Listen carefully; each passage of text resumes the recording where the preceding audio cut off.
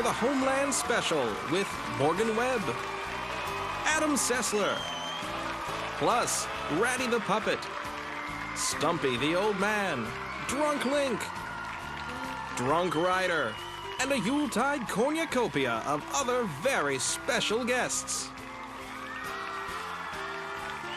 So Quincy and that Oriental fellow went outside, talked to that young ruffian. Boy, what Dr. Addison and Franco said about that one.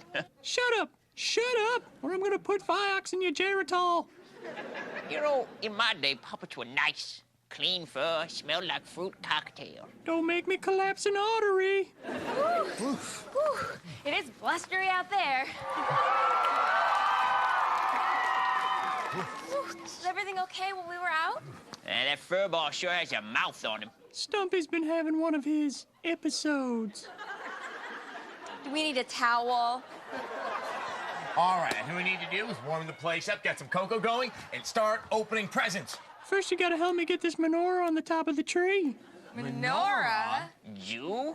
I had no idea you were Jewish, Ratty. What do you think this was? All right, well, you put that away. I'll help you get the menorah up there. For you folks at home, you enjoy our picks for the PS2. Sly 3 puts both sides of your cerebral hemispheres to work, taxing them with some of the cleverest gaming diversions we've ever played. Something massive this way comes. The majestic existential expanse of Shadow of the Colossus will act on so many parts of your psyche, you'll begin to view it as a new form of art. What do you get when you cross an animated, jangly, jointed rock aesthetic with some decent songs and a challenging game space? It's Guitar Hero. Lady Stardust will want a turn, as this challenging interactive rockioke will surely please all. Resident Evil 4 finally makes its way to the PS2, and the wait was worth it. The graphics are tight, and this time around, you'll get to mission as Ada. I'd say see you later, but you really can't see, can you? Okay, it's present time. No, Adam, we need to perform a Christmas miracle first. A selfless gift for the holidays. What, we're gonna say something nice about the GameCube? No, even Jesus doesn't have a GameCube. But the president's such a GameCube, and Jesus loves him. What do you mean, Reddy? Limited appeal, childlike, and nothing new in ages. Sounds like a purple lunchbox should be his thing. Ratty, your topicality is so alienating. Let's sing a song. I want to sing the Battle Hymn of the Republic. No, there's gonna be time for that later, Stumpy. First, we're gonna give the gift of freedom to the interns so they can enjoy the season unshackled. I don't care, I'm singing now. My eyes have seen the coming of the glory of the...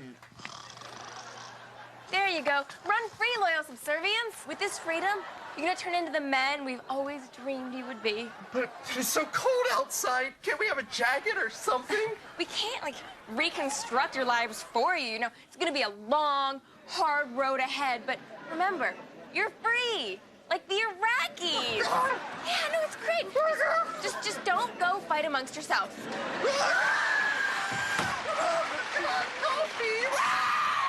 Well, I feel all warm inside, and what better way to celebrate it than with our picks for the PC? I still don't have health insurance. We know, Halloween's over. But that didn't stop us from putting fear on our list of PC stocking stuffers. This bloody shooter has you taking out a psychopath who's literally eating his way through a top-secret research facility. We're recommending Fear for its nifty slow-mo shootouts and creepy storyline. If you're as sick of World War II shooters as we are, you're gonna love Battlefield 2. This thoroughly modern sequel is all about balls-out ballistics and sweet rides. This game is perfect for that creepy military nut in your life. Scout the building. Got you, Metacore. I'm all over it. If you're sick of playing as a squeaky clean good guy in City of Heroes, maybe it's time to take a walk on the dark side with City of Villains. This standalone game lets you live out your evil impulses. Once you start leveling up, you can't stop. Speaking of dangerous addictions, prepare to surrender your social life to Civilization 4. The The game refines the habit-forming gameplay of the original and throws in a crisp new 3D engine and lovingly orchestrated soundtrack. Plus, the game's narrated by Spock. I am the Lord thy God. Beam me up, Nimoy. Dag nabbit, it's Christmas time, and all Social Security can afford me a song, so you always gonna sing with me. How about that St. Wenceslas ditty? How about Mozart's Requiem, you colostomy bag refueler? Why would I sing that European claptrap? 'Cause I'm gonna kill you if you start singing. Now, Ratty, that's not nice. Stumpy, we'll sing a little later. Well, that's fine, then I'll just have to tell you all about what happens in season 3 of Matlock. Starting with the man that died at the... Jingle bells, jingle bells, jingle all the way. Well, that was fun. How about we open presents now since no one got anything for Stumpy? I know, it's so sad, but why is he here in the first place? Old people are funny. More like Smale's funny. Damn, he's so rancid I could spread him on a baguette and serve him to a Parisian. Zelda, I'm coming. I killed these guards and tell Ganon I'm coming for him next. Yes, but I'm bleeding. No, Drunkling, no, that's not Ganon. It's an annoying old man. This isn't Ganon's lair. It's just our cheap appeal to the holiday-minded. Huh? I thought I found her. I thought I found my Zelda. I mean, Tingle led me here. Tingle? Oh, no. Oh, no. Damn it, you useless sack. When I find you, I'm gonna shove this bottle up your ass. No. Hey! Get away from me, you frostman! Yeah, that's not Tingle. That's your real-life girlfriend. Excuse me, that's not my boyfriend. That there is a soused penis support system. But I turned back time. I mean, I played my ocarina. That wasn't an ocarina, you dumb You blacked out with my diaphragm in your mouth.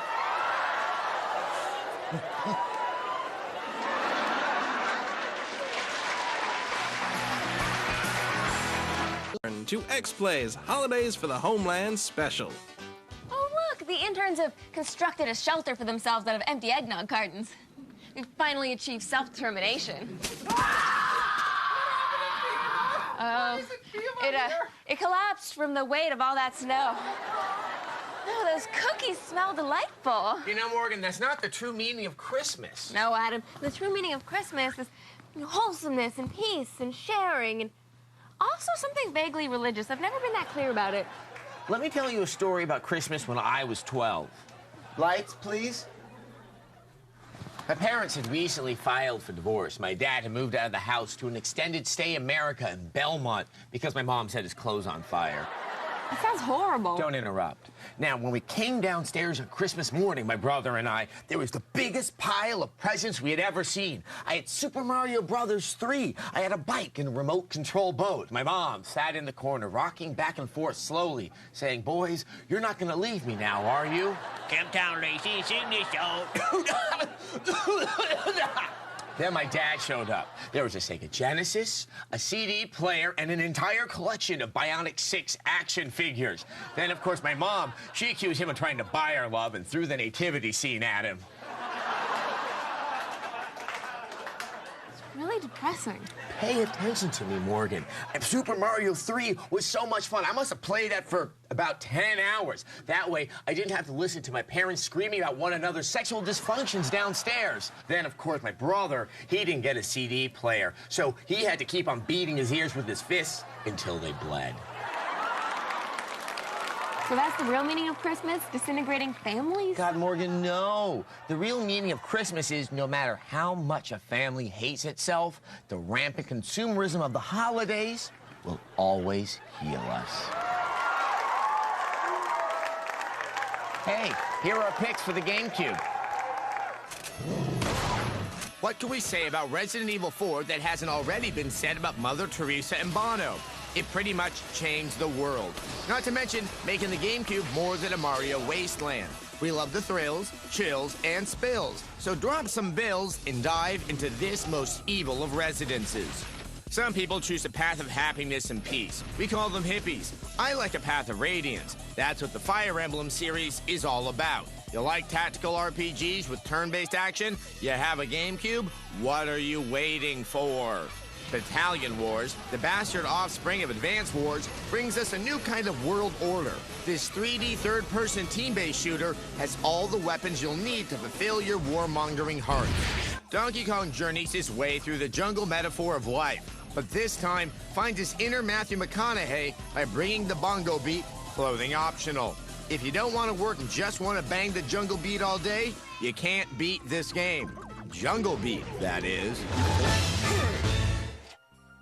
Damn, Morgan, celebrating Christmas with you sure is fun. I thought you might not like me because I celebrate Hanukkah. Hey, I just don't like phlegm. Don't be silly, Ratty. Lots of people celebrate holidays other than Christmas. Why, I remember the Wookiee life days of my youth. Lights, please. You know, my family, we would all gather around the life tree and we'd remember a time before Kashyyyk was enslaved. And then as the juice of the sacred fruit would mingle with the tears on our cheeks, we dreamed of a day when the Empire would be no more. You know, that hope for Wookiee liberation, it's part of my culture. You know, would you like to share some of your culture with us, Ratty? Damn straight. We need a good holiday tune. Oh, come all ye faithful. This is the prayer we say over the special Hanukkah candles. Baruch atah Adonai, bitches. Elheinu Meluka Anum. Damn. Asher Kitchanu V'mitzvotav Vitzvianu Lahadlik Narot Shel Chanukah. Suck it. That was beautiful, Ratty. So which of those alien words actually meant Santa Claus? All right, culture time is over. Let's get back to the fun, non-ethnic holiday. Oh my God! It's burning! Smell that? Those are chestnuts roasting. Oh God! Your favorite governor, Arnold Schwarzenegger. I love the holidays. I love the holidays so much that I directed a movie called Christmas in Connecticut. Of course, nobody saw Christmas in Connecticut, and nobody voted for my propositions. Like I say in my movies, what is best at Christmas? To crush the legislature and to see them driven before you and to hear the lamentations of the unions. One final message. Santa Claus pays no taxes and almost nothing to the state. So remember that when he gets you one of these games for the handhelds. My hands are really big. Dawn of Sorrow may sound like the name of an emo band, but it's actually just the latest Castlevania game. Join effeminate hero Soma Cruz as he sets out to stop a mindless cult from resurrecting Dracula. You can use the touchscreen to draw magical seals, but the real draw here is the rock-solid Castlevania gameplay you come to know and love. Tetris junkies, rejoice. 2 instant classics are on store shelves now. Luminous for the PSP is your standard gem-dropping puzzler with a twist. Each combo you pull off adds fat beats to the bumpin' soundtrack. If you're less musically inclined, Meteos for the Nintendo DS challenges you to light up matching shapes and launch them into outer space. Buy Luminous if you have a PSP, and Meteos if you own a DS. They're cute, they're cuddly, and they're out to poop on your DS. That's right, the Nintendogs revolution is taking over America, one chew toy at a time. These adorable critters like to go on walks, play frisbee, and make new friends. What the hell are they doing? Grand Theft Auto Liberty City Stories is a big adventure that fits in the palm of your hand. Set in the city from GTA 3, this PSP game lets you tear through downtown and cause oh look, it's Grand Theft Auto on a handheld. What more do you need to know? Mario Kart DS power slides its way onto our list of holiday must-haves. Here we go. Strap into a garage full of souped-up go-karts and battle your way through the Mushroom Kingdom. Okay, it's basically the same Mario Kart you played before, but with redesigned courses so crazy, you'll be barfing up your eggnog in no time. Wow, Stumpy, I never knew the third verse of Silent Night had so many slurs about the Irish. That Altakaka's gone with sugar now. They sing another song? No. Do I hear Angelina Jolie crossing her legs? I think it's the power vacuum in the Middle East. Hey, guys. Sure is a lot of snow out here. Hey, Sniff. Sure is a lot of snow out here, man. Hey, Sniff. That snow on your face? No, I'm just passing through, going to my old lady Yolanda's place. Then keep moving, dickweed. Hey, you got any baking soda in there for some baking? Some soda? Sure, come on in.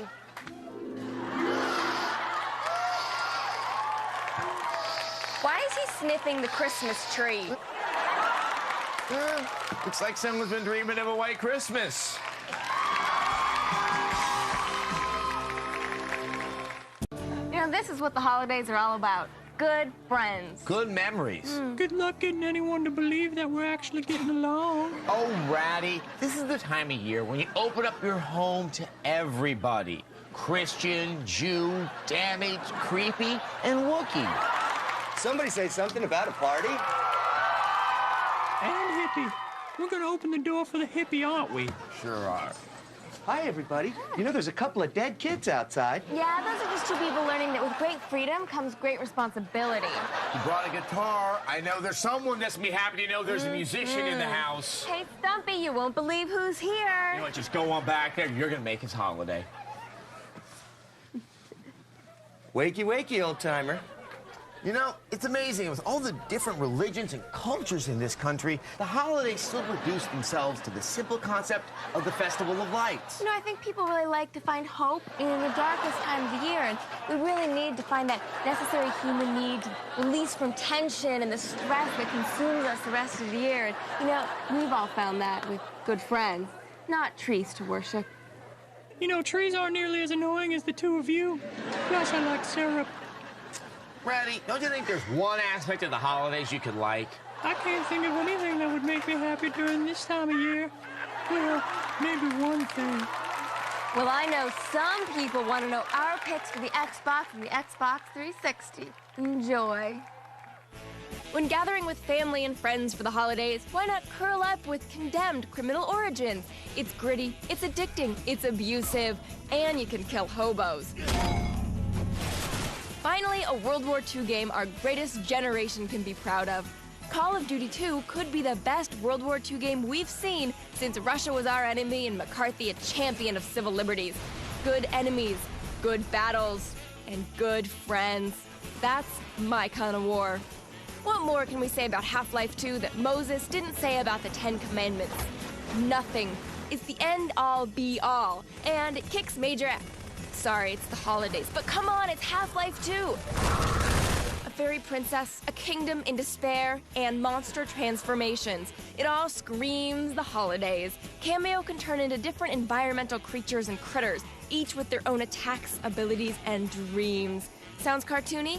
It is, and we like it that way. So will you. Wow, that sure was great, wasn't it, Steve? Yeah, tour de force of holiday game programming. I can't wait to see what comes next. Let's watch. We gotta renegotiate those contracts. Can you dig it? Decisions. What game? What system? Help us, Xplay! Here's our best of the multi-platformers available this holiday season. Have you ever wanted to know what James Dean felt in his final minutes? With Burnout Revenge, you can have that feeling again and again and again. What brings holiday cheer more than deadly car wreckage? Answer, nothing. Hey, it's a monkey! And he's not monkeying around. There's a new Kong in town, and this bad boy don't throw no barrels. Do we really have to point this one out? You know Peter Jackson's involved, right? You better get ready. He may be coming to your town. For the holidays, anyway. On the way to Tashi Station to pick up some power converters, why not buy Battlefront 2? Yes, the trilogy is over. Finally, but the games will continue forever. You know this universe by now. The ships, the characters, and more worlds to play around on. I do not have a bad feeling about this one. Say it with me. Oh, warriors, come out to play, yay! Impress your friends and family with a game that glamorizes the wonderful world of gangbanging. The movie that people pretend they've seen is now a video game, and the world is better for it. How could this get better? Well, we can open presents. There's nothing in those boxes, is there? No. There's still dinner. Yes. Did somebody say dinner? Come on in. Whoa, easy, buddy. Easy, you all right? Oh, he's fine. Just take him home and have him show you his Wind Waker. And by Wind Waker, I mean... Right. You know, there's a couple people lying down outside. Yeah, learning about freedom. So, what you got there, Kevy? Don't call me that. And this is your Christmas goose. Where'd you find a goose in this weather? Funny you should ask. Couple nice Chinese gentlemen. They just arrived and sold me them on the cheap. Is it okay? It's hacking and wheezing. It sounds like it's under the weather. Oh, I'm sure it's fine. You know, they said they had a really long trip, so there's probably nothing to worry about. Oh, okay, well, it's really nice of you, and you're not even on our show. No, thank God for that, right? You know, Morgan, this time of year is really all about opening up, and I have a good feeling that next year we're going to be a little closer. You know, I think next year is all about possibility and potential. You know, next year, nothing's going to hold us back. Next year, there's a new Zelda game, and thousands of people are sharing my all-new adventures. Next year, I'm going to leave you in the ditch to die. Next year, I'm not going to do this episode. Next year, there's gonna be more snow. And next year, we want to spend more time in your home. But until then, from us to you, we want you to have a happy, safe, and healthy holiday. Have a happy, safe holiday.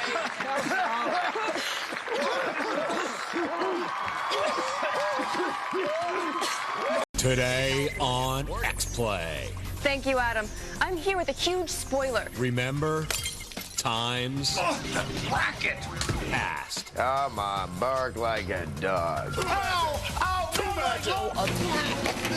I still don't know what's going on. Date a fish. It's game time.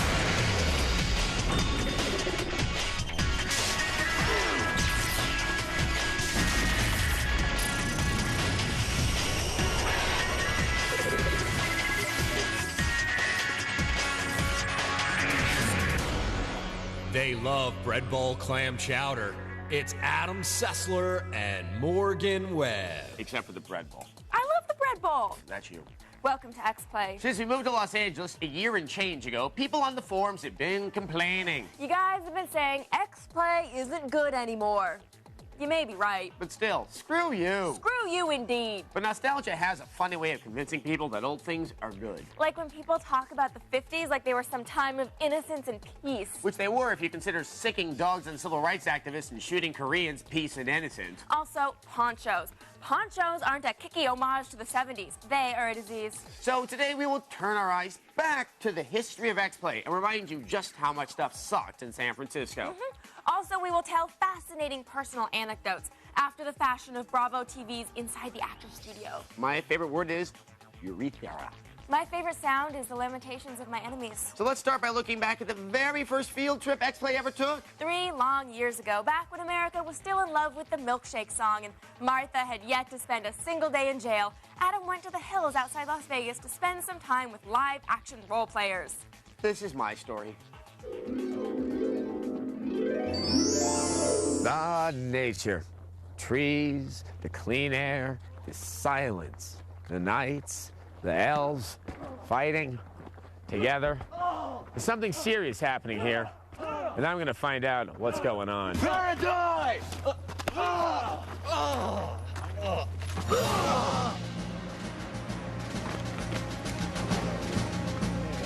I'm Caleb Durst. I'm a Sar, half feline, half human, basically. I'm Midnight the Half-Orc, protector of Ecclesia. What's going on? There's a murder, attempted murder committed a week ago. What's going on? My friend, when you deal with nobles, everything goes much more out of proportion than it should be. So what's going on exactly? This man has attempted murder on a Blood Talon and an Earth Coalition member. I still don't know what's going on. Orc power! Apparently, somebody has annoyed somebody else here.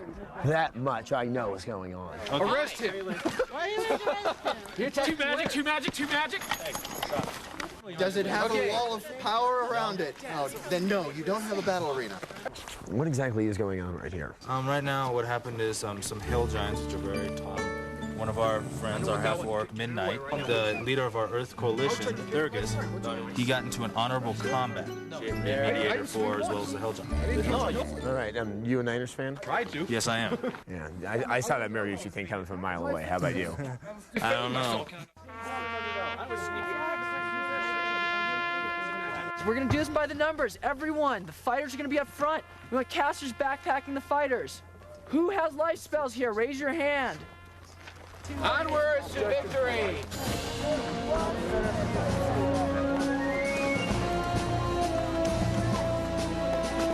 Scenes of the battle has begun.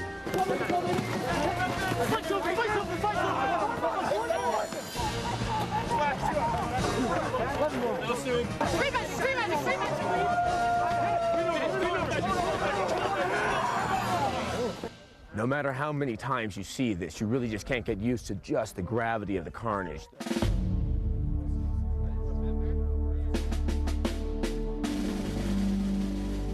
All right, come on, get the wood over here.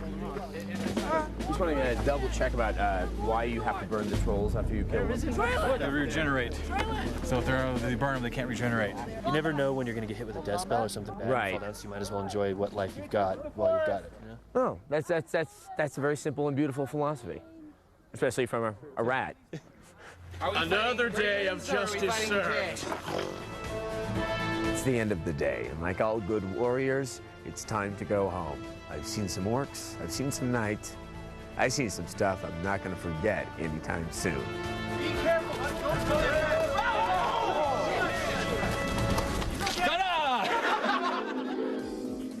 Now, I know that guy said he was okay and kind of raised his arm. Yeah. He actually was injured, but we like to, spin things more positively. But more importantly, it was really cold up there. It didn't look very warm.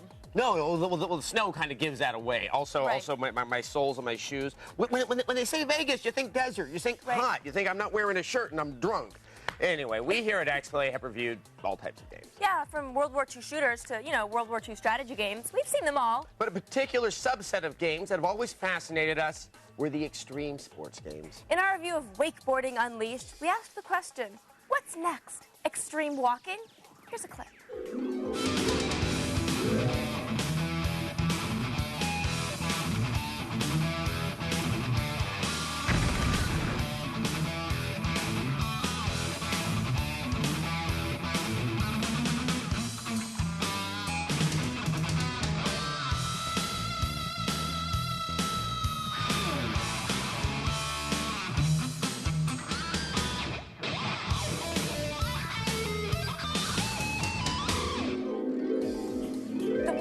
Mail about this piece. Yes, we this is did. why we're bringing it up, but we got mail asking how you can get involved in extreme walking. Kids wanted to know, that looks so awesome, how do we get involved? And we're We like, actually have advice for you that. put on a tracksuit and leave the house and walk kind of fast somewhere. What's more frightening is that extreme walking does exist. It does exist. I guess it's a sport. I don't know where it's practiced. I guess there are like stealth extreme walkers, and those are the people that are getting somewhere quickly. We have also, over the years, developed some pet peeves about games. Yes, excessive load times, bad voice acting, ooh, I hate that, and cutscenes you can't skip. But a particular place in our hearts is set aside for the bad camera angles. Here's a piece we did in tribute to the bad camera angles and pre-rendered environments in the Resident Evil games.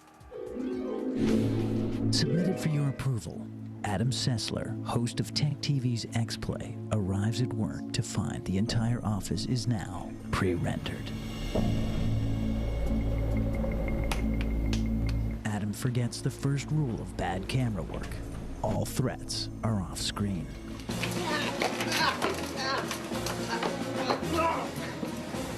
Little does Adam know that when the camera changes, all bets are off.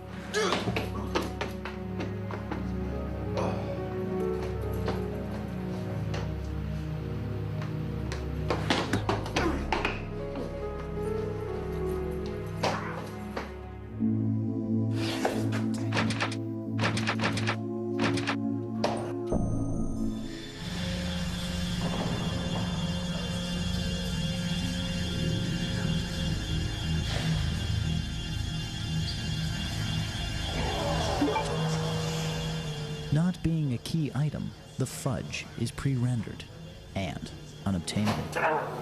This, then, is the last straw for Mr. Sessler.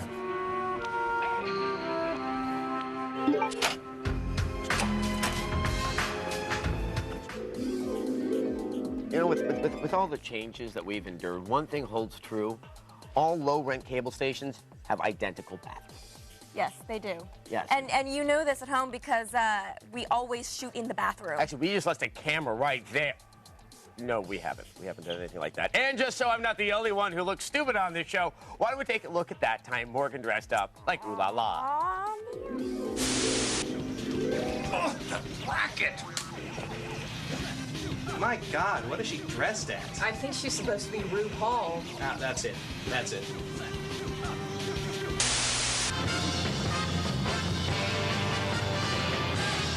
No, I was just acting. It was really nice. Thanks.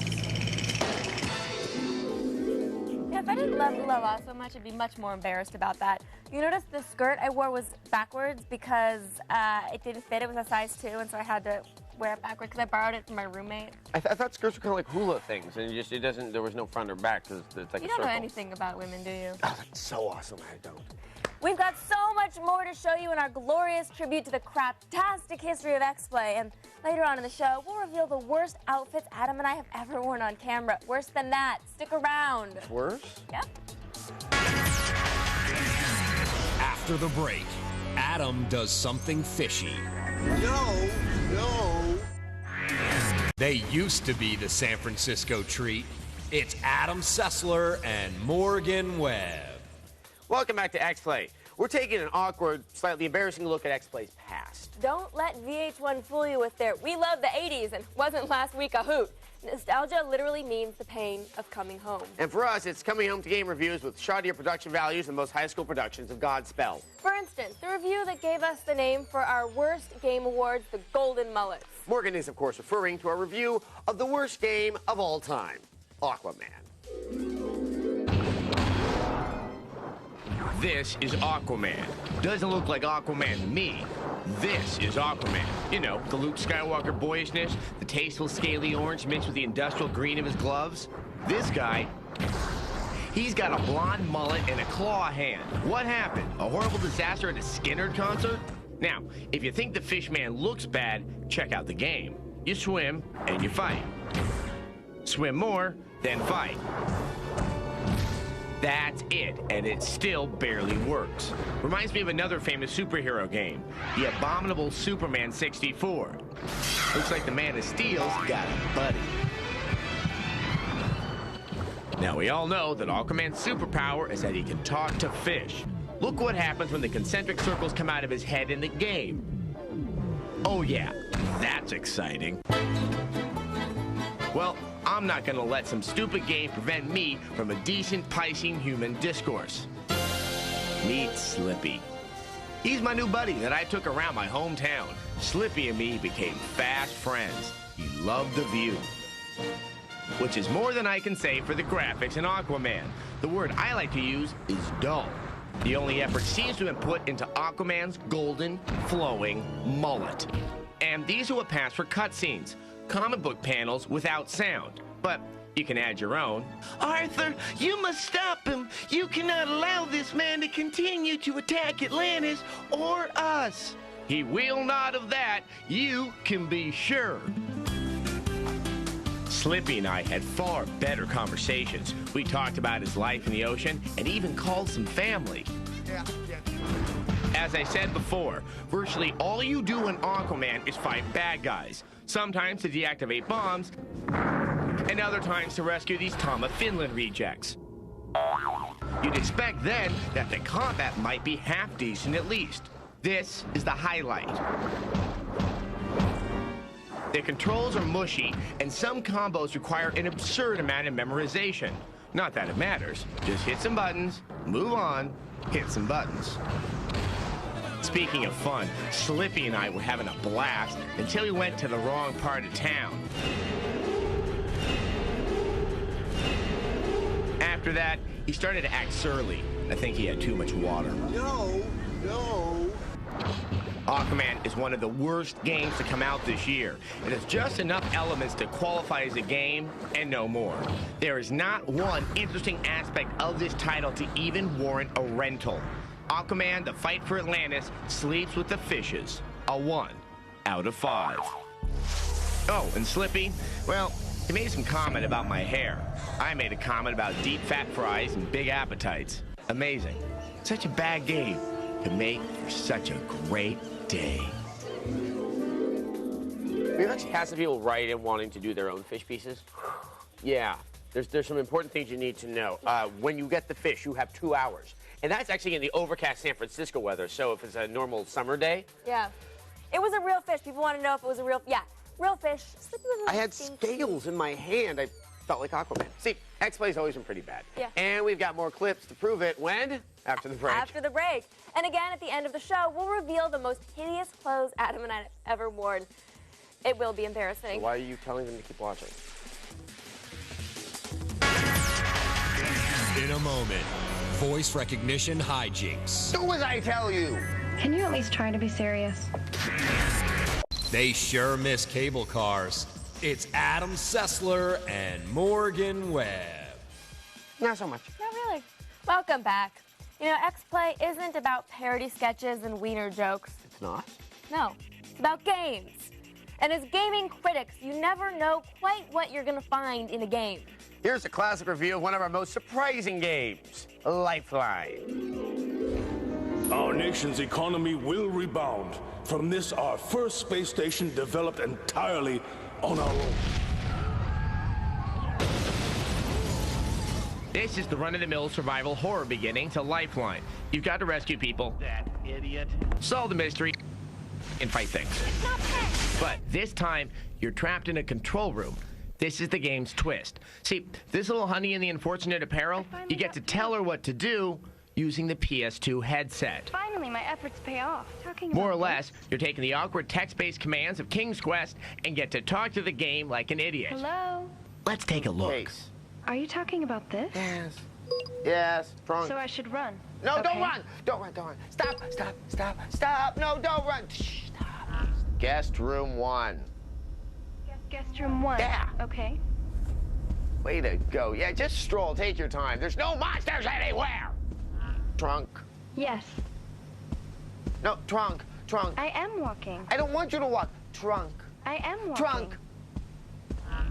Uh-huh. Camera. Hello? Camera. It's just an antique. Do as I tell you. Can you at least try to be serious? Mirror. So I should run? No. Okay. No. What are you doing? Oh, you're really, really, really stupid. Wow. See, the voice recognition technology isn't, what's the word, good. I'm listening.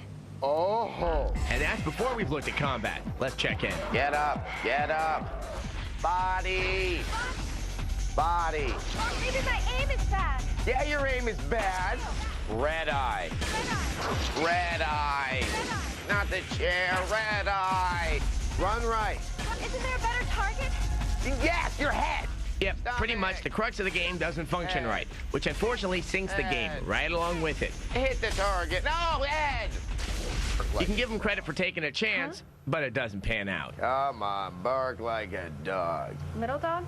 Arf! Arf! Or big dog? Woof, woof. Well, sometimes. Big dog. My fantasies notwithstanding, a 2 Big dog. out of 5. Big dog. Forget it. There's no point in sitting down.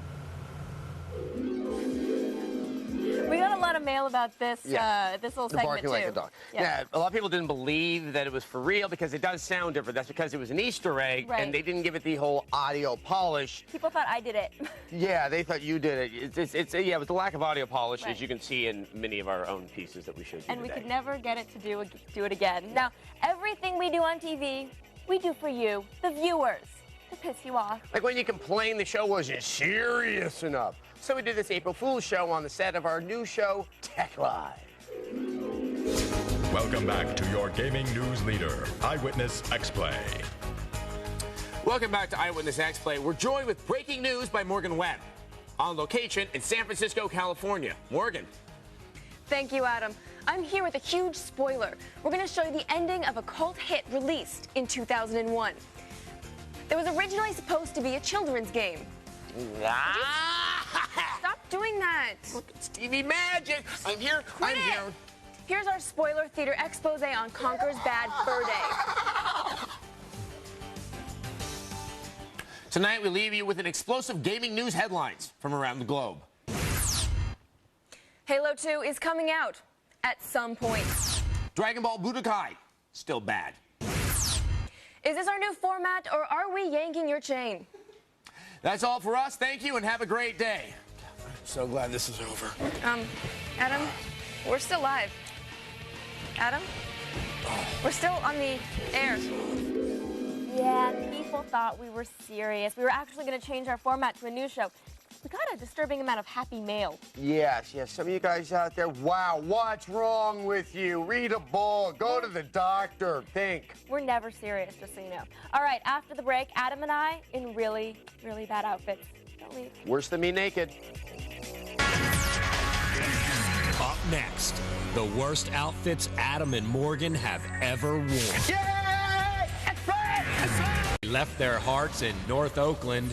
It's Adam Sessler and Morgan Webb. Where was promptly shot. Welcome back to Xplay. We're looking back at the sad little history of our TV show. Nothing has meant more to us than the really bad outfits we've had the chance to wear. And here are the very worst from our 80s retro game show.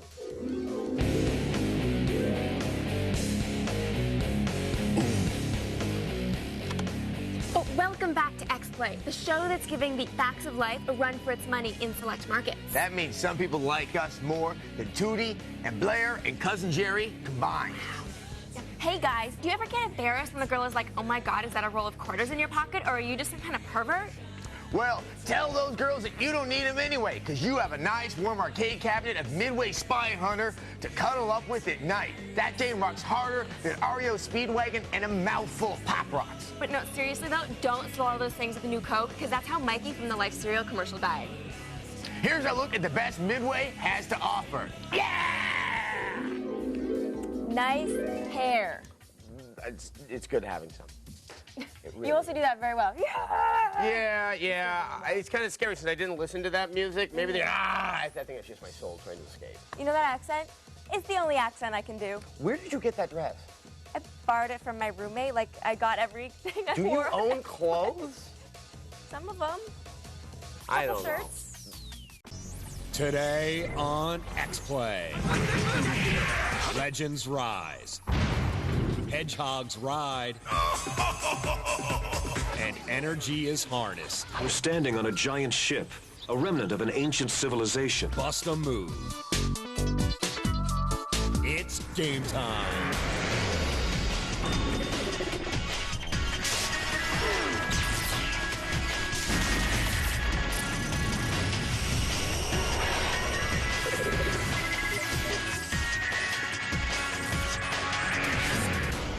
Still fighting Hordak, it's Adam Sessler and Morgan Webb. For the honor of Grayskull, welcome to Xplay. Xplay. If television shows were Girl Scout cookies, we would be Samoas. Adam and I are very excited about Girl Scout cookie season. Especially when you consider how much the Girl Scout troops have been doing to bring democracy to Iraq. No Sunni extremist can go on hating America after he's tasted the shortbread bland-tasm that is a trefoil. But that's enough celebrating women's paramilitary organizations. We've got games to review. Today's show is legendary, by which I mean it doesn't exist except in the minds of certain Native American tribes. She also means we'll be previewing Rise of Legends, a fantasy real-time strategy game for the PC. And Tales of Legendia, a Japanese RPG about an island that is also a boat. Yeah, I hear Paul Allen just bought one of those. Oh, right. And relive the artistic vision of Celebrity Fit Club competitor Young MC as we review Bust a Move. A game which, by the way, has absolutely nothing to do with the rap hit of the same name. Plus, we review Street Fighter Alpha 3 Max, bringing the beloved classic characters of 2D fighting to the PSP. And Sonic Riders resurrects another classic character. We'll review it later in the show. But first up, we've got a look at the newest offering from the developers of Rise of Nations. Here's our preview of Rise of Legends. Let's look at fantasy's urban sprawl, wheezing, churning, and rising to meet the trembling hands of the strategy fan. Complex knots of militaristic industry composed of metallic sinew and concrete muscle. It's an almost living thing, serving the needs of warriors who forcefully spread their individual culture's vision of enlightenment, or their favorite form of death. It's up to you. Besides, you're what everybody worships around here. Rise of Legends takes up the standard left by predecessor Rise of Nations and waves it over the smoke and fluid-drenched field of intergalactic battle. Starting with nothing never felt so good. With each creation, a new indigenous wonder is revealed. Rise of Legends is a world taken from the mind of Jules Verne or French artist Mobius, rather than any historically generated conflict. Environments express the toil of labor. Two great preoccupations of human thought wage war here, the mind and the body. The body is represented by the Vinci. They're a mechanically minded, industrialized menace, riding obscene, steam-driven hulks. They'll square off against the Alim, a race utilizing interplanetary sorcery to express their mysterious will. The Alim are particularly cunning when you are under siege, as they can place unit creation centers at will, wherever they lay their circular form. Highly visual, explosive fusillades of magic and missile make the title highly appealing to look at. There are many strategic paths throughout a given campaign. Creating developmental skill districts within your city puts you on a particular technological path. This results in improvements that may help or hinder you, depending on your enemy's development. Some buildings can be instantly put to different use. If your lab hasn't produced anything useful in a while, make it into a telescope to spy on your enemies. The local resource everyone kills each other for is called Timonium. Is that like Senator Joe Lieberman's Joe-mentum? If so, I hope they're not using it to win any political campaigns. Sheer waves of different beings waging intergalactic jihad will please your thirst for virtual carnage. Artistically appealing environments, ruthlessly imagined weapons, characters, and a general overhaul of the mechanics of strategy puts Rise of Legends on the right path to franchise improvement. Let's see what happens.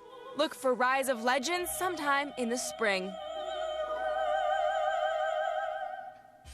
Okay, the magical races are cool and all, but they're just not that original. What do you mean? Well, okay, they're based on Renaissance Italy and the Mayas and the medieval eras. Everyone knows those cultures were great. So what culture would you like to see a magical race based on? Belgians. Why can't we celebrate the Belgians? Because making really good French fries doesn't translate well to making badass real-time strategy units? Belgians can do more than make fries. Belgians invented the Smurfs and Tintin, and they produced several second-rate surrealists. I ain't buying it, but Jean-Claude Van Damme would make a hell of a hero unit, kicking alien-ass time cop style. Speaking of segues, Jean-Claude Van Damme was featured in the film version of Street Fighter back in 1994. Funny you should mention that, Adam. Don't we have a review of a Street Fighter game coming up? Why, yes we do, Morgan. Here's Street Fighter Alpha 3 Max for the PSP. Hey, remember me? You played me when the circular fruits in your loom were a lunar landscape. When your cereal had more sugar than milk. Before there was Jenna Jameson, there was me. You and I ruled, and we can rule again, anytime, anywhere, with anybody we want. Let's play. Beat 'em up, guys! Street Fighter Alpha 3 Max for the PSP brings the awesome might of the street fighting boys, girls, and beasts to bear on Sony's favorite portable. But Adam, I hear you chortle. Is it nadtastic? Is it testicurific? Will it render my romance with internet porn a forgettable indiscretion of youth?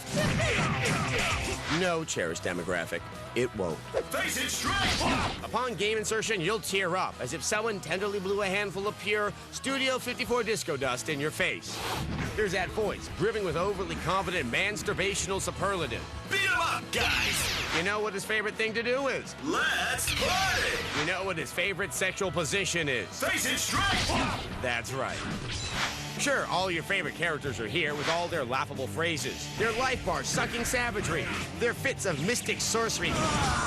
If you're familiar with the title, the first thing you'll notice is the new control scheme you're gonna have to master in order to operate these bite-sized brawlers. The PSP nubbin feels like you're thumbing the nippular minutia of Granny's mammies. Not the ideal thing to unleash your Street Fighter's more complex moves on now, is it? You're able to choose between fight styles. The ISM system allows you to match your moves to your foes, or not. This dimensionalizes your fighters' routines when confronting other techniques. There's 15 game modes, 37 characters, and a wireless tournament mode. Sangre de Cristos, fight fan.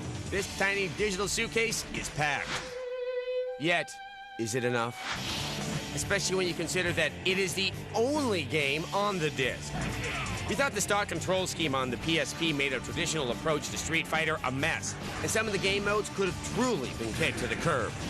The sights and sounds of the title are 2020, oh treasurer of great titles past, so if you need to take the street with you, have at it. We give it a 3 out of 5. Let's party! Go for broke! That Chun-Li is quite a woman. She delivers a spinning bird kick to my heart. They sort of crunched on the PSP, but getting to see the Street Fighter gang is like a love letter from 1992. You're still nursing a crush on E Honda, huh? We did it all just to get people to take sumo seriously. You may only be an Uzumi, but you're a Yokozuna to me. That sounded truly beautiful for something that made no sense. After the break. Interesting RPG combat. Don't let its mucus touch you. Remember Adam Sessler and Morgan Webb? No, who are they? Welcome back to Xplay. For the past 10 years, the Tales of series has been providing us with games that push the boundaries of RPG fighting. Unfortunately, the Tales of series has limited itself to fictitious locations, thus removing the possibility of the Tales of Dayton, Ohio role-playing game so many of us are dying to play. as well as the Tales of Duck RPG I personally would give my eye teeth to play. Sometimes in my dreams, I am Weber Gale. But these are simply fantasies. Here's the reality, a review of Tales of Legendia. Japanese role-playing game. The very phrase conjures up images of legendary battles, majestic stories, and noble, virtuous heroes. Greetings! I'm Cupo of the Orosoren. Okay, so much for that. In Tales of Legendia for the PS2, you play as Senel, a brave warrior out to uncover the truth about his destiny. You and your sister are out monster hunting when your ship runs aground on a mysterious floating island. The locals kidnap the girl. Quit your whining. Staking her for a mystical entity referred to in an ancient prophecy. So, she's come. It's up to you and a crew of wacky yet lovable anime characters to save her from the requisite deep-voiced bad guy. It doesn't help that your lead character isn't too bright. We're standing on a giant ship, a remnant of an ancient civilization. A ship.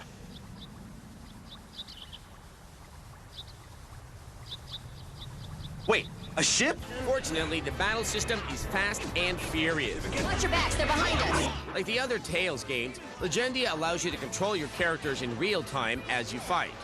The game features special moves that allow you to slow down time and rack up big combos with your teammates. We win!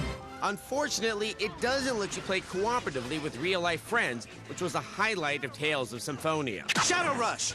The only other downside is that each fighter repeats their catchphrases way too often.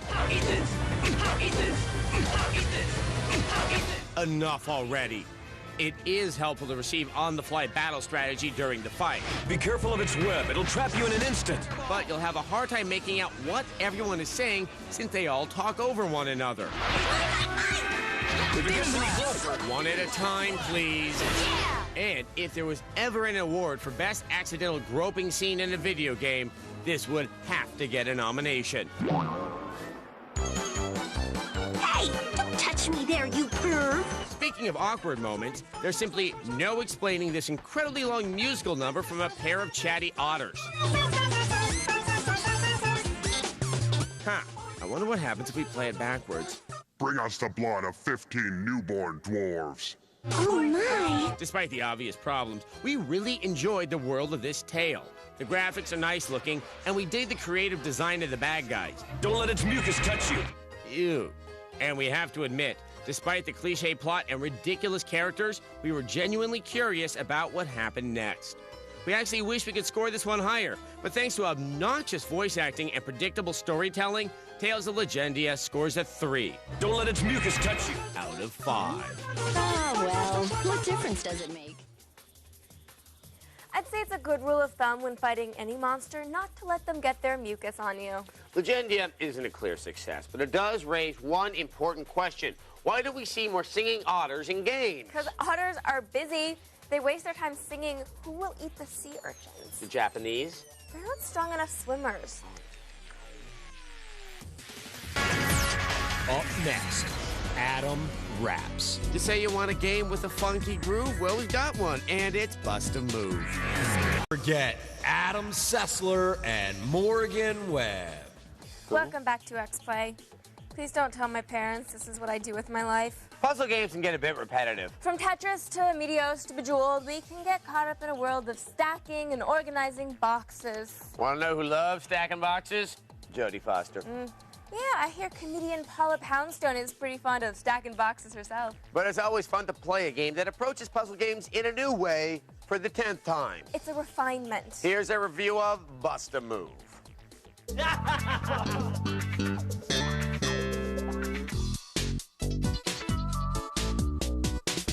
This here's a game for all the fellas. Try to do what that Xplay tells us. Get so sad cause you like puzzles. Play the DES like a dog with muzzles.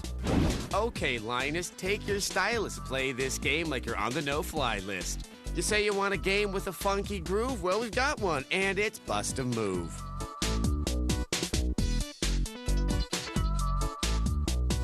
With dual screen fishing and some wishing, your slingshot ways will complete the whole mission by flipping bubbles from the bottom screen up to the top for a sight to be seen.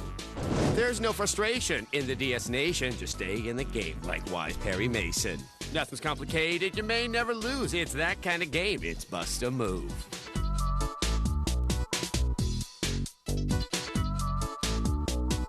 In the city, gamers are busy. There's just no time for a long game tizzy. That's why this game has something to say about how long or short you want to play. Different mazes, different phases, almost as fun as yearly raises. There's a nice choice of modes with something to prove. It's got what you need, it's Bust a Move. Your best friend Adam, don't call him Adam, likes puzzle games like a young John Badham. This game's got more soul than that guy John Mayer. If you got friends, you've got multiplayer. The characters and graphics give off a funky jive. That's why we give this game a 4 out of 5. Someday I swear I'll visit the Louvre, but until then I'll just bust a move.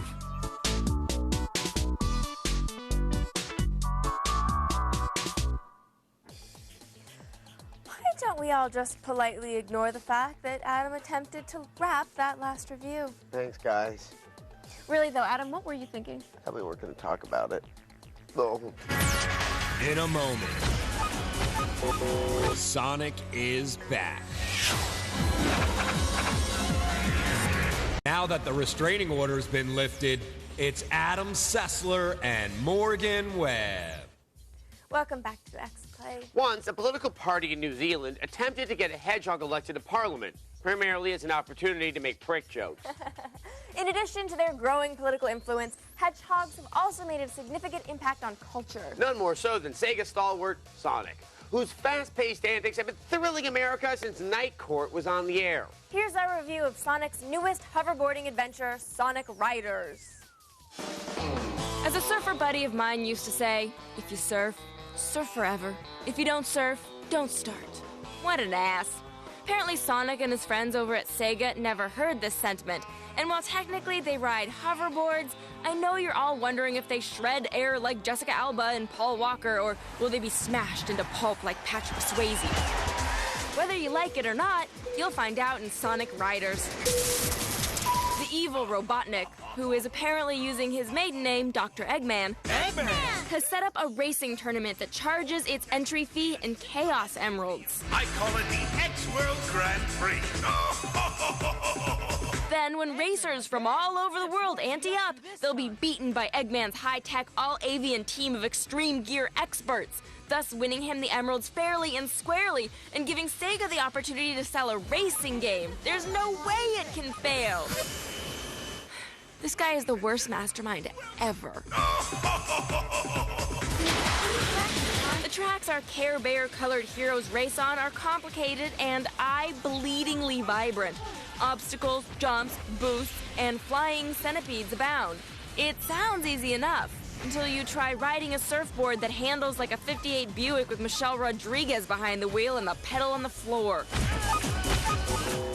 Though the gameplay may be frustrating at times, the intensity and speed is pure Sonic. The unique track designs bleed into one big smear of panic, joy, rage, and bugs in your teeth. And all the characters look like badasses doing it, except Tails. Tails sucks. Oh. Your board gradually loses air as you scream down the track. Charge it with power-ups, pit stops, and completing 6 tricks Tony Hawk style. If you let your energy get too low, you'll be walking. I'm not kidding. You can draft along behind boosting characters, and there are shortcuts as well if you can ever find them in the blur of everything being so exciting. And Sega has finally discovered the truth about the fall of Babylon. Supposedly, the Babylonians were then scattered for all time. There are also rumors that the Babylon rogues were extreme gear specialists. Nice. There are a few other modes that may occupy 3 minutes of your time, the battle modes and time challenges. But what really saves Sonic Riders from the Sega boneyard is the multiplayer. The split-screen multiplayer soars where the story mode can't get off the ground. The joy of kicking the feathered buttocks of your buddies covers a multitude of sins because it's just fun. Enough said. There's enough energy in this title for Sonic's endless summer to go on for just a little longer. But Sonic Riders still hasn't caught that perfect wave. A 3 out of 5. I'm getting too old for this. When are we going to achieve hoverboard technology? I'm still waiting for the damn eugenics war Star Trek promised me would show up in the 90s. The Back to the Future films clearly promised hoverboard technology by 2015. The clock is ticking, scientists. Even worse, the Back to the Future films implied that the Slice brand of citrus soft drinks would still be around into the next decade. Slice was actually kind of nasty. It doesn't excuse the problem. I relied on the film's vision of the future, and now Robert Zemeckis owes me money for my pain and anguish. Don't you think it'd just be easier to, sue him over Gothica? Maybe we should just give up and move along to viewer mail. All right. Today's mail comes from B. White Dragon 2004. He writes, Dear Xplay, I am a very big Dragon fanatic, but especially after the review of Dragon Booster, I began to believe that there will never be a really good Dragon game. The best game with dragons is Panzer Dragoon Orta. Are there any other dragon games that you liked? Are you one of those guys who's into dragons? Like, really into dragons? Like you write erotic fan fiction about mating in the skies with a dragon version of Jenna Von Oy? If so, we're cool with that. Yeah, Big Love on HBO has made us much more liberal in our view of healthy relationships. And to answer your question, Panzer Dragoon Orta really is the best dragon game on a current-gen console. But if you're looking for other quality dragon titles, well, your options are limited. There's Panzer Dragoon Saga, but that's an old Sega Saturn game that's pretty hard to find. How hard to find? Well, English language copies of the game regularly sell for about $200 in online auctions. So, we're giving you good if useless advice. And that's what Xplay's all about. And don't forget about Lair. It's very exciting. It's a game from the guys at Factor 5. They've yet to make a bad game. It's about dragons. We've only seen about 10 seconds of the clip. But it's dragons fighting dragons, kind of like, ships fought ships. It's for the PS3. Yes. Yeah. And PS3 comes out in November, and it'll come out then or after that. So don't hold your breath, because you might die. But we'll see them eventually. Yeah. Ah. Great. On Xplay. Emergencies. We ain't messing around. Chaos. You bastard! And The Godfather.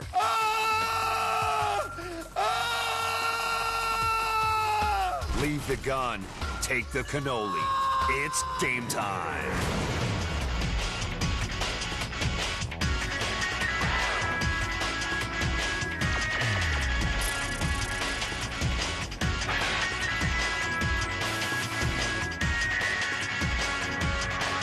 May your first child be a masculine child. It's Adam Sessler and Morgan Webb. Welcome to Xplay, a previously undiscovered link between man and ape. On today's show, we check in with some classic franchises, mostly because no one makes original games anymore. Originality is overrated. I like being entertained in ways I know are already entertaining. There's no pain that can't be numbed by a nice Friends rerun. Unfortunately, today's titles do not include a sequel to the Friends game for the PS2. It was a lame trivia game, not, I'm sorry to say, a first-person shooter. But let's not focus on what might have been. We've got games to review. Today we've got State of Emergency 2, which imagines an Orwellian future where the only path to liberation is really lame tattoos. And we preview Splinter Cell Essentials, a stealth game for the PSP, which, being very small and black, is pretty stealthy itself. We also review MS Saga, A New Dawn, to forecast the spring trends in mech suit fashions. And we look at Generation of Chaos, a strategy game much cuter than its name would imply. Later in the show, we will review the long-awaited game based on the Godfather films. The developers actually voiced Marlon Brando to play Don Corleone in the game. Apparently, the tracks couldn't be used because of vocal distortion caused by his oxygen tank. It was very unfortunate. Koei had to scrap their turn-based strategy game based on Last Tango in Paris. But before we look at the beautiful portrait of America that is the Godfather, we should remember that others live in lands less fortunate. Lands with authoritarian dictators and invasive secret police and rebels with shoddy targeting skills. Like the brawl-filled dystopian future of State of Emergency 2. Ooh. If video games have taught me anything, it's this. Down with the man.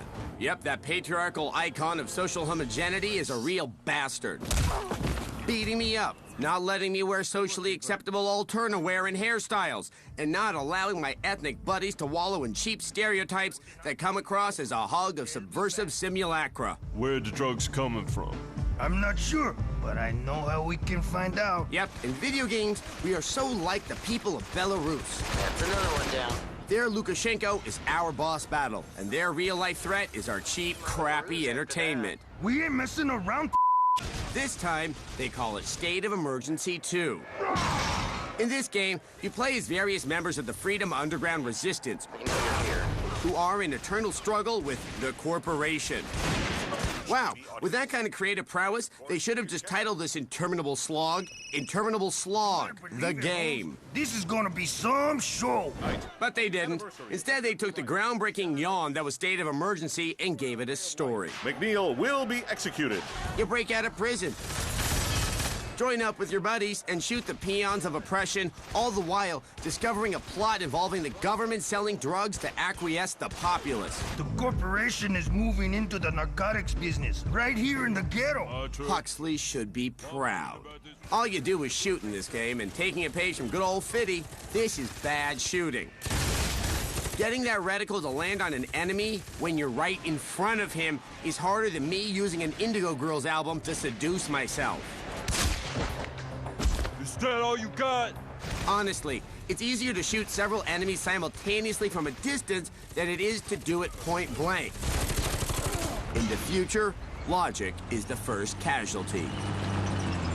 This is a real pity because there's a lot of action on screen and a lot of enemies to shoot, but with your hip damage movement, you'll wish there was only a couple. The sniper rifle offers some improved control, but then again, here, where I'm trying to keep my fellow Neo-Contra from being executed... Matt, what happened? Damn it. You know, I say that when I stub my toe. You killed your friend. Damn it.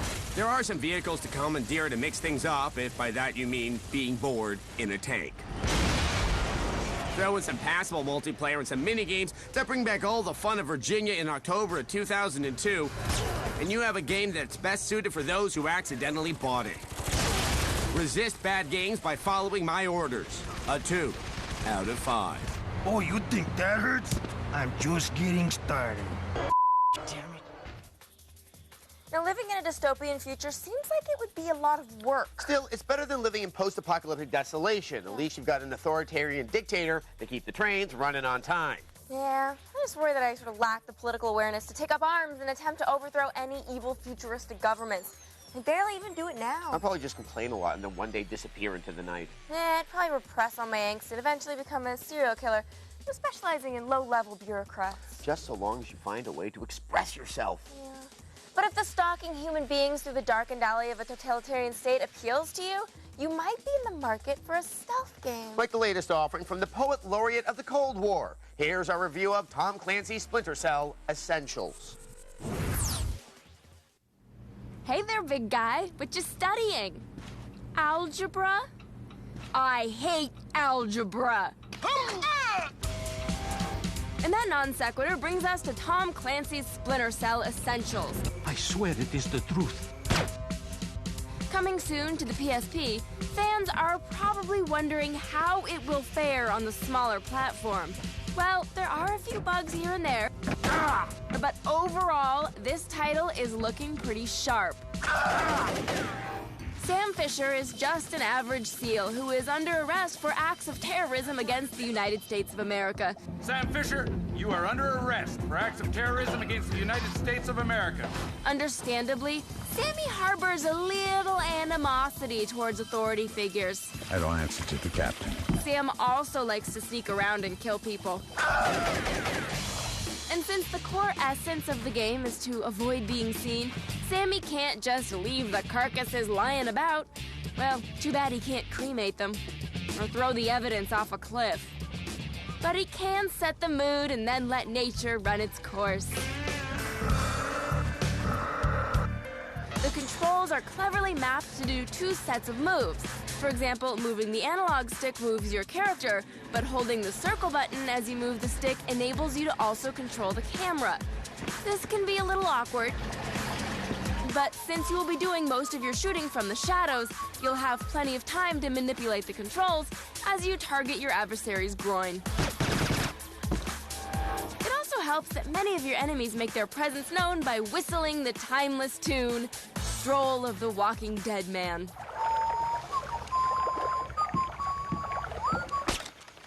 Splinter Cell promises to be a solid title that combines all of the excitement of special operatives with the adrenaline-pumping tradition of picking locks. Although the presentation of Splinter Cell Essentials may not be exactly what fans are used to, this game does appear to effectively capture the essence of a famously gritty character.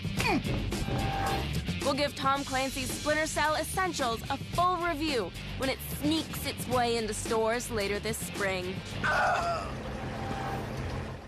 Lockpicking comes up in games way more than it does in real life. So does killing people and casting spells.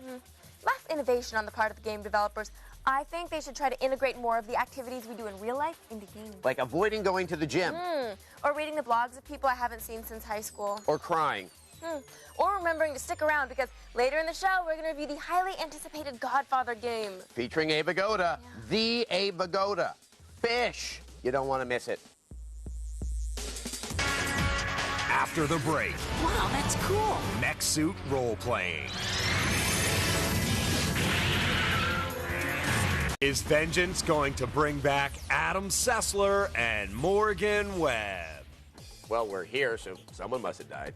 Hey there, welcome back to Xplay. I remember the first time I ever saw anime. It's just a girl getting ready for school, and an episode of Robotech came on, and I thought to myself, what the hell is this? Well, manga-based cartoons are the perfect answer to anyone who ever watched Days of Our Lives and said, wow, if only Dr. Marlena wore more mechanized death suits.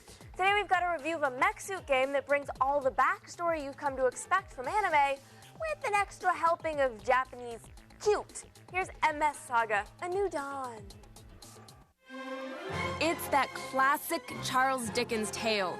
3 innocent children form a lifelong friendship. One night, their orphanage is tragically burned to the ground. No!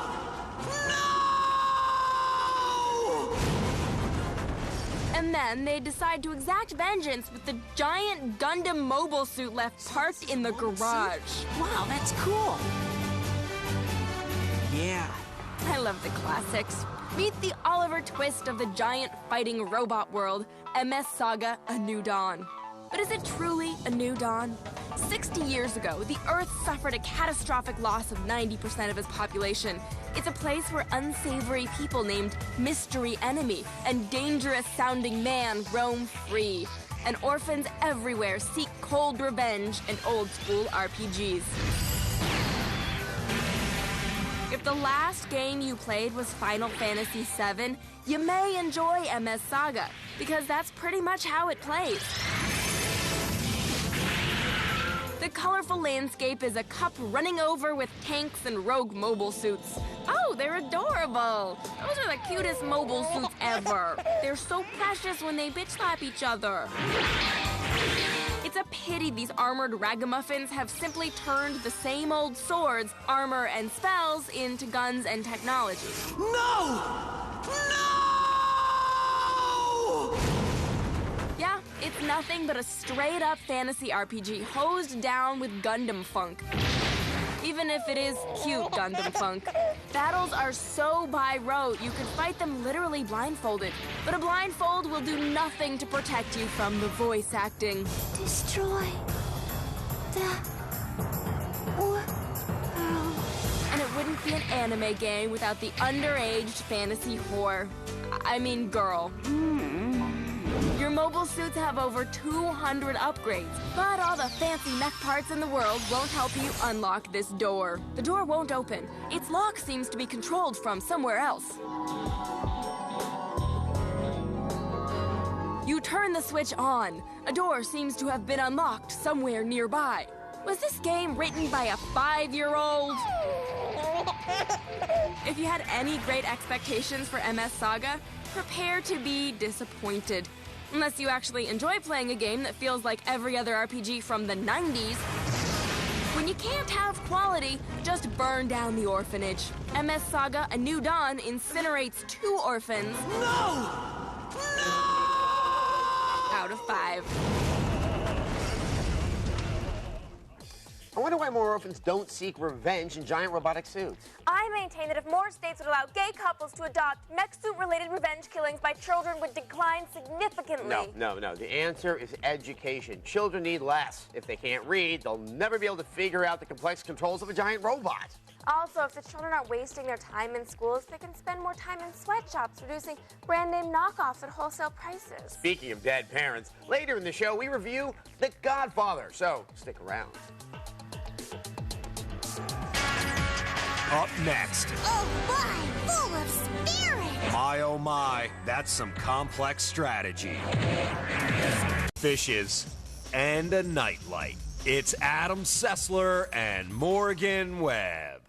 Welcome back to Xplay. Entropy is the tendency of all matter and energy in the universe to tend towards a state of inert uniformity. For example, the 5th season of The Nanny, or the current crumbling American democracy. Just like the title of that book I never read in that comp lit class I never went to, things fall apart, and the result is chaos. Chaos is a good word. Makes me think of black flames and evil ravens and other things goths would like. It's also in the name of a PSP strategy game. Here's our review of Generation of Chaos. Generation of Chaos chronicles the brutal war between rival factions of Precious Moments figurines as they struggle for dominance over an eBay addict's shelf.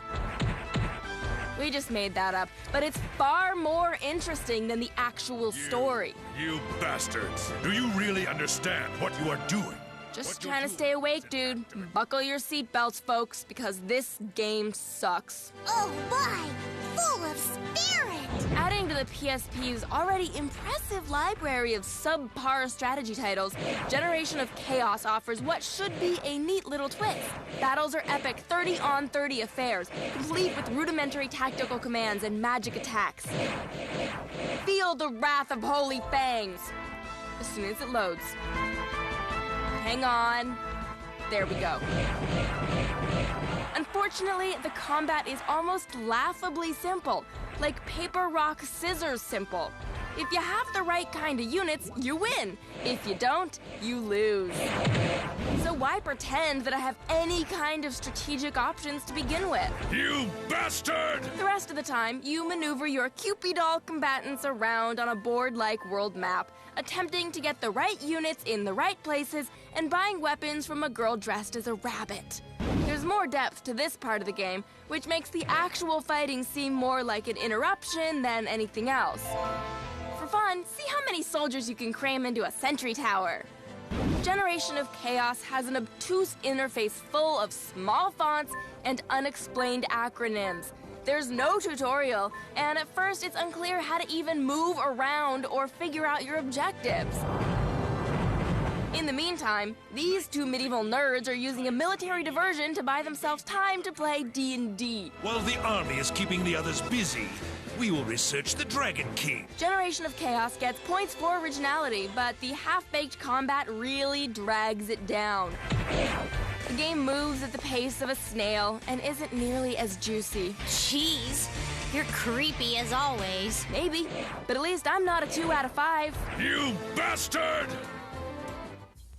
Yeah, it's a lame handheld strategy game. There is nothing more to say. Let's just sit here until the commercial comes on. No. Our job is to perform time-wasting banter to stretch the show out to 30 minutes with compelling insights and pop culture references that are sassy. Okay, well, Chaos was the name of the bad guys on Get Smart. Very good. And Chaos is almost spelled the same as the last name of Star Trek The Next Generation star, Rosalind Chow. That is almost an epic level of stretching there. Thanks. Hopefully the commercial will come soon. But after the commercial, we've got a highly anticipated game based on one of the most popular movies of all time. You should start emotionally preparing yourself now. In a moment. I need one last favor. The Godfather. If you make enemies, they are also the enemies of Adam Sessler and Morgan Webb. Wow, we're busy. 34 years ago, Francis Ford Coppola released a movie that solidified in our collective unconscious the concept of Italian Americans. As murderous criminals who really, really love cannoli. Cannoli is good. Time has passed, and thanks to HBO, we now realize that Italian Americans are more complex than that. They also go to psychiatrists and have Russian mistresses. And some of them are plumbers who hate turtles. But for the classic Italian American stereotypes, you can always go back to the original source. Here's our review of The Godfather. It's good to be a part of a family. Especially a family that kills things for a living. Welcome at long last to the world of The Godfather. But is this game worth the wait? Is it a made man? Or will it end up like Joe Pesci in Goodfellas, wearing his best suit face down in a pool of his own vital lubricant?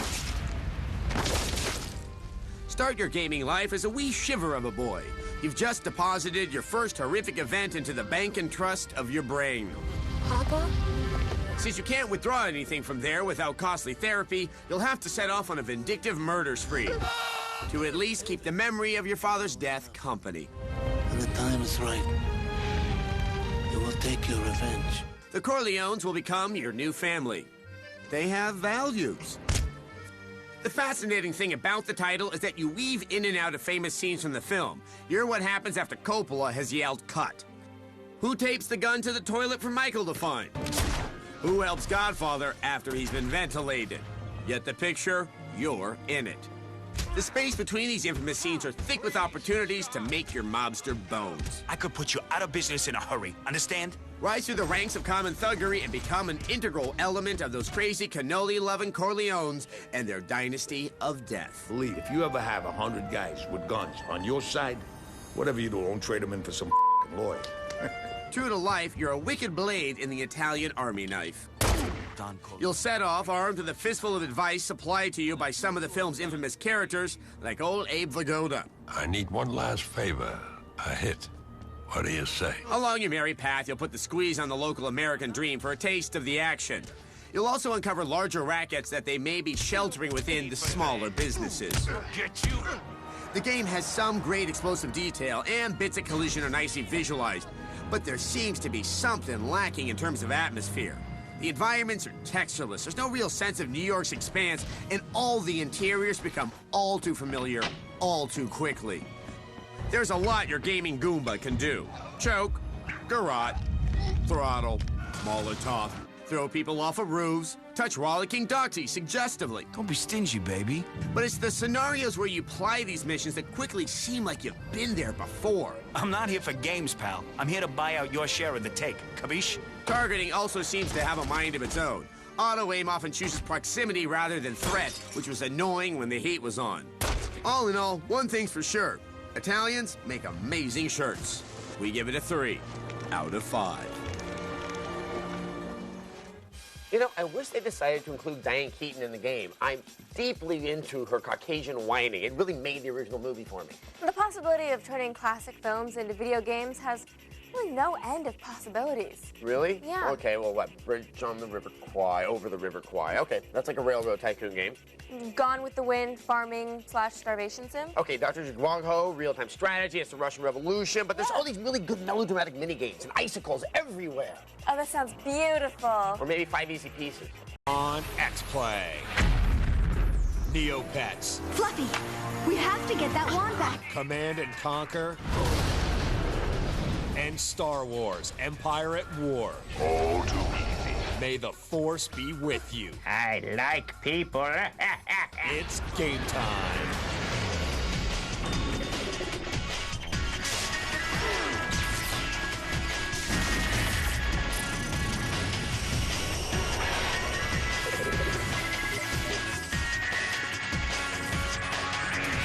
That's no moon.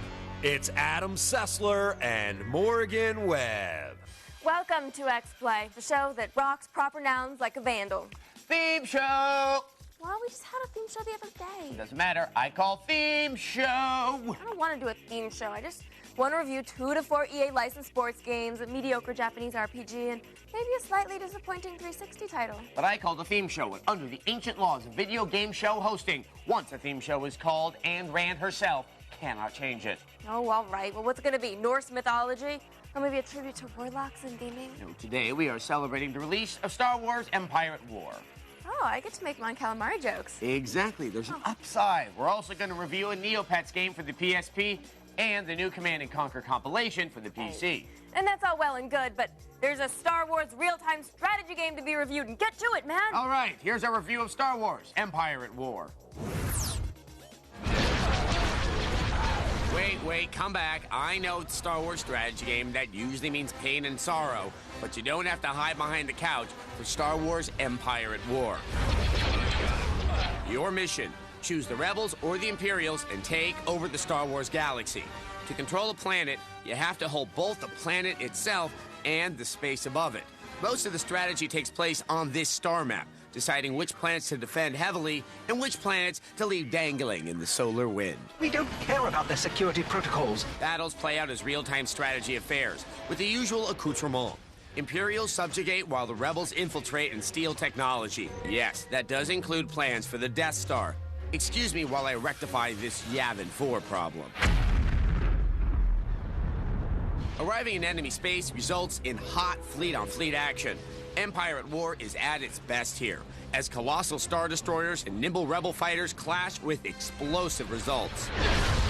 Unfortunately, both sides seem to have forgotten that space has a Z-axis, but it's hard to care when frigates are bursting like Alka-Seltzer crammed seagulls. On the ground, you have territory bonuses, strategic buildings that must be destroyed, and units play rock, paper, scissors with each other. Rocket Trooper beats Scout Walker, AT-AT beats Missile Tank, Snow Speeder beats AT-AT, and Darth Vader beats everything. Seriously, early in the game, Vader can invade planets all by himself. All too easy. The biggest flaw in Empire at War, the ground skirmishes are set on maps so small that it cramps the strategy at times. Are we really supposed to believe winning one battle on a tiny, insignificant piece of ground means we now control the world? It's like claiming you rule California because you conquered Fresno. I'm just looking for a certain Wookiee. Once I find him, I'm out of here. In and out to the source material, you can switch to a non-interactive cinematic mode to watch the blaster bolts fly. Very cool. Although this sometimes exposes cosmetic flaws. Yeah, Epsilon Wing, can you not fly through the Star Destroyer? Thanks. Star Wars Empire at War comes closest of any game to capturing the large-scale space battles of the films. It's occasionally light on actual strategy, but it will fulfill the fantasies of any wannabe emperor. I am in command. A 4 out of 5. We are victorious. Vader kicks so much ass in this game. And I would belong to any religion that taught me how to crush land speeders with my mind. People are so unfair to the dark side. Now, since the destruction of the Death Star, the entire Empire has really been getting a bad rap. People completely forget all they did to get those freeloading Gungans to do their fair share. And an Imperial press conference is currently underway on Coruscant. Let's check in to see what they have to say.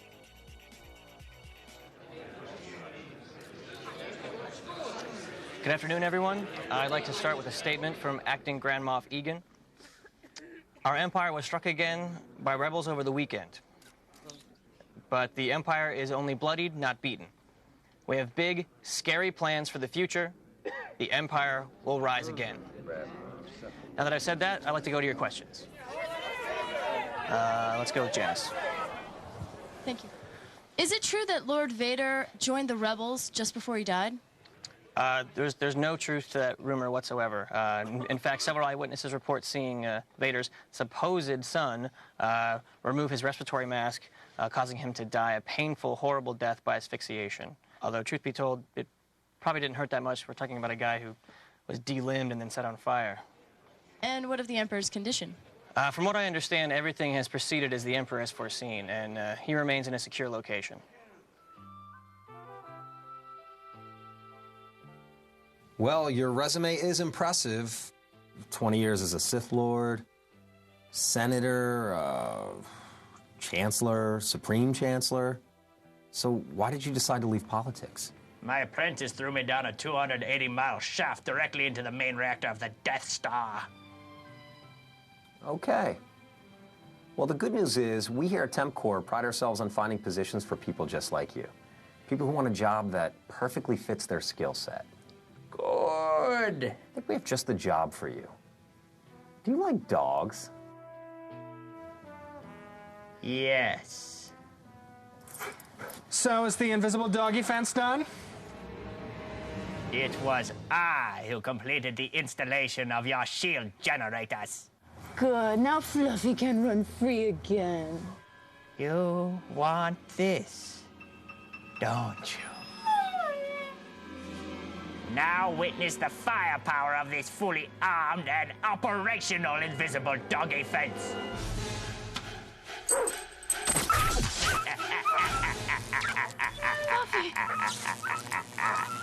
Good. Okay, so you're not a dog lover. Maybe you're more of a people person. You know, sometimes I just get so angry with my father that I just want to kill him, you know? Good. Use your aggressive nature, boy. Let the hate flow through you. Really? Are you telling me to kill my dad? Show no mercy. Do not hesitate, and your transformation to the dark side will be complete. Okay, so that didn't go so well. Telemarketing. It's simple, easy, and no one could possibly get hurt. So if I decide to go with your wireless plan, what are some of the benefits? Power. Unlimited power! Minutes. Unlimited minutes. Hello? Oh. Air traffic control, come in. This is flight 137. Oh, God, we're running out of fuel. Give us someplace to land now. Oh, I'm afraid all the runways will be quite occupied when your plane arrives. For God's sake, please, we're going down. And now, young pilot, you will die. Oh, God! Flight 137, please come in. We don't even temp air traffic controllers. How did you get that job? Everything that has transpired has done so according to my design. You're mistaken, because what you did was criminal. No, it is you who is mistaken about a great many things. Every single person in that building is now an enemy of the Republic. Hey, I said get the hell out of here. Run. This way. I don't want to work here anyway. After the break, Neopets and Ewoks. Religions and ancient weapons are no match for Adam Sessler and Morgan Webb. Welcome back to Xplay for our celebration of the last in the long line of Star Wars licensed games. Until Lego Star Wars 2 comes out. Right, or another Jedi Academy game. But until then, Empire at War is totally the last. But if you miss the cloyingly sweet idiocy of Prequel Star and crack legislator Jar Jar Binks, there are other games that can give you a fix of adorable idiocy. Games that are marketing tools closely linked to the Church of Scientology. Games like Neopets, the Wand of Wishing for the PSP. And here's our review.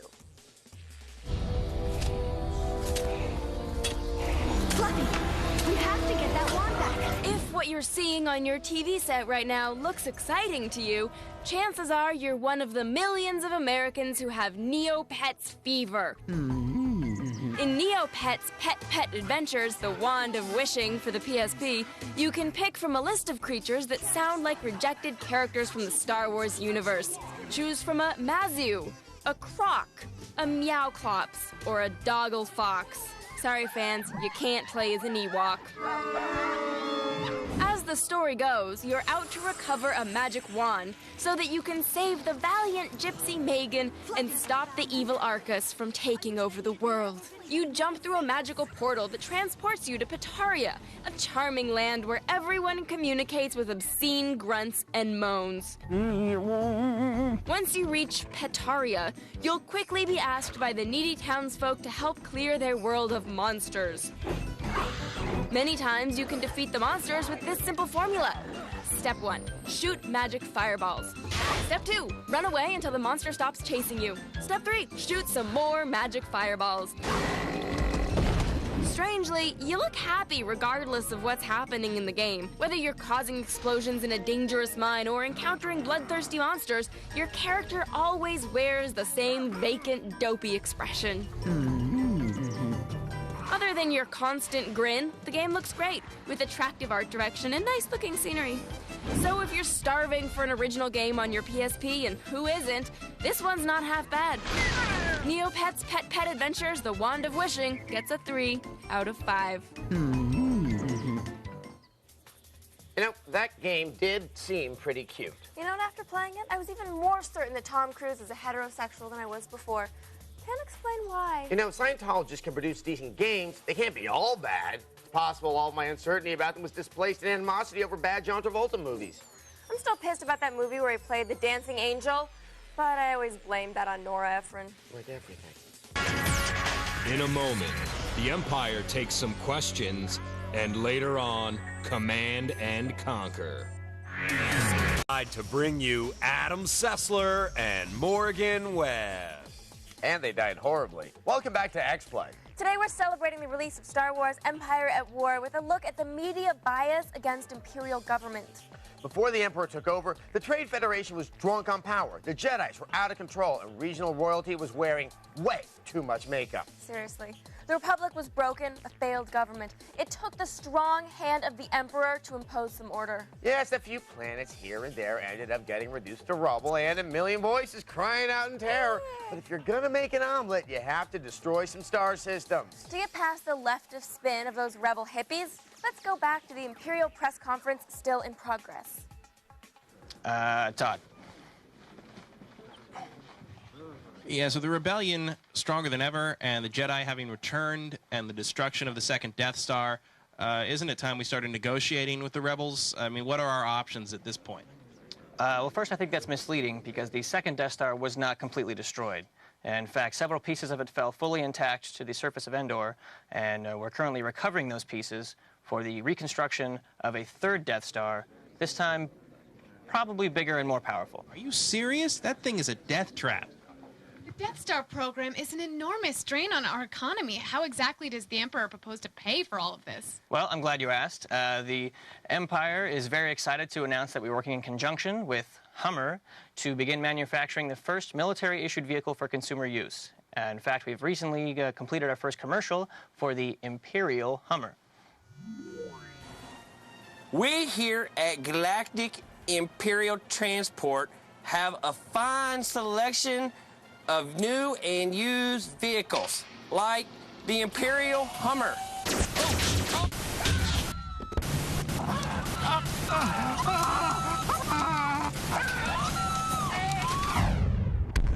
The Imperial Hummer. Park wherever the you want.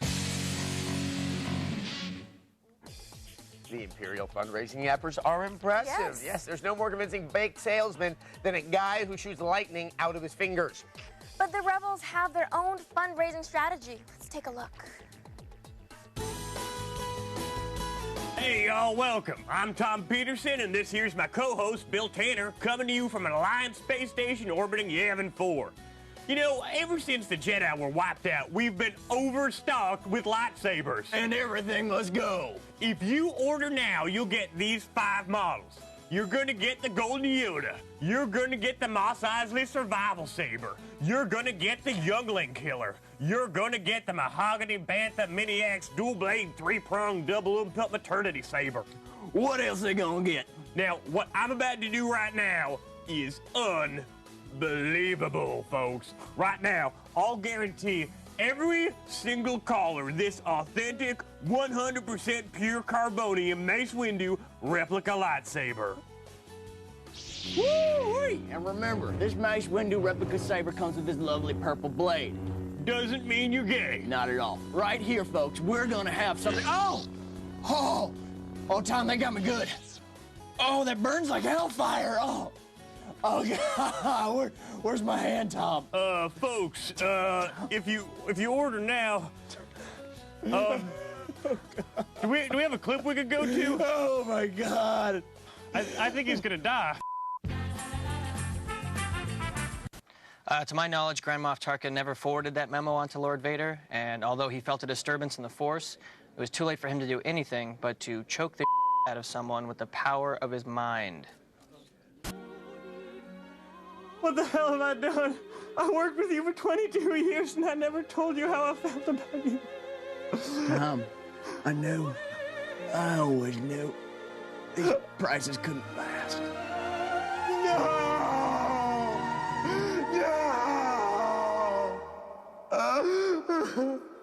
And speaking of no, there's no end to these savings. Call now. Call now.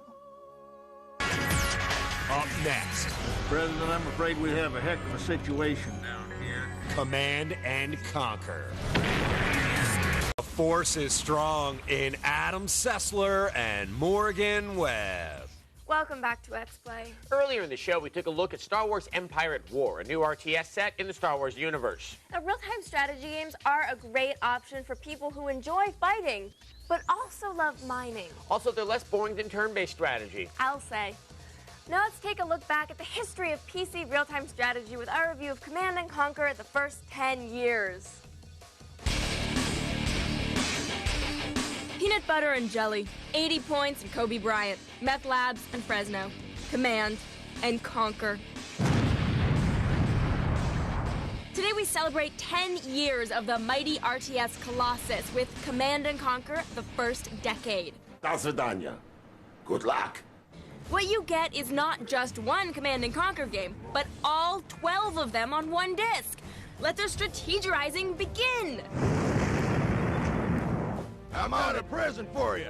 Command & Conquer was not the first RTS, or even the first good one, but slapping around the civilized world with the hand of Nod was so fun, it instantly became a new high watermark for the genre. Oh, the sweet sounds of war. Kane is going to be pleased to hear how skillfully you've handled yourself. Command & Conquer practically invented the kitschy full-motion video, which continued in Command & Conquer Red Alert, where we meet a young Hitler. Ich habe keine Zeit, hier rumzustehen. Stalin. Come, my dear. I have an assignment which requires your special skills. And the worst Russian accent I've ever heard. Affirmative. Yes, sir. Affirmative.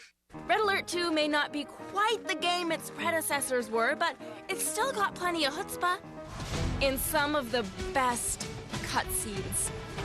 President, I'm afraid we have a heck of a situation down here.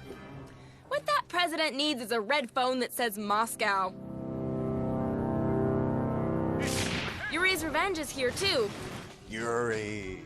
Run in fear, tiny people! The Red Dawn is breaking. I miss the 90s. So you've got a wildly beloved RTS franchise. The most obvious thing to do is make a first-person shooter. Command & Conquer Renegade rears its malformed head and feels just as out of place as ever in this collection. Command & Conquer Generals and Zero Hour round out first decade, but when you stick their more serious tone next to the earlier installments, You kind of miss the campy, cool cinemas. I have an assignment which requires your special skills. Not all of these games offer online play, and the ones that do have a tendency to randomly crash. Despite it being an anthology of games you've already played, Command & Conquer: The First Decade is a winner, and we look forward to many more decades to come. A 4 out of 5. Is it done, Yuri? No, Comrade Premier. It has only begun. I love those videos. In addition to the real-time strategy elements, the horrible acting in the cutscenes reminded me of Attack of the Clones. Apparently, the lake country of Naboo is the intergalactic source of bad acting. Well, thank you for joining us, and remember, though the prequels and their product tie-ins may be over, So long as there is money to be made and children's memories to be destroyed, George Lucas will continue making Star Wars content. I wonder if we could get other jobs making videos for Command & Conquer. Yes. In fact, they may be using elements of this show for other Command & Conquer games. That's where people come in. Right. They conquer the studio. It's more like a Nook, really, is a studio. They take over the Xplay Nook, and then we have to harvest annoyance to try to drive them away. You know, it does look like some of the Command & Conquer cutscenes were taken directly from Xplay, like our control room scenes. Exactly, control room scenes, and Looks you know, just like my bedroom scenes. That's where the screaming comes from. That's me, waking up in the You're morning. just taking it too far. What? I don't even see the end. Today on Xplay, the war on terror. We got the rice and biotoxin, but the arms shipments, they're missing. The war on Nazis. Nazi, Kraut, whatever. One shoots at me, I shoot at them. And the war on Freeport. Run backwards while using missile weapons. It's game time.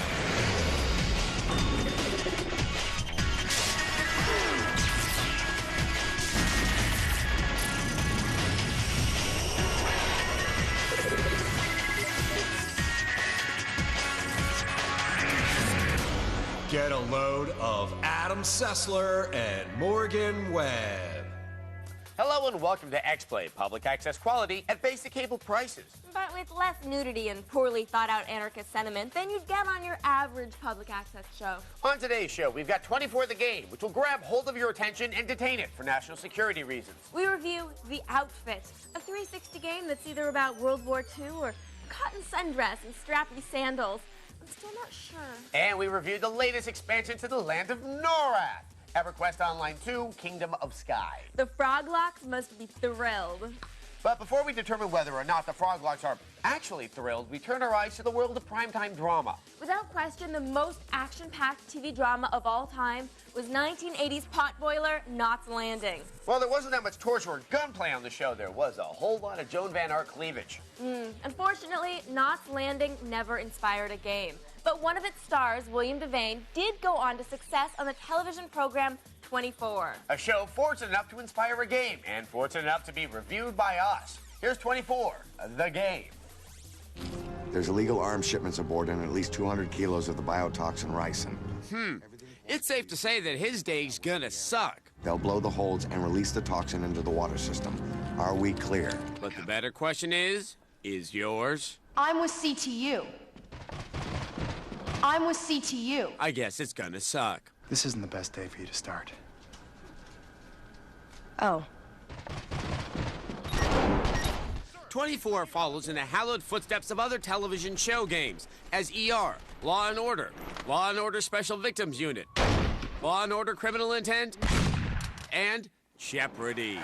But this game takes an actual action show and makes an action game filled with shooting, Hostile down. driving,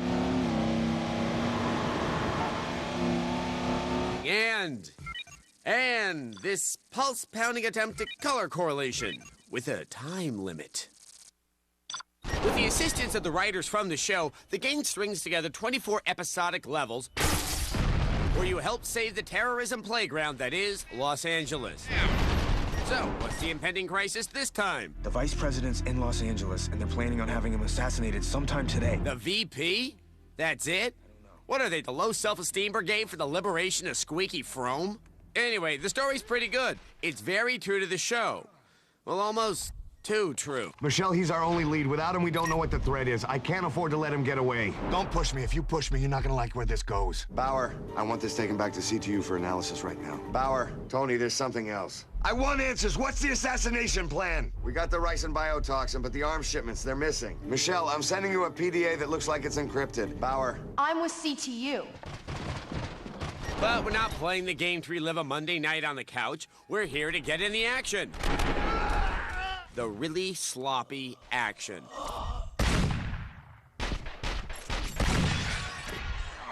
See, the controls in 24 aren't good. You can't run in a straight line. Michelle, it's Tony. You have a schizoid camera.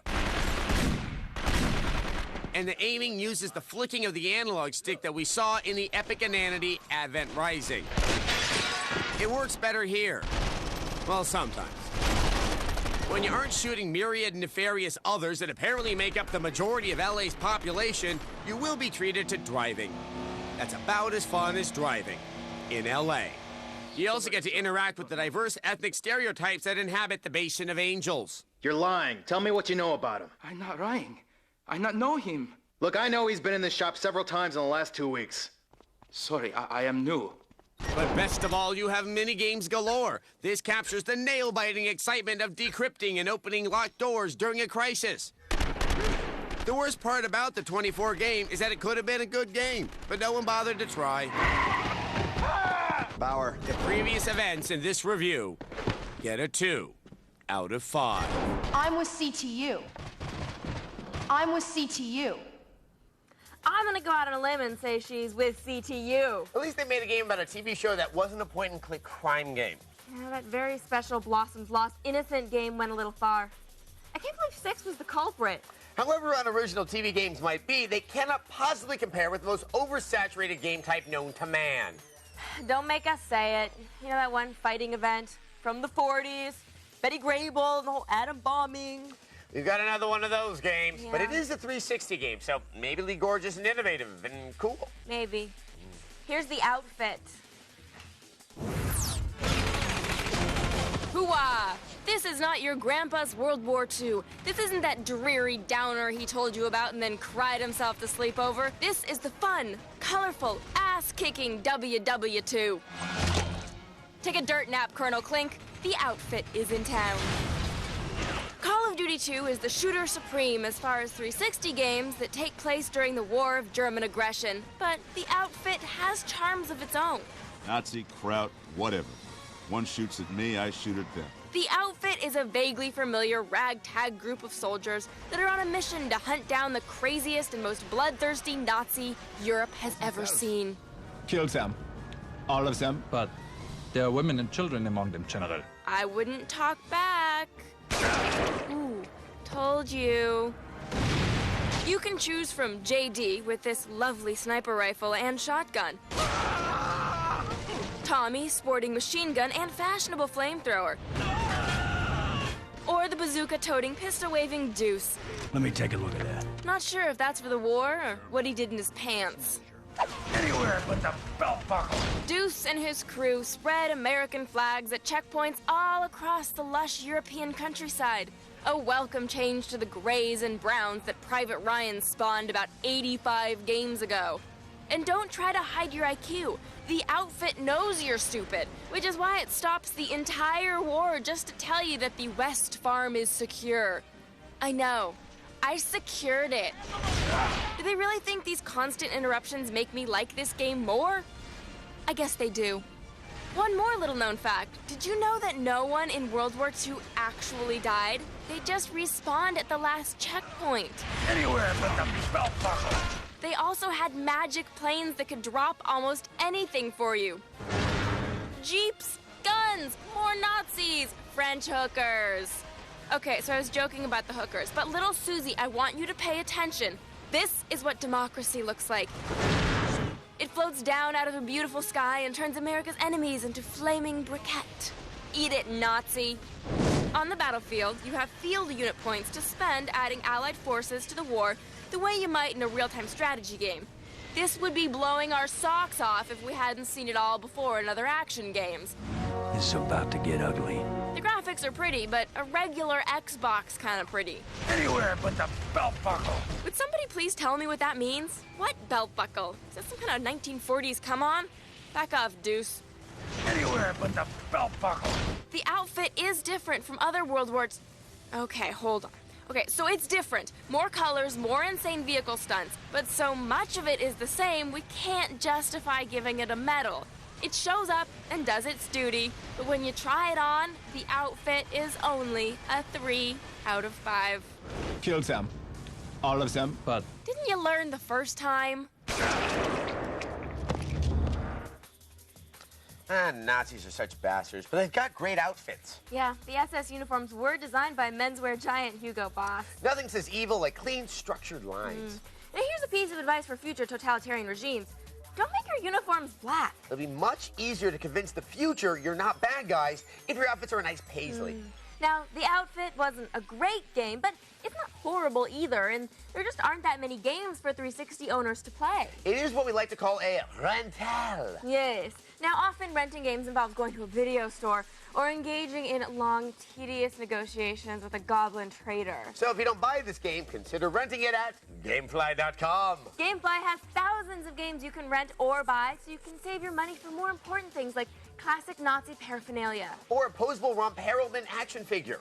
Ooh, it could divorce my Ellen Barkin action figure. Oh, that's a good idea. I'll get a loyal one. After the break, Check out these deals! games from across the sea. For sale, but I don't worry about it. Thanks, selective serotonin reuptake inhibitors.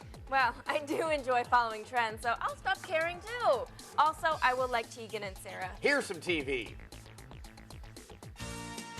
Are you tired of paying too much for your video games? Well, come on down to Crazy Adam's Discount Warehouse and Import Emporium. We have the greatest selections of games in the entire Southland. But don't take my word for it. Hey there, customer. What do you think of my low prices? These prices are insane. Now I know why they call you Crazy Adam. Well, what's on sale this week? Check out these deals. The fantastic Lorenzo Brothers, Italian Plumbing Adventure, Rapid the Porcupine, Matroid, Sim Elevator, Dragons and such. And check out the import game of the week, Zombie versus Ambulance.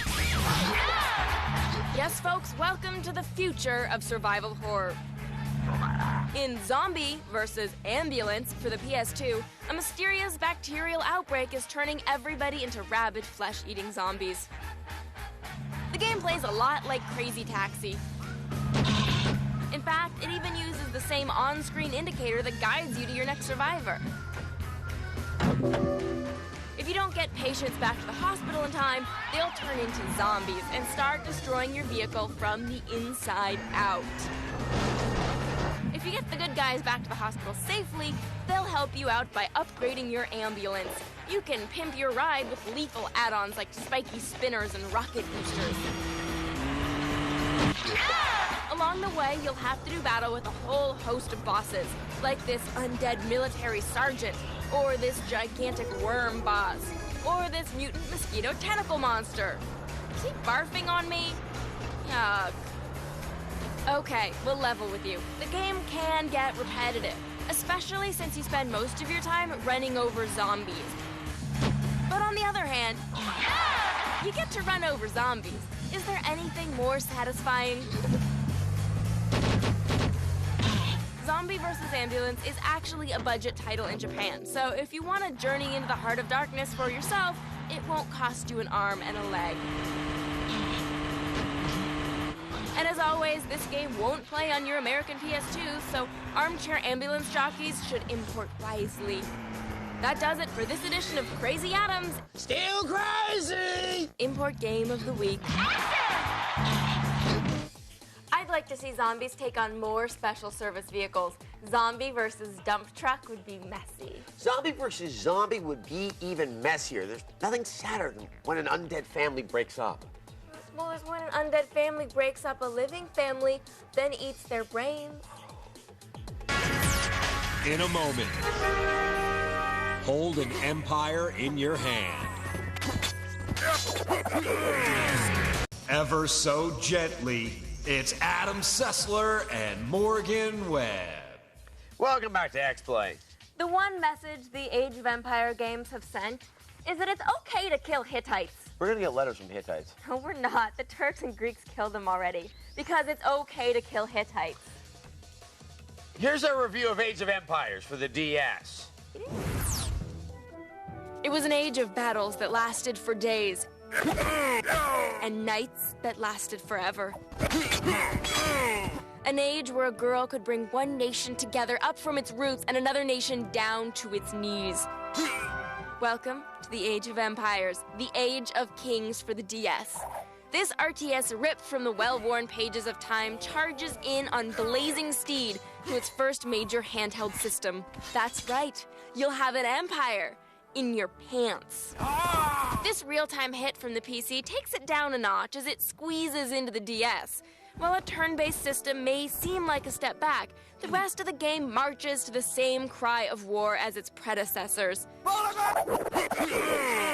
You'll be slogging through hours of history's bitter bloodshed in larger missions while trying to punch through the resistance in one of the 5 campaigns. Combat begins when you select your troops. Sorry, I mean like, you... No. You see, on the bottom screen, you can simply select the troops you want with the tip of your stylus, but that doesn't always work. Would you just hold still? The cumbersome D-pad is your best weapon in this fight. Age of Empires packs in enough mercenaries to have a land war in Asia. The game provides enough tweaks and bonuses to give each unit an edge over the next in Empire's usual Rochambeau style of play. Spend bonus points from campaign missions to outfit your legions with the newest recruits, or buy new territory to play with Empire's surprisingly robust multiplayer system that supports up to 3 players. The DS wears the veil of time well by allowing military placement on the bottom, while suffering the slings and arrows of outrageous fortune up top. And swords. There's much sword suffering as well. The sound of war hits a sour note in this title. The repetitive clanging, screaming, and this. Thanks, John Williams. I needed to be reminded not to leave my archers open. Every time. For real-time in turn time, Age of Empires, the Age of Kings for the DS presents surprising depth and replay value to a game as old as time.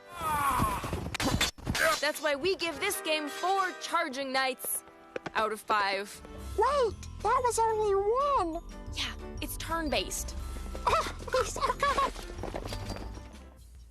Poor Fluffball. If the Fluffball wanted to defend himself, he should have spent more time harvesting resources. That's what Eichmann said. What's wrong? Up next, EverQuest 2 expands. Wrecking Shadow, it's Adam Sessler and Morgan Webb. Welcome back to Xplay. MMOs are as vast and varied as the people who play them. But as time goes on, they can still get boring. So developers produce expansion packs to liven things up. Here's a review of the newest expansion to Noreth, EverQuest 2, Kingdom of Sky.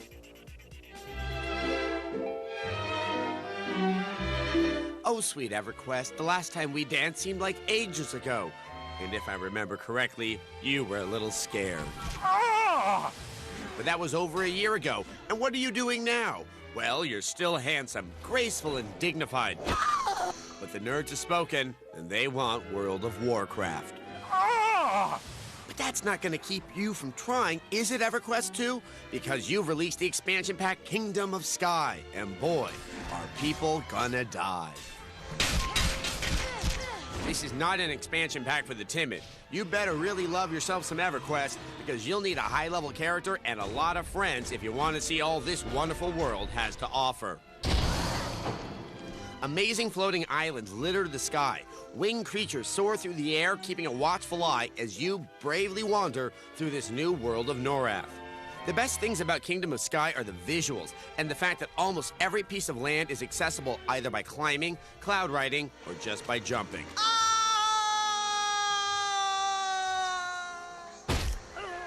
Damn it! There are quite a few new toys in the expansion pack, from small touches like new profession hats and armor pieces to the new achievement path to help diversify players. But choose your path wisely, because it's capped at 50 points. You'll also be able to achieve level 70 in Kingdom of Sky, not really as high as it should be for such an advanced hostile environment. Basically, what I'm saying is, I'm tired of dying.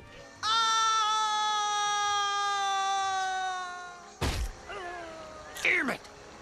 In truth, I just need to suck it up and make some friends, because when you do, you'll enjoy some amazing quests. And as I always say, don't forget your camera.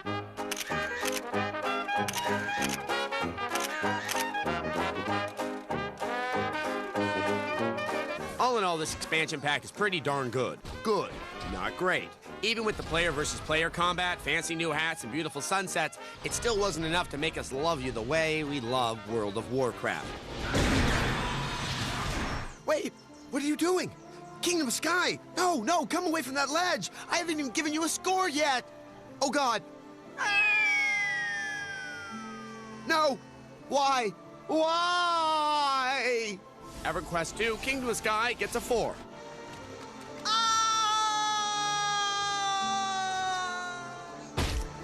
Out of 5.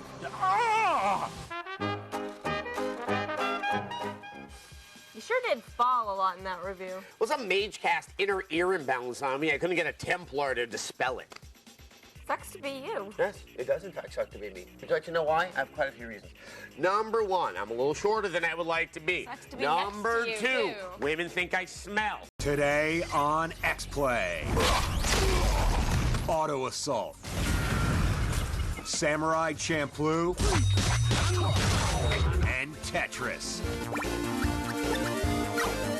Level up your carburetor. Come here, I want to kiss you. It's game time.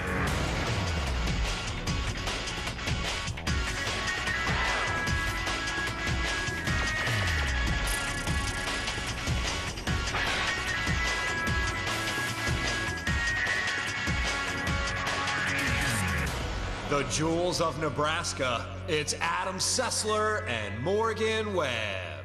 Hello and welcome to Xplay, soon to be the basis of a splashy Broadway musical. I'm gonna be played by puppets. More than one? Yeah.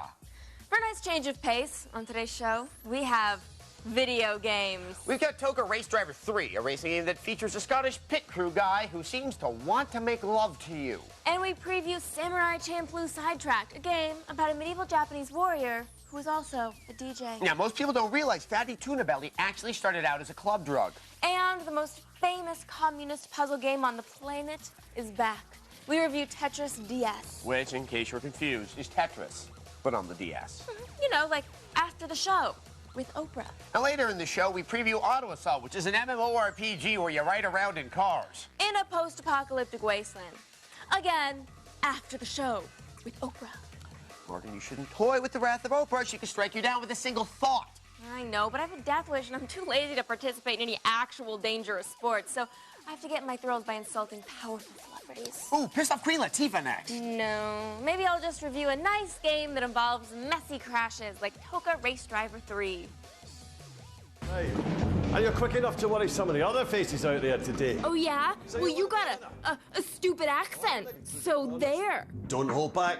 And you're also in yet another racing game we review, so there. Your knuckles when you get it wrong, son. And yet, this one ignores that street racing thing, a genre so played out, it'll be appearing in the next Surreal Life with Gilbert Gottfried and Adam Sessler. So upside, inside out, let's live the Vita Toka with Toka Race Driver 3. The 3 means it's a sequel, unless you're an Earnhardt fan. Then, It's a religion. Yahoo! Number 3 forever! With over 30 vehicles, 30 challenges, and yes, over 30 tracks, there's plenty of racing here to satisfy your inner Jeff Gordon. Minus the messy divorce and alleged affair with a Canadian exotic dancer, of course. Now, each car handles differently than the next. Toka's not fooling around here. So unless you pay attention, you'll be one Toka over the line and hitting more grass than Snoop Dogg on April 20th at 20 minutes past 4. Talk about rolling down the street. Take the lid off. You can do it. Oh, that's right. This guy is Rick. He's supposed to help you and support you in all your racing needs. Come here, I want to kiss you. I don't think so. I don't date foreigners. So what's it gonna be? It's not gonna be us, I'll tell you that right now. Now, let's take a look at some of these cars, along with some snarky comments with assorted pop cultural references. This is what I've been waiting for. You finally get your arse in gear. You've got your familiar racing cars. We've seen this type of thing before. You've got off-road buggies, if you want to reenact that classic Baywatch episode where Hasselhoff races to Baja. I have hepatitis C in a crappy sitcom. There's monster trucks. If your cable guy is also your health inspector, you might just be a redneck. And classic cars, like this one where you can pretend you're Ashton Kutcher and ride something really, really old. If you've played through the Toka series before, you'll appreciate the World Tour mode, a Vegas buffet of all sorts of racing formats. But if you want more depth, why not try the Pro Career mode for more specific racing? The AI here won't just roll over and let you win. They'll fight for what's theirs. I haven't seen a battle like this since Clay and Ruben. If you can ignore the stationary fans and weather, and if it doesn't bother you that you can't just race any car on any track, then there's more than enough fun to be had. Now that is what I call racing. Fantastic. We give Toka Race Driver 3 4 lecherous Scotsmen out of 5. Come here, I want to kiss you. I hate you, Rick. I really, really hate you. Thanks to that Scottish guy, Toka Race Driver can claim the title of most unsettling racing game. Though Sony is planning an all-zombie racing game with what I hear are really impressive face maggot graphics. Unfortunately, we can't always afford the finest in cutting-edge maggot graphics. Sometimes you lose your job. Sometimes your mom doesn't leave her purse unattended. Sometimes your dealer raises his prices. In these unfortunate circumstances, you wonder, how could I possibly afford to have compelling gaming experiences? Maybe you think you're gonna have to spend the rest of your life, or at least until your next check from the feed store, playing online backgammon. But do not fear, TV friends, we have an answer. A little something we like to call games for cheap bastards.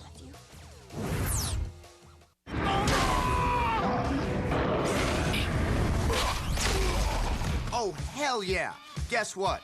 All you cheap bastards out there are in luck because 2 of the best games of 2005 are now only $20 a pop. Not that price. That's right. God of War and Resident Evil 4 are now so cheap, if you don't go out and buy them today, I'll do one of 2 things. Either come to your house, stick a foot in your back, and rip your shoulder blades out like harpy wings, or I'll shoot you up with so much Umbrella Corp virus, you better pray you find more than 2 halves of an octagon that conveniently fit into a door of a spooky mansion to save your ass. So, in other words, get these games. Why? Well, for starters, God of War features Kratos. This god-killing machine is the biggest badass to ever grace the PS2 or any console for that matter. Let me put it in terms you can understand. Kratos makes Viking cannibal rapists seem like fluffy kittens covered in adorable babies. Here is just a short list of his badassness. He'll push an innocent caged man into a fire just to open a door. A door. And you know what? I bet he could have opened it simply with the sheer power of his awesomeness. He'll also slaughter a room full of centaurs just to watch them die. Molest a bunch of sea nymphs because he senses how much they dig his total oneness with the awesomeness of his being. And just for fun, he'll throw a sack of puppies into the ocean. In other words, he is Samuel L. Jackson and you are a snake that needs to get the hell off his plane. While Kratos will excite you in ways that will make you question your need for a woman, let us not forget Resident Evil 4. In this game, you'll play the incredibly less manly Leon S. Kennedy. But what Leon lacks in Conan-style masculinity, he more than makes up for with his commando-sized arsenal. The first time you play the game, you'll be wetting your pants in fear as mutant dogs, satanic monks, and Whistler's mother all try to kill you in horrible, horrible ways. But once you beat the game, Repeat Play provides a plethora of gun-wielding fun. Like an unmitigated tyrant, you can lay down your special brand of American law, painting the canvas of the cruel Spanish countryside with the brains of your enemy.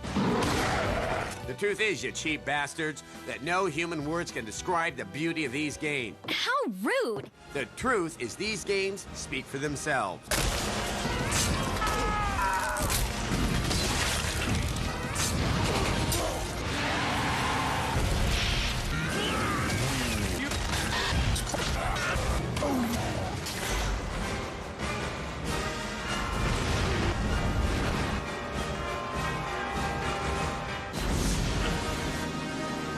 Ladies and gentlemen, I give you games for cheap bastards.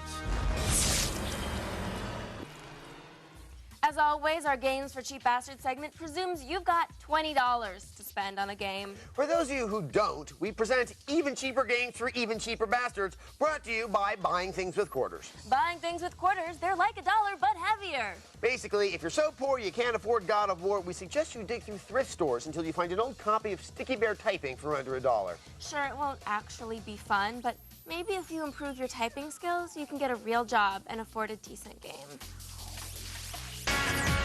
After the break. Hip-hop in the 80s. They are ham fans. It's Adam Sessler and Morgan Webb. Welcome back to Xplay. You thought we would leave you, didn't you? And we will, one day, Right. because everything you ever loved will leave you. Not because you're a bad person, but because the world is a horrible place. And also because you are a bad person. If you'd like to start rectifying yourself to the pain of existence, consider embracing a faith or philosophy. I worship balls. And I espouse the philosophies of pop star Pink, who once said, if God is a DJ, life is a dance floor. Whatever happened to Pink? Did someone finally shoot her? Now, to celebrate Pink's deep reverence for the godliness of DJs, I offer you this preview of Samurai Champloo Sidetracked. Get ready, everyone. Another Samurai Champloo adventure is about to begin. This is Samurai Champloo Sidetracked, the game based on the anime series done by the guys who did Cowboy Bebop. I know! I am putting aside my usual snide commentary in favor of a more hopeful and optimistic tone. Weird, right?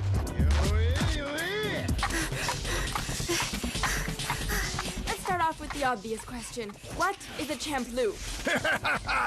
You may know this, but I'm going to tell it to you again. Champloo is a word signifying the combination of two unrelated things. For example, swords and turntables. And then they kill some more.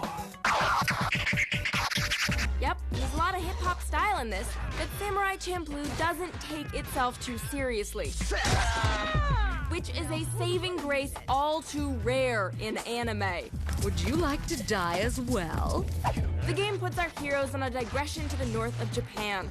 A digression from the plot of the regular TV show, that is. They're on a mission to find the samurai who smells like sunflowers. Also, to find food. Lots and lots of food. Okay, let's talk about gameplay. Now, this whole little samurai affair takes place before turntables, before hip-hop, and before electricity. But this is a Champloo, remember? Karate Zimbanowski! So to fight, you equip records, each of which comes complete with a set of branching combo moves. Then you have this crossfader thing that lets you switch between them, like a real DJ. What's cool is it displays the combo tree right there, so you don't have to remember fascinating information like triangle, triangle, x, x, x squared. That way, you'll have more room to remember all the verbal somersaults of a Pamela Anderson novel, as well as the most horrifying moments of Harold and Maude. When your dancing friend here gets a star, you launch a minigame full of anime excess. Yes, it goes on and on and on. Oh, rest now, reggae dancing man. It's a slashy beat-em-up brawler with a little bit of the funky noise of youthful futility thrown in. It sounds pretty good to us. We're looking forward to our full review of Samurai Champloo's Sidetracked when it comes out in the spring of 2006. Don't you just want to wipe his face off? Shut up. Scruffy facial hair doesn't make you look cool. It makes you look like you failed puberty. Yeah, I retook puberty in summer school. I don't want to know this. What? This is active weapon. Up next, Russian blocks. No contest. It's Adam Sessler and Morgan Webb. Welcome back to Xplay. Puzzle games, at their best, they are a seductive mix of tedious and delightful. With a healthy dose of infuriating. Perhaps the greatest puzzle game of all time is back in a new incarnation. Here's our review of Tetris DS. If this brings back fond memories of days past, do we ever have a game for you? Tetris DS is the latest update of the quintessential puzzle game you know and love. Over the years, countless developers have tried to reinvent the basic gameplay with little success. Anybody here remember Hatris? Yeah, I didn't think so. Fortunately, Tetris DS knows when to keep it simple and when to get creative. The main game is in full force here, thanks to a nifty twist. You can now hold a puzzle piece for later use, which adds some fresh strategy to the mix. If you get tired of the same old way to play, you can explore an astounding number of new game types. Puzzle mode has you trying to clear the entire board with a specific number of shapes. It's easy at first, but once it gets going, these brain teasers become agonizingly difficult. In a good way. Push mode is two-player Tetris with a twist. The board is divided into two zones, yours and your competitors'. When you successfully clear multiple lines, it shoves the whole mess towards your enemy's side. Whoever fills up the other player's end zone wins. Other additions don't fare so well. Take touch mode, for example. Here, you can use the stylus to move shapes until you clear the board. There's no time limit and not much pressure, so it definitely comes up short in the challenge department. Fortunately, the presentation in Tetris DS truly blows us away. If you're an old-school Nintendo fan, prepare yourself for a blissful cavalcade of references to classic games. But why stop at Tetris? Why not update other best-selling games with lovable Nintendo characters? Like Princess Peach's Parcheesi Party. Yay, you're playing Parcheesi. Or Toadstool Casino. Yay, you're playing Blackjack. Or Trivial Pursuit Kid Icarus Edition. Question 1. Will there ever be a sequel to Kid Icarus? That one's a rental. This may just be the most fun we've had with a puzzle game since the first Tetris came out. Tetris DS scores a 4. Yay! Out of 5. Tetris, Rubik's Cube. I wonder why all the great puzzle games of the 80s came from Russia, Because the puzzle game is an excellent way to kill time when you're somewhere you don't want to be. And I guess when you live in a freezing cold country where you wait in line all day to buy toilet paper, you're always somewhere you don't want to be. It's also why Russia is so good at producing alcoholics and long, boring novels. In a moment, an automotive MMO. Bibbidi bobbidi boo. It's Adam Sessler and Morgan Webb. Welcome back to Xplay. Massively multiplayer online role-playing games are an excellent way to lose your job, your girlfriend, and 6 months of your life. But when they're good, it's all worth it. Unfortunately, so far, most of them have been limited in their vision of what an MMO can be about. Mostly elves killing kobolds with the occasional sci-fi scenario to shake things up. But we finally have an MMO that really changes up the gameplay by putting you in customizable vehicles. Here's our preview of Auto Assault. Welcome to the wonderful world of massively multiplayerness. Isn't it amazing? La la la la la la la la. Oh, what a wonderful open-ended world I find myself in. La la la la la. Dum dum dum dum dum. I could run around here forever and ever and ever and ever. You know something? Screw this. I want tanks. blue tanks, and guns, and shanty towns, and sea monsters. Yeah! Smile, you son of a bitch. That's what I want, and that's what I need.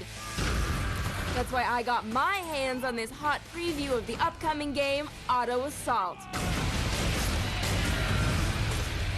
Auto Assault understands these needs, and judging by the title, I think you know what this game is about.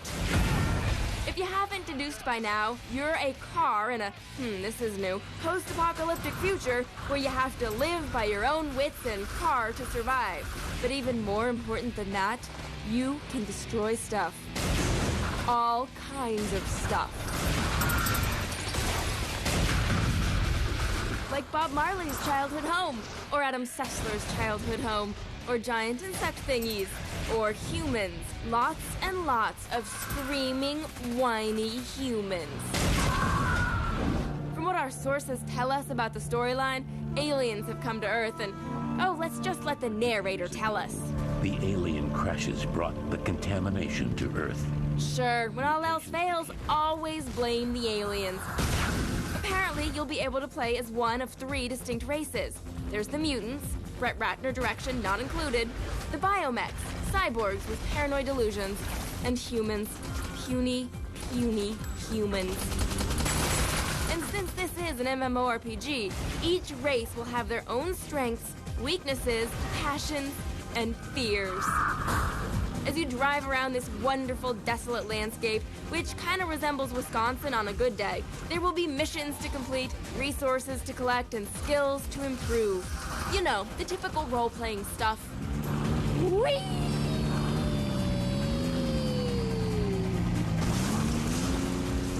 An interesting concept we like is the ability to reverse engineer weapon technology from your enemies. That's something America's been doing since July 2nd, 1947. Did we mention the arenas? Or, as they used to say back in the day, Arena! The game looks good, it looks vast, it looks promising, and it's coming soon. Auto Assault is scheduled for release later this year. Xplay will bring you our review then. That's what we do, and we do it oh so well.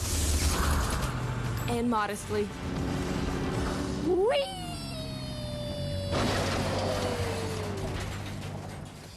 Fantasy MMOs are great, but with World of Warcraft dominating the market, it seems like the best answer is to branch off into new genres. Seems like a good idea, but look at how The Sims Online tanked. The problem with The Sims Online wasn't it was a new genre, it was that there was really nothing to do. Yeah.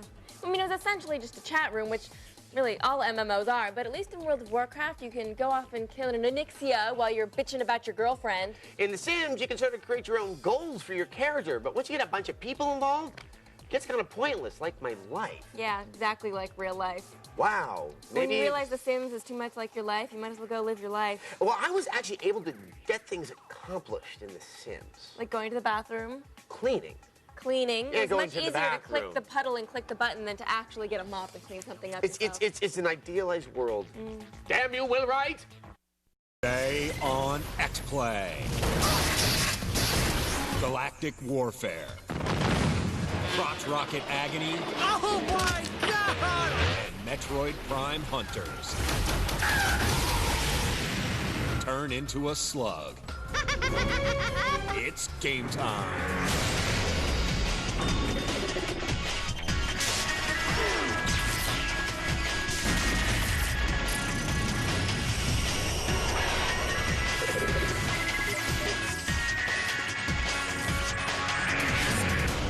They weren't shot this week. It's Adam Sessler and Morgan Webb. Awesome.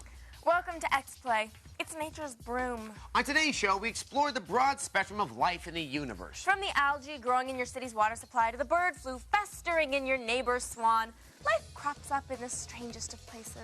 Today, we take a look at Galactic Civilizations 2, which gives you the opportunity to meet extraterrestrial species and then conquer them. Adam means liberate them. Yes, I do. We also review Tourist Trophy, a motorcycle racing game from the makers of Gran Turismo. And we revisit the Ice Age to review Ice Age 2. But we won't revisit it that much because it was very cold. It made the dinosaurs die. If only the dinosaurs had sweater technology. I know. And later in the show, we review Metroid Prime Hunters as it seeks to eradicate alien life on the DS. But first, the glorious space conquest is coming to a PC near you. Here's our review of Galactic Civilizations 2, Dreadlords. Long ago, powerful beings fought a desperate civil war across the galaxy. Do you dig Civilization 4 but find yourself wishing it had been more lasers and aliens and spaceships? Then you've been yearning for Galactic Civilizations 2, and you didn't even know it. GalCiv 2 plays a lot like its historical cousin, which is about the highest compliment you can pay a game like this. The first GalCiv was very clicky. Players suffocated under menus, mouse buttons wore out, and the tear shed were collected and dumped into the Dead Sea, which is why the water there is so salty. But with the sequel, everything is streamlined, intuitive, and pretty self-explanatory. You only have to tell ships where to go once. Turns are over quickly, and the game is so customizable that you can tweak nearly any aspect to your liking. The basic idea is to colonize the galaxy by any means necessary, militarily, politically, or technologically.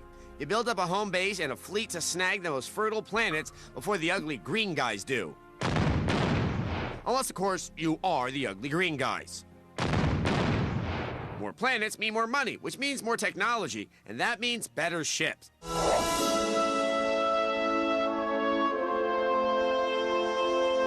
And GalCiv 2's absurdly detailed shipbuilder will keep you busy for a very, very long time. You can make just about anything you want. I like that. I'll call it Shippy Ship. It's a ship. Here, my formidable fleet flocks to fortify the force fighting for a foothold on a far-flung frontier world. Effective, though less than spectacular. Ground assault time. Whoa, as you can see, we're a little outnumbered here. Maybe I should stick to political intrigue. Look, I know it might not exactly overheat your graphics card or anything, but you have a giant sandbox of stars and endless customization wrapped up in a tortilla of great gameplay.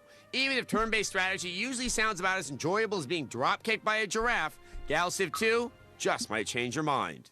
A 5 out of 5. Oh, Megalomania Games, you speak to the little dictator in us all. I think it would be good if more political leaders played strategy games. It would teach them to be fastest warmongering slave drivers. No, efficient leaders. Still, it's a hell of a game. 5 out of 5s are special moments for everyone here at Xplay. Watching a new game full of promise entering the world, it's a little bit like giving birth. Except no placenta. But we do have the next best thing.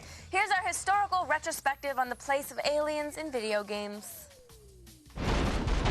They've assimilated into our video games. They fought us on Earth and out there. Enemy forces are superior, Galactica. And we treat them so badly. They are the few, the downtrodden, the non-Earthlings. And they've been here for years. They are the aliens, and this is their story. Aliens, the secret connection to video games. As we all know, aliens have been on Earth since July 2nd, 1947, when they crashed near Roswell, New Mexico. Was it an accident? Or was there something else at play? A leading scientist believes our government reverse-engineered video games from alien technology, borrowed from the crash site. This is just between me and you. This information was suppressed for years. Roswell was only the beginning. Until this happened. With the popularity of Space Invaders, the alien immigrants hoped a treaty between aliens and humans could be reached. Until this happened. A game so bad that it set back alien-human relations for decades. The failure of the ET game would lead to a long period of darkness for the alien culture. Yes, aliens appeared in video games, but generally only as hapless patsies or violent killers. Neither is completely accurate. Even when a fleshed-out alien was brought to video games, said character was forcibly adopted by America. It broke the aliens' hearts. Aliens are a hard-working, honest, God-fearing race, but the video game world was not finding this out. This reporter applauds the demise of the pathetic human species. Yet, with money tight and alien families to feed, many an alien lowered himself in order to get their faces and voices out there in any way possible. Then, in 2005, 2 games were released that aliens hoped would change everything. Area 51 and Destroy All Humans. Aliens everywhere hoped that America's dirty secret of alien experimentation would be brought to light. With Destroy All Humans, aliens thought, finally, a game they could call their own. Alas, it was more of the same. Area 51 ignored the truth of the torturous alien experiments and went with the worn-out alien cannon fodder concept. And Destroy All Humans, while having aliens as the heroes, was just a silly farce. A cartoon, if you will, not to be taken seriously. It's probing time. Will aliens have their day in the video game sun? Will they be finally accepted? Only the future knows for sure. I'm Morgan Webb. Good night. All this complaining about illegal aliens is really starting to bug me. Are you going to want to make one of those illegal alien, space alien jokes and imply they're going to start deporting Klingons? No, I was just going to use my television show for indulgent liberal political grandstanding. That's offensive both to me and to the medium of television generally. Gosh, I'm sorry. I never thought Liberal political grandstanding is for awards shows and talk show appearances. All right, I'll save my leftist diatribes for the next time I'm kicking it with Byron Allen, all right? Agreed. Now you have something to look forward to. And the audience can look forward to our review of Metroid Prime Hunters later in the show. After the break, Cruel, Beautiful Failure. And later, Metroid Prime Hunters. Horrified yet fascinated by Wild 'N Out, it's Adam Sessler and Morgan Webb. Welcome back to Xplay. Back in 1985, Tom Cruise noted that he had the need for speed. Since then, he's also expressed a need for pseudo-religious counseling, a wife shorter than he is, and quality legal teams to defend him from certain accusations. A legal team of such high quality that we're not going to be able to make a joke about the thing we'd like to be able to make a joke about. But you know what we're talking about. So why don't you make a joke about it yourselves in the privacy of your own home? I know, really. Like he's the father. But in tribute to the need to bolster your masculine image, we've got a motorcycle racing game, Tourist Trophy, for the PS2. No, you aren't looking at Gran Turismo Motorcycle Edition. This is Tourist Trophy for the PS2. You won't be surprised to learn that this game is made by the same company as that long-running series and contains a lot of the same micromanagement options. Once you've picked from over 100 crotch rockets, it's time to outfit your racer as he poses seductively. Okay, let's move on. You can customize almost every aspect of your vehicle, from your exhaust to your roller weights. Also adjustable is your riding form, aka the way you sit on the bike. You can change your head angle, your torso roll, even your leg position from normal to wide to I'm about to give birth. On a strictly technical level, Tourist Trophy is superb, delivering polished visuals, slick replays, and precise control. No detail is too small for this game. Even the pitch of the wind whipping past you takes into account your character's height and weight. But like the Gran Turismo series before it, Tourist Trophy gets demerits for its cold, clinical presentation. There's something truly uninviting about the lack of announcer or realistic crowd. Are those supposed to be humans? Also, some basic voice acting would really spice up the crashes. Observe. Okay, gonna just pump the rear brakes and... Oh my God! Oh, that hurts! That's better. Speaking of crashes, prepare to eat a lot of gravel as you learn the intricacies of taking hairpin turns at 150 miles an hour. Tourist Trophy features a steep learning curve that will scare off even veteran racers. That's our way of saying that the game is hard. Fortunately, two-player mode allows you to race against a friend, who hopefully is worse than you. Once you hit grass or dirt, you completely lose your sense of balance. It may be realistic, but it's also pretty frustrating. All right, gotta get right back on that horse. Conquer your fears. Oh no! Oh no! I didn't mean to switch to first-person view! Oh no! Oh God!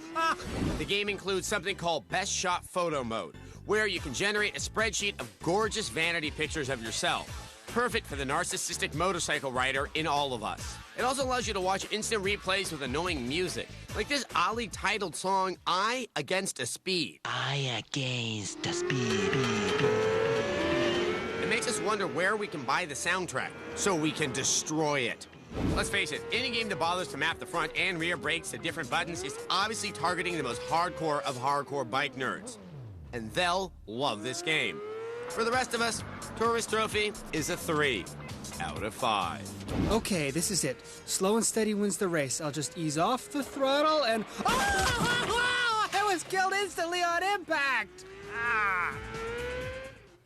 Motorcycles aren't just an exciting motorsport hobby. They're also a great way to convince the ladies you're a badass. If you're Fonzie, or someone's dad. Yeah, the chicks dig a man who can spend extended periods of time with something vibrating between their legs.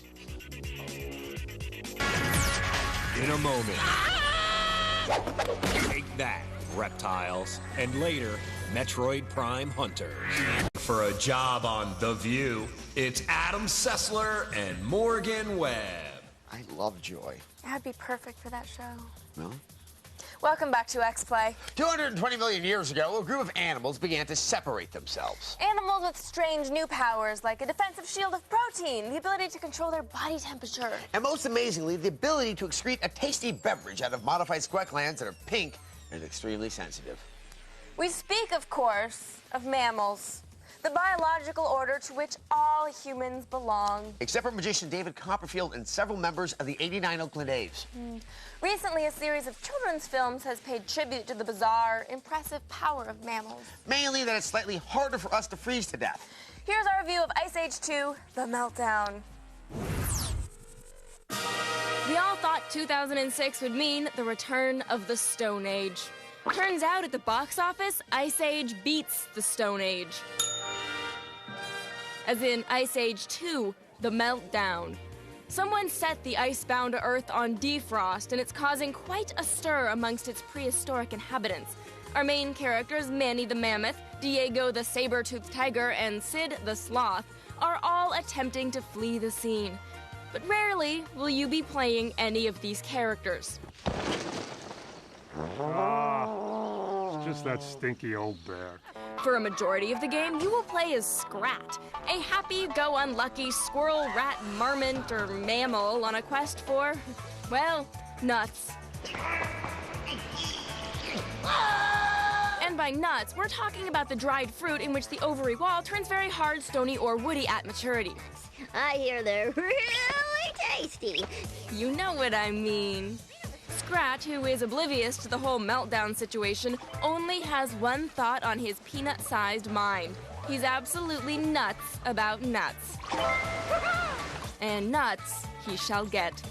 Just like in West Hollywood, by collecting nuts, you get to progress to new levels and unlock special features. Special features that have interviews with Ray Romano, John Leguizamo, and the pirate from Dodgeball. And that was really pretty much my preparation. It gave me the courage to go in and do Charlie. Collecting nuts may seem like an easy task, but some nuts are just hard to get a hold of. Sometimes our furry friend has to dig, break ice, or sniff a bush just to obtain a nut. Other times he'll do extreme sports such as scaling walls, cave diving, zip lining, or getting farted on by a flatulent prehistoric bear. Wow, that was great. I feel like a new bear. Yeah, you sure don't look like a bear. You look more like an Andaluvian llama. Just like any platformer, Scrat will encounter plenty of enemies, as well as new friends. Friends who will want your help and offer their nuts in return. Here's that nut. And just like any video game based on a kid-geared movie, the mini-games are quite plentiful. Everything from playing dead, to throwing rocks at monkeys, to penguin bowling. And in 2 instances, you actually get to play the main characters. Diego has possum bashing, Sid has some sort of DDR-esque air dancing game, while Manny has absolutely nothing. 1 truly is the loneliest number. Ice Age 2 has to be one of the better titles that game companies try to pawn off to kids or nut lovers. The controls are simple, the levels look good, and our little hero is a badass. But collecting nuts isn't really rewarding, and like Scrat, the game is very short. There are only a few notable bosses, like this bunghole with eyes. Oh, did he just crawl into there? We give Ice Age 2 The Meltdown 3 nuts out of 5. There's nothing worse than when a children's game tries to be hilarious. Children don't have a sense of humor. They're too busy trying to learn not to defecate on themselves in public. Children should stick to the things they're good at, looking cute and making shoes in Indonesian sweatshops. Their tiny hands produce very fine stitching. I know, you can see it on all the shoes. Yeah. Up next, the most dangerous game of all, Metroid Prime Hunters. One of them is an Israeli spy. It's Adam Sessler and Morgan Webb. I'm the little drummer girl. Welcome back to Xplay. We've been waiting for months for the newest addition to the roster of Metroid games. Samus's first foray onto the DS will also be the first online shooter for the handheld. But if you're looking for platformers about adorable creatures and magical lands, the DS can take care of you. But you're probably not. No. Here's a review of Metroid Prime Hunters. Metroid Prime Hunters is probably the most highly anticipated thing outside of a cure for genital herpes. A demo teased fans when it was first released with the DS, but now gamers are finally getting relief for that long-time itch. I hate to be the bearer of bad tidings, but this title doesn't quite live up to its long-awaited release. I think the gameplay experience found in Metroid Prime Hunters is best described as a left-handed happy ending. Sure, you get what you came for, but it still feels a little awkward. I'm speaking, of course, of the controls. Once you get the hang of them, they're smooth and innovative. Until then, however, you will be cursing the touchscreen deities as you try to move Miss Aran around with a combination of the stylus and the D-pad. Ah, damn it! But once they get past that, players reprise the role of Samus Aran, everybody's favorite heroine. This time, she's on the hunt for a little something I like to call Ocatolis. I'm not exactly sure why she's after them or what it is they do, but I do know this: Ocatolis are awesome. When I finally find an Ocatolith, I pity those who have crossed me. The single-player campaign isn't the game's strongest point, although the graphics are very solid for a DS title. The level design is lazy and repetitive. Hey, suggest me, but does that boss look like my neighbor's dog when he's happy to see me? No Metroid game would be complete without Morph Ball mode, and you bet this Metroid game is complete. Man, that reminds me of a giant game of Labyrinth. Before high-tech handheld systems like the DS, we used to look forward to the ego-crushing excitement of games like Labyrinth and Simon. New generation wires have no idea. Anyway, the multiplayer aspect is a lot like an Ocatolith. Pretty awesome. Gamers have the option to place any of the bosses and rage against their friends in the standard battle modes. Unfortunately, there are no Ocatoliths. Consider yourselves lucky. All in all, this title delivers a solid gameplay experience, but still fails to live up to the heightened expectations. The multiplayer feature is very nice, but the single-player campaign seems like it must have been an afterthought. In the end, we give Metroid Prime Hunters 3 Ocatoliths out of 5. I wish I could turn into a slug. I think finding a secure place to nap at the office would be easier if I could turn into a slug. I don't understand how a mech suit for a human being can turn you into a 3-foot-long slug. Wouldn't it, like, crush your body? No, see, I think your body goes into interdimensional space, like Optimus Prime's trailer when he turns into the robot. Okay, speaking of grossly illogical things, it's time for viewer mail. Today's letter comes from Zach. He writes, Dear Xplay, is there going to be a Kingdom Hearts 3 come out in 2 or 3 years? Yeah, Kingdom Hearts. I don't know about Kingdom Hearts. Maybe Kingdom Hearts? Yeah. We don't know. Yeah, see, Kingdom Hearts 2 just came out. Yeah. Yeah, you guys have been asking us about Kingdom Hearts 2. Oh, I don't know, for the past 2 years, see, we thought maybe the noise would end for a few brief blessed, glorious weeks. But no, as soon as you get something, you start demanding more. Also, you know what, for the record, I am not the internet. It is not my job to do research for you. So, in conclusion, we don't know. Look it up. Are there any online. movies left for Kingdom Hearts 3? They'll make Or do more. like the Three Caballeros? Another Chicken Little. Ugh. Need the traffic. Go!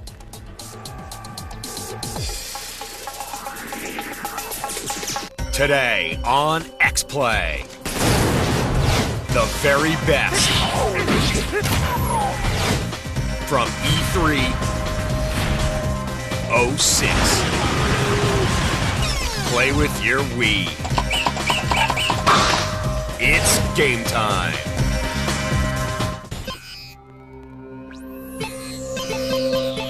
Prepare to be reviewed. Adam Sessler. Morgan Webb. Prepare to be reviewed. Prepare to be reviewed.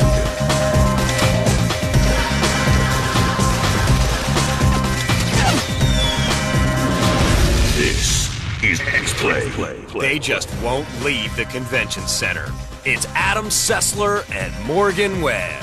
Hello and welcome to Xplay. We're here at the LA Convention Center, dressed very fancy to look back at the highlights of E306. From the giant Optimus Prime at the Activision booth to that girl who tried to cut in front of me for Natsume swag, we're bringing you the big stories from E306. I hate her. All in convenient, chewable caplets. We'll hit all the next-gen consoles, the almost retired consoles, PCs, handhelds. I think we may have some exclusive news of the future of lawn darts. Yes, well, we do. But first, some methodology. We picked the very best stories, but only from amongst the games and hardware playable on the floor. If it was behind closed doors or appointment only, it's not eligible. Right. So if you're wondering why stuff like Spore, Gears of War, and Metal Gear Solid 4 didn't get a mention, it's because it wasn't eligible. Okay, enough fine print. Yes. On to the games. Microsoft already has its tentacles in every aspect of your life. From the internet browser you use to find budget porn to the instant messenger you use to pretend you have friends, Bill Gates owns your ass. And he'd like a little more of you. Yeah. Here's our look at the best Microsoft had to offer this year. Gears of War may have spent yet another year lurking behind closed doors, but the 360 had plenty of presence on the floor. Too Human from Silicon Knights promises fast action, dazzling combat, and easy control, all in one pretty package.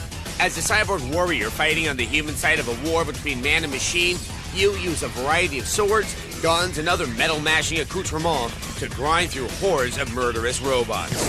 As aficionados of the undead, Morgan and I couldn't resist the ultra-gory Dead Rising. Coolest non-decapitating feature?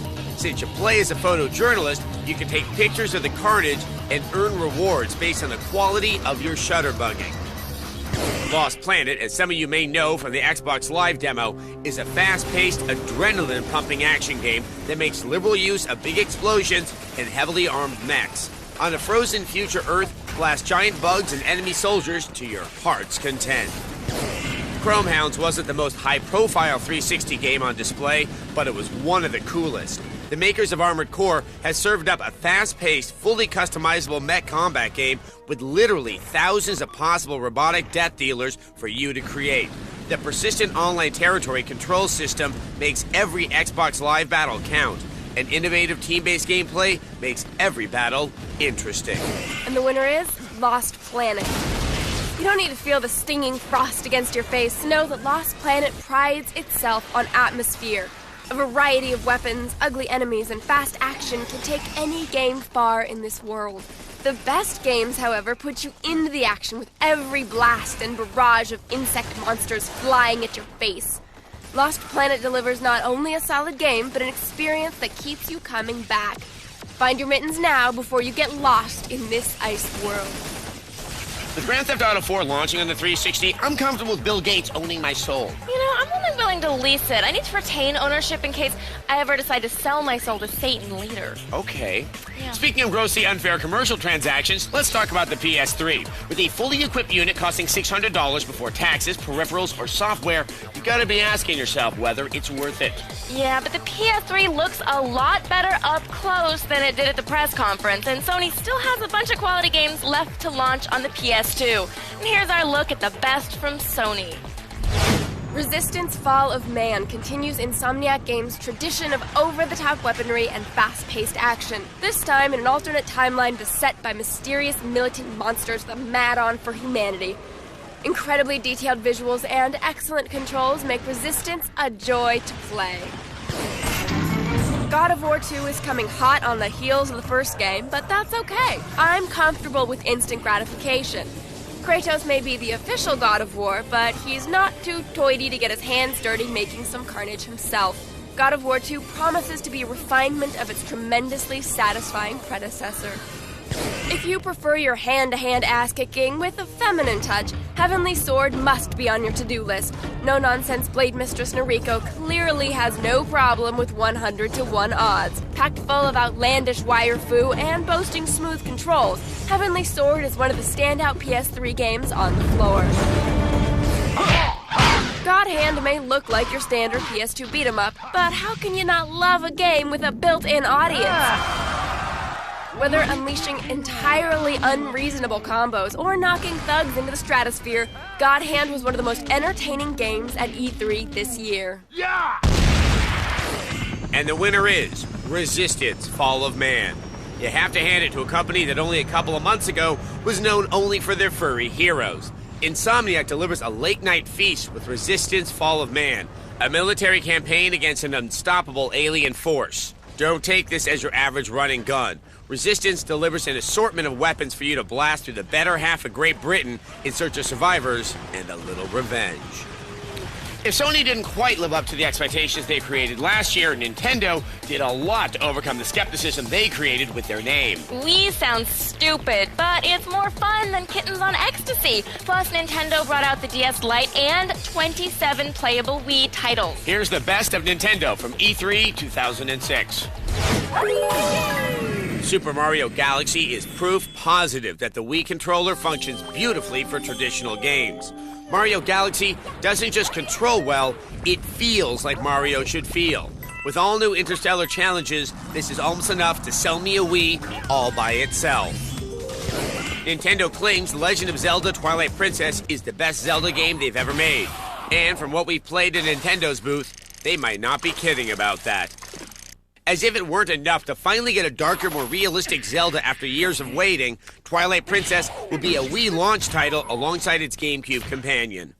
WarioWare smooth moves with possibly the coolest use of the Wii controller on the floor. Each minigame demands you hold the remote a certain way and perform the appropriate action, sometimes using your entire body. From hula hooping to balancing household tools, WarioWare looks like the game you'll buy to show off the Wii to your casual gamer friends. Metroid Prime 3 Corruption continues the acclaimed adventures of Samus in 3D. The Wii controller makes it closer to a true first-person shooter, but it retains the Metroid feel. This may actually have the most complex controls of the Wii game shown thus far, which should please the hardcore fans. Finally, Red Steel's precise controls and visceral sword combat were an impressive demonstration of how the Wii can make even well-worn game genres feel new again. And the winner is Legend of Zelda Twilight Princess. I have to admit, we weren't so sure about bringing our precious Zelda to the Wii. After firing our first quiver of arrows, we were hooked. Zelda maintains that epic feel that all other games strive for. Every inch of this game is covered in mystery, danger, and a splendor we've been waiting a long time to see in the Zelda series. Link may be a bit older this time around, but from what we've seen, he still has what it takes to be a hero. The Wii is just such an intuitive way of playing games. The word intuitive has been used to describe the Wii so much, Nintendo should consider trademarking it. The extra I in Wii is for intuitive. The W is for what the hell were they thinking naming it Wii? After the break, the best from the PC and handhelds. And later on, our pick for best of the show. Scion, the customizable, affordable car line. Scion, what moves you?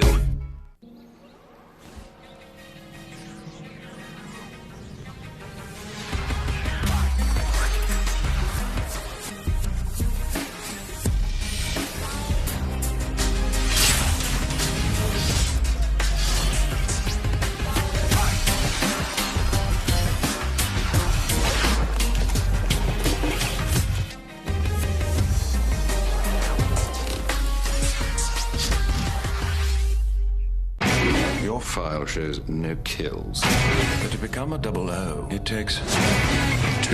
Coldest blood runs through my veins. You know my name. Calm yourself because no one else here will save you.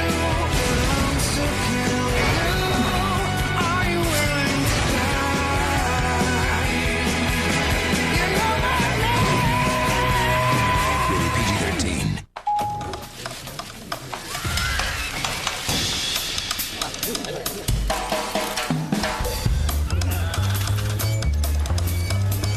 Introducing the new HP Blade System C-Class with Thermal Logic, Virtual Connect, and Insight Control, powered by dual-core Intel Xeon processors. Now you can contain the chaos and set IT free to drive your business.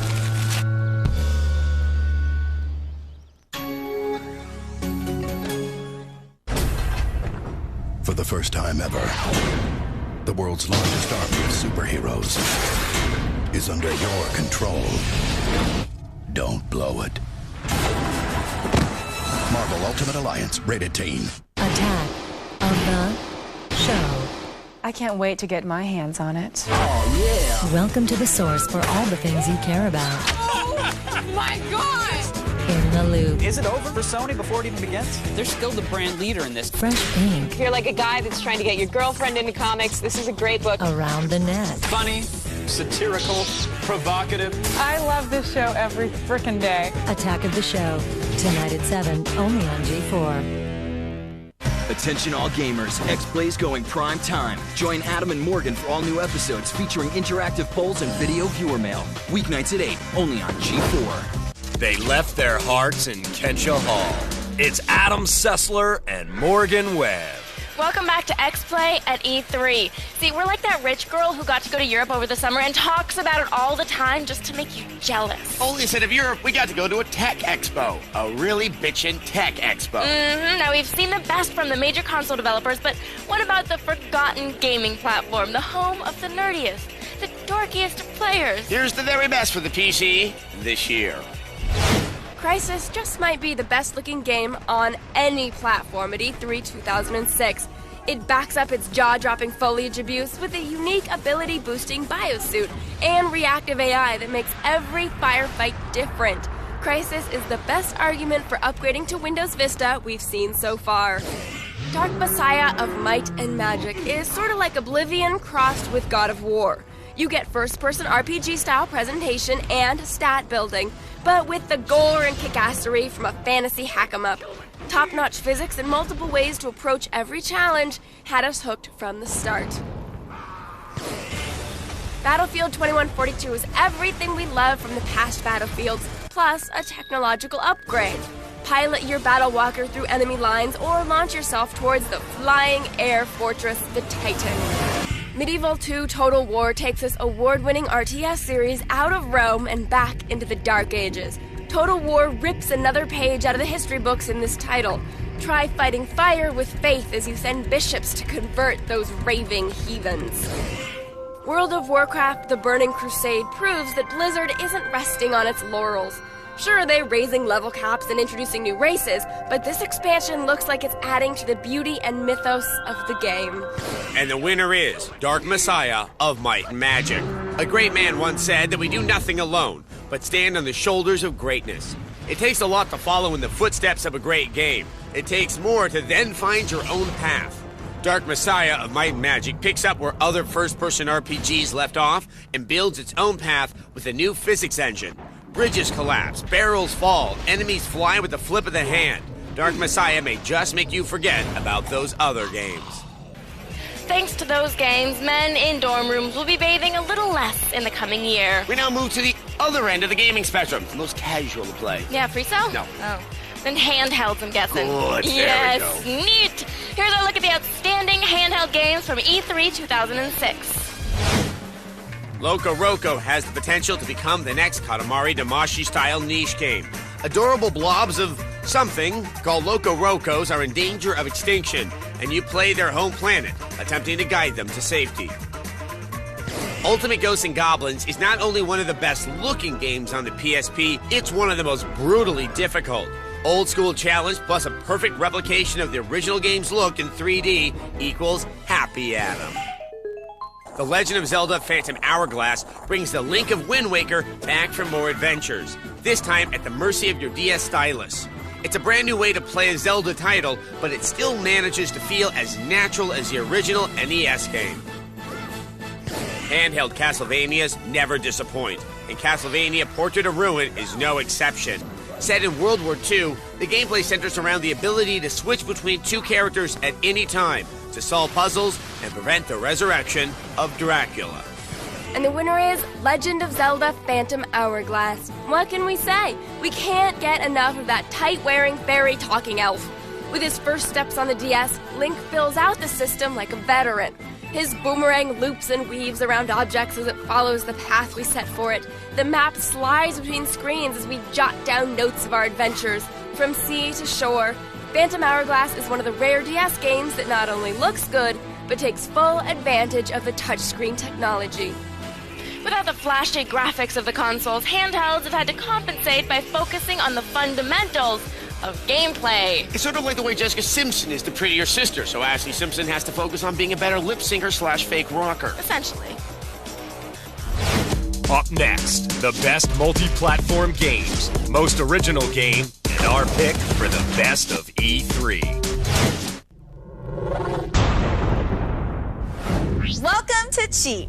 Ready for your quick fix tips? I'm Kristen Holt with a minute's worth of video game subterfuge to make your way through City 17 and Half-Life 2, Episode 1. Enable cheats from the main menu by clicking on Options, Keyboard, Advance, and turning on Enable Developer Console. Now in the game, hit the squiggly tilde, usually found underneath the escape key. Let's check out that secret enemy first. Press tilde and enter this code. There it is, the Mini Hunter. Not fully mobile, but it's got a bunch of health and some serious firepower. Tilde again and enter SV_cheats1 to enable cheats followed by God and Impulse 101 for God mode and all weapons. For these cheats and even more codes and tricks, watch G4 and visit our website at g4tv.com. I'm Kristen Holt, and you've been cheating. At GameFly, our passion for gaming has led us to rent games differently. We think different is better. Choose from thousands of the latest and classic video games delivered right to your door. Keep them as long as you want with no late fees. Then send them back in our prepaid envelope. People think we're crazy to rent games for as low as $9.95 for the first month. We think we're visionaries. Our vision? Make renting easier. Different? Maybe. Smarter? We think so. Go to Gamefly.com and start renting differently. Product shown rated E through N.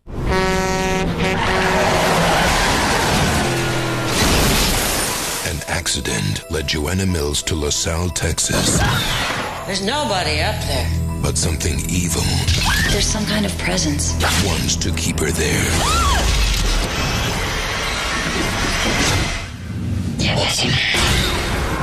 The Return. Rated PG-13. Starts Friday in theaters everywhere. Hey, Lemon, you want some smoke? Nah, man, I'm good. Hey, I'm not trying to hurt you. I'm trying to help you. I'm trying to get you high. What do you say? Nah, man, I don't smoke weed. I smoke clowns like you on a b-ball court.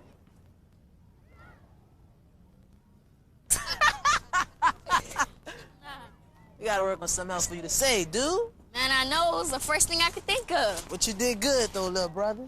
Big brothers who live above the influence Right. have little brothers who live above the influence. Hair lacking muscle? Can't take another break?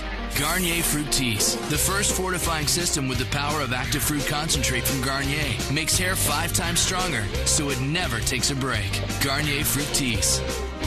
Garnier. Unleash the power of Robo-Reptile. Robo-Reptile claims his territory, stalking his prey with biomorphic bursts of speed. Part reptile, part technology, all attitude. Robo-Reptile, a fusion of technology and personality. Batteries not included from WowWee. We'd love to show you the world's next great video game. There's only one problem. You haven't created it yet. You've played them, now you can make them with DeVry's new bachelor's degree program in game and simulation programming. It's classrooms and labs where you actually create video games. Games like you'll find when you log on to DeVryPowerUp56.com. You'll learn more about this exciting degree program And get free video game demos from Vivendi Games. It's time to take it to the next level. You can earn a 4-year degree in less than 3 with classes that start right away. And since it's DeVry, you know you'll get this and even more of this. Call 1-866-DeVry56 or go to DeVryPowerUp56.com for your free video game demos. But do it now, because when you're a gamer, you know what happens when you stand still. So call or log on for your free video game demos. It's right now, and it's here at DeVry. Strangely intrigued by the endgame, it's Adam Sessler and Morgan Webb. Welcome back to Xplay. We're taking a look back at the biggest stories from this year's E3 and condensing it down to bite-sized portions for those of you without attention spans. It is essentially our third-grade book report version of E3. Yes, let us now turn our attention to the best games from E306 that will be coming out on multiple platforms. Phantasy Star Universe takes another swing at the RPG genre by letting you bring a couple of friends with you on your adventure. This year was all about customization. From eye lines to job classes, Phantasy Star Universe allows you to shape your characters as well as their destinies. Tom Clancy's Splinter Cell Double Agent takes Sam Fisher out of the shadows this time around as you play as a spy working for a terrorist organization. There's nowhere to hide when you're in the middle of the action. It's a fine line Sam Fisher must walk between becoming a hero or another common criminal.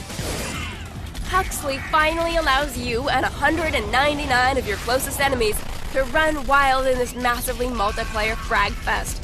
This run and gun adds just a twist of RPG to the mix by allowing players to gain stats and special items through missions. Forget the elves and grab a shotgun in this MMO. Madden NFL 07 is the bedrock of sports games that all consoles depend on. From flipping your Wiimote for that perfect pass to giving your original Xbox one last fleeting breath, Madden has always brought solid gameplay along with strategy, no matter where it may roam. And the winner is Tom Clancy's Splinter Cell Double Agent. Let's face it, everyone sneaks around in the shadows. Splinter Cell forges the new path into the light by taking a step into the dark. Installed as a double agent in a terrorist organization, Sam Fisher will be forced to make hard moral choices to serve his country. The gorgeous visuals and edgy ethical aspects of the storyline have us counting the days to release. We come to E3 every year, and a lot of it can get, old. Another Tony Hawk game, Right. another Final Fantasy. Yeah. Sequels and sports games, they get derivative. Yes, and that's why we'd like to take some time to salute the most original games from this year's E3. The aggressively strange Viva Pinata has you building a garden of delights in an attempt to attract sentient pinata animals to your pastoral abode. Customize your pinatas and trade them online, or just allow them to be ripped apart and then feast on their delicious candy centers. Capcom had several non-sequels on the floor, but Lost Planet was by far the most impressive. This game was so much fun and so polished, it's hard to believe we have to wait until 2007 to play the whole thing. The adorable Loco Roco has already rolled its way into our hearts and put smiles on our faces. Loco Roco is not only quality entertainment, but it's so charming it can actually improve your mood. Wii Sports isn't the most original of subjects, but you've never played baseball, golf, or tennis quite like this. It feels incredibly natural, and despite the simplicity of the visuals, the physics are dead on. And the winner is Loco Roco. Loco Roco takes a simple design and stretches it to its limit. This roly-poly little Roco may seem easy, but appearances are deceiving. Using only the left and right shoulder buttons to guide your way, you'll need to maneuver this little Roco through a twisted and quirky pastel land. With its unique mix of puzzle and music, Loco Roco may just win over a few fans as it bounces onto the PSP. A tasteful measure of screwy insanity makes any game better.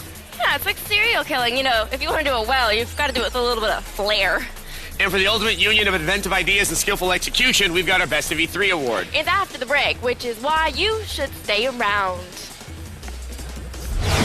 Up next, our pick for the very best of E3. The cameras may be hidden, but the comedy is right in your face. Oh, no! The Jamie Kennedy Experiment, tonight at 6 on G4. This program has been brought to you by THQ's Destroy All Humans 2.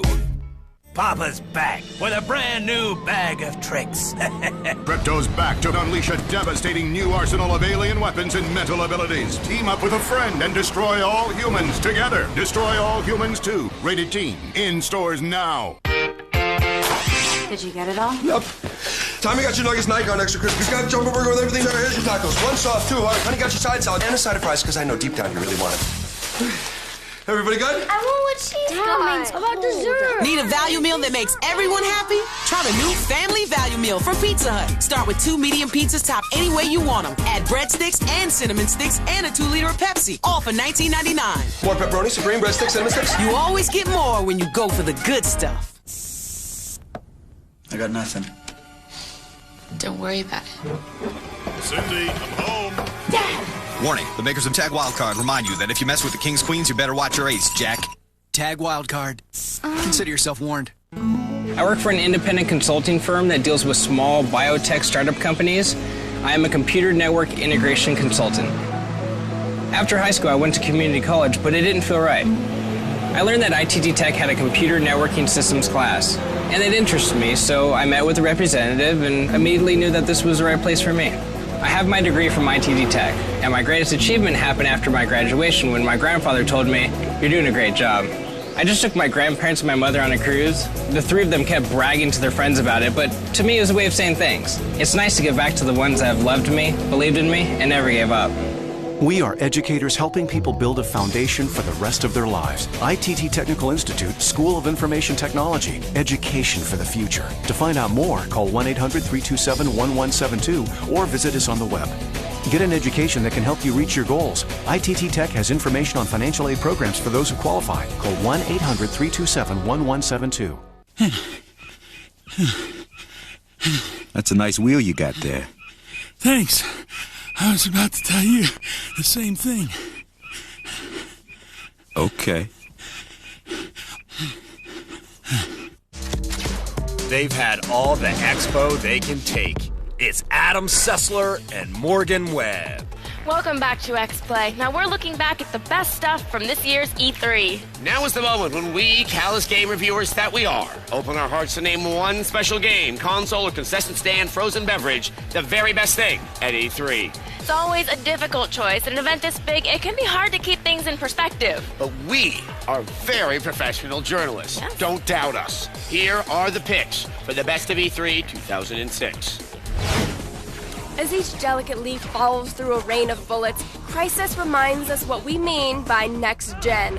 Everything from the scope of your gun to the power of your stride is at your command. Crisis proves to be one of the few first-person shooters where you'll need to use your head to keep it on your shoulders. The Legend of Zelda Twilight Princess. Oh, how we have longed for you all these years. You teased us with your fine new wolf coat. You serenaded us with bowstrings from the interactive Wiimote. The Legend of Zelda series has never failed to astound us, and this year looks no different. Tom Clancy's Splinter Cell Double Agent, a series that defined sneaking around in shadows, takes Sam Fisher into the harsh light of reality. Gameplay this time around puts our favorite spy in harm's way by focusing on more action. How far will you go to protect your identity? You can't watch Dark Messiah of Might and Magic without thinking about its similarities to Oblivion. But being compared to one of our favorite games of this year isn't bad. Take the game a step further with a physics engine and a graphical overhaul that puts other games back into the Dark Ages. Resistance Fall of Man may be Sony's last stand against the rising tide of other consoles, but they couldn't have picked a better soldier to lean on. As you race through the ruined remains of humanity, you'll pick up survivors while squeezing off shots from a variety of weapons. Resistance Fall of Man may save humanity from aliens, but can it save the PS3 from its own price point? And the winner is The Legend of Zelda Twilight Princess. If you feel about a deja vu coming on, that might be because Twilight Princess won this award last year, too. But you don't two-peat on Xplay for nothing, and the advent of the Wii brought a lot to the Zelda table at E3 2006. The Wii controller pulls you further into Link's world than ever before. The game looks better than ever, and the dungeon on display at the show was a tantalizing taste of the treat in store for us this fall. It's all over. Now we will sleep the sleep of the weary E3 attendee. Sure, next week we have to go back to reviewing Mega Man games and World War II shooters, but the quality stuff we've seen over the past week makes it all worth it. We can't be certain how great these titles are until we get a chance to review the final versions. Right, so keep watching, because if they end up sucking, we'll need someone to complain to. That's you. Yeah. Wow. I think Brad Pitt put it best in the Thriller 7 when he said, "Oh God, what's in the box?" And if he'd been talking about the Xbox 360, the answer would have been everything from zombies and robots to hitmen and vampires. Didn't quite work out that way for Brad. But you're in for a treat. Crack all your Xbox 360 favorites right now on Today on Xplay. Trailers from E3. Take revenge against those who stole your kingdom. We're very tired. It's game time. Prepare to be reviewed. Adam Sessler. Morgan Webb. Prepare to be reviewed. Prepare to be reviewed.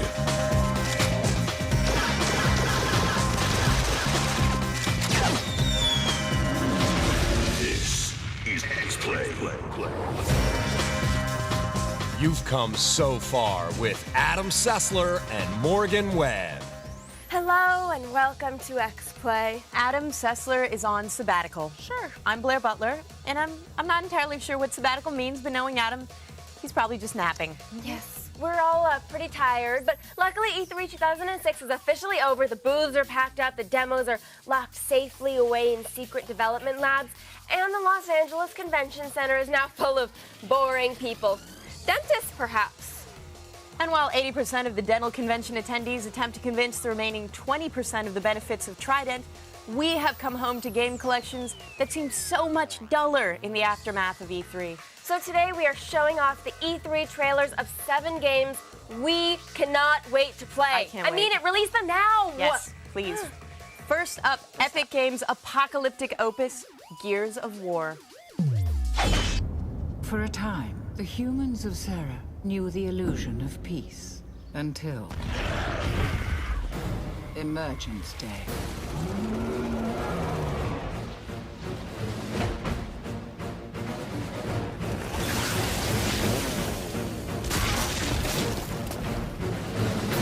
In time, their valiant defense was crushed. With billions dead, humans denied their enemy control by destroying their own civilization. Now, the long struggle against overwhelming odds approaches a final, desperate stand.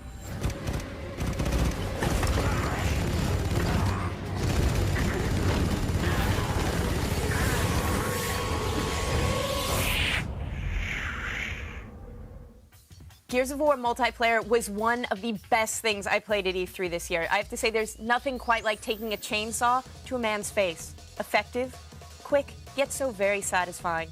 Yep, that's flavor country. Sure is. And we were pleased as a paparazzo with an orbital spy cam when Nintendo announced Super Smash Bros. Brawl for the Wii. Now, the trailer features newcomers to the Smash Bros. Series as well as a very special guest. Unfortunately, no chainsaws, but we'll overlook that. Here is Super Smash Bros.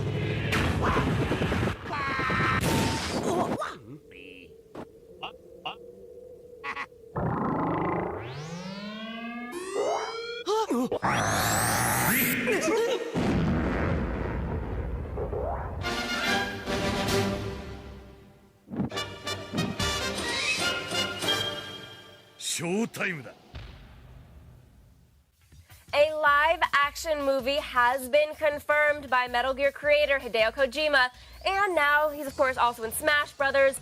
Snake is the Mark Ruffalo of video games. Oh, Snake, what won't you infiltrate? I'll go out on a limb and bet we'll never have to eat Metal Gear cereal. Really? You don't think there'd be a market for, like, Snake Flakes? Not in a sane world, but there will be a market for great-looking PlayStation 3 games like 8 Days. Wow, that was a really impressive transition, actually. Thanks, I do this for a living. Here's 8 Days.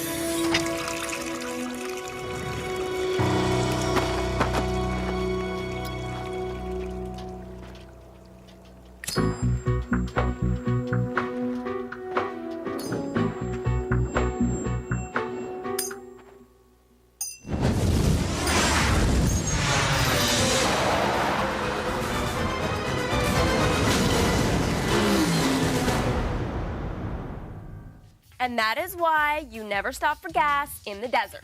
Yeah, 8 Days looks pretty cool to me, but I'm kind of curious how much of that is actual PS3 gameplay. Yes, the sudden appearance of the reticle and other. No, really, this is the game, we swear. Those elements seem a little bit, I don't know, suspect, but hey, if it is real, that's one more game convincing me that $600 is a reasonable price. Huh. How many total games will it take to convince you? 83. Wow, well, you heard the lady, Sony. Get cracking. After the break, Final Fantasy XII, Splinter Cell, and later on, The Dead Rise. Talladega Nights is the must-own DVD of the year. I won the Academy Award. Oh, for what? For best movie ever made. I'd love to sign your baby. You're not going to want to wash that forehead. You can't have two number ones. You can, that makes 11. Talladega Nights, now on DVD and Blu-ray disc. When I signed up for Vonage, I was able to keep my phone number, and then when I moved, I was able to take it with me. Call quality is the utmost. It projects my business. And with Vonage, it's perfect. Vonage and reliability, that just kind of goes hand in hand. It's just $24.99 a month for unlimited local and long-distance calling. Vonage is a better way to phone for less. Get 1 month free. Call 1-888-830-4VON.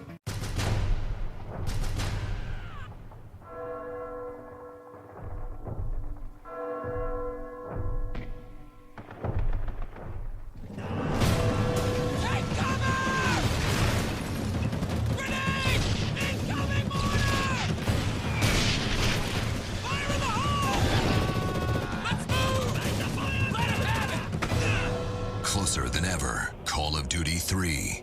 Rated T for teen. Happy peanuts soar over chocolate-covered mountaintops and waterfalls of caramel. Prancing nougat in the meadow sings a song of satisfaction to the world. It's holiday time in the city, and you'll find incredible savings on the year's coolest gifts. With Circuit City's 125% low price guarantee on TVs, you'll save on an HD TV the whole family can enjoy. And right now, you'll also get no payments and no interest for 18 months on all TVs $9.99 and up. Plus, all TVs $4.99 and up are on sale. And remember, Circuit City gift cards make a perfect stocking stuffer. Circuit City. January 15th. Engage. Star Trek The Next Generation goes interactive. Upgraded with 22 new stocks and all new facts and stats. Resistance is futile. Star Trek TNG 2.0 premieres January 15th. You will be assimilated. Only on G4.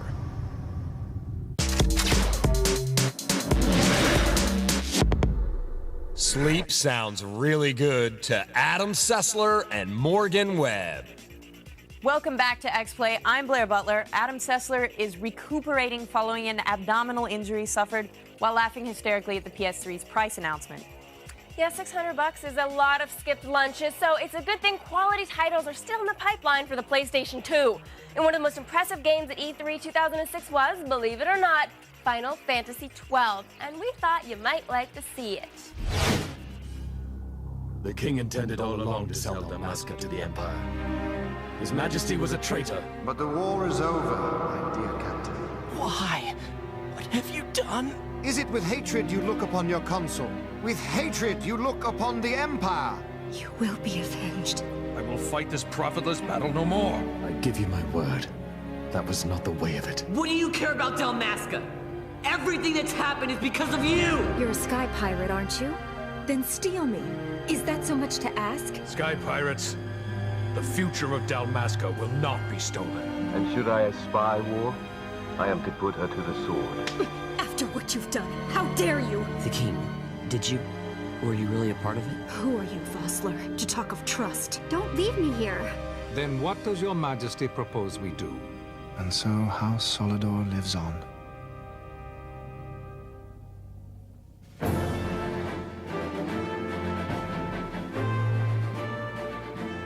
Nethicite? Unlike regular magicite, Nethicite absorbs magical energy. Ah, we found it at last. True day-affected Nethicite. Sword in hand, she lays to rest her foes. This Nethicite I hold must be my sword. Stay away! Power needed you! She was taken not by the Dawn Shard, manufactured Nethicite. It is the Nethicite of which you dream. I require something far greater. Too late, and to their sorrow do those who misplace their trust in gods learn their fate. The power of men and of magic. It is often those who desire Nethicite whom the Nethicite itself desires.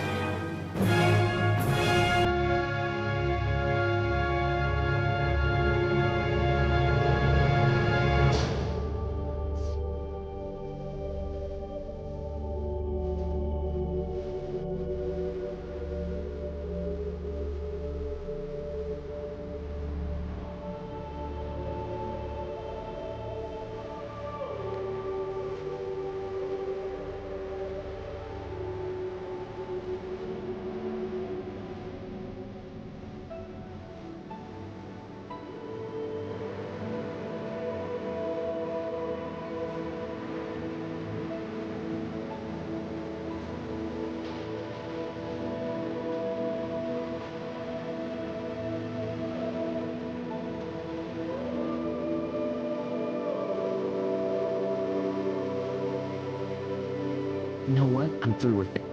I'm through running. I'm ready to find my purpose. To find some real answers. Some reasons. It's time to end this. Cut my ties to the past. Why do this, Bash? This struggle is futile. We must know where it leads. I do know. All too well. The reins of history back in the hands of man.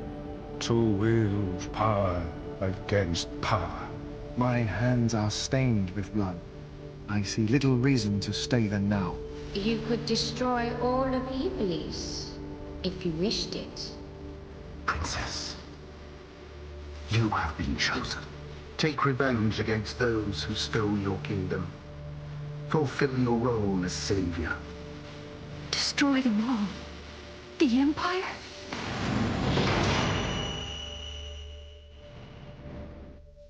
Normally, playing a Final Fantasy game is about as enticing as Louis Anderson in a body stocking, but political scheming and the fate of fictional nations are a nice break from the usual angst-ridden save-the-earth crap. Conveniently enough, our next game lets you decide the fate of real-life nations. Here's Tom Clancy's Splinter Cell, Double Agent. My name is Sam Fisher. This time, you're going deep undercover. I used to be a hero. Now I'm a wanted man. I used to hunt terrorists. Now I am one. You have a little problem. I used to take orders. Finish your mission. Now I execute them. I've become a double agent.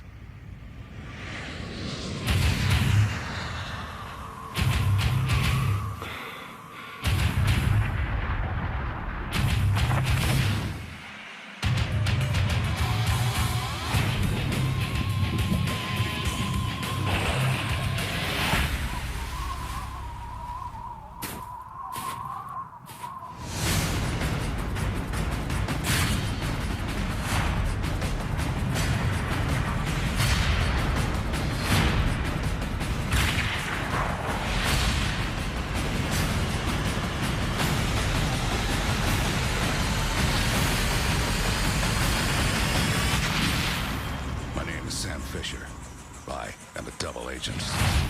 Tom Clancy, Splinter Cell Double Agent. Double Agent will have numerous ethical choices you'll have to make to keep Mr. Fisher undercover. Think you can handle the tough decisions of a secret agent? Oh, absolutely. I'd be happy to go for my country. Wow, your patriotism is really touching. Country wasn't really the key word in that sentence. Awkward. Up next, Chicks Fight. And later on, Dead Rising. When America needs a hero. When freedom stands alone. Let us join Special Agent Bob and Secret Agent Steve, two of the finest official, unofficial Splinter Cells. Would you stop that? What? Stop that. You're doing it on purpose. You're doing it on purpose. Stop it. Stop it. Grow up. Seriously. I like to pork donkeys. Dude, that's sick. I hate you so much. Whatever. You're the donkey porker. Start talking. I just take care of the monkeys. Really? My partner works with donkeys. Not right now. You guys have a lot in common. You could go on a double date with your respective animals. I hate you. Wow, this game is fun. Look, a priest. Oh, don't talk to him. He's Shadowspect, and I hate Shadowspect. Dude! Sorry, but those guys are donkey porkers. Stay tuned for the continuing adventures of Bob and Steve. Do you have the code? The ultimate code of seduction. The Armani Code. The Dragons for Men by Giorgio Armani. At Dillard's. Attention, all passengers. Unaccompanied Minors is a fun-filled adventure for the whole family. The perfect holiday laugh fest. Ho, ho, ho. Hysterical and heartwarming. Could this night get any better? Unaccompanied Minors, rated PG. Now playing. The U.S. Army Reserve takes a different kind of strength. The strength to help people one day and lead people the next. The strength to build confidence one day and build knowledge the next. The strength to improve your country one day and your career the next. Strength to be both a citizen and a soldier in the U.S. Army Reserve. There's strong, and then there's Army Strong. Find out more about the Army Reserve at GoArmyReserve.com.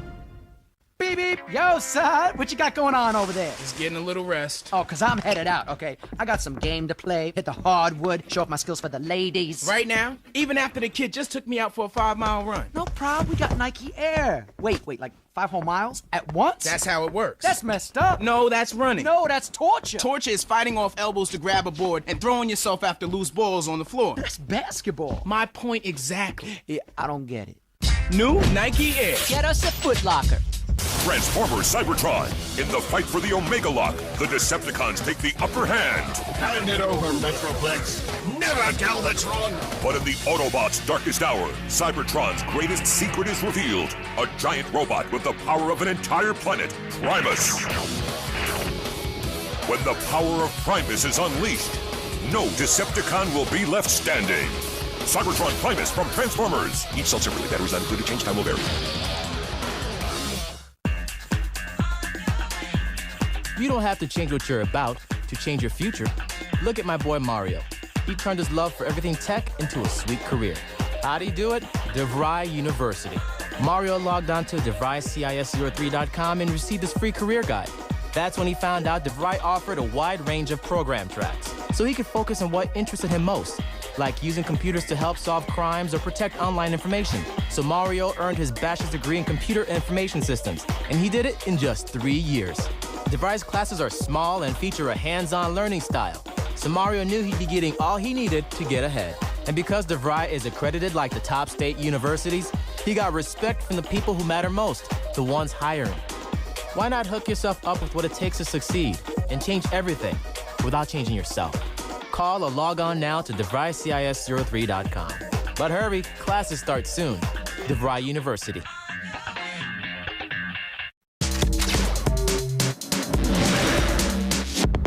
Do Not Disturb, Adam Sessler and Morgan Webb. Welcome back to Xplay. Adam Sessler is under indictment, but instead we have the lovely Blair Butler, host of Fresh Ink, on Attack of the Show. Yes, you know, there's a lot of talk being bandied about in the aftermath of E3 about next gen and what it really means for a game to be a truly next generation experience. Well, today we're rolling out a selection of game trailers that have us looking forward to a better tomorrow. No doubt, we've seen a lot of impressive stuff on the show today, but I'm particularly excited to present this next game because to me, next gen is about one thing and one thing only. Procedurally generated AI? Independently mobile, left and right breast physics. Oh. Yeah, because who doesn't want prehensile boobs so you can pick stuff up with them? Anyway, ladies and gentlemen, I give you Dead or Alive Extreme 2. Oh, men, you are so simple. So simple and cute, but why are men obsessed with watching women fight? I don't get that. I don't know. We don't understand it, but we know it's what you want. So since there are 2 women hosting the show today, we've decided to give you some hot, lesbianic action. Yes, well, see, first we're going to open an organic grocery store, and maybe, if you're lucky, later on in the show we'll put a down payment on a Subaru Outback. In a moment, the undead terror goes to the wet seal. Xplay is brought to you by The Block, coming January 15th, only on G4. Catch the entire first season of Arrested Development back-to-back. The Arrested Development Marathon, Christmas Day at 9 a.m., only on G4. Your 3 medium Pizza Hut pizzas. That's only $5 each, right? Yes, sir. Thanks. Thank you.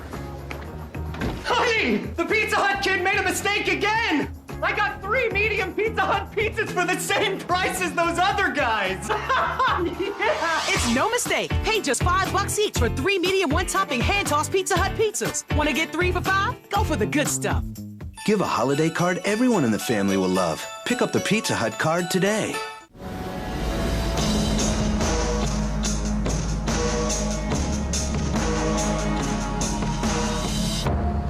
Joe, Giorgio Armani, at Macy's.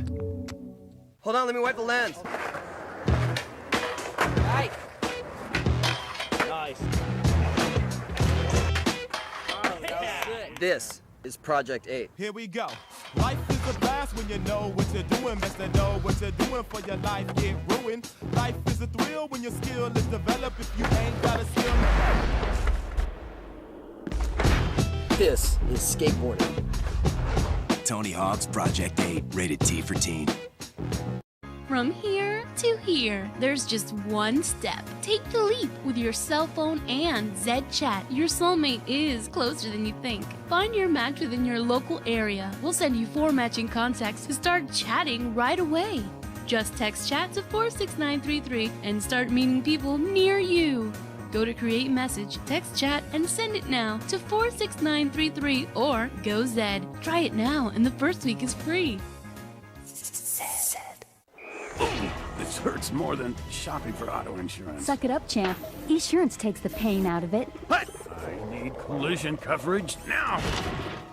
With some of the fastest quotes on the web, Esurance makes it easy to save on auto insurance. That's why thousands of drivers switch to Esurance every week. Esurance has got you covered in every season. Quote by Touchdown! If you're on the go, you've got to have Esurance. Get your fast, free auto insurance quote. Visit esurance.com today. They done lost their marbles. It's Adam Sessler and Morgan Webb. Welcome back to Xplay. Adam Sessler is, let's go with missing. Today we are taking time to reflect on E3 2006, and we do that by showing you trailers of the games we wish we had got to bring home with us. Yes, the undead have hit the big time in recent years, but Capcom has been doing zombie-based horror since the mid-90s. So who better than Capcom to bring graphic zombie hacking to the Xbox 360? Here's Dead Rising in all its gory glory. Yay!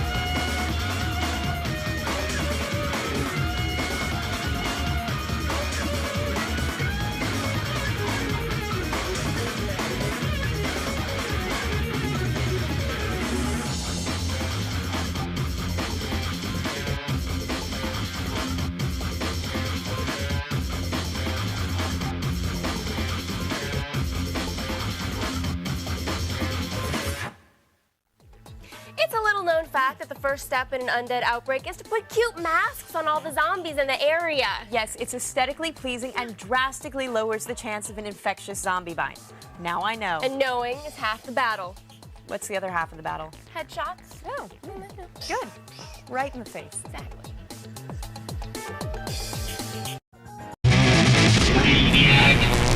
Today on Xplay, we lose some magic, we play some instruments, and we get in showbiz. Dress up in a gorilla costume, it's game time. Let's rock. Prepare to be reviewed. Adam Sessler. Morgan Webb. Prepare to be reviewed. Prepare to be reviewed.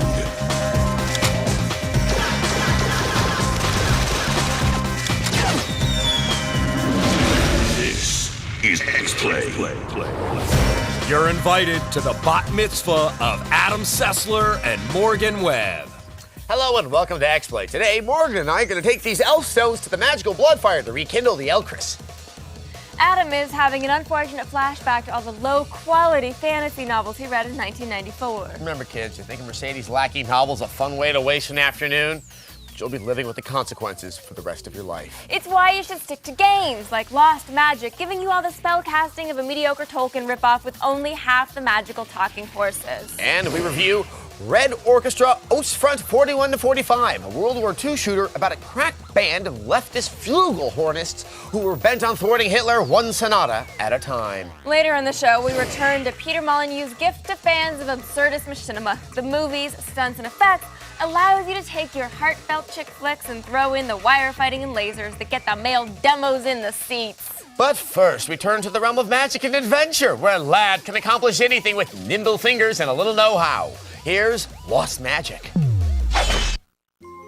Oh, Harry Potter, what have you wrought? A wand-obsessed populace and a gaggle of game designers hungry to cash in on your dreadful creation by releasing one terrible magic-themed game after another. Okay, maybe that's a little harsh. If practicing your penmanship, dying repeatedly, or sitting through endless dialogue diatribes entertains you, then maybe you'll feel differently about Lost Magic for the Nintendo DS. In Lost Magic, you play as Isaac, a tow-headed young orphan that gets taken in by a hideous witch. Or as it's called in our world, the county foster care system. Your task is to collect the 7 Wands of Power. Why? I'm not sure. I guess because other wands wouldn't have sounded as appealing. Yes, the Wand of Missed Opportunity is mine. Now I only need the Wand of Why'd I ever break up with him and the Wand of I should have been a business major. The combat system in Lost Magic has a pretty unique hook. As a wizard, you're obviously interested in spell casting.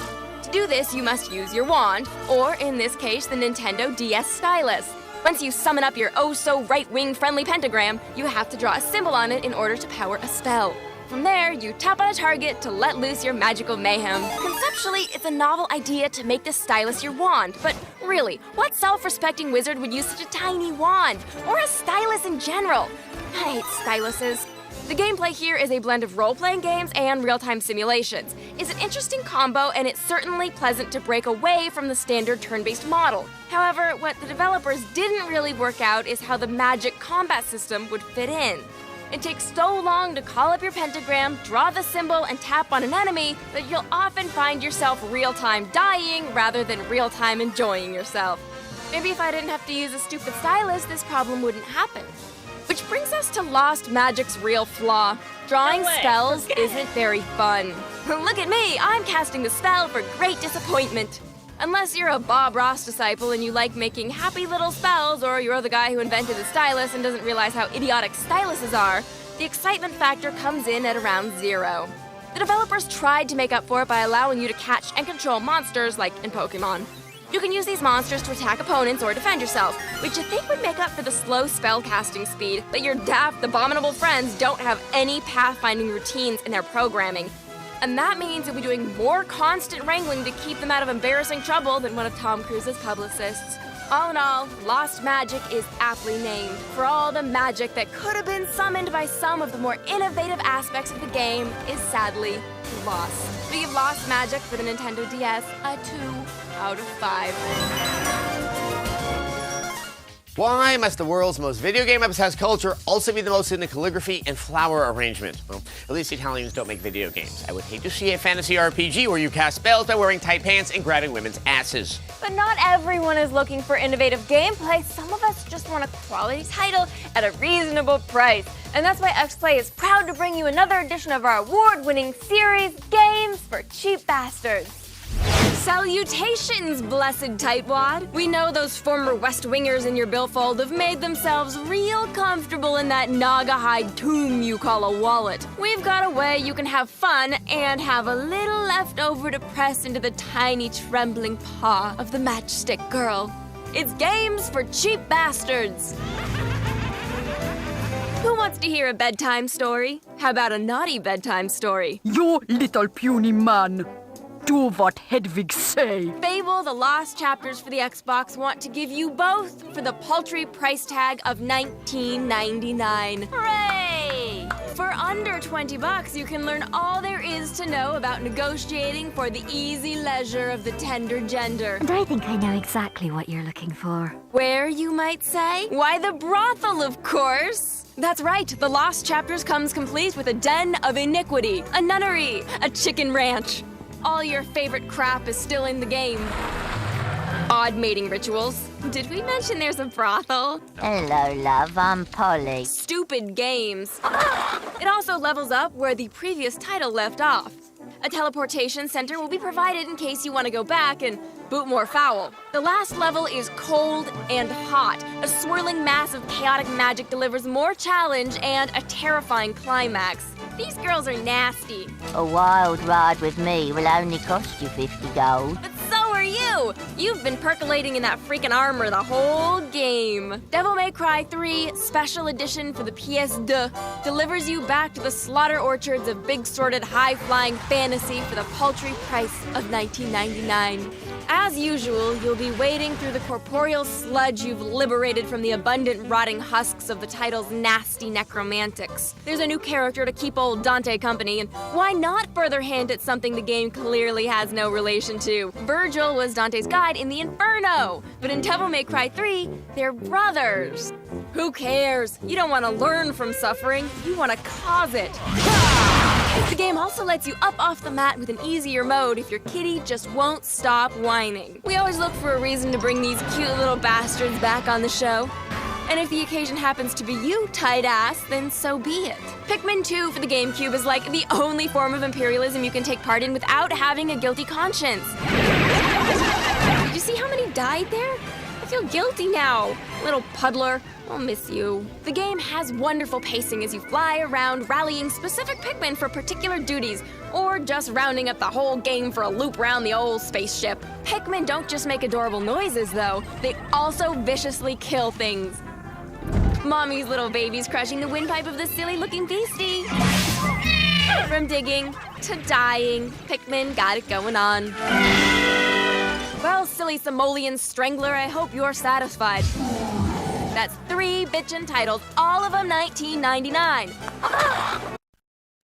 This segment, as always, presumes that you actually have $20 to spend on a game. For those of you for whom $20 is an unimaginable fortune known only during the period of time between getting your student loan check and contacting your dealer, we present even cheaper games for even cheaper bastards. Brought to you by driving your girlfriend's car. Emasculation is the only price for elegance when you get your transportation the cost-effective way, by driving your girlfriend's car. Today's even cheaper game for even cheaper bastards is finding a copy of the Friends game for the PS2 in your local discount games bin. Yeah, it's a trivia game about a show that hasn't been on the air for 5 years, but let's be honest, you're spending all your time watching Friends reruns anyway.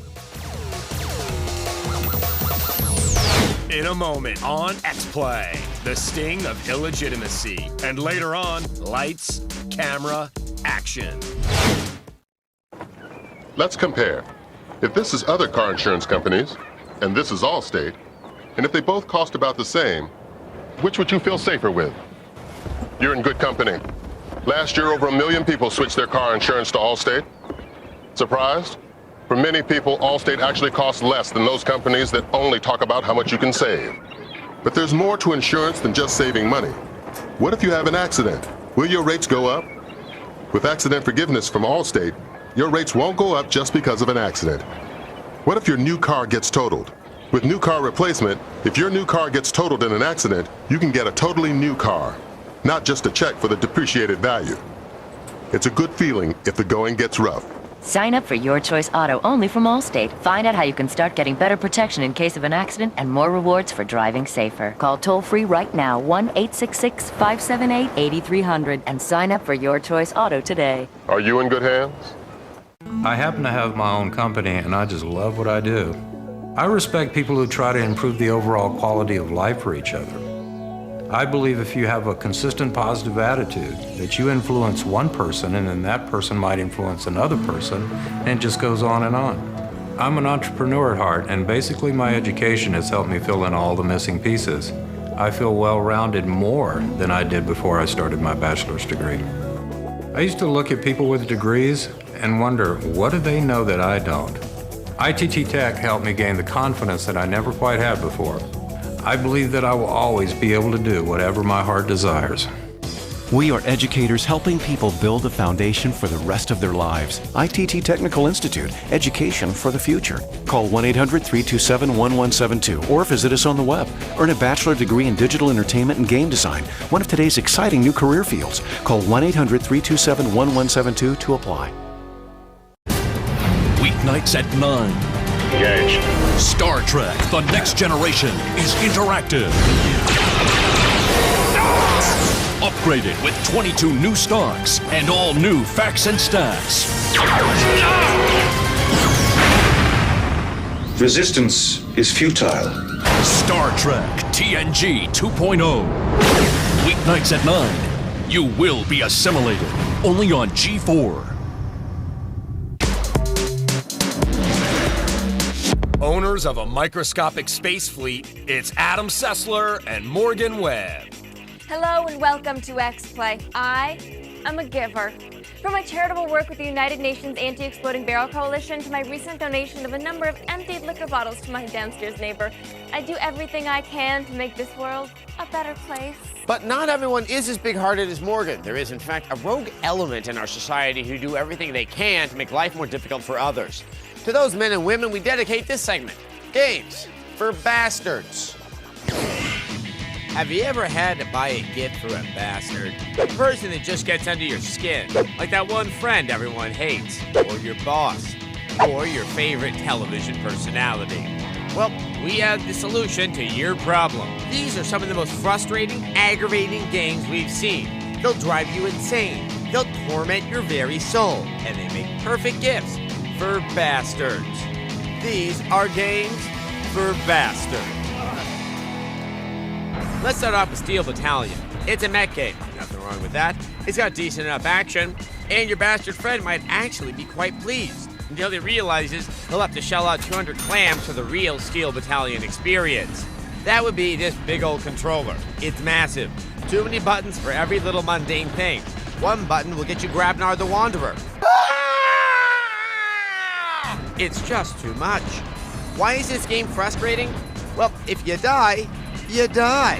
You get through every level, and if you die on the final one, it's all over. Then the sad music kicks in. That's a little too aggravating for any price. Do you know one of those new agey types who believe in the purification of the ocean? I know one of those types. I hate him. So I got him Dangerous Waters. It's got an instruction manual that's over 500 pages. And I'm not joking. And it's so slow. It's the perfect gift to get your buddy out of your hair forever. That damn bastard. This party's getting crazy. Let's rock. Devil May Cry has always been a popular series, but those DMC fans do get annoyed, don't they? Here's how you can shut them up. Give them Devil May Cry 3. Oh, it's good, but it's tough. Infuriatingly so. So much so that a follow-up to this game was released with an easier mode in it. But you don't have to tell your bastard friend that. Let's keep that our little secret. Which brings us to Wallace and Gromit, The Curse of the Were-Rabbit. Is it a difficult game? Of course not, but forcing someone to listen to British voice acting. Lady Tottington, she says that the hall has a major infestation. Simply delicious. Here's a game for the biggest bastards of all, Kiss fans. Kiss fans follow a band that hasn't had a hit song since your parents went to their first key party. Which brings us to Kiss Psycho Circus, The Nightmare Child. Why will this annoy that Kiss fan that won't leave you alone? Kiss ain't in it, even for Kiss. That's ballsy. The closest you get is this song on a strange vinyl disc. What is this, the Stone Age? These games serve a purpose. They will slowly drive you mad. Gary Busey mad. They'll change you and those around you. These are games for bastards. You pathetic, smelly, low-rent bastards. Ha! We'll see about that. Time to pay Antipesto a visit. It's good to know that Devil May Cry 3 is an appropriate choice for the bastard of your choice, whether he's cheap or not. It's probably the fact that as a bastard himself, Dante will probably have lots in common with any number of men of questionable parentage. So what we're saying is, Antonin Scalia, this is the game for you.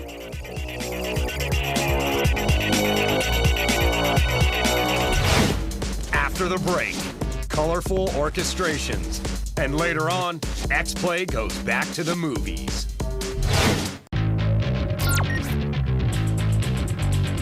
I'm Layla Kaylee, and it's time to start the feed. The Golden Globes were awarded last night in Los Angeles. Dreamgirls and The Queen were both big winners, although Sacha Baron Cohen did pick up a Globe for Borat. The World of Warcraft expansion pack, The Burning Crusade, launches today. The pack introduces 2 new playable races and many new world areas to explore. Earlier this month, Blizzard announced World of Warcraft topped 8 million subscribers worldwide. Netflix launched a movie streaming download service. Subscribers can choose from about 1,000 films to view on their PCs, but are limited to a certain viewing time per month. And finally, a bill introduced in Congress would require all internet broadcasts to include restrictive DRM. A similar bill was voted down last year. Well, that's all for now. Visit us on the web at g4tv.com/thefeed. It's all the news you need to know. I'm Layla Kaylee, and you have just been fed.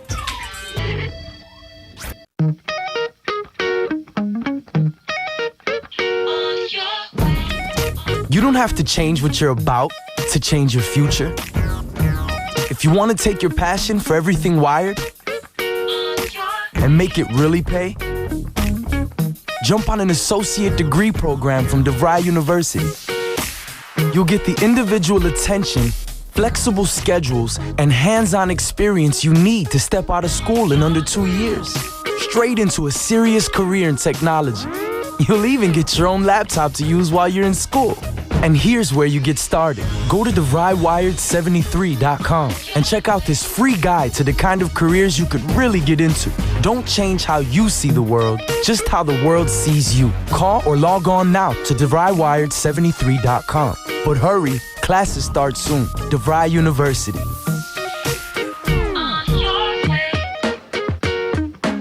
What do you think of this new stride? Ridiculous, long-lasting government, big business. Stride is a hit. So Brad in accounting says to me, if the flavor lasts so long, won't we sell less gum? What a moron.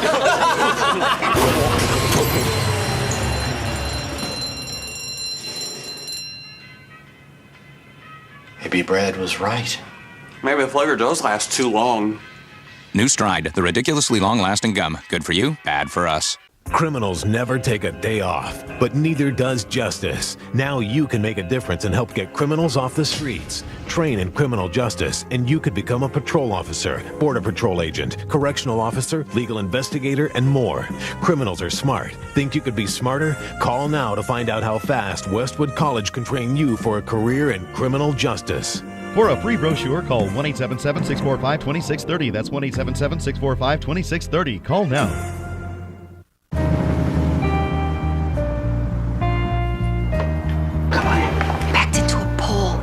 Wake up. Hey, Mike.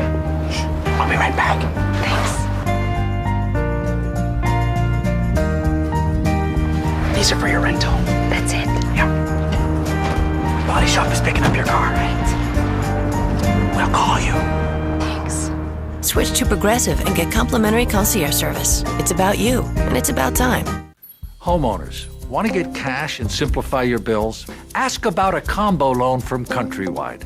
It's a refi that you could use to combine your first mortgage, your second mortgage, your car loan, and all your high-rate credit card debt into one easy loan with one low monthly payment. It could save you hundreds every month. Call America's #1 home loan lender now and ask for a combo loan. No one can do what Countrywide can. Apply now. Call 1-800-641-0547. They'll never tell you how they really feel. It's Adam Sessler and Morgan Webb. Welcome back to Xplay. As a boy, I dreamed of being like my personal hero, famed jazz bassoonist Illinois Jacket. Unfortunately, I lacked the manual dexterity to be a truly top-flight woodwind player. But people working in concert can do more than riff a really ducky version of Alexander's Ragtime Band. They can also win wars, and here's our review of Red Orchestra. Say what you will about Hitler. The man is responsible for a lot of great World War II video games. Some of them are fun to play, and some of them are Red Orchestra, Ostfront 41 to 45. The name Red Orchestra refers to a communist resistance movement in parts of Europe during World War II. But if you didn't already know that, then you clearly aren't the humorless, anal retentive history buff this game was intended for. Ostfront's gimmick is that it's astoundingly realistic. But it turns out that realistic doesn't always equal fun. For example, the game features no crosshairs, so you'll have to aim by using the actual sights on your gun. All right, let's take a look through here. Okay, relax, you got this. Yes, I got him! Oh no, that was Fred. Oh, Fred, are you okay? Also realistic is the amount of time it takes to reload and prime your rifles. Any potential for intense firefights is obliterated by the agonizingly realistic prep time needed for each discharge.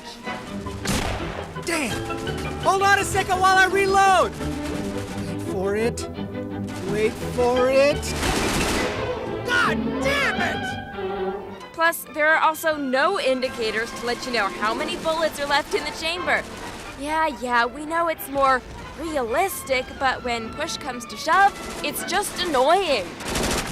Other realistic touches make more sense, but still decrease the fun factor.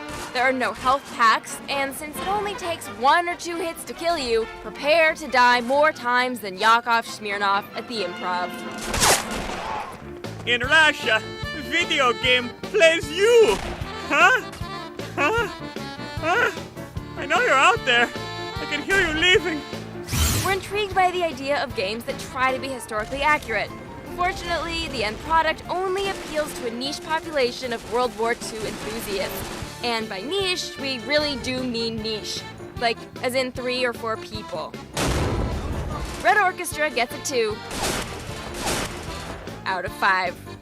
All right, don't get discouraged. Get back on the horse again.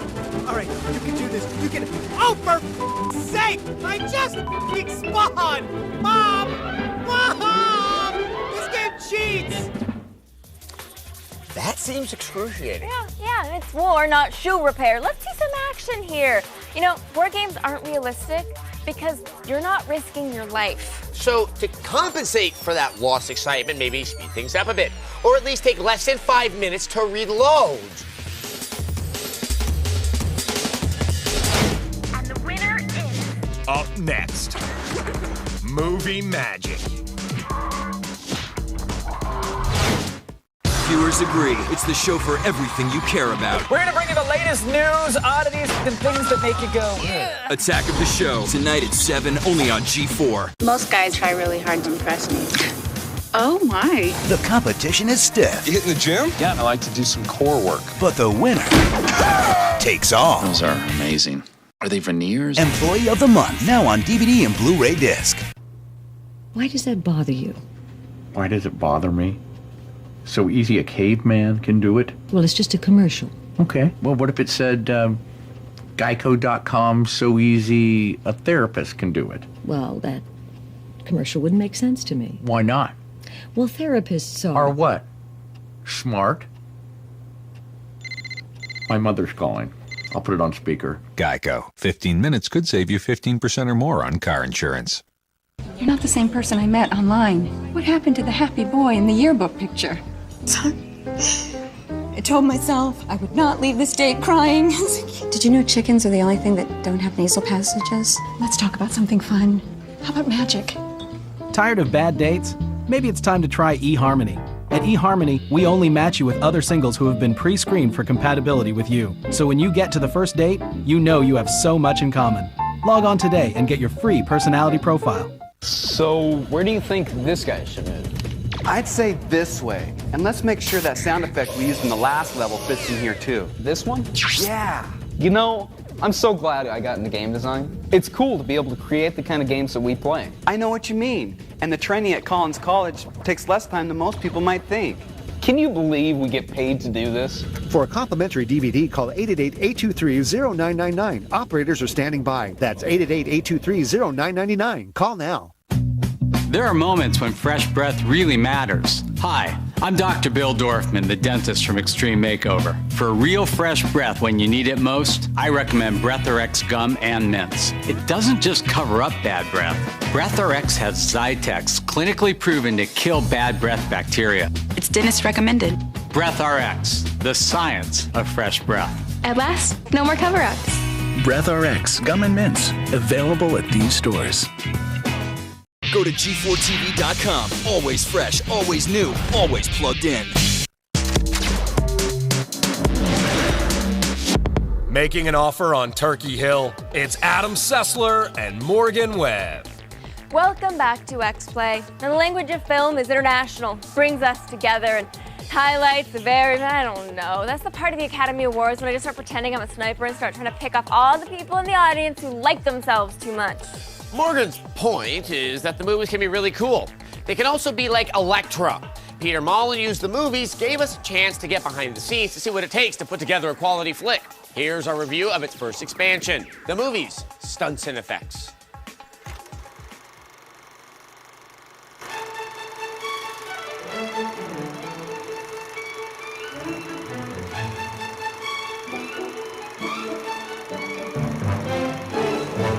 What the hell? I paid $10 for that?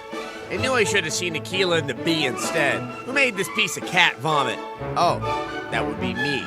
Well, obviously it's brilliant and ahead of its time. And what does Ebert know about movies anyway? Step into the world of cinema veritas with the Movies expansion pack, The Movies, Stunts and Effects. The original Movies game gave the regular gamer a taste of the temper tantrums, the ugly backstabbing, the public drunkenness that you usually only see at movie studio lots and in my dressing room. Oh, yeah. Stunts and Effects continues all the good stuff we experienced before, but now adds stuntmen and advanced visual effects into the fray. Stuntmen are the new star performers in Peter Molyneux's menagerie of ego and Brangelina. The regular actors and directors are whiny balls of discontent, but your Lilliputian Evel Knievels only care about two things, their training and their health. It's particularly impressive that Stunts and Effects has gone on to be a true expansion pack and expand the gameplay. The stuntman dynamic enables you to create new, more action-oriented scenes, like this recreation of Commando using cheerleaders.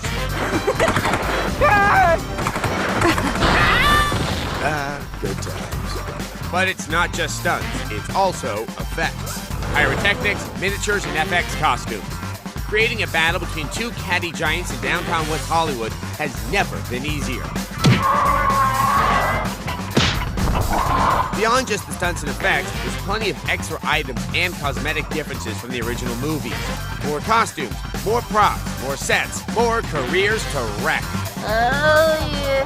But as bad as your homemade movies are, they'll never be as bad as Sandra Bullock and Keanu Reeves in The Lake House. Sadly, the studio executives keep the new content under lock and key until you play through a significant portion of the game. The Movies expansion pack does a good job of balancing the sim movie studio aspects of the game with the wannabe Robert Rodriguez machinima features. And the machinima studio gets a big old shot of steroids to the jugular. For the advanced auteur, you have free reign with camera position, although it doesn't mean your movies will make any more sense. Bigfoots and UFOs. Gee, that's original. If you've always wanted to make your own 7th season of Mr. Belvedere, then this game is probably for you. Although it won't help you get laid, which if you're gonna make machinima episodes of Mr. Belvedere, isn't gonna happen. Ever. Stunts and Effects is a solid expansion on an already solid game. We award the movie Stunts and Effects with 4 publicly drunken Adams out of 5. I want to see more movies about Bigfoot. Yeah, he and Deborah Winger just disappeared. I haven't seen him in anything since Harry and the Hendersons. Wait a minute, wasn't he in a TV show last year where he was the first female president of the United States? It's Gina Davis. Oh, let me tell those two apart. For quality insults about the megastars of 1988, you know you can always count on Xplay.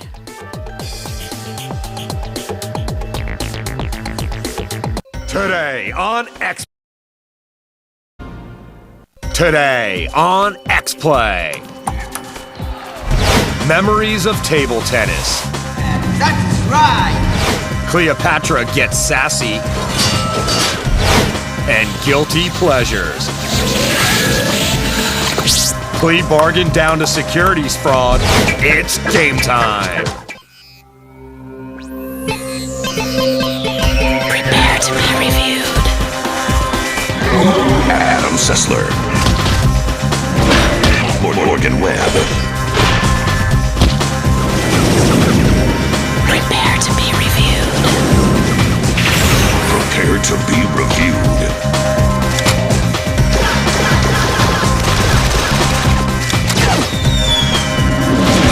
This is Xplay. They're drunker than they look. It's Adam Sessler and Morgan Webb. Hello and welcome to Xplay. So we've been getting a lot of letters recently, mostly criticizing my shirts. Yeah. Well, but a number of them have been pointing out inconsistencies in the Xplay mythos. See, what you fail to realize is that Xplay is a multiverse. When you watch an episode, you never know which parallel universe is coming from. But to clean up the storylines, we've decided to have a crisis of infinite Xplay. It'll reveal that Adam is his own father and will kill me off in favor of a red-headed Morgan from Paradise Island who loves Dragon Ball Z. But first, game review. Well, not just video games, but the next-gen super realistic table tennis game you've been praying for since Pong. It has realistic butt crack sweat. This is technology run amok, but still pretty cool. We take a look at The Legend of Heroes 2, a fantasy RPG with cutting-edge graphics from 1994. And later on in the show, we review Rise and Fall Civilizations at War, which gives you a chance to play as all the historical characters you've ever dreamed of being. Except for Emmeline Pankhurst. There are no opportunities in this game to play surly suffragettes. They'll probably come out with an expansion pack for that. But first, we turn to the ancient art of table tennis. This sport's wild popularity in East Asia made it the foundation of the ping-pong diplomacy which opened up U.S. relations with China. And if it weren't for China, where would we find slave labor to assemble our iPods? Here's table tennis. Welcome to Planet Pong. Rockstar's table tennis for the 360 has so much going on deep within the code that this vision may just fool you. There's got to be more beyond the door of the house that GTA built. Pro Pong is really a test of mental acuity and endurance. It's all about the ball, and these players will show and control like they're obsessed with it. Since you're the boss of at least one of the players, you too will be drawn into the magnificent obsession. As far as the controller is concerned, the configuration is simple enough for a masher while also supplying some depth to the more experienced player. An animated orbit alerts you to the directional spin on the ball, allowing you to smash accordingly. Holding certain buttons down delivers more wicked flavor to the shot you're taking. Get it together. The characters, though seemingly laundered of any sense of humanity, are impressive. There's that hint of skin texture, the leg hair, the lines generated from drinking antifreeze. The tour can be hectic. We were disappointed by the lack of a create-your-own character, but the individual complexity of each person, even for next gen, would have made that a difficult task. The character's facial expression and sweat factor changes as the match heats up, which contributes nicely to game immersion. You almost relate to their particular personalities. Yeah, that's right. You can almost see ping pong succeeding at being an extreme sport. What with televised poker doing so well, why not show some extreme pong? Let's get ready to paddle! Welcome to Extreme Pong. I'm your host, none of your business. And in this corner, Morgan the Wookiee Webb. And in this corner, Boombastis. Pong! The players are showcasing ancient techniques. The odoriferous chamber. The queasy panther. So much pain, so much sweaty. I fear the end is upon us. Webb delivers!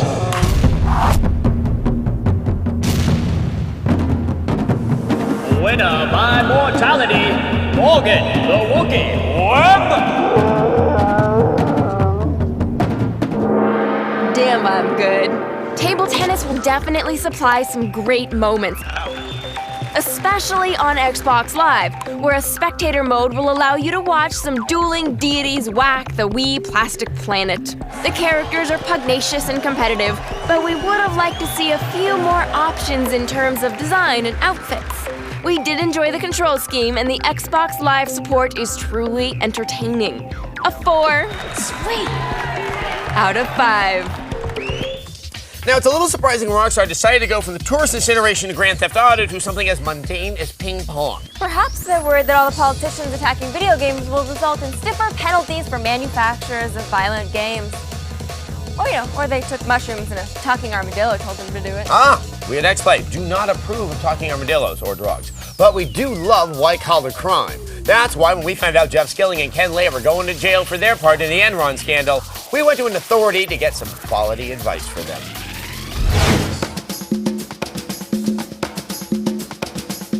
This is from my boys Jeff Skilling and Ken Lay. When you're in the big house, you need two things: cigarettes and these games. Show me what you got. If Skilling and Lay was coming here anyways, they should have played Grand Theft Auto San Andreas to see all the cool things they could have been arrested for. I'll take killing a hooker over manipulating earnings reports any day.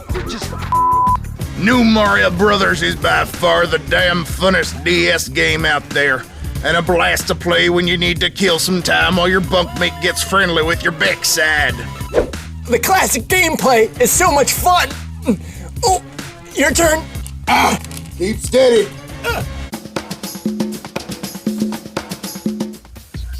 It's so beautiful to see two men in love like that, and to think some people would say they shouldn't get married. Remind me to never break the law again, okay? Up next on Xplay, Guilty Gear. And later on, Rise and Fall. It's holiday time in the city, and you'll find incredible savings on the year's coolest gifts. Right now, you'll save up to $100 instantly on select digital cameras and up to $150 instantly on all camcorders. Plus, all CDs are on sale now. Come in and save on rock, rap, country, and more. Just $9.99 each. And remember, Circuit City gift cards make a perfect stocking stuffer. It's holiday time in the city. What does the scanner see? Does it see into me clearly or darkly? Trippy. A twisted vision. The major head trip. Keanu Reeves, Robert Downey Jr., Woody Harrelson, Winona Ryder, Rory Cochrane. The Scanner Darkly. Own it on DVD today. Do you have the code? The ultimate code of seduction. The Armani Code. The Dragons for Men by Giorgio Armani. At Dillard's.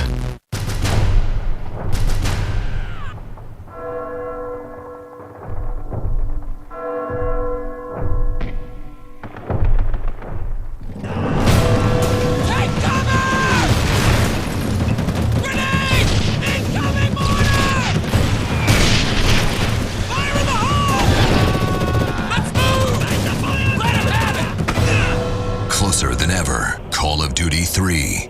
Rated T for teen. Admit it, the best things in life are free, like this cool new Xbox 360. Everyone wants one, and best of all, you get yours free. That's right, free. Look, if you're over 18, just go to tvfreexbox.com, enter your email and shipping info, click on a few amazing offers, and then follow the redemption and eligibility requirements, and your free Xbox 360 will be shipped directly to you. It's that easy. Don't believe it? All right, check out the website for details. Go to tvfreexbox.com now. The young male brain, comprised of two distinct sectors. This half, the technology. This half, the pleasure center. Obsessed with getting your noodle in the stronger. For 2 days, G4 brings you gadgets and girls. Thursday, go inside the Consumer Electronics Show and see the future of tech. Then on Friday, stimulate those pleasure centers at the Adult Entertainment Expo. G4 presents CES and AEE, January 11th and 12th. Balance your brain with G4. They got all dressed up for you. It's Adam Sessler and Morgan Webb. Violence has never solved anything except for World War II. Oh, also it ended slavery in America. Oh, and it paved the way for our democracy. And it made Roadhouse one hell of a movie. You know what? Sometimes you'd like the thrill of some violence, just without all the lawsuits and war crimes tribunals you'd get if you just punched someone in the face. Now, in this situation, sprite-based fighters on handheld devices are a nice choice, like Guilty Gear Dust Strikers for the DS. The Guilty Gear universe has now moved to the DS with... Somebody please turn that music down. What? No, I said turn it down. Turn that damn music down. Thank you. Oh, come on, hold on. I'll fix this.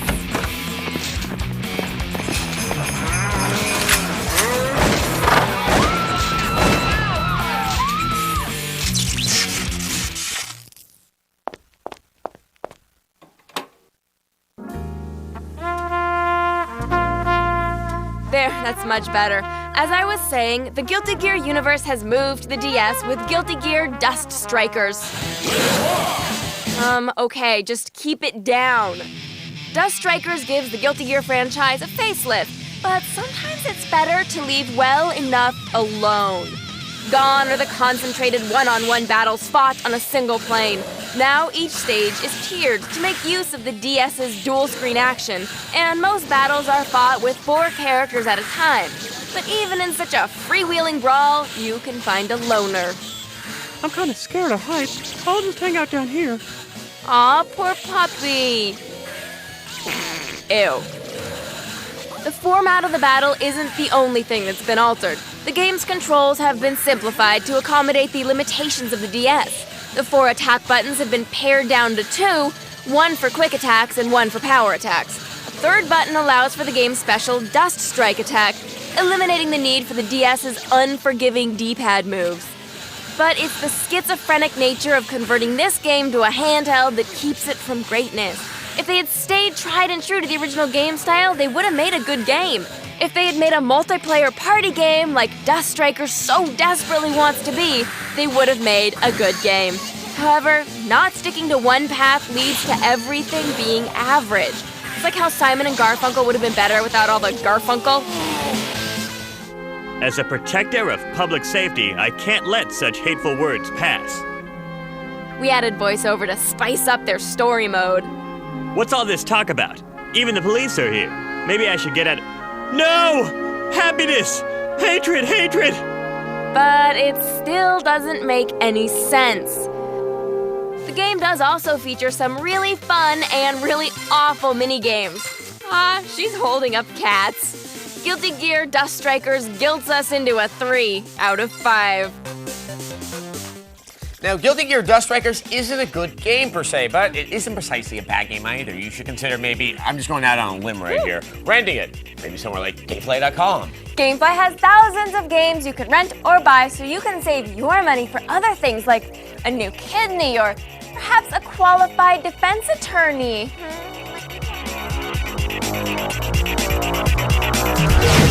After the break, Legend of Heroes 2. And later on Xplay, Cleopatra gets sassy.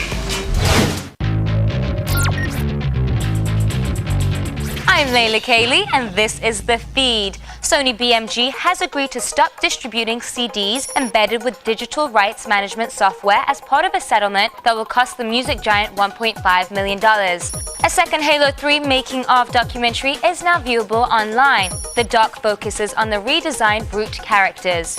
According to sources, Nintendo has bumped the US release date for the mini-game compilation We Play until next February. The BBC recently announced that they will be making a few of their more popular shows, including Doctor Who, Red Dwarf, and Little Britain, available for download on the Azurus network. And finally, the Mac vs. PC ads starring Justin Long and John Hodgman have won the Best Male Performance Award from Advertising Age magazine. Well, that's all for now. Visit us on the web at g4tv.com/thefeed. It's all the news you need to know. I'm Layla Kaylee, and you've just been fed.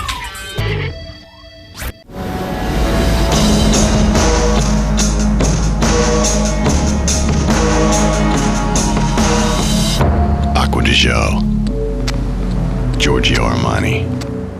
At Macy's. Attention, all passengers. Unaccompanied Minors is a fun-filled adventure for the whole family. The perfect holiday laugh fest. Hysterical and heartwarming. Could this night get any better? Unaccompanied Minors, rated PG. Now playing. From here to here, there's just one step. Take the leap with your cell phone and Zed Chat. Your soulmate is closer than you think. Find your match within your local area. We'll send you 4 matching contacts to start chatting right away. Just text chat to 46933 and start meeting people near you. Go to create message, text chat, and send it now to 46933 or go Zed. Try it now and the first week is free. I got nothing. Don't worry about it. Cindy, I'm home. Dad! Warning, the makers of Tag Wildcard remind you that if you mess with the King's Queens, you better watch your ace, Jack. Tag Wildcard. Consider yourself warned. Beep, beep. Yo, son, what you got going on over there? Just getting a little rest. Oh, 'cause I'm headed out, okay? I got some game to play, hit the hardwood, show off my skills for the ladies. Right now? Even after the kid just took me out for a 5-mile run. No problem, we got Nike Air. Wait, like 5 whole miles at once? That's how it works. That's messed up. No, that's running. No, that's torture. Torture is fighting off elbows to grab a board and throwing yourself after loose balls on the floor. That's basketball. My point exactly. Yeah, I don't get it. New Nike Air. Get us a Foot Locker. We are family. Get on up with Rentway and sing. Join the Rentway family. Your satisfaction is my personal guarantee. We are family. On your way. You don't have to change what you're about to change your future. Check out my friend Kendall. She's got an amazing career where she gets to use her people skills and her energetic personality. She never thought she could be this happy. How'd she get there? DeVry University. Kendall logged on to DeVryBiz9.com and received this free career guide. Then she saw the things she loved to do could be put toward a cool career. She earned her bachelor's degree in business administration, and it only took 3 years. Plus, DeVry's classes are small and taught by real-world professionals. So Kendall learned what it takes to get ahead in the business world. And because DeVry is accredited like the top state universities, she got respect from the people who matter most of all, the ones hiring. If you're ready to be happy and live large like Kendall, then check out DeVry and change everything without changing yourself. Call or log on now to DeVryBiz9.com. But hurry, classes start soon. DeVry University.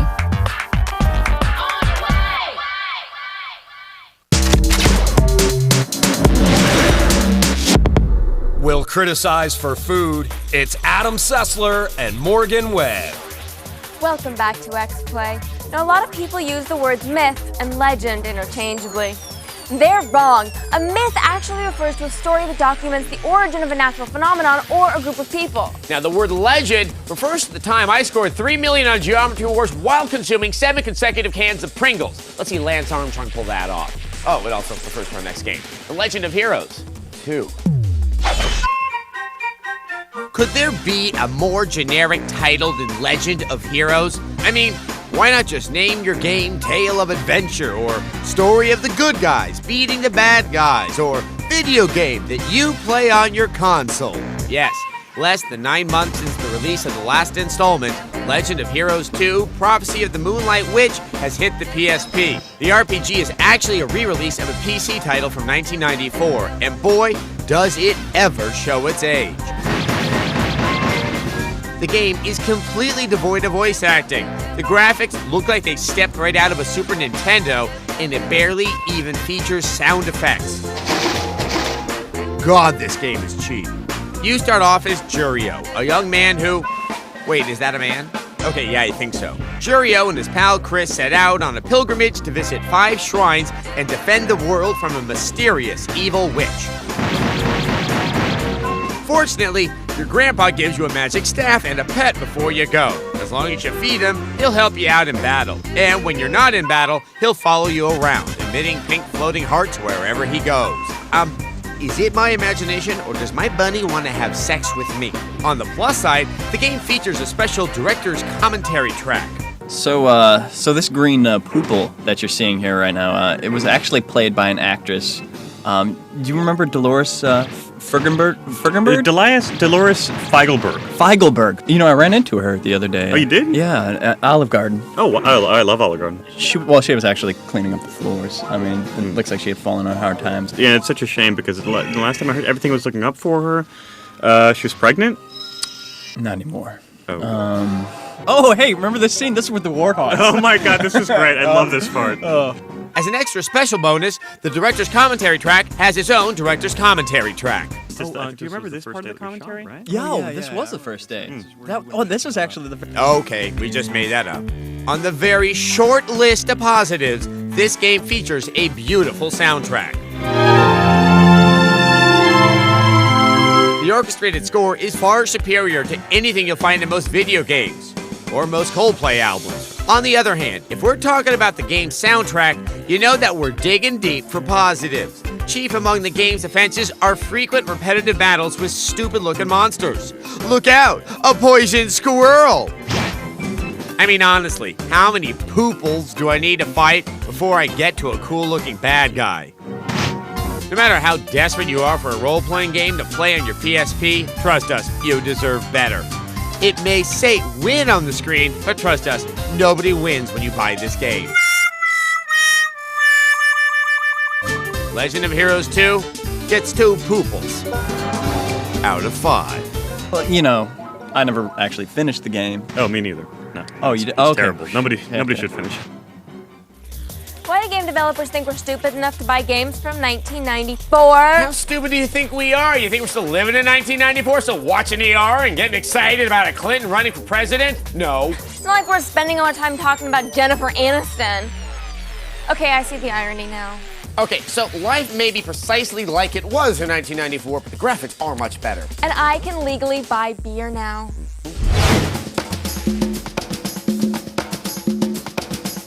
Yo, Jeff Skillen and Ken Lay. We're about to spend a lot of quality time together. So you better bring the games that Daddy likes. Hey, Muggin Ass! You owe me 2 packs and some quality time! Aw, The Sims. In here, this'll be the only time you can take a shower without getting attacked. Super Mario Sunshine. 'Cause you ain't seeing the sunshine anytime soon. Unless by sunshine, you mean my meat microphone. You're gonna want to bring a PSP along with you, too. Hell, it ain't got any good games for it, but it turns into a shiv right easy. What are you playing? Oh! I'll see you real soon, Skillen and Lay. We're gonna make one big happy family. I don't want to die in here.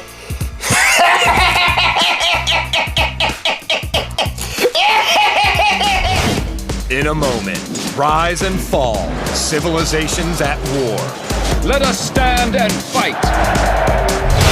Xplay is brought to you by The Block, coming January 15th, only on G4. Happy peanut soar over chocolate-covered mountaintops and waterfalls of caramel. Prancing nougat in the meadow sings a song of satisfaction to the world. Hold on, let me wipe the lens. Nice. This is Project 8. Here we go. Life is a blast when you know what you're doing. Best to know what you're doing for your life get ruined. Life is a thrill when your skill is developed. If you ain't got a skill. This is skateboarding. Tony Hawk's Project 8, rated T for teen. Rated E for everyone.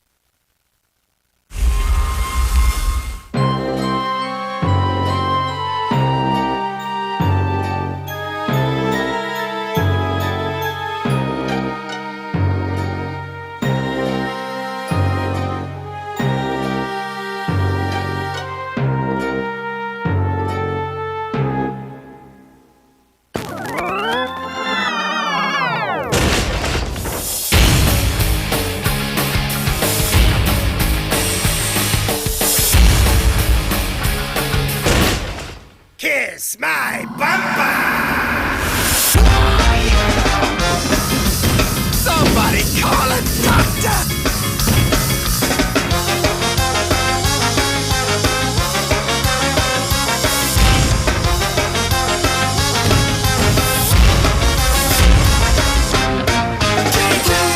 Oh my! That's what I call big bumpin'.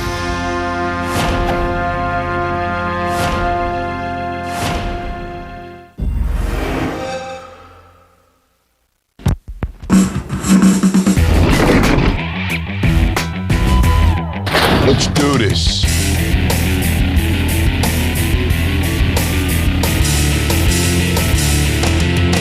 Muggs Boots.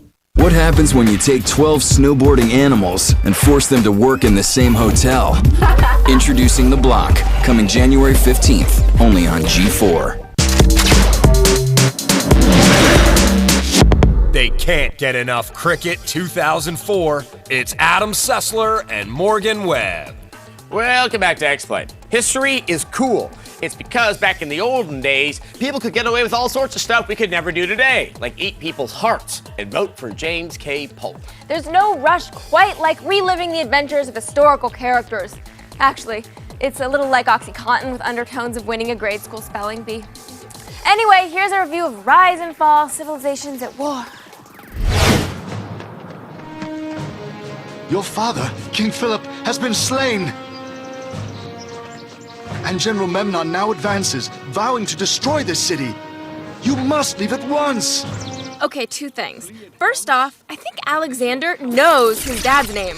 Your father, King Philip, has been slain. Second, why is his reaction to hearing the news of his father's death to dust off his skirt? Men of Greece, let us stand and fight. That's better.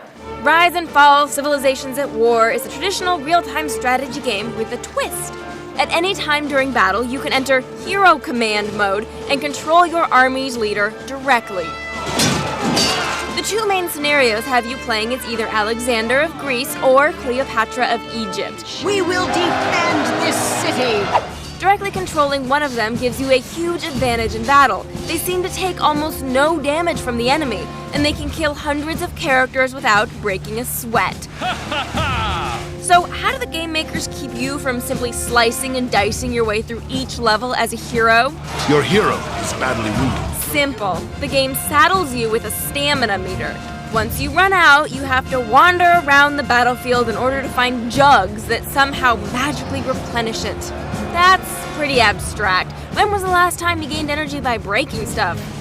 Maybe those jugs are filled with Red Bull and vodka. Also, they should probably have finessed some of the physics in the game. Should my arrows really be flinging these soldiers 15 feet into the air? It's like an army of Cirque du Soleil performers. Cirque du Soleil proudly presents Le Grand Mare. A lot of the elements are based on historical situations, but it seems they took a lot of liberty with certain events. Let the spectacle begin! We aren't history professors here at Xplay, but we're pretty sure Alexander never slaughtered hundreds of Persians in a Colosseum death match to win his freedom. It's true! He's the son of Zeus! Okay, actually, I was lying. 70% of Xplay employees are history professors. If you obtain enough experience, or as the game calls it, glory, your character will level up. Not enough glory. Not enough glory. Apparently, we aren't ready for the next level. Not enough glory. Not enough glory. Alright already. Let's see how Alexander's doing. Man, how did he do that? Also, the game's artificial intelligence is seriously lacking. Hey guys, I'm firing at you here. You could at least duck. Maybe they're tired from all that jumping into the air. If this game didn't feature the gimmick of letting you directly control your leader, it would probably wind up rolling a 1. Fortunately for this game, we liked the gimmick. All hail Alexander, the true king of Greece. Rise and Fall, Civilizations at War gets a 2 out of 5. Now, as Morgan said during the review, 70% of the Xplay staff are history professors, and that's not even counting our brand new 10-person history of science department. I'm tenure track at Rutgers. I rarely mention it because, it's Rutgers. And I'm an associate lecturer at the University of North Hollywood School of Classical History and VCR Repair. I accidentally obtained my PhD while trying to buy Xanax over the internet. So our message to you kids is don't do drugs. It can lead to dead-end academic positions in non-lucrative humanities fields. Not philology. Philology, that's a cash cow.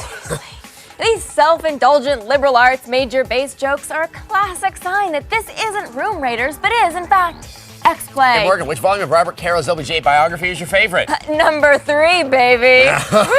Road to Glory.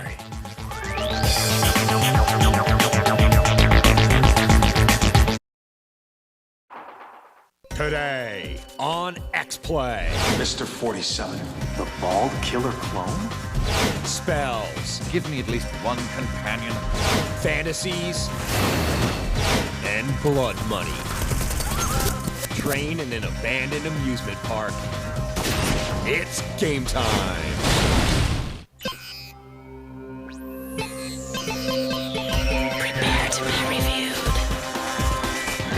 Adam Sessler. Morgan Webb. Prepare to be reviewed. Prepare to be reviewed.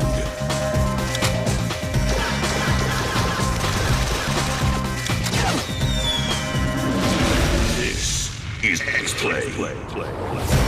They'll never let you down. It's Adam Sessler and Morgan Webb. Most of the time. Hello and welcome to Xplay, one of the 9 remaining bastions of communist sentiment in Hollywood. You know, now that Seventh Heaven is off the air, today we're going to take you on a trip through various fantastical lands made possible through video games.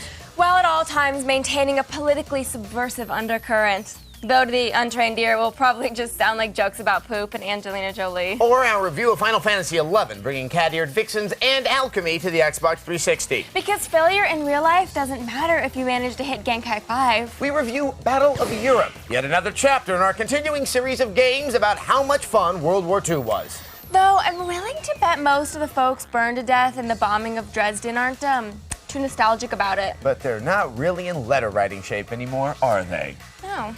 And later in the show, we review Hitman, Blood Money, about the lucrative field of contract killing. But to begin, we turn to the magical land of Vanadiel, which is, even for magical lands, pretty magical, if you know what I mean. Let me put it this way. If MMORPGs went to high school, World of Warcraft would have beaten it up and taken its lunch money. Here's our review of Final Fantasy XI. We would have had this review ready for you sooner, but the Xbox 360 version of Final Fantasy XI took us over 3 hours to install. Yes, right off the bat, this game beats you over the head with how user-unfriendly it is. Oh, for God's sake, let's just get on with the review. The release of the Xbox 360 version of the game coincides with the latest expansion pack, Treasures of Ot Urgon. No, I don't know if I pronounced that right, and I don't care. If you aren't familiar with the long-running online role-playing game, let us refresh your memory. You choose from a myriad number of races and jobs, and then grind your way through fight after tedious fight. Speaking of tedious, yep, still loading. The big news for long-time fans, is that Square Enix has finally added 3 new jobs. Blue mages have the ability to learn defensive spells from their enemies, and then use that magic against them. Here we see how easy it is for a powerful blue mage to kill this walking sprout. You know, you get the same effect with a weed whacker. Puppet masters are able to animate creepy pint-sized marionettes and command them to do their bidding. Out of the new professions, we enjoy this one the most. There's just something about having a puppet who's willing to kill for you. Maybe we watched Child's Play too many times. And Corsairs. Well, Corsairs are basically pirates. Pirates with guns. Where do I sign up? Wait, do I have to wear that? Count me out.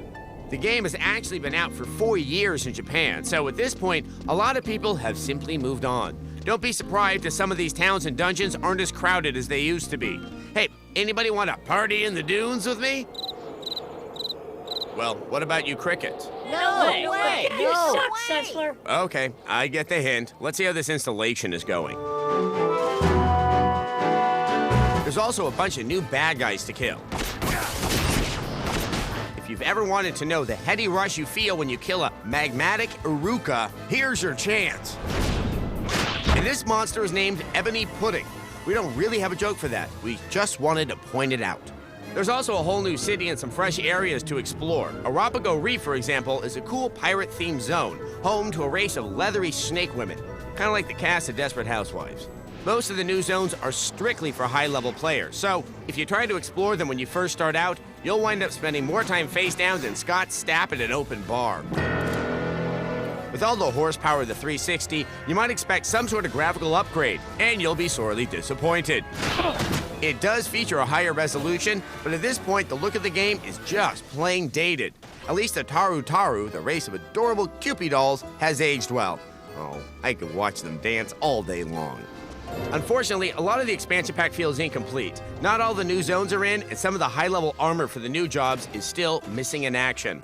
Hey, look, it finally loaded, just in time for us to load up our score. Final Fantasy XI for the Xbox 360 gets a 2 out of 5. Now, after 4 years, Final Fantasy XI has lost its new MMO smell, but with so few people playing it, Final Fantasy XI could be a great choice for socially phobic gamers who want the thrill of an MMO, but without other people. Well, the discerning social phobes choice has always been strategy games, because they're not about speed or graphics. They're about long, slow, laborious management of troops and resources. But in the fun way, good. Here's a review of Spellforce 2. There is a force in this universe that is more powerful than anything you could possibly imagine. No, it's not George Lucas's massive ballsy ego. Buy Star Wars again and again and again and again. Suckers! It's Spellforce 2, Shadow Wars. The wars means there's battles. Lots and lots of battles. The shadow means there's a mysterious evil force trying to take over the world.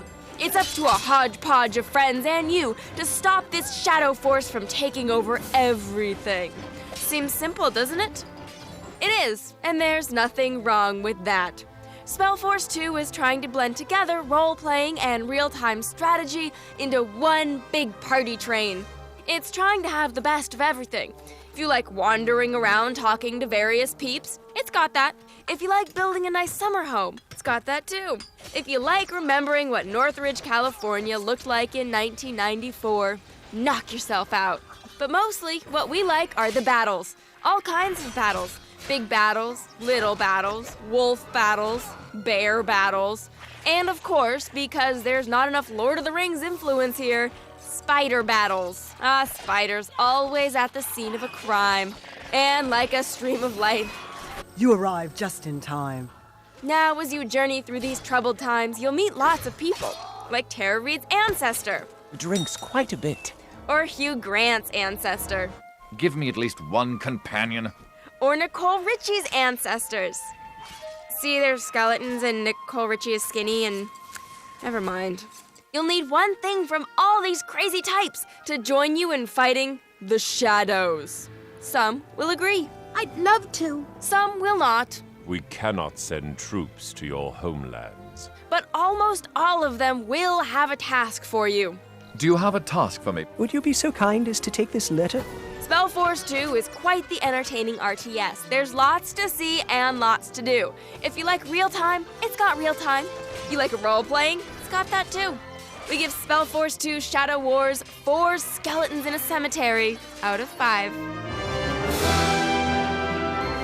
Since the success of the Lord of the Rings movies, they've spawned a lot of rip-off fantasy games. But none of them seem to understand why the movies were good. Epic battles! I like to see just one RTS battle that feels as impressive as Helm's Deep. Or one that involves homoerotic tension between 3-foot-tall men with hairy feet. Either one will make us happy. That's you.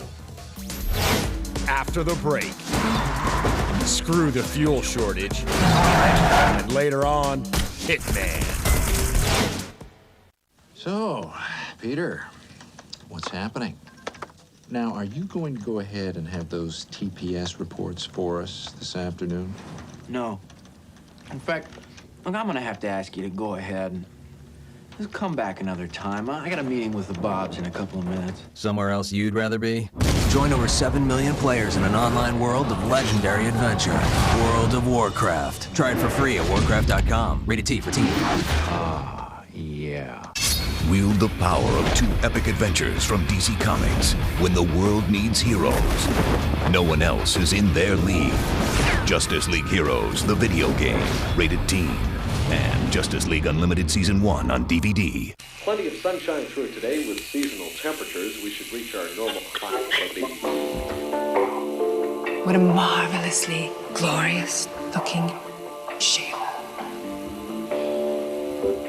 What a superbly spectacular marvel of rotating titanium.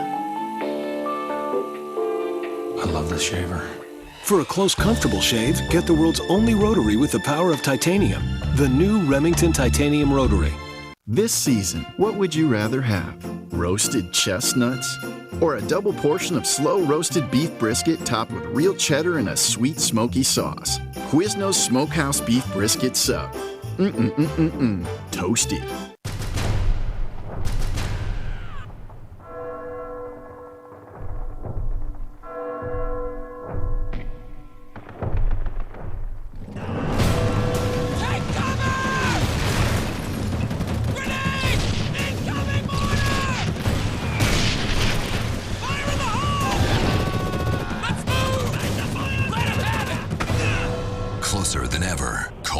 G3. Rated T for teen. Celebrate Christmas the G4 way. Come on! With an Arrested Development marathon that lasts all day! What are you taking, stupid pills? 3 chickens dancing, 2 guys that blow. I can blow myself. One never nude and an algae in the family tree. The Arrested Development Marathon with episodes of the entire first season back to back. Christmas Day at 9 a.m. only on G4. This party is gonna be off the hook. It's child geniuses Adam Sessler and Morgan Webb. Welcome back to Xplay. Now, racing games have long been at the cutting edge of graphics. Handhelds have never really been able to manage the graphics required for a realistic driving game, but the Toka series is trying to change that with their jump to the PSP. Here's our review of Race Driver 2006. Yeah, we've had lots of racing games come through the Xplay offices. Most of them blend into one street racing, NASCAR, off-roading, go-kart, hodgepodge of smashes, crashes, and matches. Race Driver 2006 is different. It's European flavor, with European-style racing, where the racers are men, and the races for men. Yes, Europe. Home of rugged rock and rollers, humble philanthropists, monogamous house husbands, world-shaping leaders, and of course, that bastard Michael Caine. I hate Michael Caine. Europe isn't like the States, where we race around the track willy-nilly style. They take their driving very, very seriously. Just ask their former princess. Ouch! Scotty Boy here is a part-time manager, part-time friend, and full-time lech. Now, step into my office.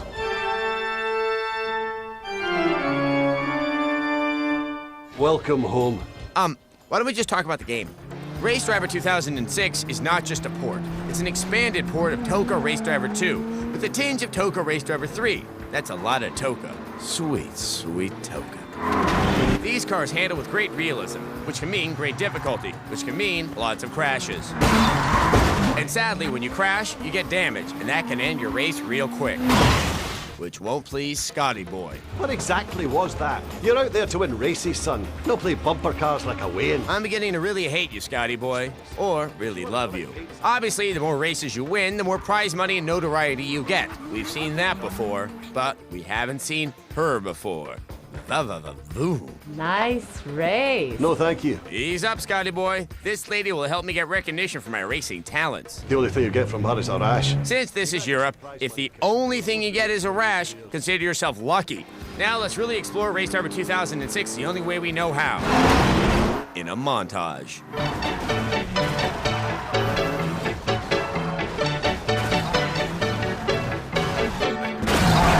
Race Driver 2006 is a solid game for the PSP. We're aware that everybody's favorite racing game, Gran Turismo, isn't on the PSP just yet, but until that day comes, take a spin with Race Driver 2006. We give Race Driver 2006 4 Scotsmen with gambling problems. You'll get the money next week at the latest. I promise. Out of 5.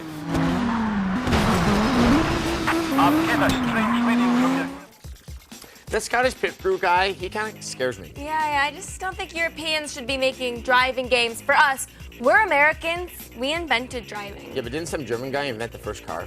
And then we conquered Germany twice, meaning now we get to claim inventing driving. Just like when you capture a wonder in Civ 4. Okay. Same thing. Up next, that one war we always talk about. And later on, Hitman.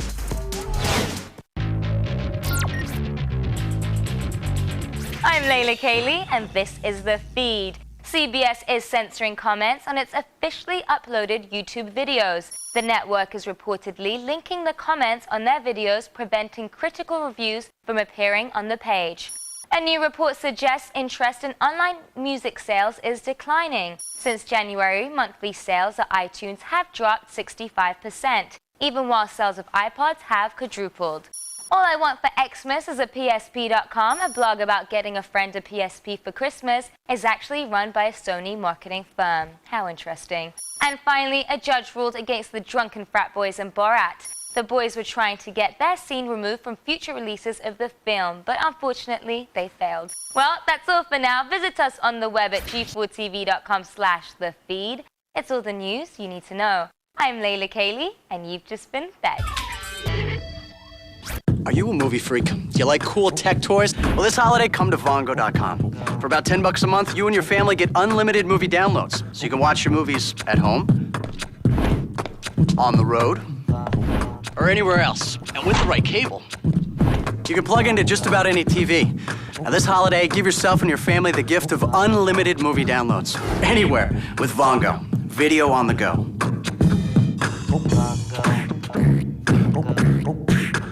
Hold on, let me wipe the lens. Right. Nice. Oh, that was sick. This is Project 8. Here we go. Life is a blast when you know what you're doing. Best to know what you're doing for your life get ruined. Life is a thrill when your skill is developed. If you ain't got a skill. This is skateboarding. Tony Hawk's Project 8, rated T for teen. Your 3 medium Pizza Hut pizzas. That's only $5 each, right? Yes, sir. Thanks. Thank you. Honey! The Pizza Hut kid made a mistake again! I got 3 medium Pizza Hut pizzas for the same price as those other guys! Yeah! It's no mistake. Pay just $5 each for 3 medium one-topping hand-tossed Pizza Hut pizzas. Want to get 3 for $5? Go for the good stuff. Give a holiday card everyone in the family will love. Pick up the Pizza Hut card today. This season, what would you rather have? Roasted chestnuts? Or a double portion of slow roasted beef brisket topped with real cheddar and a sweet smoky sauce? Quiznos Smokehouse Beef Brisket Sub. Toasty. Attention, all passengers. Unaccompanied minors is a fun-filled adventure for the whole family. The perfect holiday laugh fest. Hysterical and heartwarming. Could this night get any better? Unaccompanied minors, rated PG. Now playing. You don't have to change what you're about to change your future. Check out my friend Kendall. She's got an amazing career where she gets to use her people skills and her energetic personality. She never thought she could be this happy. How'd she get there? DeVry University. Kendall logged on to DeVryBiz9.com and received this free career guide. Then she saw the things she loved to do could be put toward a cool career. She earned her bachelor's degree in business administration, and it only took 3 years. Plus, DeVry's classes are small and taught by real-world professionals. So Kendall learned what it takes to get ahead in the business world. And because DeVry is accredited like the top state universities, she got respect from the people who matter most of all, the ones hiring. If you're ready to be happy and live large like Kendall, then check out DeVry and change everything without changing yourself.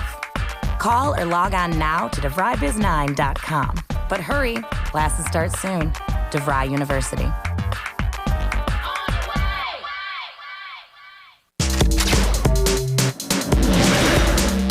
Never do things nice and easy. It's Adam Sessler and Morgan Webb. And why should we? Welcome back to the Festival of Game Criticism we enjoy calling Xplay. Actually, we'd prefer to call it The Diary of a Mad Black Woman, but we are not allowed to for copyright reasons. And America's strict copyright laws are what make this country great. Well, if we didn't reward geniuses like Bill Keane and DeBrat for their writing, no one would share their genius with the world. We do anything to protect these copyright laws, like last century when the unfortunate matter of some unlicensed Betty Boop comics led to World War II. Let's remember those days with our review of Battle of Europe. So beautiful, the sky. Its blue and crimson streaked arms like some celestial junkie stretched out before you. The only thing between you and its soft expanse is a few smoking tons of cantankerous flying machine. Oh, and these Nazis here. Get your mass-produced dub-dub-dose hat and goggles on and climb the great blue staircase to the wild blue yonder that hangs loosely over war-haggard Europe. Krauts in season. Battle of Europe for the PC is a predictable fighting flying sim with some decidedly unpredictable deficiencies. As Europe restlessly slumbered, it became glaringly obvious that the trees had something up their branches. Yeah, that's not good. There's some nice-looking moments in the game. Different camera views are often just a chance to do just that. Look at yourself flying. But the mechanics are an outright pain in Kaiser Keister. As you yawbone your way around Europe, you'll notice how frustrating it is to fly these bullet-spitting contraptions. This was a gigantic issue, as some levels would start the enemy bombers right over the target you've been charged with protecting. Damage seemed oddly uneven as well. Targets have a health meter, which is all well and good, but I'm filling this Henkel's face with lead and nothing. Point blank. Another uneven factor in the title is the fact that you can take far more heat than your adversary. You can pretty much take anything they throw at you while merely completing your mission without much worry. You can't do that, though. The sky over this Europe is filled with odd bedfellows. Why, hello there, Mr. Sessler. Why, it's Goose. Last time I heard your name, I was using your wife like the Holland Tunnel. I may be Goose, but you're the one that's cooked, Mr. Sessler. Oh, really? That's right. No.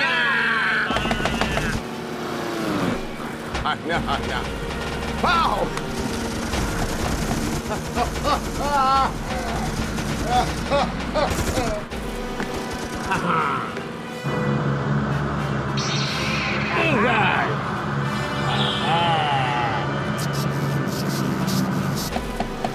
You can't catch me. No!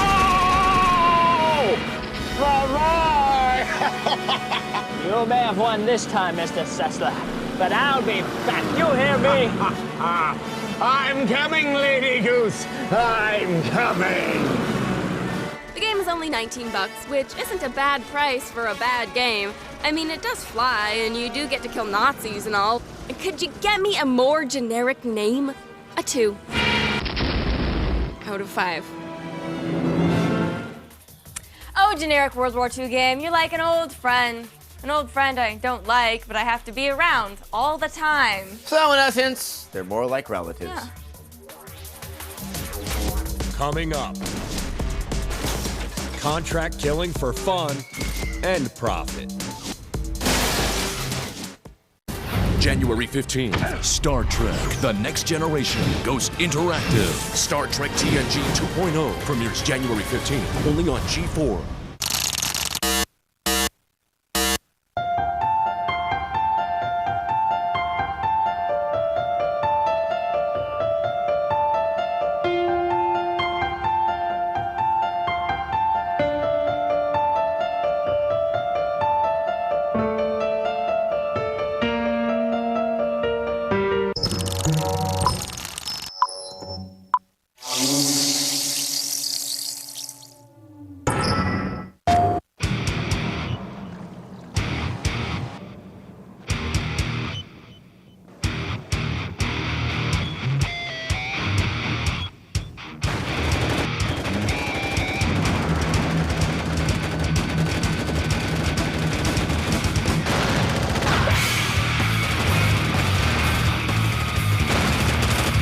SOCOM, U.S. Navy SEALs Combined Assault. Rated T for Teen. It's holiday time in the city, and you'll find incredible savings on the year's coolest gifts. With Circuit City's 125% low price guarantee on TVs, you'll save on an HD TV the whole family can enjoy. And right now, you'll also get no payments and no interest for 18 months on all TVs $9.99 and up. Plus, all TVs $4.99 and up are on sale. And remember, Circuit City gift cards make a perfect stocking stuffer. Circuit City. Happy peanuts soar over chocolate-covered mountaintops and waterfalls of caramel. Prancing nougat in the meadow sings a song of satisfaction to the world.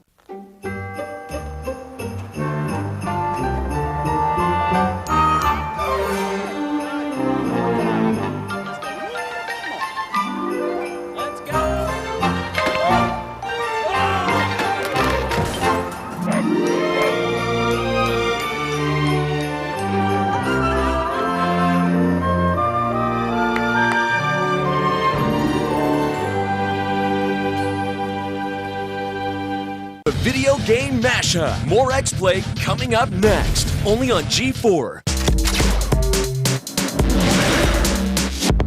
Still stuck in the Vogon hold, it's Adam Sessler and Morgan Webb. Welcome back to Xplay. Sometimes I enjoy the fury of a fast-paced shooter where I'm gunning down aliens or avenging my kidnapped daughter, but sometimes I want the cooler, more relaxed atmosphere of a nice contract killing. The chilly world of assassinations in exchange for cash have made their way to the Xbox 360. Here's our review of Hitman: Blood Money. I believed it was Mr. 47. The bald killer clone? Come on, Jack. He's an urban legend. Ah, yes, that famous old urban legend about a bald killer clone. We've all heard that one.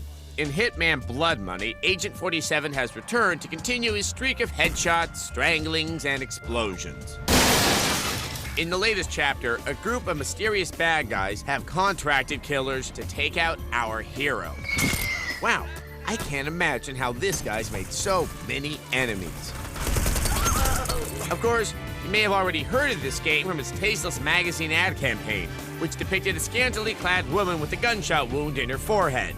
Pretty classy, guys. I smell Cleo. But at its best, this game is a smart mixture of stealth and action. Take the opera level, for example. Before the big show, you switch a prop gun out with a real one. So at a certain part in the performance, your target gets killed on stage. When your second victim comes to investigate, you blow the chandelier.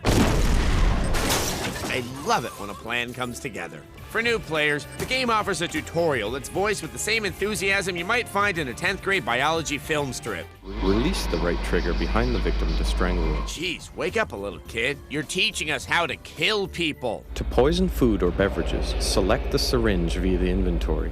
Back in the plus column, the game lets you save anywhere, anytime. But be warned, you will need those save slots. Hitman: Blood Money gives aggravating new meaning to the words trial and error. Prepare to spend a lot of time attempting the same thing over and over again until you finally get it to work. Although it's improved from the first game, we still found the artificial intelligence to be a bit lacking. For example, let's walk out and get this guard's attention. Hold up! Hey! Okay, we'll just head inside. Yep, that's right. He's already forgotten about me. Okay, let's remind. Smash that! Wow, could this guy really not tell where I'm hiding, or does he just lose interest as soon as I walk indoors? Hold up! Hey! Stop that son bitch! Oh, for God's sake, I'm right here. What the hell is wrong with you two? Also, this game sports some terrible collision detection. The henchmen in Hitman: Blood Money have never met a door they don't like to melt through. The game allows you to disguise yourself in a wide variety of costumes. Here, Agent 47 poses as a scientist. Yeah, pretty convincing. All right, cool. Wow, that worked. These guys must be ex-TSA screeners. We enjoyed the satisfying gunplay, but you'll quickly find that fighting in close quarters just plain old sucks. The camera freaks out in any room smaller than a concert hall. If you like the first three games, you're bound to love this one. But for newcomers, it's just not worth your hard-earned blood money. This hit scores a 3 out of 5. My client has asked me to ensure this photograph is the last thing you ever see. Please, look at the photograph, Mr. Clarence. Please, haven't I suffered enough? Oh. Is it that bad of a photo?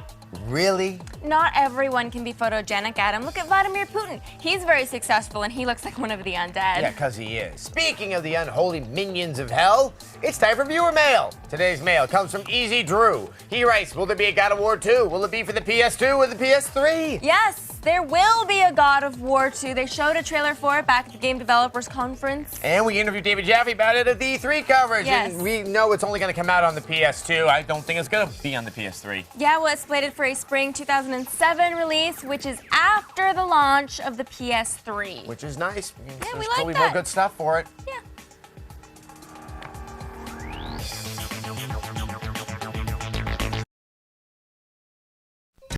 Today on Xplay. They finally made a decent X-Men game.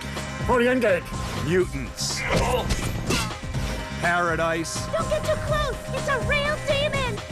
And your favorite Italian plumbers. Kick a turtle.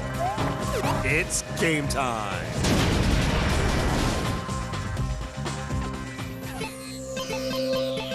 Prepare to be reviewed. Adam Sessler. Morgan Webb.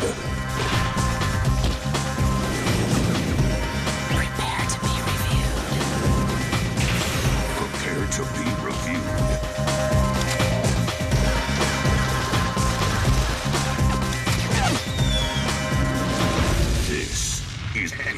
X-Play. It's corporate training video stars Adam Sessler and Morgan Webb. Hello and welcome to X-Play, softening life's blows for alienated teens since 2003. X-Play and pie can cure any pain. It's organic Celexa. Some pain doesn't pass that easily, like watching the beauty of Bryan Singer's X-Men movies be desecrated by the crass stylings of Brett Ratner in X-Men 3. We let you know if the game is as pointless as the movie. And we review Win Back 2, a terrorist shooter where you have to play through every level twice. It's like the Bush presidency. And later in the show, we look at the first 2D Mario platformer since Super Mario Bros. 3, which was the best-selling non-bundled game in history. You should be sticking around for this. But first, superheroes have long been a forum for authors and artists to explore the human psyche, to delve into the strengths, weaknesses, and fears that make us human. But not Brett Ratner. He made X-Men 3, which has, surprisingly enough, an officially licensed game. No way! Here's X-Men, the official game. Why do you insist on coming here, Charles? I'm looking for hope. I will bring you hope. They finally made a decent X-Men game. Fully engaged. Charles, don't be silly. On the Xbox 360. I feel a great swell of pity for the poor soul that plays that game. Slut. And I feel a great swell of pity for our viewers. With the taste of X-Men: The Last Stand still fresh in your mouths, here's a lovely franchise tie-in. X-Men, the official game. X-Men, the official game is an action game that takes place between the second and third movie. It's pretty simple. Destroy people and property and occasionally get generator panels online. Okay, let's get these generator panels online. X-Men isn't a train wreck, it's just uninspiring. From the 700 or so mutant characters crawling around the Marvel Universe, you'll have only 3 to pick from. Wolverine. I'll deal with you after I sharpen my claws on these clowns. Nightcrawler. Generator panels. And Iceman. I can't let you do this. Each level is geared towards the special talents of these mutants. Wolverine's levels are wall-to-wall combat, but he's got all the nuance of a prison riot. Prison's not so bad, Charles, but you have to build your rep quickly. Otherwise, you'll end up someone's bitch. Frakes was my bitch on Star Trek Next Generation Seasons 1, 2, and 9. Frakes was everyone's bitch. Oh, I won. Where? I don't see it. Where? Here, diagonally. Pretty sneaky, Eric. Actually, Sneaky is more Nightcrawler's game. Nightcrawler has the largest variety of abilities, and his teleporting is surprisingly easy. So, you've just finished a fun Nightcrawler level. What do you want to do now? Why, play an Iceman level that handles like a third-tier flight simulator, that's what. You're thinking, it's X-Men, it's an action game, it doesn't completely suck, what am I missing? Let me show you a cutscene. What can we do? Return your seats to the full upright position. I haven't seen acting that wooden since Halle Berry in X-Men 1. Or 2 for that matter. Or Catwoman. Or Die Another Day. Or Monsters Ball. Even though it's on the 360, the whole game is visually underwhelming. I ain't impressed. Oh, and did I mention there aren't any online features? I will beat you at Hungry Hippos. And I'll be there to stop you, old friend. What the f*** are you two doing? When I stole Jack Kirby's ideas for the X-Men, I never thought I'd see you playing some lame-ass X-Play bit. Huh? I haven't seen something this embarrassing since I walked in on Neil Adams and Joe Kubert role-playing Power Man and Iron Fist, if you know what I mean. Shut the f*** up! Get the f*** out! Get the f*** out of my office! Don't roll your eyes at me! Those are the 2 best characters I ever created. If you want a stunningly average X-Men experience, X-Men the official game is waiting for you. We give it 3 mutated chromosomes out of 5. Something stinks. They show us all the mutants with cool powers that make you a superhero, but what about the kid who just has like a super powerful spleen or the ability to control toasters with his mind? That's the story I'd like to see. Now, with the Wii and the PS3 playability 3 this year, the console wars have started to really heat up, and word is out that there's even a new entrant that may be on its way this holiday season. Here's a first look. It's a new thing for me. I've done the Xbox, I've done Nintendo, I've done PlayStation, but there's all these plugs and cables. I mean, power cord. What? But my iBox has no cords, no cables, no plugs, discs, or cartridges.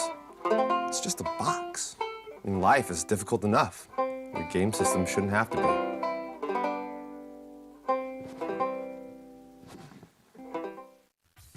I bet it's damn user-friendly. It doesn't even have corners. I don't care how bad the graphics are. I respect a console with sleek, minimalist design. I hope IKEA designs a console next. No. No? After the break, Do you think she'll love me? Paradise. And later on, New Super Mario. What do you think of this new stride? Ridiculous, long-lasting government, big business. Stride is a hit. So Brad in accounting says to me, if the flavor lasts so long, won't we sell less gum? What a moron.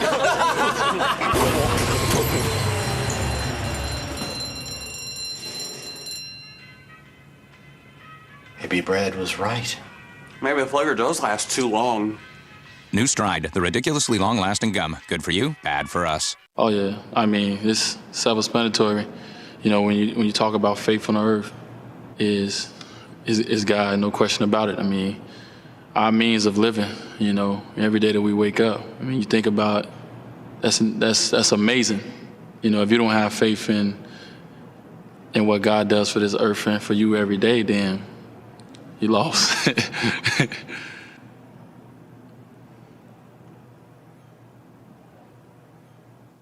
In May of 2006, disaster struck on Mount Everest.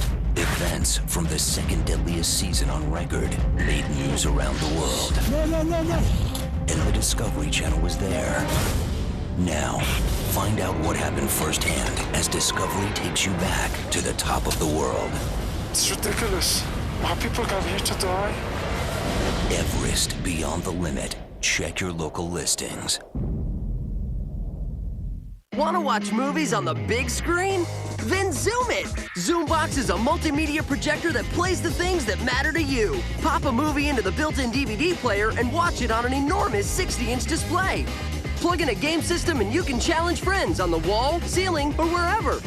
Play games, watch movies, listen to CDs. Zoombox can make your room the place for big screen entertainment. Zoombox. Discs and game system not included. You can own Ice Age The Meltdown on DVD November 21st. Rated PG. They were ordinary people, unsuspecting, innocent victims. Meet the man behind it all. You're a piece of garbage. You owe me the money. John, run through. You said that we could do this to the house. I know you. This is on camera. Jamie Kennedy is back, and no one is safe. You've been X'd. You've been X'd. You've been X'd. No! The Jamie Kennedy Experiment, tonight at 6, only on G4. Hello, I'm a Mac gamer. And I'm a Sony gamer. Whoa, careful there. It's all right, I got it. What is that? It's my PS2 controller. Oh, a controller. That's cute. My iBox doesn't need a controller. How do you play it? Play it? I think that's part of the game. Welcome back to Xplay. Now, PC games have a long tradition of problem solving and puzzles that appeal to more mature gamers. By which I mean they are extremely entertaining vortexes of time. Yes, they are. And they also teach important real-world skills, like how to operate strange alien contraptions with lots of moving parts, and how to control your frustrations such that you don't go all ragey and damage your PC. And such lessons are abundant in our next game, Paradise. Paradise is the new game from Benoit Socal, the guy behind Siberia and Siberia 2. This point-and-click adventure is full of puzzles, but none that quite equal the mystery of who keeps giving this man money to make more games. The daughter of an African king is stranded when her plane crashes in a remote part of the country. You think she'll love me? Like many video game characters, she has amnesia and decides to start calling herself Anne Smith, which is conveniently the name of a great explorer who wrote a book about said country. Okay, why not? I'm Ann Smith. She also has a slight problem with kleptomania. Oil. Must be for a lamp.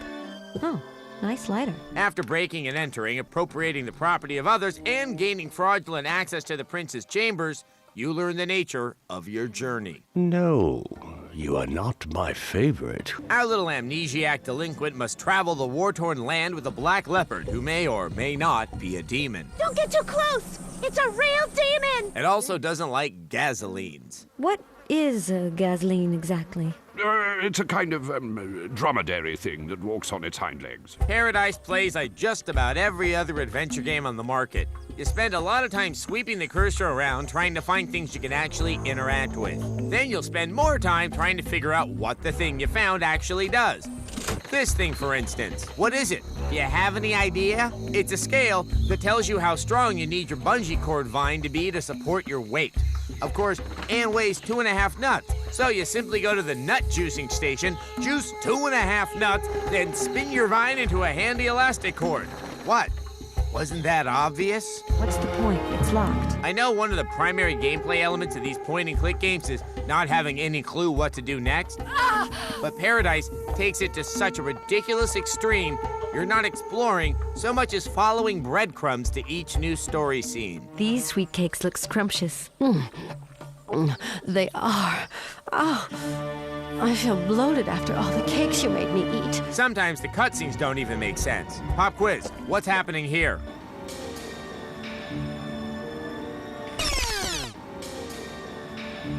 If you said the mechanic was shot dead by the shady rug merchant, you're right, and possibly clairvoyant. Then you have these ridiculous action sequences in which nothing can actually kill you. You just click until you figure out the way the designers want you to go.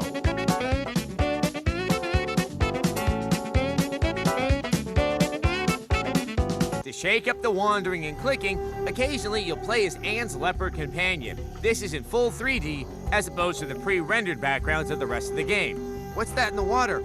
Oh, it's the load screen poking through the glitchy graphics. Nice try, but Night of the Wandering Leopard is not enough to keep me from falling asleep at the wheel. If you like these kind of games, well, that's your problem. For the rest of us, Paradise nets 2 gasolines out of 5. Children are always running around on gasolines at night. It's the best time for hunting palopolos. Oh, shut up. They need to figure out a way of making adventure games complex without being completely random. Or they should just make an abstract expressionist puzzle game where you can only beat it if you are completely random. Well, unfortunately, few games based on 20th century art movements have been released since the failure of Dada Street Combat 05. Yes, but I did like the way your enemies kept turning into toothbrushes. Yeah. I like that.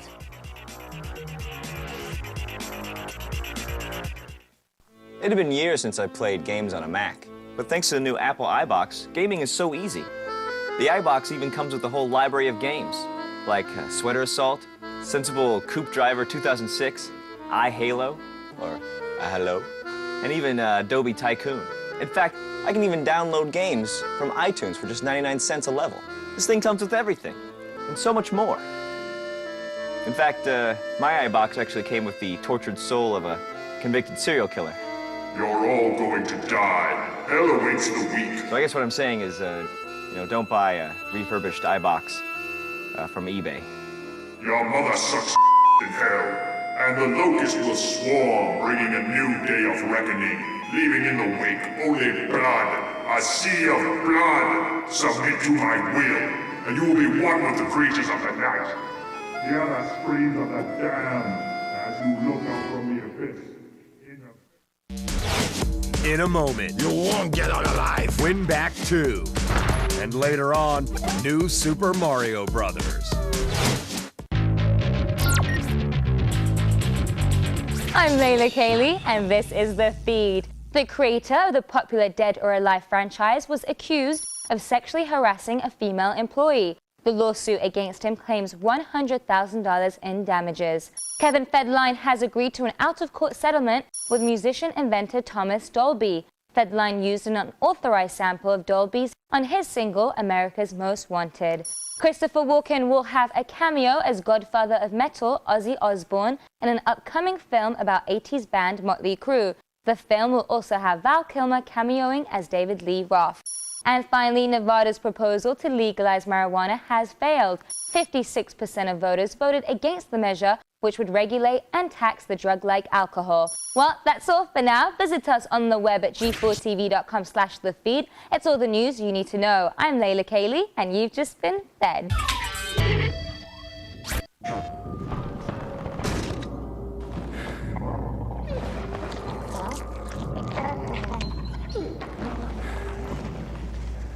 Here, boy.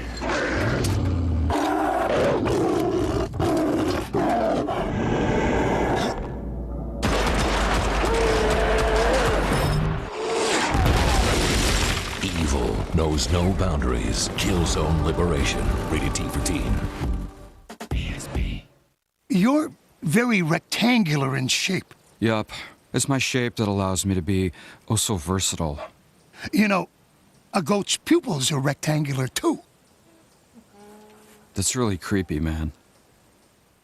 Let's kick the tires and light the fires. Woo! They got a lock on me! I'm punching out! Like a video game, but deadlier. Dogfights, the new series. On the History Channel. Check your local listing. Every time! Quiznos Smokehouse Beef Brisket Sub. A double portion of premium beef, slow roasted, mesquite smoked, topped with real cheddar and a sweet smoky sauce. Only from Quiznos. Toasty. I found something really, really big that's really, really small. It's a massively mini media player. You can drag and drop your favorite music. Download tons of free videos from tigertube.com, or even download a video you created. And it has a built-in radio, so you can listen to and record music. Good things really do come in massively mini packages. It's the Massively Mini Media Player. Each sold separately. Ask your parents' permission before going online. You can look for Hillary's CD in stores now. For the first time ever, the world's largest army of superheroes is under your control. Don't blow it. Marvel Ultimate Alliance, rated teen.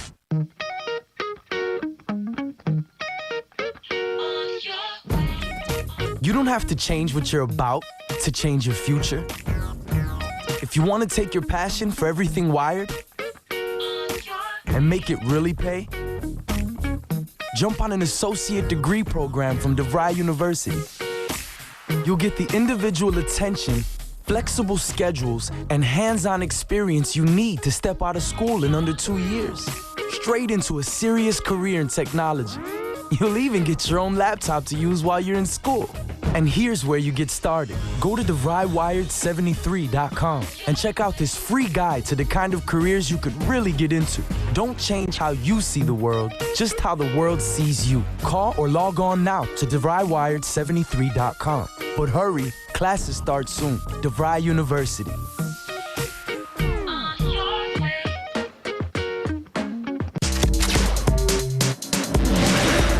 They dream of a life in showbiz. It's Adam Sessler and Morgan Webb. Oh, we do.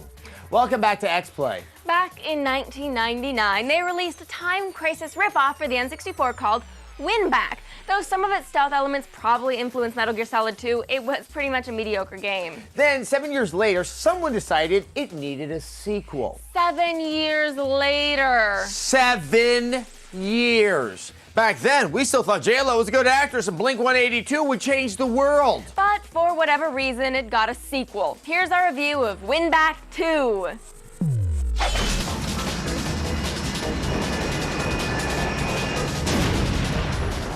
Yeah, that's a great way to end a hijacking. Blow up the plane. Win Back 2 Project Poseidon is a third-person shooter that has you tracking down a group of badly dressed terrorists who are out to destroy the world. You won't get out alive. The game lets you play as one of 3 renegade cops, Leader Craig, Sharpshooter Mia, or Heavyweight Nick. Not bad, G. But you'll need a lot more than that to take me out. Mission clear. Oh, did we mention that everything you do is highlighted by the cheesiest music sting known to mankind? Mission clear. Most of the gameplay consists of running from one corridor to the next, shooting whatever generic-looking thugs show up. Oh, and sometimes you'll be asked to push buttons. That's a power switch on the wall. Go push it. Thanks. But here's where Win Back 2 gets weird. You see, once you finish the level, you start it all over again, but this time from the perspective of your partner. Craig, I need a hand. It's raining lead up in here. So basically, you have to play each level twice. Craig, I can use a hand. It's raining lead up in here. I just gave you a hand, except I was you and you were me and... forget it. Speaking of repetition, the enemies in Win Back 2 apparently all went to the same speechwriter. Prepare to die. Prepare to die. Prepare to die. Wait, what was I supposed to prepare for? Prepare to die. Along the way, you'll have to fight a parade of dopey boss battles. It's time for the bomb show. Wow, Boy George gained weight. I know what you're thinking. Freak! If you love dingy corridors, Win Back 2 is true video game nirvana. And remember, folks, you'll be seeing those hallways twice, since you have to repeat every level. Let's finish this up. Yes, let's finish this up. Win Back 2 Project Poseidon earns a 2 out of 5. Mission clear. And since this is a review of a game that makes you play everything twice, let's back it up and watch it all over again. That's a great way to end a hijacking. No, we're just kidding. Nobody should have to watch a review of this game twice. Mission clear. It's Raining Lead is one of my favorite disco hits of the 70s. You know, sometimes I feel like I've had to go through the same experiences over and over again. Yes, that's what the French call mental illness. You really need to see a psychiatrist. Or at least eat more pie. Where do you get pie? Pie's good. I love my Apple iBox. It's great. It's no wires. It just seamlessly integrates with everything in your house. Microsoft's been saying they're going to do that for years, have they? Hello, Mr. Gates? Yeah. Oh, whoa. Oh, yeah, Microsoft's working on a fridge that's going to tell you when you need food. Oh, well, I already have something that does that. It's called my iBox from Apple. Bitch! iBox. It'll tell you when you're hungry. Guess they don't call it Apple for no good reason. Up next, New Super Mario Brothers. On November 17th, G4 takes you inside one of the most anticipated launches in gaming history. PS3 Day 1, November 17th at 6, only on G4. Hold on, let me wipe the lens. Nice.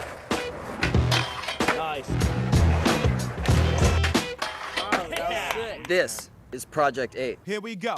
Life is a blast when you know what you're doing. Best to know what you're doing for your life get ruined. Life is a thrill when your skill is developed. If you ain't got a skill. This is skateboarding. Tony Hawk's Project 8, rated T for teen. If you want to make your hard-earned dollar go a whole lot farther, get ready. Advance Auto Parts has the low prices guaranteed to save you money. Get ready to get the best price possible on all the parts and accessories you need with our ready-to-go low price guarantee. Nobody can beat our prices on just about anything for your car. So when you want to get more for your money while getting more out of your car, get to Advance Auto Parts for our everyday ready-to-go low price guarantee. Ready in advance.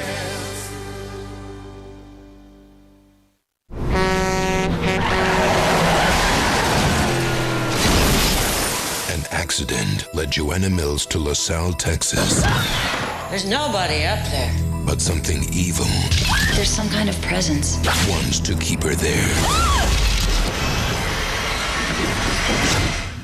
Yes. The Return. Rated PG-13. Starts tomorrow in theaters everywhere. Unleash the power of Robo-Reptile. Robo-Reptile claims his territory, stalking his prey with biomorphic bursts of speed. Part reptile, part technology, all attitude. Robo-Reptile, a fusion of technology and personality. Batteries not included from WowWee. I was gonna steal some credit card numbers to buy that new Z52 Super Fusion telescope to try and see Uranus. Then I realized I could live like some playboy. I mean, look at me, I'm all hot. And when I'm not chilling with my ladies, I'm racing up the sweet Hawaiian coastline. Uranus is cool and all, but I want it all now. Right, Eugene? Totally. Rated E10 for ages 10 and up. The video game mashup. More Xplay coming up next. Only on G4.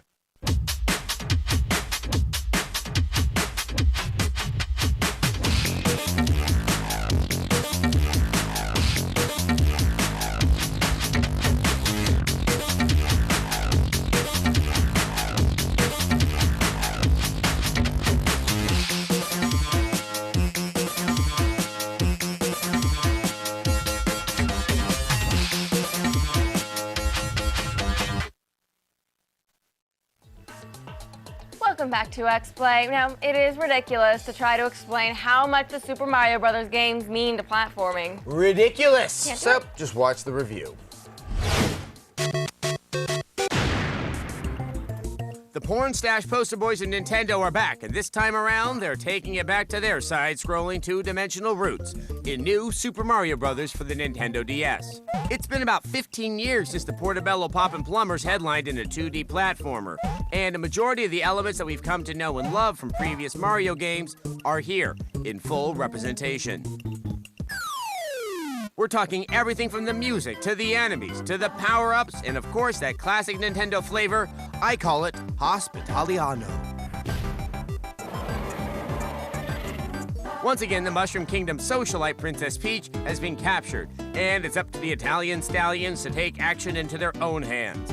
Love makes you do crazy things, doesn't it? Things like floating through clouds, going through dungeons, and jumping for joy. Alongside the good old stuff and the same old love story, new Super Mario Bros. Wouldn't be new without a few new elements. New bosses, new themes, and new power-ups, such as the Mega Mushroom, which covers up the whole screen. And then there's the Mini Mushroom, which puts you in teeny tiny proportions. But these new sizing abilities don't really help you in your platforming prowess. But don't fear. Mario's armed with all the jumping tricks he's learned from previous Mario games to help you get through the 2D shiitake-covered kingdom. Aside from the nostalgic single-player mode, new Super Mario Bros. Also features a variety of multiplayer modes, such as Mario vs. Luigi. Why do you always pick Mario, Charles? Why do you always have to be Luigi, Ed? Why do you guys keep appearing in the show? In the beginning, new Super Mario Bros. Overall is molto bene.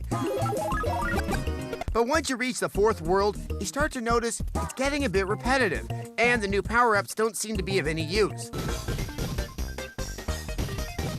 It needs power-ups it had in previous Mario games, like Yoshi, or the ability to fly. Although graphically better than previous Mario side-scrollers, new Super Mario Bros. Just doesn't seem to live up to the games that it's trying to recreate. But there's still no better side-scroller to be found on the DS. We give new Super Mario Bros. A 4 out of 5.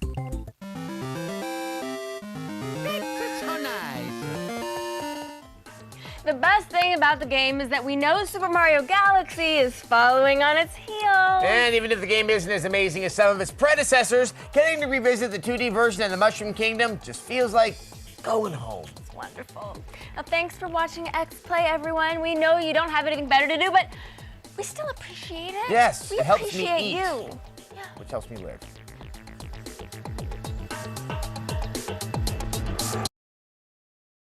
Thank you.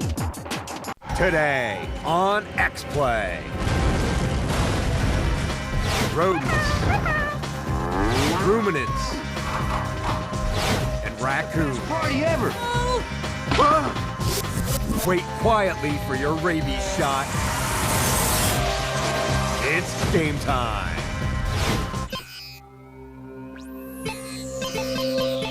Prepare to be reviewed. Adam Sessler. Morgan Webb.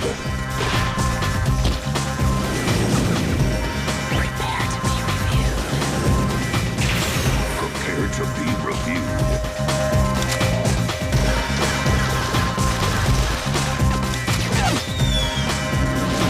This is Xplay.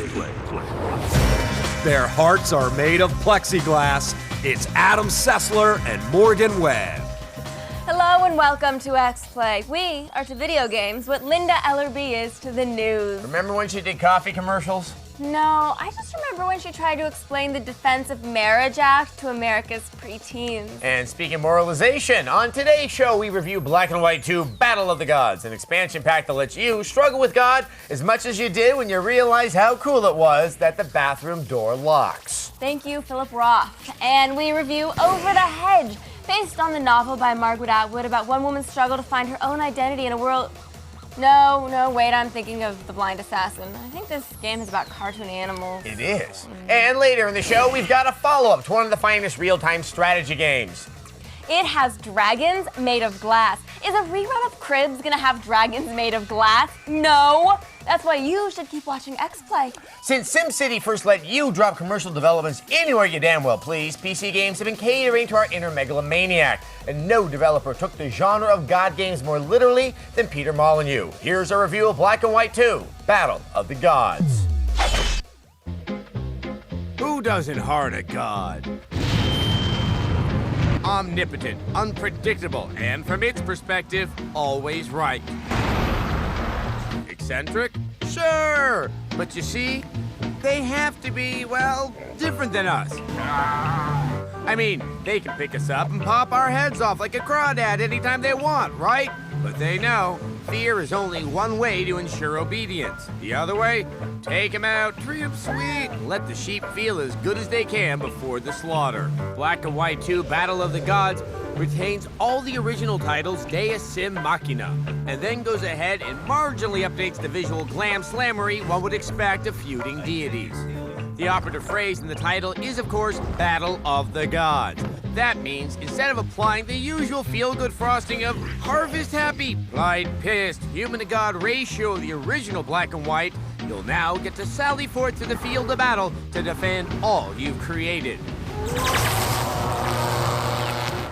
In order to defeat evil, however, you're going to need a solid plan. The armory's gotta be the most important building for our war machine. And we know what that means. You'll build, cajole, guide, fortify, and spring potential soldiers from the enemy's prison, all the while being buffeted by your adversary's salty invective, which is rude. My undead warriors are almost ready. Back from the original Black and White are the tiny twin furies representing good and evil, but they're still begging your attention to their particular form of problem solving. Death and destruction's what's happened here. Looks good to me. Let's stay for a holiday. You can select good or evil from the beginning, which will affect certain buildings and the tribute you'll start with. But in the end, it really doesn't affect gameplay all that much. Also back and ready for battle are your mid-sized demigods. It's still up to you to maintain their well-being, but they seem a little more focused to directives like whoop the Jesus out of those guys and swat these undead. A new addition to the House of Lords takes the form of a depressive turtle who plods around with a mopey stride and does what turtles do best, breaking down doors made of solid evil. You'll be facing off against the Aztecs you defeated last time around, who have managed to raise a necromantic ne'er-do-well who has an eye on the downfall of your happy homestead. This world reeks of life. The island itself seems larger and complete with much more explorable detail. We felt the absence of multiplayer and skirmish mode a chintzy oversight. Constant campaigning meant tirelessly satisfying objectives of varying necessity. It would have just been nice to ramble around with my fuzzy buddy, right, pal? There's a few mini-games afoot here for minor diversion, but they really don't assuage fatigue much. When Black and White first came out, it really seemed novelty entertaining because of the quirky completeness of its whimsical world. Now that we're used to it, however, we would like a little more to chew on. A 3. Out of 5. We must save him. Well, my problem with Black and White 2 was that it was almost too open-ended. Now, this expansion gives it a nice focus. Plus, you can teach your avatar animal to poop on people's houses. I respect that in the game. The animal kingdom is full of wonders like electric eels, echidnas, Mary-Kate Olsen, but one little Scandinavian rodent has gained an unearned reputation for illogical behavior and is the basis for our next game. Here's Lemmings! Lemmings. They live in the Arctic. They belong to the Arvicolidae subfamily of rodents, and now they're invading your PSP. Spawned from the PC game many moons ago, the premise of Lemmings hasn't really changed since the early days. A portal in the sky spits out the tiny green-haired creatures, and it's your job to get them safely to the far side of the map. Hey, how did all you guys get tickets to the Great White concert? Hey, what's with the pyrotechnics, man? Talk about once bitten, twice shy. The problem is, lemmings are about as smart as your average American Idol voter. Taylor Hicks my ass. If they're walking towards a cliff, you'd better stop them or you'll have to listen to their adorable death gurgles. This game is founded on the idea that lemmings are stupid. A horrible myth propagated by Walt Disney. Hello, boys and girls. Disney made a movie in '58 called White Wilderness, a classic. You see, lemmings are boring in real life, so he spiced things up by having the lemmings jump off cliffs in ritualistic suicide. To get the shots, we had to shove hundreds of the little buggers into the water by hand. They looked so funny gasping for life until they drowned. It still makes me smile.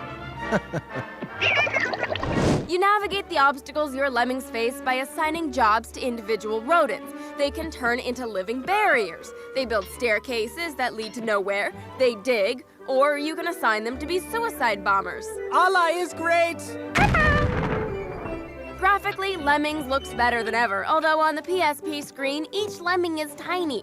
Grabbing a specific lemming can be frustrating since the PSP doesn't have a mouse. There are roughly 150 lemming levels, and you can download even more online.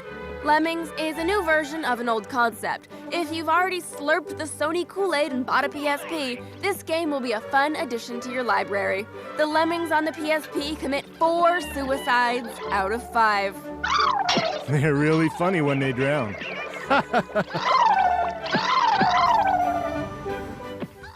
Now, I think I'd be happier if I knew there was another species capable of suicide on the planet. I've long maintained the mass extinction of species was not because of climate change, but is actually the result of rampant depression in the plant and animal kingdoms. What's the foundation for this theory? Have a fair amount of ExxonMobil stock. Oh. After the break, Emergency 3, and later on, Rise of Legends. It's holiday time in the city, and you'll find incredible savings on the year's coolest gifts. With Circuit City's 125% low price guarantee on TVs, you'll save on an HD TV the whole family can enjoy. And right now, you'll also get no payments and no interest for 18 months on all TVs $9.99 and up. Plus, all TVs $4.99 and up are on sale. And remember, Circuit City gift cards make a perfect stocking stuffer. Circuit City. Attention, all passengers. Unaccompanied Minors is a fun-filled adventure for the whole family. The perfect holiday laugh fest. Ho, ho, ho. Hysterical and heartwarming. Could this night get any better? Unaccompanied Minors, rated PG. Now playing. I got nothing. Don't worry about it. Cindy, I'm home. Dad! Warning, the makers of Tag Wildcard remind you that if you mess with the King's Queens, you better watch your ace, Jack. Tag Wildcard. Consider yourself warned.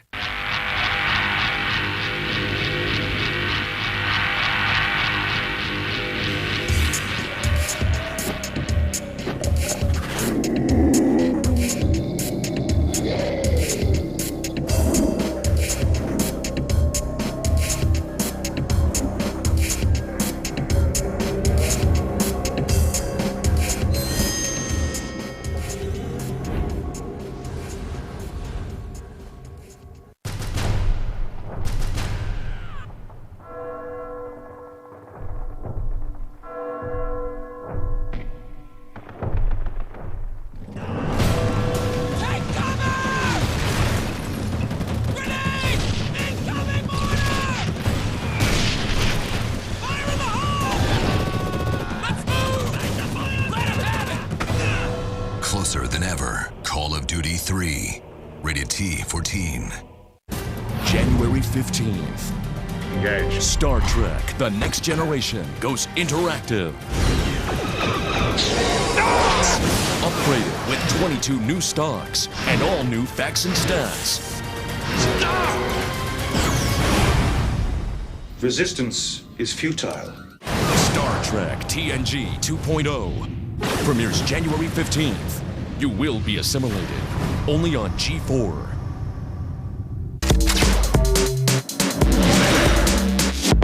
They'll rip you to shreds. It's Adam Sessler and Morgan Webb.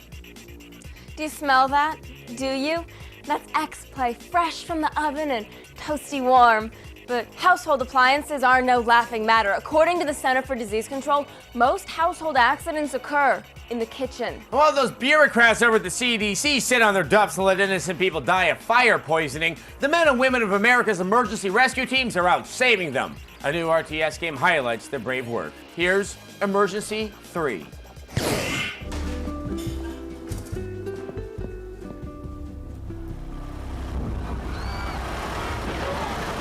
Holy crap! Great. Who's gonna clean up this mess? And that mess? Oh, come on! This is just getting ridiculous. In Emergency 3, it is your responsibility to deal with the disasters caused by a world full of terrible drivers, terrorists, and faulty engineering. I smell lawsuits. The game plays like a typical real-time strategy game, but instead of killing people, you're helping people. Except for these hippies. I say we gas them, beat them, and lock their Al Gore-loving asses up. This new twist on the RTS style, at first glance, seems like a great idea. But moments after taking control of the interface, you realize that micromanaging every single character is a necessity. Want these guys to start hosing down the fire? Well, you'll have to highlight them, right-click them, choose the hose icon, then highlight them individually, send them to a hydrant, and finally they can start hosing down the building. Well, at least they're not stealing jeans. Of course, while this is going on, you're also expected to hunt down illegal street racers and save the lives of the innocent bystanders.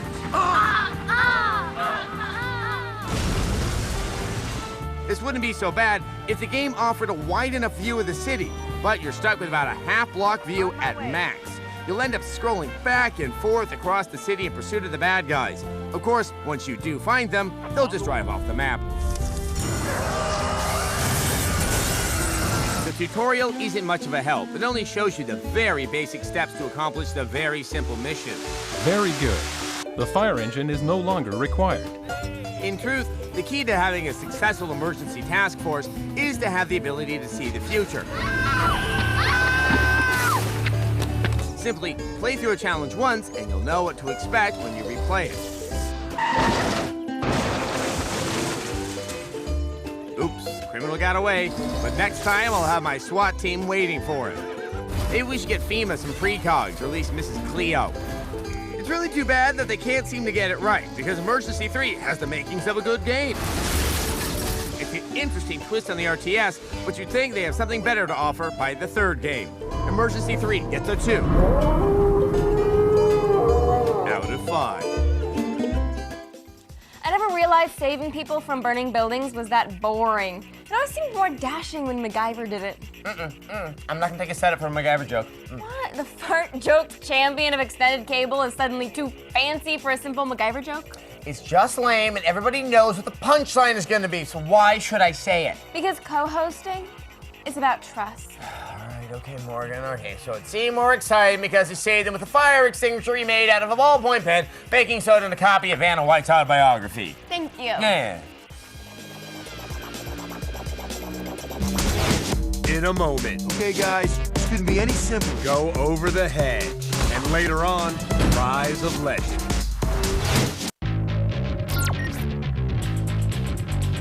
I'm Layla Cayley, and this is The Feed. Nominations were announced for the Golden Globe Awards, with some nominees getting double nods. Clint Eastwood is nominated twice for Best Director, while Leonardo DiCaprio has 2 chances at Best Actor. The DVD of Pirates of the Caribbean Dead Man's Chest is the most sold DVD of 2006. Best Buy is rumored to be hoarding their stockpiles of Nintendo Wiis to sell them after December 17th. Groups on both ends of the political spectrum are petitioning Walmart to stop selling the religious apocalypse game Left Behind Eternal Forces. And finally, Detroit Tigers pitcher Joel Zumaya missed 3 games this season due to forearm and wrist injuries. The culprit? Too much Guitar Hero. Well, that's all for now. Visit us on the web at g4tv.com/thefeed. It's all the news you need to know. I'm Layla Kaylee, and you have just been fed.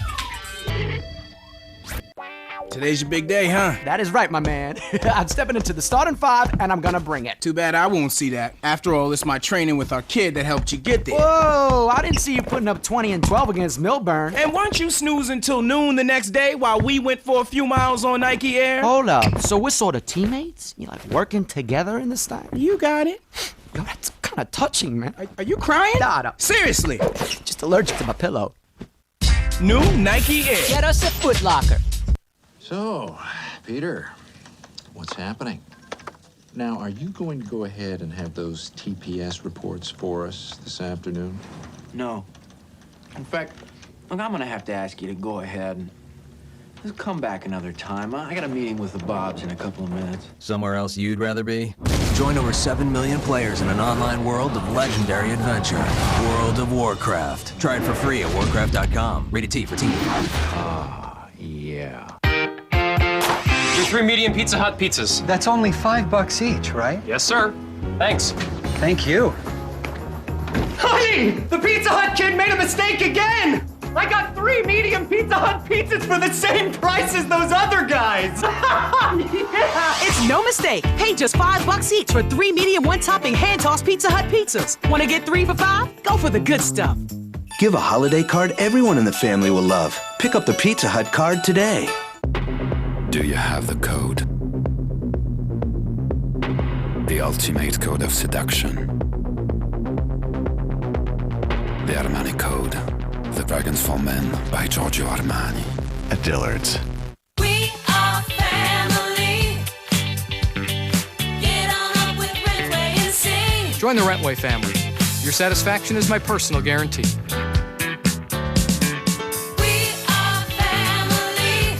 Okay, movies.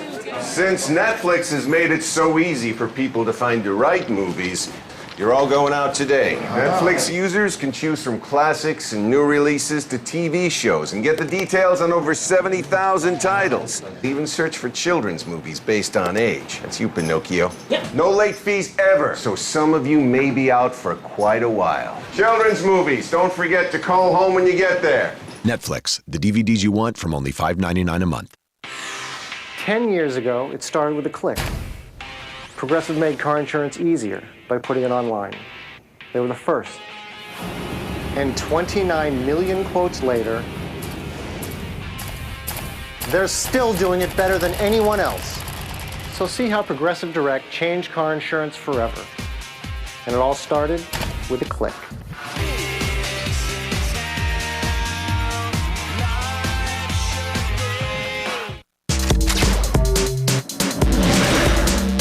Their 80% scar tissue, it's Adam Sessler and Morgan Webb. Welcome back to Xplay. Children are only good for 2 things: increasing your population in strategy games and working in 18th century textile factories. Their tiny hands are perfect for operating large, dangerous machines. But now that draconian child labor laws have turned this corner of humanity into useless layabouts, they have a lot of time for platformers. So here's our review of Over the Hedge. It's summer, and that means movies for kids with voice acting by actors who were big in the 90s. And like the greedy greediness that is the movie video game conglomerate that has taken over the world, it only leads to the video game tie-in. Wow, it's like the best party ever, only the theme is mayhem. And this review. This time, it's Over the Hedge. Yes, Over the Hedge, the most biggest current feel-good comedy laugh-out-loud hit for children in hours. This year's Over the Hedge is last year's Madagascar, is last year's Ice Age, is last year's Constantine, is last year's, and so on, and so on, and so on, and so on. The plot of Over the Hedge is simple. A bunch of survivors of a top-sized cruise line have made their way to the surface to survive. Oh, I'm sorry, that's the plot of the last Star Wars movie. I don't know, I only review video games and watch Star Trek 2.0. That show is the bomb. Catch it every night at 11 p.m. here on G4. Anywho, 7-year-olds and man-children like Sessler will tell you that the characters here are a bunch of rabid, evil, smelly lower species that join forces to run riot through this passively wonderful suburban mythology. These creatures sneak into these humans' homes and destroy them like a Philip Seymour Hoffman hotel room. The only things in their way are the exterminator and other woodland creatures like the gopher. Do you know what a gopher can do to a golf course? This, of course, leads to woodland creature fighting woodland creature. Anyhow, the movie may have the voice of Steve Carell or Bruce Willis or Gary Shandling, but the game does not. We'll discuss this at the log, young lady. I guess lending voices to video games is beneath these hoity-toity Hollywood liberal elite. Or maybe they knew just how average Over the Hedge truly is. Chips! Hooray! It's platforming. We've seen it many times in many different shapes, but it's still platforming. Over the Hedge could not be any simpler. Okay, guys, this couldn't be any simpler. Over the Hedge is a summer diversion. Nothing more, nothing less. It's like listening to a Kelly Clarkson song. You like it at first, but quickly forget it once it's over. Then you move on. That's Over the Hedge, my friends. That's our cue to get this show on the road. We give Over the Hedge 3 CGI movies blend into each other after a while. Out of 5. If they couldn't get the big name stars to do the game, you think at least the B-listers would be willing to do it. Yeah, Alice and Janney, West Wing is over and the call for trumpet-voiced transsexuals in primetime drama is drawing to a close. Would it kill you to do a freaking video game? You know, she was really good in 10 Things I Hate About You. Yeah, I like her too. All right, Alice and Janney, if you're watching, I'm sorry I called you a tranny. Up next, a magical fairyland RTS. Xplay is brought to you by The Block, coming January 15th, only on G4. Catch the entire first season of Arrested Development back-to-back. The Arrested Development Marathon, Christmas Day at 9 a.m., only on G4.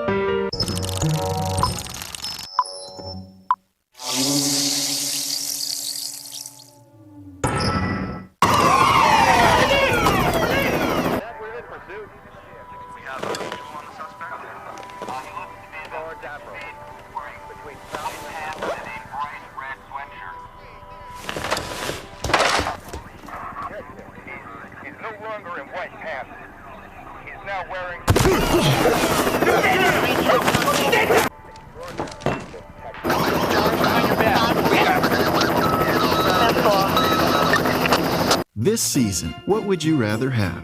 Roasted chestnuts? Or a double portion of slow-roasted beef brisket topped with real cheddar and a sweet smoky sauce? Quiznos Smokehouse Beef Brisket Sub. Toasty. Hold on, let me wipe the lens. Nice. Nice. Oh, that was sick. This is Project 8. Here we go. Life is a blast when you know what you're doing. Best to know what you're doing for your life get ruined. Life is a thrill when your skill is developed. If you ain't got a skill. This is skateboarding. Tony Hawk's Project 8, rated T for teen. Tired of the same old places to flirt? Now you can do it anywhere, anytime with your cell phone and Zed Chat. Chat and meet people. Zed Chat makes it easy. Just send a text message to 46933. Go to Create Message. Text Chat to start meeting people in your area. Send it now to 46933 and we'll send you 4 matching contacts. Remember, send Chat to 46933 or go Zed. Try it now and the first week is free.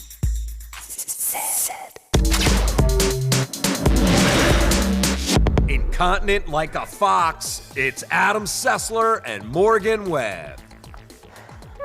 Welcome back to Xplay. Now, when Rise of Nations was released in 2003, it was clearly the best RTS on the market, and 3 years later, it's still great. That's because RTSs aren't about graphics. They're about balance and the quality of the gameplay, and the new generation of graphics cards don't easily affect that. Here's our review of Big Huge Games' newest offering, Rise of Nations, Rise of Legends. What do you do when you've made the best historical RTS ever? If you're Big Huge Games, you follow it up with steampunk and sorcery in Rise of Nations, Rise of Legends. Believe it or not, Rise of Legends is a real-time strategy game with nary an elf or Nazi in sight. In this far-flung alien world of techno-magic, 3 races vie for control of, well, I think mostly they just want to kill each other. You have the Aileen, pseudo-Arabian mystics with dragons, scorpion riders, and other impossible creatures. The Quaddle, godlike death dealers with a Mayan flavor. Also, they have freaking lasers. And the Vinci, human masters of steam-powered war machines and clockwork monstrosities.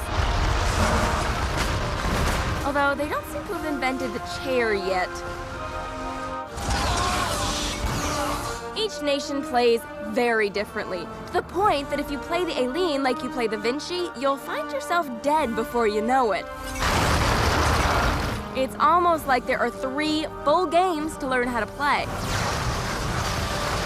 The balance is pretty even between the 3 sides, although a few national powers feel a bit wonky. With the Aileen's ability to summon armies and even see the entire map at all times, it can feel like cheating. Does your character have facial hair?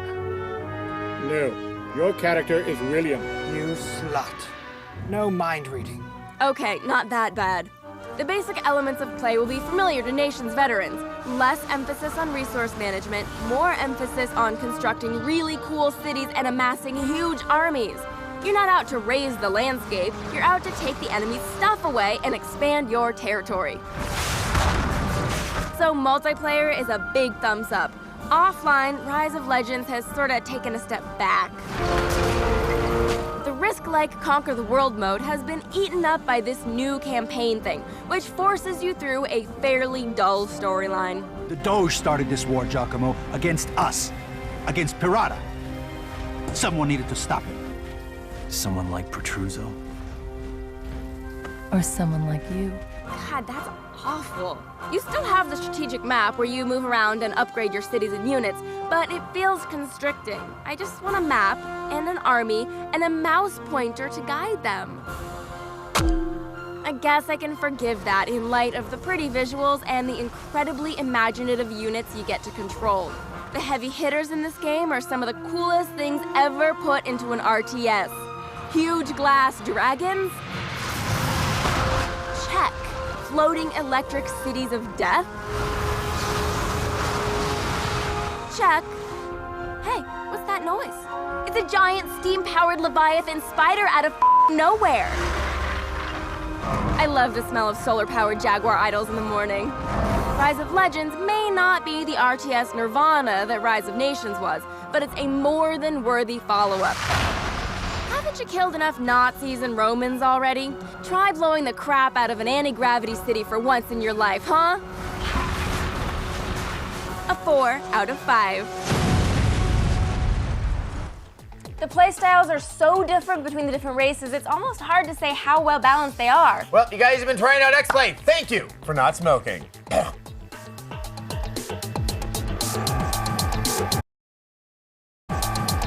Today on Xplay, the Sacred Feminine. Get away from him! Genetic infantry. But that doesn't make us invulnerable. Some might and some magic. Decode an anagram. It's game time.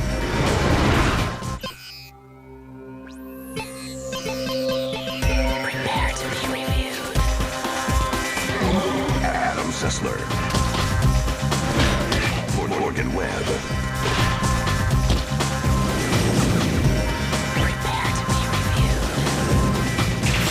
Prepare to be reviewed.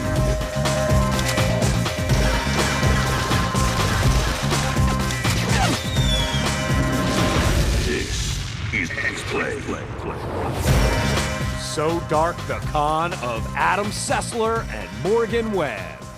Hello and welcome to Xplay, a clear message to the enemies of America. The message is twofold. A, America will never bow to terrorism. And B, Dragon Ball Z Shin Budokai for the PSP, not that bad a game. Because cogent criticism of anime fighters could be the first step to finding common ground with our enemies. To continue our struggle to improve America's security, we review The Da Vinci Code, a game based on the book that destroyed hours of my life and gave me nothing in return. Now the art-based anagrams which entertain your spinster aunt on her subway commutes come in interactive game form. And later in the show, we take a look at Heroes of Might and Magic 5. It's part of a classic fantasy RPG series, and by classic I mean it's older than R&B songstress Ciara. But first, the game about that retarded book all of America read. How bad is it? Well, I've read cereal boxes with a greater sense of subtlety, but I promise it will not influence my review. Here's the Da Vinci Code. What the hell does this mean? Witness the greatest cover-up in human history. Millions of people duped into reading a poorly written bubblegum fiction thriller based on the sex life of Jesus. Millions more people seduced into seeing a movie based on the same book starring Tom Hanks and that guy from Onimusha 3. Now millions will follow the call to play the Da Vinci Code on their home consoles. Millions? Really? I hope not. But why? If any of you out there have Da Vinci fever, this hunk of detritus is not the cure. People say that love is blind. Da Vinci Code is part walk-and-click adventure game and part really crappy beat-em-up. Nothing says exhilarating like librarians fighting. Get away from him! The combat aspects feel out of place in a story about old books and nuns. Would you like it supersized? Wait, did that card just say, would you like it supersize? Would you like it supersized? Wow. I get it. They want to make an already talky plot more exciting. But they could have at least made Robert and Sophie get in shape first. They run 5 feet and they sound like John Goodman on a Stairmaster. You may have noticed that the strapping symbologist using Chuck Norris moves on the killer monk is not Tom Hanks. P.S. Find Robert Langdon. The Da Vinci Code game doesn't even have Ian McKellen to save it. Listening to the history lectures is as boring as watching Amelie and pretending you give a crap. The fleur-de-lis combined with the initials P.S. Nidaba was the Sumerian goddess of learning. But the statue itself dates back to 288 B.C. They could have at least thrown in a boss battle with the Mona Lisa. Would you like it supersized? The puzzle-solving elements of Da Vinci Code are actually a bright patch in the otherwise dark woods of mediocre game design. You'll search for clues and solutions to real-world problems. It smells like alcohol. Where have I smelled that before? I'm gonna say the Xplay set. Every day.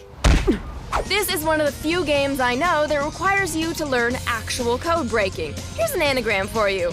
This game sucks. When you unravel it, it becomes, this game sucks. Throw in some shoddy graphics and you have a complete lackluster package trying to grab some of that Da Vinci cash. For a game about depraved priests, murdering albinos, naked dead guys, and Jesus knocking up his girlfriend then faking his own death to get out of child support, the Da Vinci Code just isn't that interesting. But why? Hidden in the clues left by the masters, we uncover the dark con of man. Would you like it supersized? The Da Vinci Code is just a very unsupersized 2 out of 5.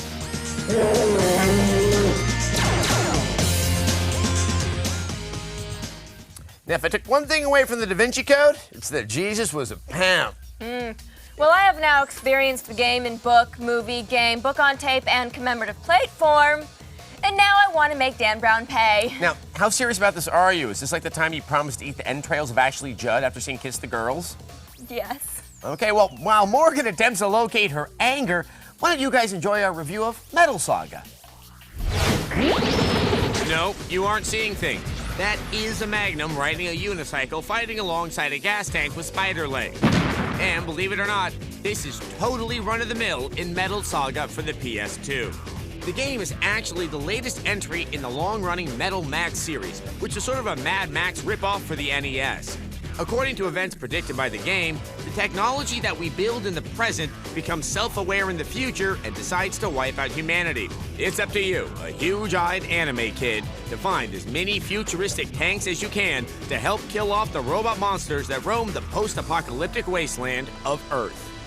Most of the game is spent wandering around the desert scenery until you find an abandoned vehicle. Then you simply tow them back to town and fix them up. Once you've got a fleet of cars, you can collect bounties on wanted bad guys, like this big green tank, or this spider tank, or yes, even Tankosaurus. Apparently, the vehicles in Metal Saga are all one-seaters. Let's hope your friend brought comfortable walking shoes.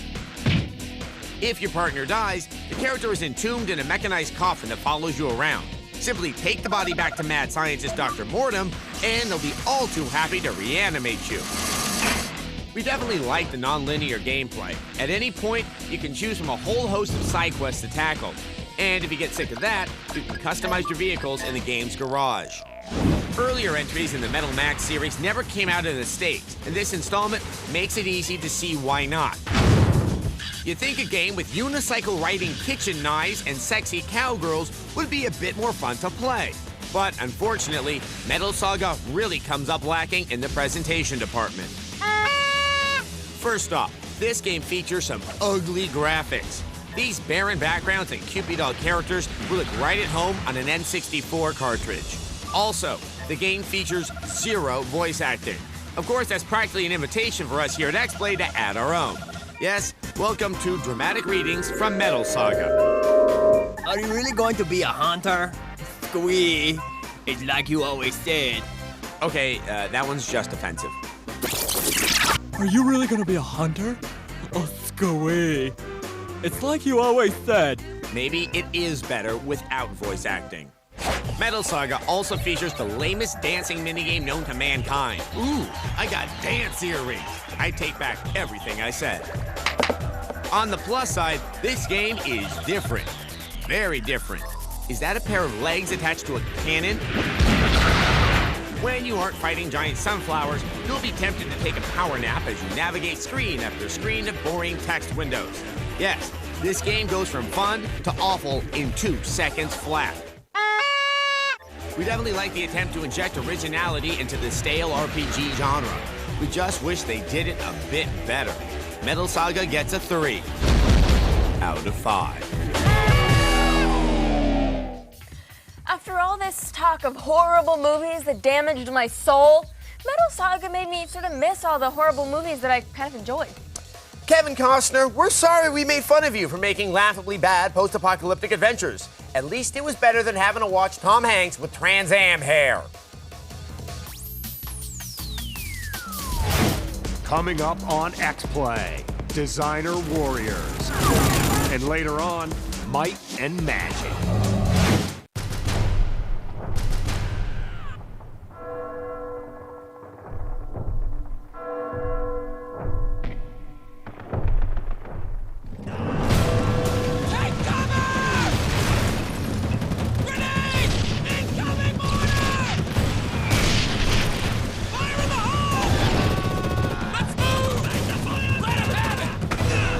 Closer than ever, Call of Duty 3, rated T for teen. Plenty of sunshine through today with seasonal temperatures. We should reach our normal high of 80. What a marvelously glorious looking shaver. What a superbly spectacular marvel of rotating titanium. I love this shaver. For a close, comfortable shave, get the world's only rotary with the power of titanium. The new Remington Titanium Rotary. Now, Tonight, we destroy the Resistance! the biggest movie of the year. Are you with us? Takes off.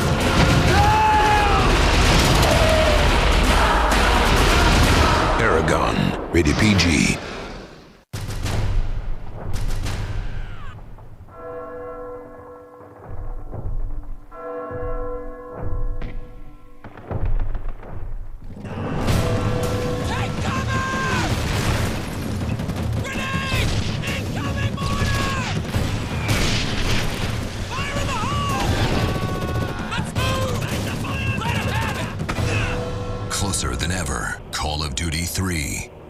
T for teen. This snowboarding god opened this dope hotel on the slopes of Tahoe. Don't trash my place. His staff of misfits and madmen work hard. I've never washed a toilet or anything in my life. And play even harder. I'll do anything right now for money. I'm broke. Introducing The Block. Coming January 15th, only on G4. January 15th, Star Trek The Next Generation goes interactive. Star Trek TNG 2.0 premieres January 15th, only on G4. They really love you. It's Adam Sessler and Morgan Webb. Welcome back to Xplay. No one man can fight a war on his own, except for Chuck Norris, and he's too busy defending the Texas border. But sci-fi shooters have long imagined a super warrior capable of achieving Norris-like domination. One such game is Rogue Trooper for the Xbox. It's not easy being blue. Looks like the Smurfs are all grown up and ready for combat. Welcome to New Earth. Earth 2.0 looks about as promising as Microsoft's new operating system. Anywho, it's the future, and these bioengineered body-by-Balco blokes of Ballistica are making like rain and dropping in on an overdressed aggressor known as the Nord. Rogue Trooper for the Xbox pits the boys in blue against this clearly evil because of their gauche fashion sense group of grumpers because, well, I don't know. They just seem to dislike each other intensely enough to want to use each other like a handy wipe to mop the dirty planet floor with. You gotta love a simple shooter. Two big, voluptuous gun barrels belching copious amounts of chaos and carnage, and that's just what this title is. But is the gift of gun all there is to love? So you're going in as Rogue. Rogue is so badass that when he hits terra firma, he throws his freaking helmet off and just gets knee-deep in Nord gore. Whoever blew our friends here didn't do a very good job because it turns out to be a trap. It's a trap! The Nords are ready for you and they're chopping up your pals like a $9 Ginsu. With all these blues being blown every which way, you wonder how a guy can even stand. Nords are ruthless suckers. Lucky for you, the man with the Azure Nads got a way of keeping members and their vital essence around. We don't leave our comrades behind. When a faithful companion goes down for the long dirt nap, Rogue is able to dig his personality out of his lifeless neck and to then install it somewhere on his gear. For example, Bagman, a scrappy swag man with a Swisher Sweet brogue, is naturally installed in your backpack. Hand me some of that scrap. He barks at you through the game about scrap gathering, which he then turns into upgrades to your weapon systems. Upgrades available. Helm is my favorite. He gets installed in your tin hat and gives you the ability to hack through security systems. You get me in there, hack me into their communications net. A helmet that doesn't know when to shut up is truly a thing of comic beauty. They hate small places. We just need to let them out. There's a Zeppelin hangar-sized arsenal in the game which keeps the pace and pain quick, exact, and deadly. Though some weapons had odd behavior traits. The Lazuka, for example, instead of a straight trajectory, it arcs like a mortar. They should have called it a Bluezuka. Not you, woman. Multiplayer was pretty limited, and the learning curve was far too easy for any major challenge reward, with the winnowing whimper of a blue man getting boned. We give it a 3 out of 5. That hippie shampoo you switched to smells like Stop it! Stop it, Helmet! When I heard we had a game in called Rogue Trooper, I sort of hoped Rogue from the X-Men had a new career enforcing state highway laws. No, now that Brett Ratner's in charge of the X-Men franchise, all the female characters are allowed to do is tell Logan he's being too risky. After the break, hunt some monsters right here on Xplay. And later on, Might and Magic. What's up, gamers? I'm Kristen Holt with another minute's worth of tips, tricks, and cheats. Get your zombie hunting hat on, because we're playing Dead Rising on the Xbox 360. Head to the North Plaza. Down this hallway, you'll find Cletus, who's a little defensive about his shop. Cletus has you seriously outgunned, but lure him to the left side of the counter. Every 6 shots, he has to reload, so use that time to make a break for the right side of the counter and grab the sniper rifle off the shelf. Now that you've got the rifle, get back behind the racks for cover. Whenever he reloads, pop out and plant a bullet in his brain. Repeat until his life bar drains and we finally say goodbye to poor old Cletus. If you missed any of these codes, look us up on the web at g4tv.com/cheat. Until next time, I'm Kristen Holt, and you've been cheating. All flights have been canceled. Oh no, the kids! This holiday, Santa's never gonna find me here. 5 children I can't let my sister think Santa forgot her. will discover the true meaning of Christmas. Unaccompanied minors, rated PG, now playing. Beep, beep. Yo, son, what you got going on over there? Just getting a little rest. Oh, 'cause I'm headed out, okay? I got some game to play, hit the hardwood, show off my skills for the ladies. Right now? Even after the kid just took me out for a 5-mile run. No problem, we got Nike Air. Wait, like 5 whole miles at once? That's how it works. That's messed up. No, that's running. No, that's torture. Torture is fighting off elbows to grab a board and throwing yourself after loose balls on the floor. That's basketball. My point exactly. Yeah, I don't get it. New Nike Air. Get us a Foot Locker. Oh, yeah! The Pizza Hut kid made a mistake again! I got 3 medium Pizza Hut pizzas for the same price as those other guys! It's no mistake. Pay just $5 each for 3 medium one-topping hand-tossed Pizza Hut pizzas. Go for the good stuff. So, Peter, what's happening? Now, are you going to go ahead and have those TPS reports for us this afternoon? No. In fact, look, I'm gonna have to ask you to go ahead and just come back another time. I got a meeting with the Bobs in a couple of minutes. Somewhere else you'd rather be? Join over 7 million players in an online world of legendary adventure. World of Warcraft. Try it for free at warcraft.com. Rated T for teen. Ah, yeah. Do you have the code? The ultimate code of seduction. The Armani Code. The Dragons for Men by Giorgio Armani. At Dillard's. Wield the power of 2 epic adventures from DC Comics. When the world needs heroes, no one else is in their league. Justice League Heroes, the video game, rated teen. And Justice League Unlimited Season 1 on DVD. You don't have to change what you're about to change your future. Look at my boy Mario. He turned his love for everything tech into a sweet career. How'd he do it? DeVry University. Mario logged on to DeVryCIS03.com and received his free career guide. That's when he found out DeVry offered a wide range of program tracks, so he could focus on what interested him most, like using computers to help solve crimes or protect online information. So Mario earned his bachelor's degree in computer information systems, and he did it in just 3 years. DeVry's classes are small and feature a hands-on learning style, so Mario knew he'd be getting all he needed to get ahead. And because DeVry is accredited like the top state universities, he got respect from the people who matter most, the ones hiring. Why not hook yourself up with what it takes to succeed and change everything without changing yourself? Call or log on now to DeVryCIS03.com. But hurry, classes start soon. DeVry University.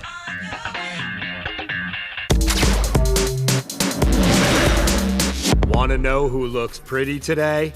Adam Sessler and Morgan Webb. Welcome back to Xplay. Things that are different are disturbing and wrong. From the witches of medieval Europe to the career of Shelley Duvall, humans have long tried to destroy what we don't understand. For a fun game chock full of killing unusual things, here's our review of Monster Hunter Freedom. Compulsive obsession, avarice, waste, greed, and gluttony. Just a few of the ingredients that make up monsters. And then there's these things: instinctual, protective, their every reaction an efficient response to a natural action. Who's hunting whom? Monster Hunter Freedom for the PSP delivers liberty by doing away with a lot of the original title's pomp and circumstance, concentrating instead on the edge of your blade, making that snicker-snack contact mythical lizards dread. But before you start gleefully rummaging through the game space in search of your best-looking monster flage, know that all great monster hunters must first learn to fish. That's right. Before you can test your metal and scaly hides, you'll first have to mine for it. Gather things, listen to your elders, carry eggs in a pre-raid era, and play the great and greasy calliope of Dark Ages cuisine. We'll start out naturally at the great watering hole of humanity, the local gin joint. There, quests of varying difficulty await your boozy bravado. Some are, of course, more interesting than others. Fetching the mythical dragon's egg, for example, may not look that exciting, but if we add some dramatic music... The rub is that there's a lot that comes between you and dragon slaying. After you've earned a couple of merit badges, you're finally ready to set off for a bit of lizard wrestling. And there, within the bloody battle royale of talon, tail, and sword, lays another problem with the title. The camera. Someone give this camera a Ritalin. The view within the game is not well behaved, and this ends up being a flaw that leads to an incredible loss of blood and patience. On the positive side, the game does sport some impressive vistas to hunt within. Though too many missions of a similar nature and a monster menu that relies on too many of the same appetizers before you get to the bigger main course fatigues even the most breathtaking visions of Dino Eden. Did we mention the fun loading screens? There's loads of depth in terms of character modification, weapons, and armor customization. After a long bloody trail of dead dinos, you should be one badass monster hunter. But are you bad enough for this guy? What do you think, happy loading screen? A 3 out of 5. Why do they think we want to fish? I can fish and carry things in real life, but I don't. So I don't really want to perform boring tasks in games either. Or at least make it interesting. If I were fishing for fish that shot lasers out of their gills, that would add an element of excitement.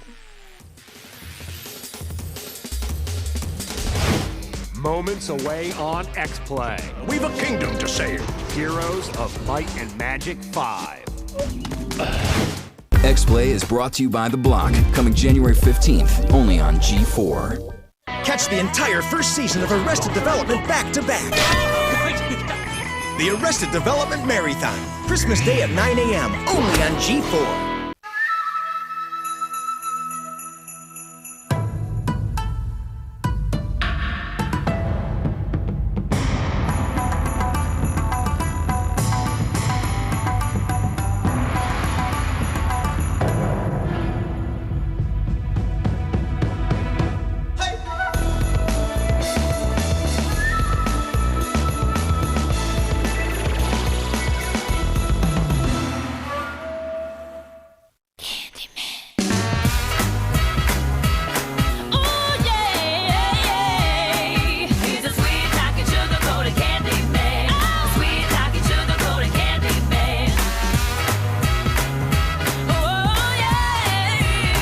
MP3 player, part phone.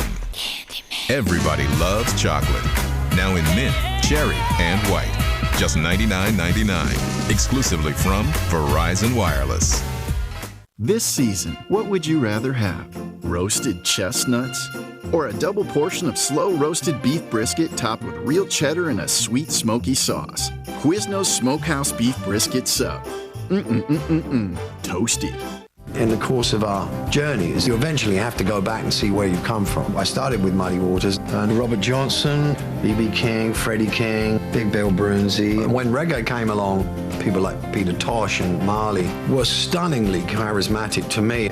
It kind of established all my influences for the next 20 years and right up until now. Discover Eric Clapton and J.J. Cale's The Road to Escondido. Discover the Sansa Rhapsody, the first MP3 player that helps you discover great music. Learn more at Rhapsody.com.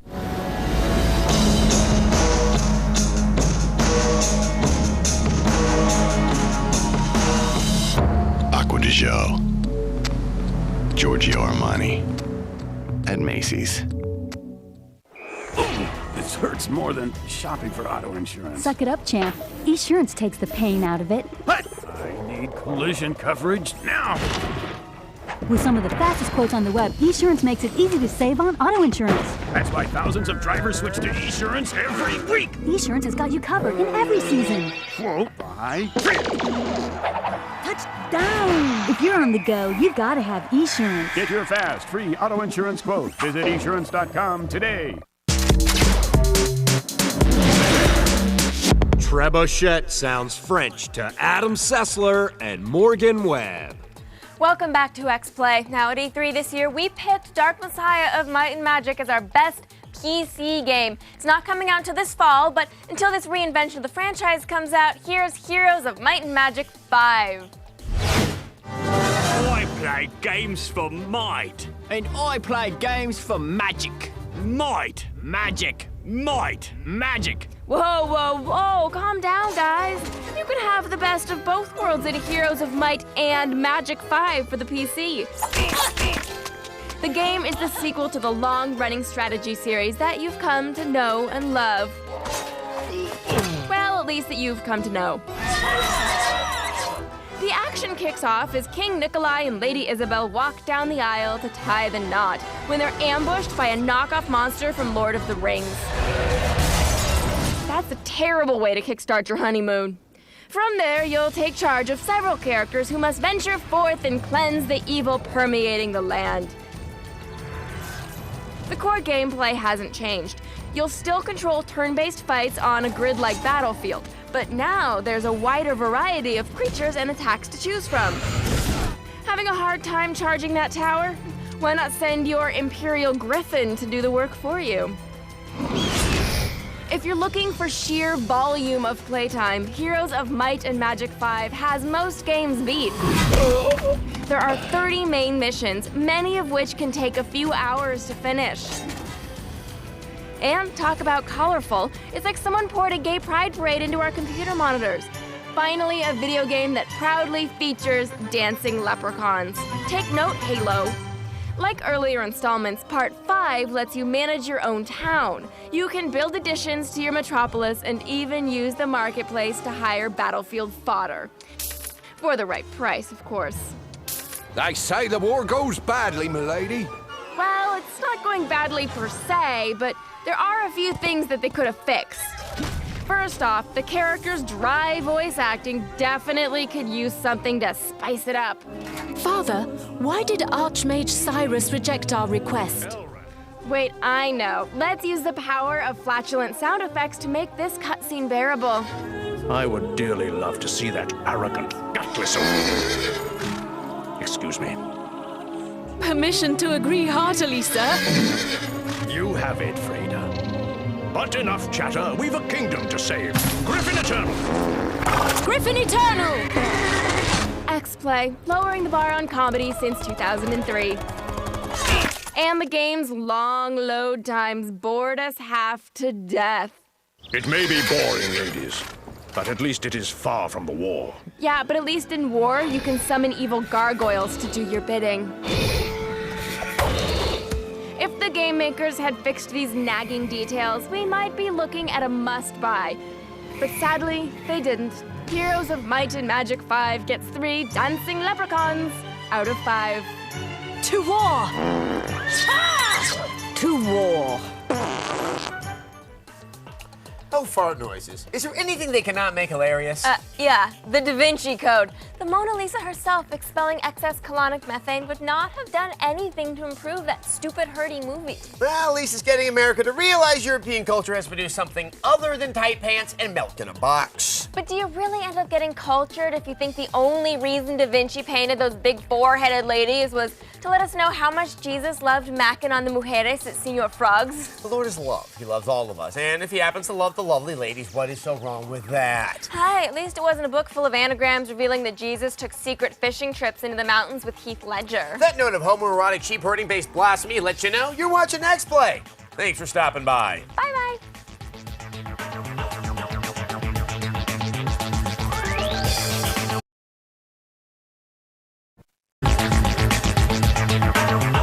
Today on Xplay. Crazy lumps. Scurvy dogs. And dance explosions. Turn the beat around. It's Xplay.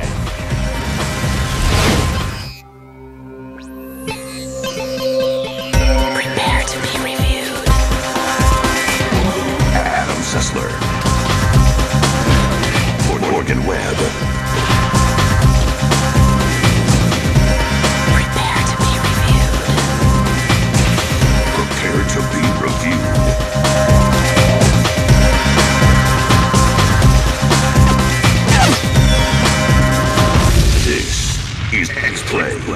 Recently selected for the Ryder Cup team, it's Adam Sessler and who's that blonde girl? It's her. Hello and welcome to Xplay. Morgan Webb is on sabbatical this week, so she can focus on her part-time job as a Somali warlord. Blair Butler is guest hosting for her. Hi, I'm G4's emergency guest hosting system. Most weeks, I just spend in a glass case waiting for Olivia Munn to get mono. But this week, I'm all yours. Yay! Wee!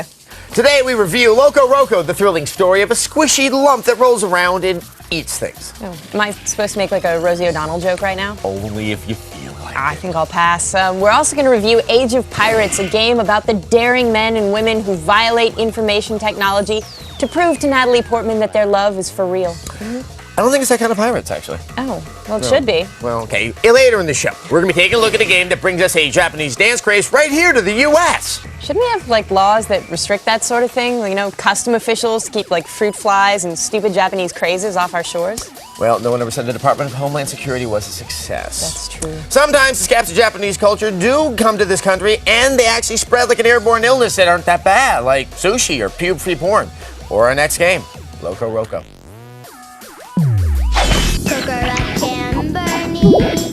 Get used to that song.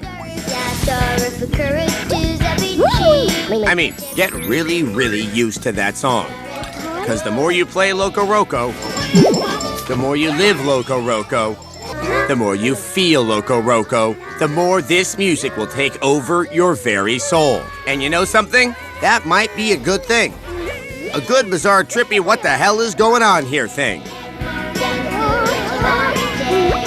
After muddling through World War II shooters, quickie movie knockoffs, and been there, done that platformers, Loco Roco is more than a refreshing change of pace for anyone looking for something different. Loco Roco is something different.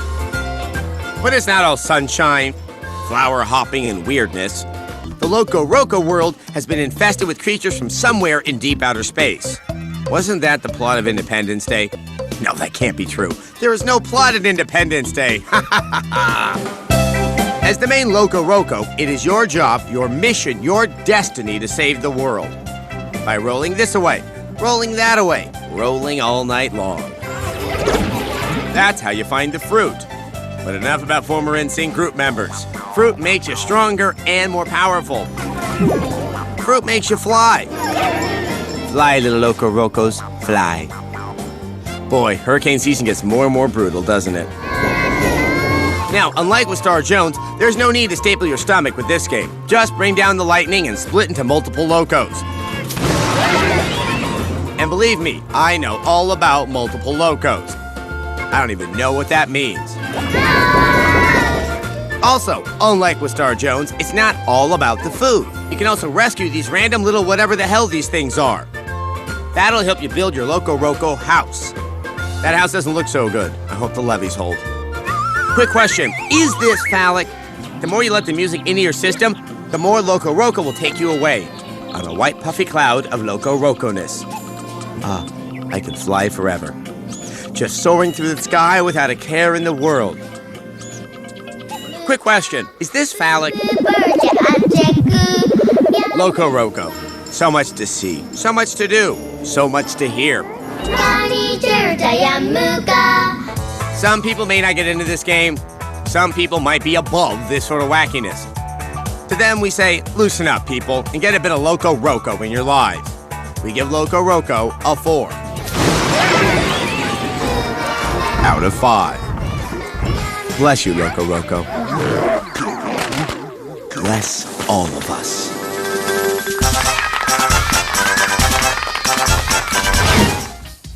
Those little blobs, they seem so happy, Well, you probably do keep a pretty positive attitude if all you do is, roll around and eat fruit. Oh. If you want to, you can do a Lance Bass joke. Yeah, I'm gonna pass on that. That's okay. Okay, this is awkward. Oh, Sessler, come on, you've been in a constant state of awkward for 2 decades now? I mean, you can't start blaming it on me. It's my first day. That hurts. It's Picks and Pans, presented by Pizza Hut. Half-Life 2, Episode 1. Great game, weird name. With action this fun, let's hope Episode 2's just around the corner. It's a pick. Astonishia story. Are you having a hard time getting to bed? Have you run out of cat tranquilizers? Well, have we got a game for you. An RPG so boring, we dare you to stay away through it all. Pen. Table tennis. The no-holds-barred world of professional ping pong brought to life by Rockstar. Sweet! This game puts the extreme in extreme sport. Winner by mortality, Morgan the Wookiee. What the hell was that? It's a pig. The Hustle. Detroit streets. Finally, a video game that's edgy. Yes, it's as bad as it sounds. A loser with a stick and an attitude. Sounds like a pan. And that wraps it up for this installment of Picks and Pans, presented by Pizza Hut. Till next time, gamers. Up next, yo-ho, yo-ho. It's violation of maritime property rights for me on Xplay. Thundercats Season 2, Volume 2. The end is here. We're on our way. The final adventures. Yeah! All 31 episodes on 6 discs. Don't miss the epic finale. Thundercats on DVD today. At Gamefly, our passion for gaming has led us to rent games differently. We think different is better. Choose from thousands of the latest and classic video games delivered right to your door. Keep them as long as you want with no late fees. Then send them back in our prepaid envelope. People think we're crazy to rent games for as low as $9.95 for the first month. We think we're visionaries. Our vision? Make renting easier. Different? Maybe. Smarter? We think so.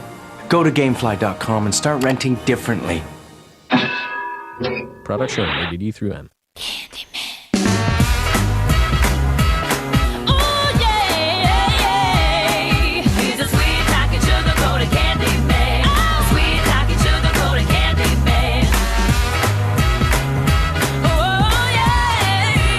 Part MP3 player. Part phone. Everybody loves chocolate. Now in mint, cherry, and white. Just $99.99. Exclusively from Verizon Wireless. This game is rated T for teen. Thanks, Triple H. I appreciate it. I didn't start out a 10-time world champion. I am the game, Triple H, the king of kings. I started at the bottom and worked my way up. It's time to unleash the animal. Now only one thing can control me, and that's you. Are you ready for some hot diva action? So don't just watch it, live it. WWE SmackDown vs. Raw 2007. Don't just watch it, live it. What's up with the tree? The King's Pain is your game. Snake King for Xbox. Rated everyone. $3.99 when you buy any value meal at BK. Celebrate Christmas the G4 way. Come on! With an Arrested Development marathon that lasts all day. What are you taking, stupid pills? 3 chickens dancing, 2 guys that blow. I can blow myself. 1 never nude and an algae in the family tree. The Arrested Development Marathon with episodes of the entire first season back to back. Christmas Day, only on G4. This party is gonna be off the hook. They're just doing this to repay student loans. It's Adam Sessler and Blair Butler. Welcome back to Xplay. So long as there have been laws, there have been groups of people who refuse to comply, who lived a life by their own moral code, taking what they needed from the property-owning classes and living on the fringes of society. And we call these people Irish. Another group known for their fondness of pillaging, along with having hooks for hands, pegs for legs, and an eye but one eye, are the pirates of the world. Those gentle souls whose only dreams are to steal some gold and set Havana on fire. Here's a look into their world with our review of Age of Pirates.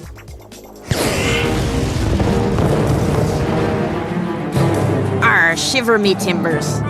And whatnot. It looks like we're about to embark on a high seas adventure aboard Age of Pirates, Caribbean Tales for your PC. It's a swashbuckling, plank-walking, peg-legged romp through the dangerous world of 17th century piratery. Is that even a word? Piratery? Arr, who cares, matey? This game is ready to plunder your booty hard. Age of Pirates follows the exploits of the rugged Captain Blaze Shark and the lovely, yet deadly, Captain Beatrice Shark. You're free to choose either, but if you can't bring yourself to play as Beatrice, then, number 1, you're not confident in your masculinity, wiener. And number 2, you're going to miss out on seeing Beatrice run around in pants that make her look like she's not wearing pants at all. Arr, someone's pilfered me britches. I've got a job for you that needs doing, Captain. But before you hoist the mainsail, you're going to need to know some pirate etiquette courtesy of... Pirate etiquette with Captain Johnny Depp. If you're gonna be out pirating, remember what old Captain Johnny Depp says. You gotta wear pants. I've got a job for you that needs doing, Captain. The game itself is an action-adventure RPG in which you must complete missions for various customers and governments in order to earn gold, and eventually build up a fleet of your own to control the high seas. Throughout the game, you'll sail to various ports and disembark to resupply your ship, chat up the locals, What do you want? and find eager patrons in need of a buccaneer. Eager patrons like the Quaker Oats guy. Greetings, Captain. You can also get work by aligning yourself with the country of your choice, but tread wisely. Although work will be plentiful while sailing for Her Majesty, so will the enemies. Up yours, Holland! Unfortunately, the action in town can be more tedious than a scurvy symposium. But luckily, you're a pirate, which means that eventually you'll have to take to the water, and that's where this game really shines.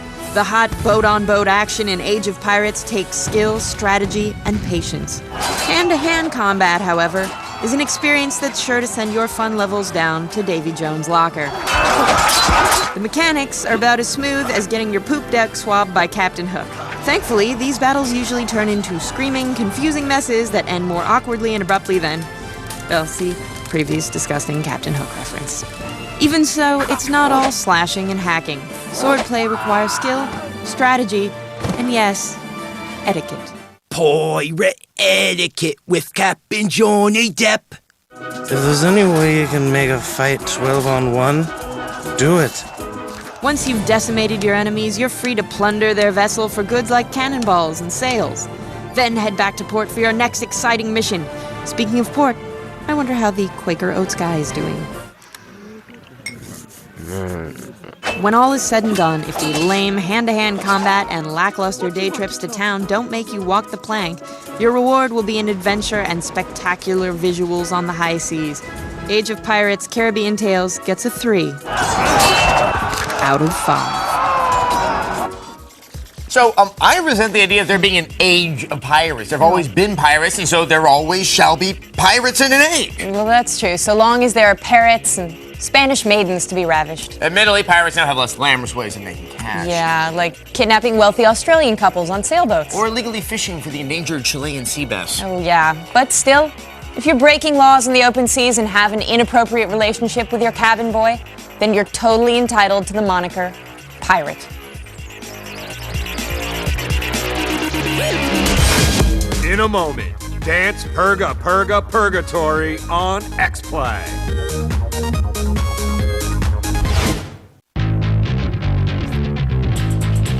If you've got 60 seconds, I've got the truth. This is a Morgan Minute. Do you hate your PS2? Do you look at it and see a sad, pathetic console wallowing in a pool of its own obsolescence?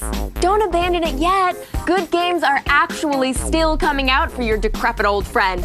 Like Okami. The best part about Okami is not its engrossing art style, but it's so long, it'll keep you busy until you get the raise you need to afford a PS3. God Hand is a simple fighter with a whole lot of style. The kind of style that involves a gorilla dressed like a Mexican wrestler. If you absolutely hate harpies, then God of War 2 is the game for you. God of War really showed off what the PS2 could do in all its violent, gory glory, and it's back to squeeze the last dying breath from a once great console. I'm Morgan, and I think that was a minute. Superman Returns. From Bryan Singer, director of X-Men and X-Men 2. Superman Returns on DVD, HD DVD, and Blu-ray disc. See it, count it, see it. Go tight, pick it up, get it, good. Off, slide, push, that's money ball. Pause. 2.4 seconds left and it's time. This is it. Stay low, back, again, shot. Why wouldn't I want the last shot when I know I've already made it?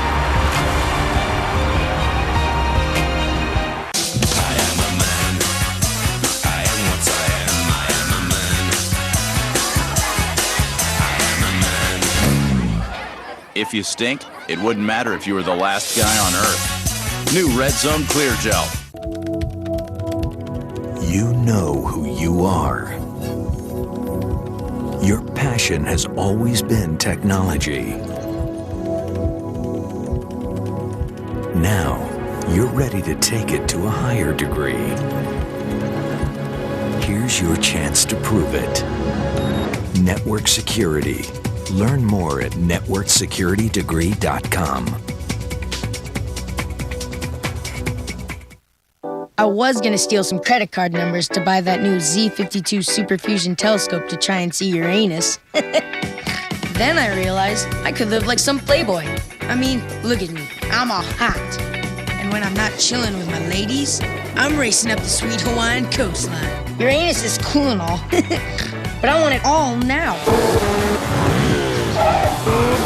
Right, Eugene? Totally. Rated E10 for ages 10 and up. We'd love to show you the world's next great video game. There's only one problem.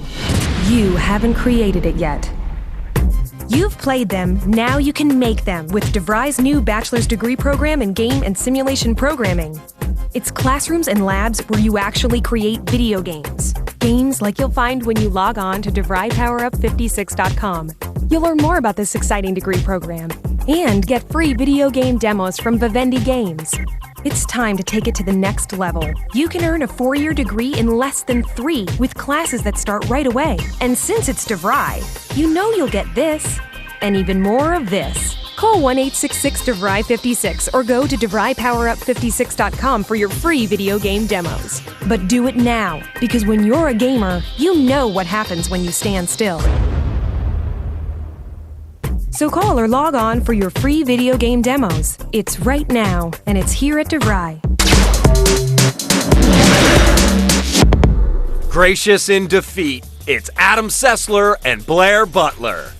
You know, dance crazes sweep the nation every few years or so. The Macarena, the Lambada, and pretty much dry after that. But Japan, the home of screwy fads, has decided to deliver yet another to us. We can't quite bring ourselves to give the game a full review. The game is sort of inane and pointless. But here's a look at Para Para Paradise.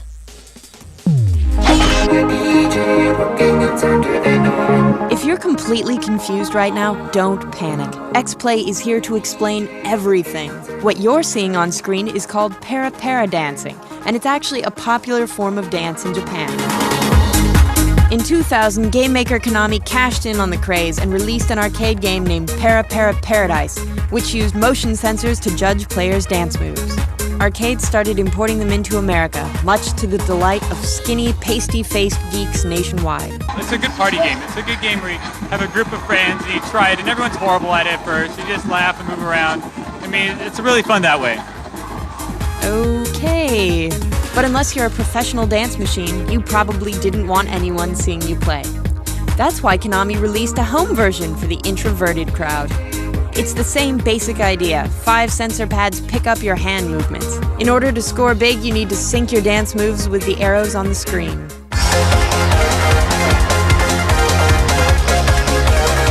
Obviously, American gamers just aren't as stylish as their Japanese counterparts.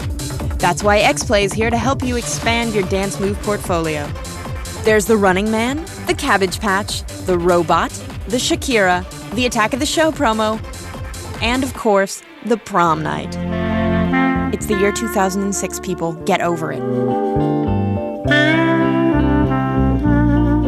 As the Japanese packaging describes it, super bass sound will make you the prisoner of dance. All I know is that if the songs are this cheesy, I do not want to be anybody's prisoner of dance.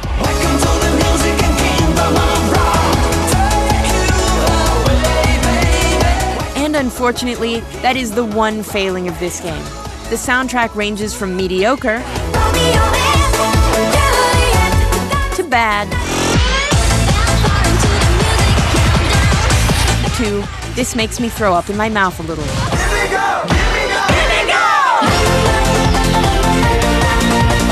For example, let's examine the lyrics to the song My Sweet Banana.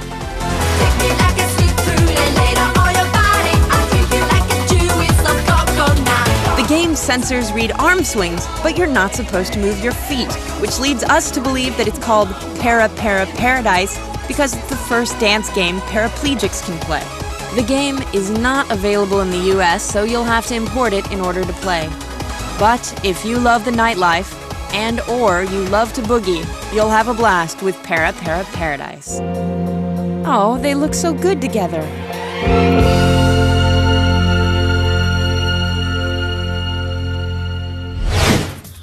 That could be very easily converted into a game that quickly teaches children semaphore, you know? I'm with you. And I long believe we are not doing enough to teach young people important seafaring flag codes. Yeah, because without archaic seafaring codes like semaphore and Morse code, how are kids going to send teletype messages when their ships get boarded by pirates on the open waters? Oh, no, definitely.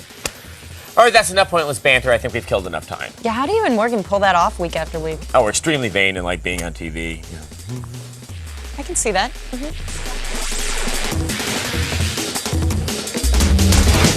In a moment, Magical Limbs on Xplay. Attention all gamers, Xplay is now interactive and in prime time. Join Adam and Morgan for game reviews, live on-screen chat, and video viewer mail. Weeknights at 8, only on G4. Man has always been fascinated with traveling back in time. Well, now Sprint has actually moved the unlimited calling time back 2 hours from 9 p.m. to 7. It's science fiction meets cold, hard economics.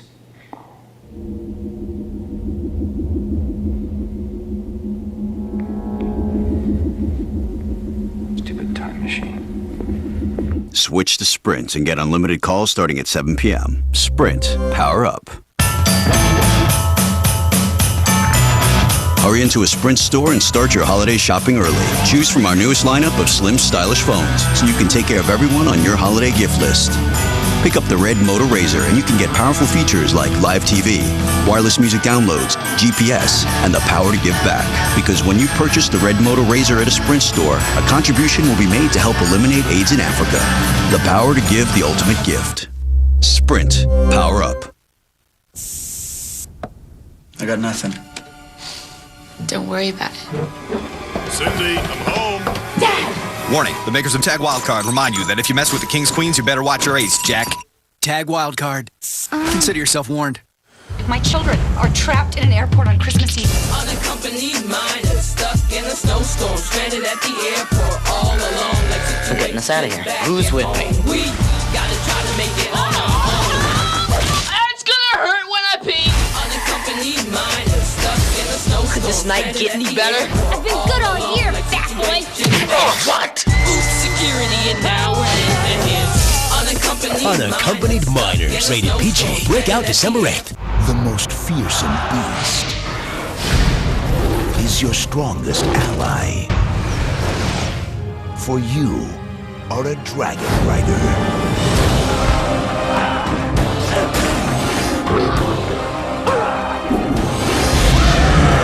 Play Aragon, the video game,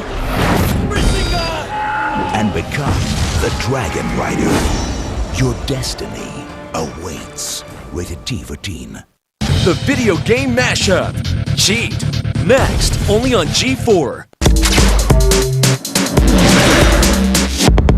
She's not my real host. It's Adam Sessler and Blair Butler. Welcome back to Xplay. Not many people realize this, but since a childhood run-in with a band of gypsies, my pancreas has had the magical ability to convert lead to gold. Fortunately, it's really hard to get a piece of lead next to my pancreas, so it's not all that useful. But on the subject of magical body parts, here's our review of Enchanted Arms for the Xbox 360. This is Enchanted Arms, the latest RPG for the Xbox 360. Set in future Japan, Enchanted Arms tells a tale of Atsuma and brings to life a world ruled by magic and robots. You know, something way different than other Japanese RPGs. Magic Robot USA #1. I'll finish this! Still, I can't for the life of me figure out what the title is supposed to mean. This right arm is a real pain. Your arm! What's wrong? Ah, that arm. Tell it to the arm, Mikado. The game's lead character, Atsuma, has a posse that includes Mikado, which apparently is Japanese for offensive gay stereotype. I'm just telling it like it is, honey. The wheels of Enchanted Arms are set in motion when robots known as golems go berserk during a festival in Yokohama, just as Atsuma and his buddies are starting to have a good time. During the commotion, Atsuma's Don Koda wanders off, and damned if he doesn't accidentally release an evil devil golem named the Queen of Ice while searching for him. Here's Professor Facial Birthmark to tell us more about devil golems. In order to activate the almighty devil golems, special devices known as magicores are required. Now free of her icy confines, the Queen gets down to the business of being evil, and faster than you can say, Magic Robot USA #1! She dispatches of Mikado, kidnaps Toya, and lays waste to Atsuma's city to usher in the start of the Second Golem War. Here's the professor once again to tell us a little more about the Second Golem War. You excel at the practical elements, but you don't really like listening to my lectures, it seems. Or not. Here's the thing about Enchanted Arms. Much like this review, it's very, very, very wordy, and very, very, very redundant. It's redundant and wordy and redundant. In fact, the characters spend so much time talking that this game takes an estimated 40 hours to complete. You know, with that much talking, there's bound to be some hilarious moments of awkward video game banter. And now, an awkward moment of video game banter. What are you, his legal guardian or something? Legal guardian? Of course not. I'm his disciple of love. Even with a magical arm, there is no way Atsuma can bring down the Queen alone. Thankfully, you'll be joined by various allies all along your journey.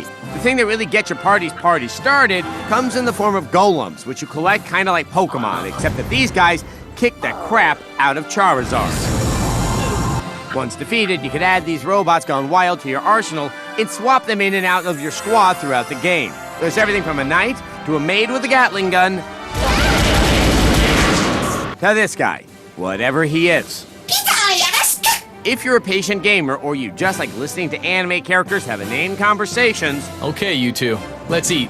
Then Enchanted Arms is likely to win you over and reward you with solid gameplay and great-looking cinemas. If not, at least, wait until the end of the first hour to see Mikado get his tossed. No! Mikado! Enchanted Arms gets a 4. This! Out of 5.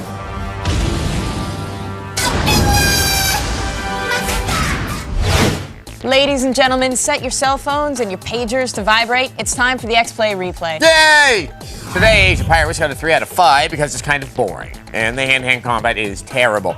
But we just love pirates, especially lady pirates who look like they're not wearing pants. Pants. We gave Loco Roco a 4 out of 5 because it's cute and fun, and it's one of the only decent new games for the PSP. And we gave Enchanted Arms a 4 out of 5 because it's a fun fantasy RPG, and it has a flamboyantly gay character who appears to be named after a Gilbert and Sullivan musical.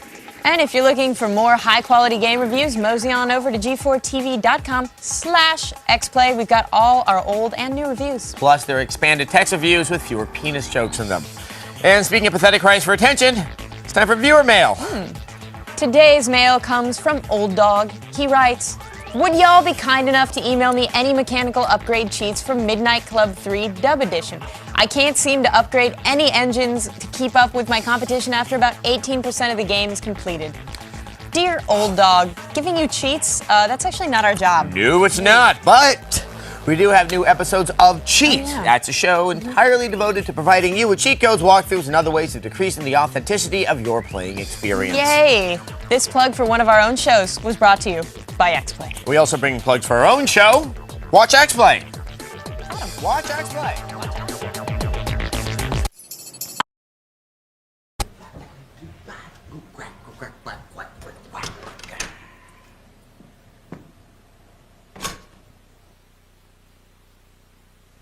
Oh. Today on Xplay. Our little man is all grown up. It's Adam's birthday, Okay, I'm out of here. and we're here to celebrate Oh, it's Adam Sessler's birthday. Well, isn't that a special treat? on Xplay.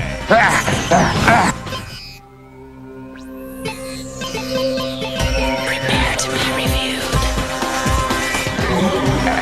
Sessler. Morgan Webb. Prepare to be reviewed. Prepare to be reviewed.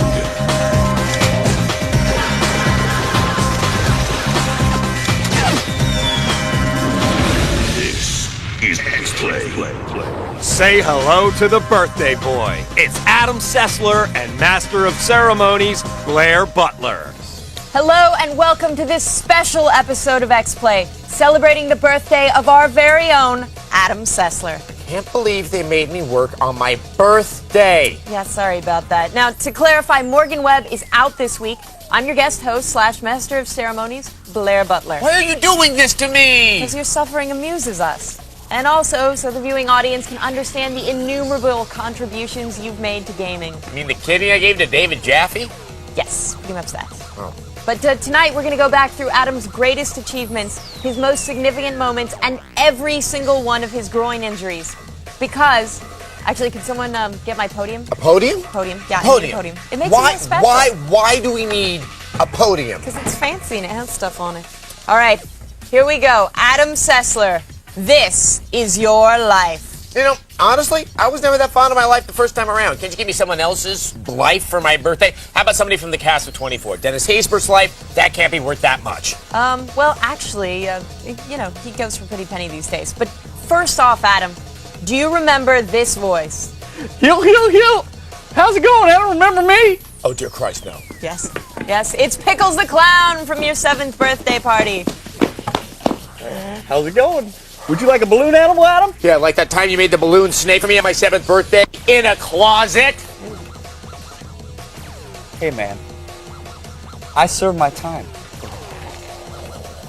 Okay, Can't let that go. All right, guys, creeping me out a little bit, and that's very phallic. Let's go on to one of Adam's greatest moments on video while these men let the healing begin. Don't heal. Balloon snake. Don't heal. Prepare to be shocked with Shad Grimgravy. Hello and welcome to the horrifyingly true world of video game violence. I'm your host and guide, Shad Grimgravy. And yes, it's true. Inside the confines of a harmless world like video games, chaos reigns. Chinese checkers, Clue, and the game of life. These are games, but not like these. These are no mere pastimes. No, not when the depression of a single button can extinguish a living, breathing, jubilant line of computer code. Hold tightly and follow me as I give you Exhibit 1, Postal 2. What drives men to such levels of depravity? To stride over Mother Nature's tender bosom, removing the heads of Earth's fair citizens with a crude instrument of digging? Oh God, no! Is that beloved child star Gary Coleman ensnared in the wicked reticle of a foul fiend? Not the cat! Be brave, tender puss, for soon your suffering will end. Shocking! Exhibit 2 is truly where evil is in residence. In this odious moment from Resident Evil, we find this foul human destroying innocent zombies by placing a hand grenade in the poor wretch's mouth. Exhibit 3, Kingpin, a bloodstained melange of orgiastic wrong writing. Yo, kill that motherfucker! These poor, defenseless, misunderstood victims were once some mommy's baby, suckling softly in a rocking chair by the fire. Mother! Exhibit 4 shatters the peaceful tranquility of beautiful Venice. Stop! Painkiller! You restive villain, they could be mere school children on their way home from some wondrous Renaissance finishing school. Exhibit 5 speaks of fortune but pays only in the riches of sorrow. In Soldier of Fortune 2. Goodbye, arm, the flowers you must have cradled. Goodbye, brain, their thoughts you must have pondered. So, until next time, this is Shad Grimgravy saying violence does happen in games.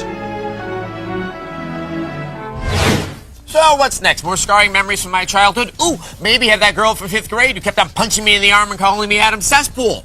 No, I'm sorry. Olivia had prior commitments to Attack of the Show. She just couldn't make it. Okay, then maybe you have hateful ex-girlfriends, maybe alienated former roommates. Oh, how about this? How about you just announce to the world that I'm 40 years old? No, Adam.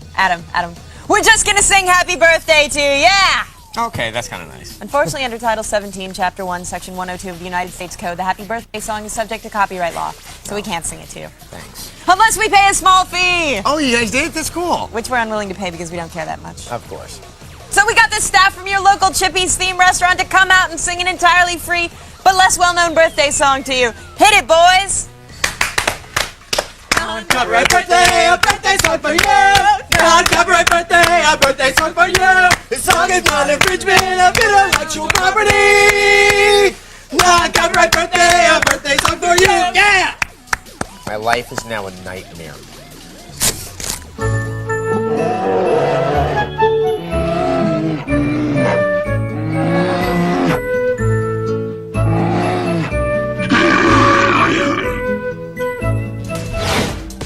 Up next, Adam's greatest moments on Xplay. Yes! Yes! Yes! Yes! Jack Link's Beef Jerky presents Messin' with Sasquatch.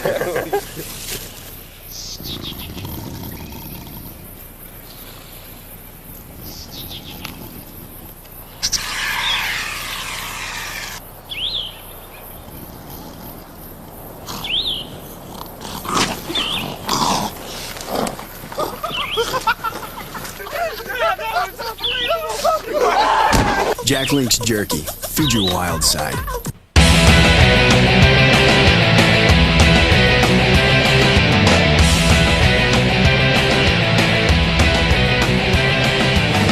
Jinx, clothing and gear for gamers, geeks, and hackers. Check it out at jinx.com.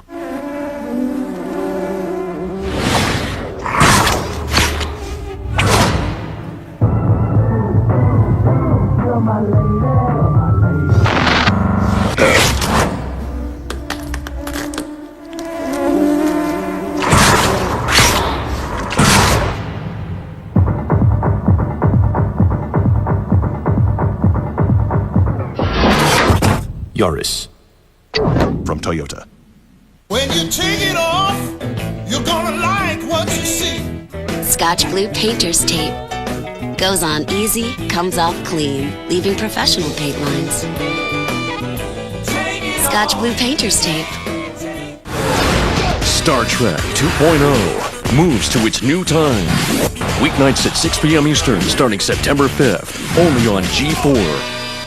Yo, what up, Sessler dog? This is the Yu-Gi-Oh gang wishing you a happy birthday. Word. Double word. Hey, Adam, you wanna play Pokemon with me? Yo, dude, how many times do I have to tell you, son? This is Yu-Gi-Oh town, mother...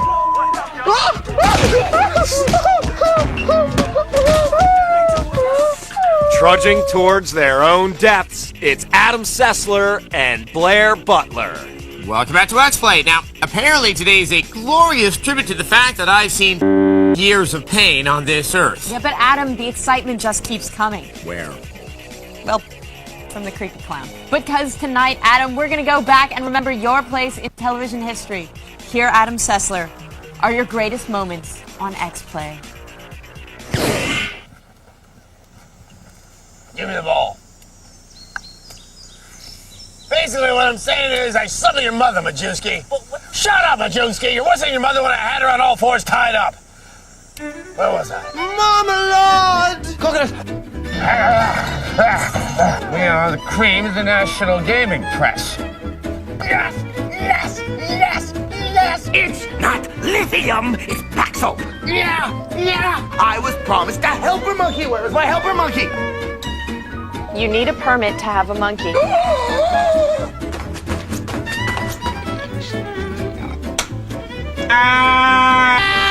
Other users.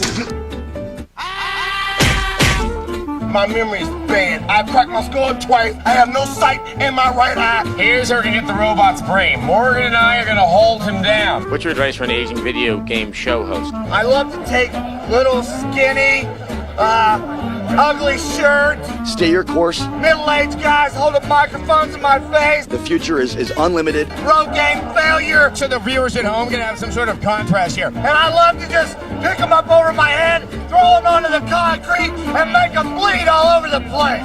What? Yeah, Mondo was just really good to me. Welcome back to the Festival of Game Criticism we enjoy calling Xplay. Who the hell are you supposed to be? Amelia Earhart. Duh. Well, hello there, Mr. Sessler.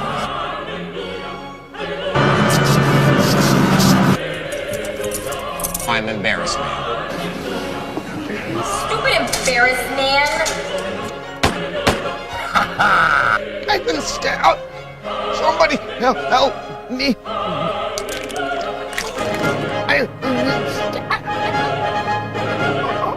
Oh my god, we're all gonna die. 3 high-powered mutants. Too real to live, too rare to die.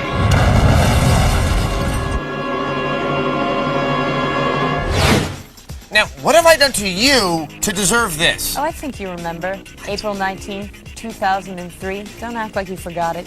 The Tommy Tallarico incident. Yeah, I still have rayon burns.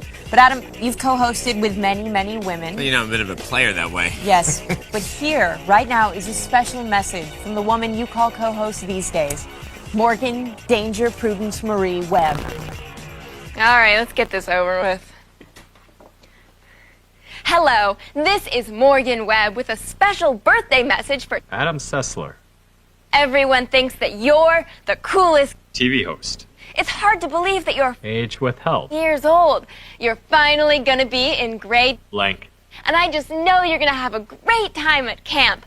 And I hope that you get that present you really want. A video game. Or, A video game. well, looks like time's up. But happy birthday. Adam Sessler. And cut. Okay, I'm out of here. She remembered. At least one person did something to make my birthday special. What about me, Adam? I made your birthday special. Because I care about you deeply.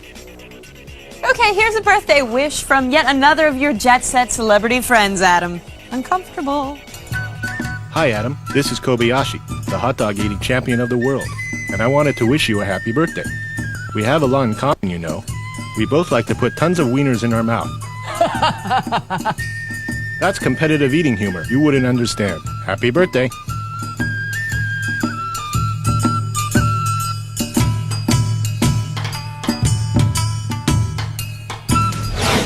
In a moment, Adam gets sensitive on Xplay. Oh, this is fun. It's over.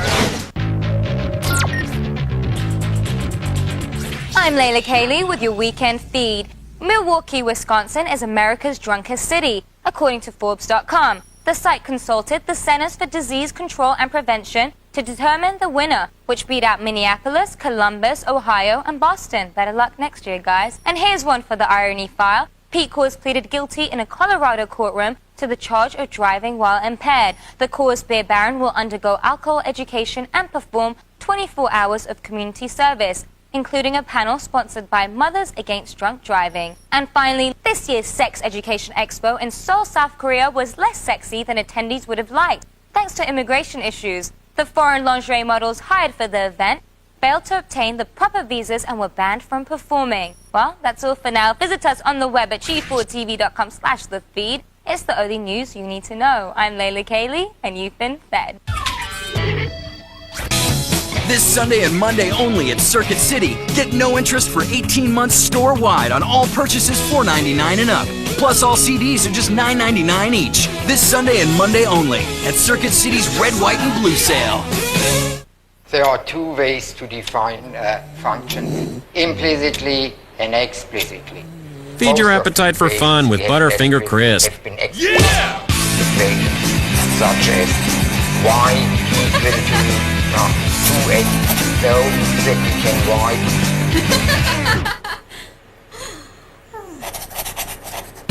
about that? Light, crispy wafers layered with Butterfinger cream.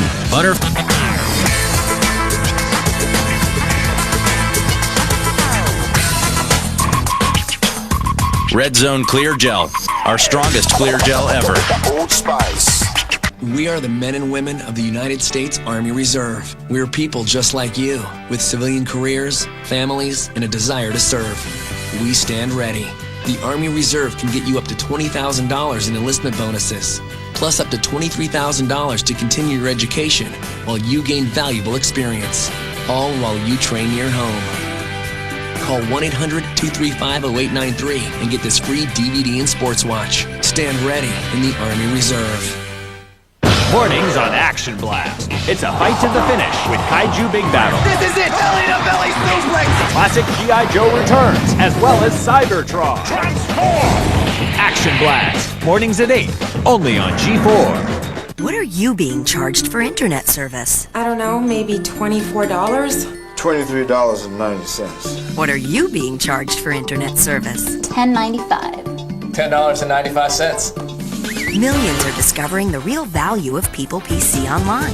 Go to peoplepc.com now to try us free for 30 days. You get unlimited internet access for only $10.95 a month. People PC Online has a smart dialer with more local access numbers than AOL for faster, more reliable connections.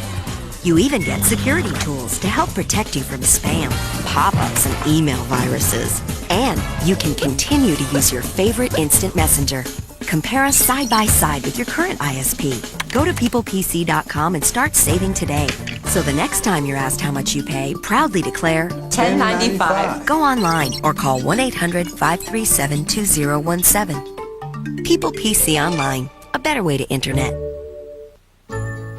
Oh, it's Adam Sessler's birthday. Well, isn't that a special treat? Kinda like space shuttles blowing up twice.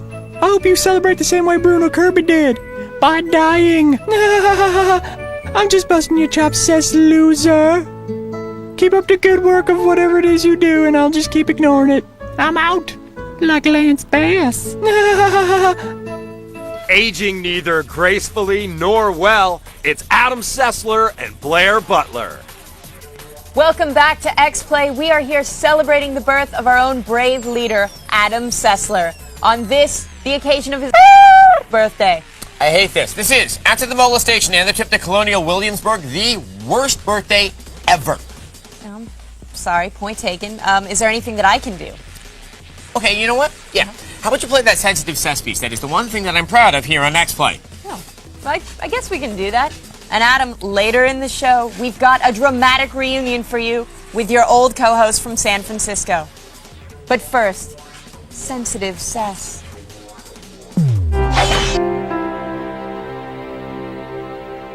E3, the Electronic Entertainment Expo. Every year a sight of great happiness and wonder for thousands of Americans and some foreigners as well. But for one gleaming-eyed gaming enthusiast, it was a sight of tragedy, of unspeakable disappointment and dismemberment. I lost my thumbs. This is Ted. E3. It took my thumbs. What was your world like when you had your thumbs? Well, it was a normal life. I went to school and I played games. Things were good when you had your thumbs. It was a world that you wouldn't want to change. You don't have any of that anymore. No, I don't. You couldn't enjoy this cool, refreshing beverage as easily as I am right now. This simple way of bonding with a friend is, well, it's impossible for you right now. Oh, this is fun. It's all over. It's okay. Freaking thumbs up. Let's go back. Let's take a trip back to E3. I can't. Do I have to? Yes, I have no intention of being here all day. It was 1998, and I was in Atlanta for E3.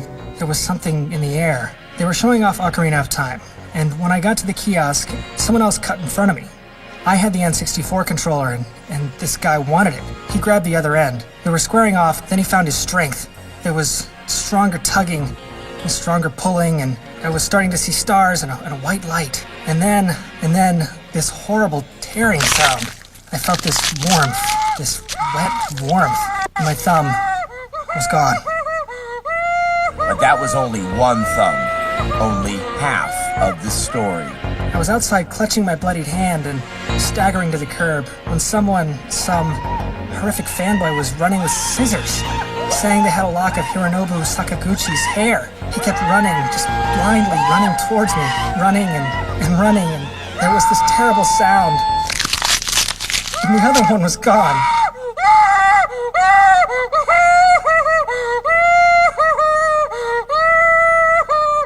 So what have you been doing with yourself the past 6-7 years? I mean, it's not like you can hold down a job or anything. Well, I mean, I've been getting in touch with my creative side. I've been looking for a lot of inspiration. I find that in nature and just being by myself. And I've been wanting to get back into gaming because it was such a big part of my life. And I've spent a lot of time, many hundreds of hours working on this, which is a controller that's all touch-based. You don't need your thumbs. It's interesting, you know, this is what everyone's saying that Nintendo's working on, a whole touch-based thing. I mean, gosh.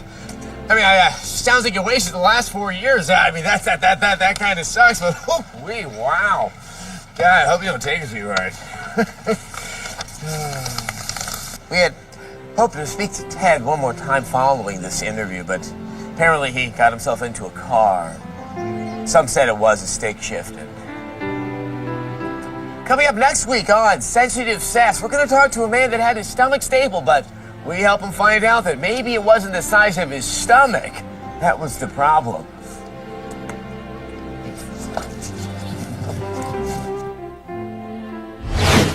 I'm such a good person. I know. And who would know that better than your old co-host from San Francisco? Do you recognize this voice? Slippy! Slippy! Yes, that's right. Slippy, the formerly Red Snapper who co-hosted with you for about a sixth of an episode in 2004. Oh, Slippy!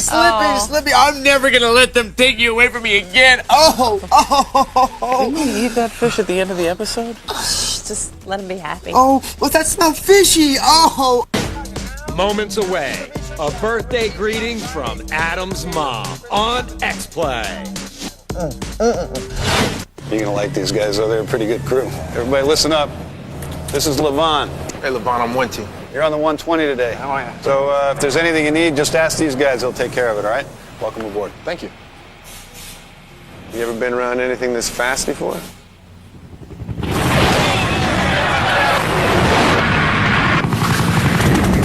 Yeah, in my last job. See how Army training gives you strength for now, strength for later at GoArmy.com. Here at the Chic Shave Lab, we have been testing the new Chic Quattro Titanium in simulated social environments to see if it really is off the easy. 3, 2, 1. Off the easy, indeed. New Chic Quattro Titanium stays sharp to give you a close, smooth shave with less irritation than the leading brand. It's the only razor with 4 advanced blades made with titanium. New Chic Quattro Titanium, the power of 4 meets titanium. Hi, here's your pizza. This is Fudge'ems. He's helping us with our newest promotion. Warm brownies with fudge dipping sauce. They're free. Free warm brownies? Oh, you're too good to be true. Oh. I love you, Fudge'ems.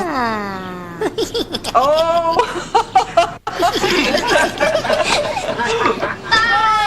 Oh, Fudge'ems. Get 10 warm oven baked brownie squares free when you buy any large pizza at menu price.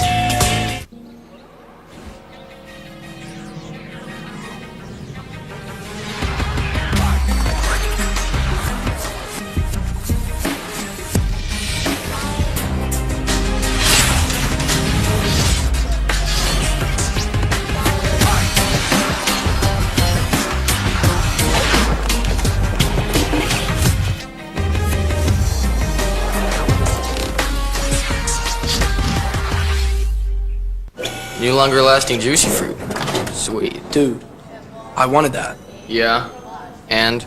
Don't mess you for it. Gotta have sweet, gotta have longer lasting juicy fruit. The critics are raving about Attack of the Show. TV Guide declares it's on weeknights at 7.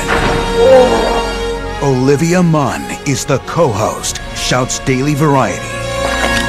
And the Chicago Tribune cheers it's a show.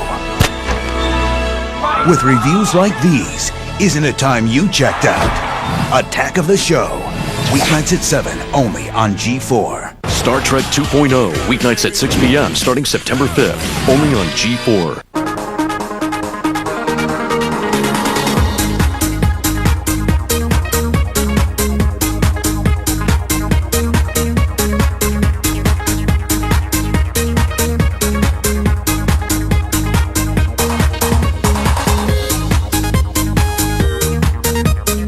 Dude, I just heard they're hiring at Applebee's. Sweet!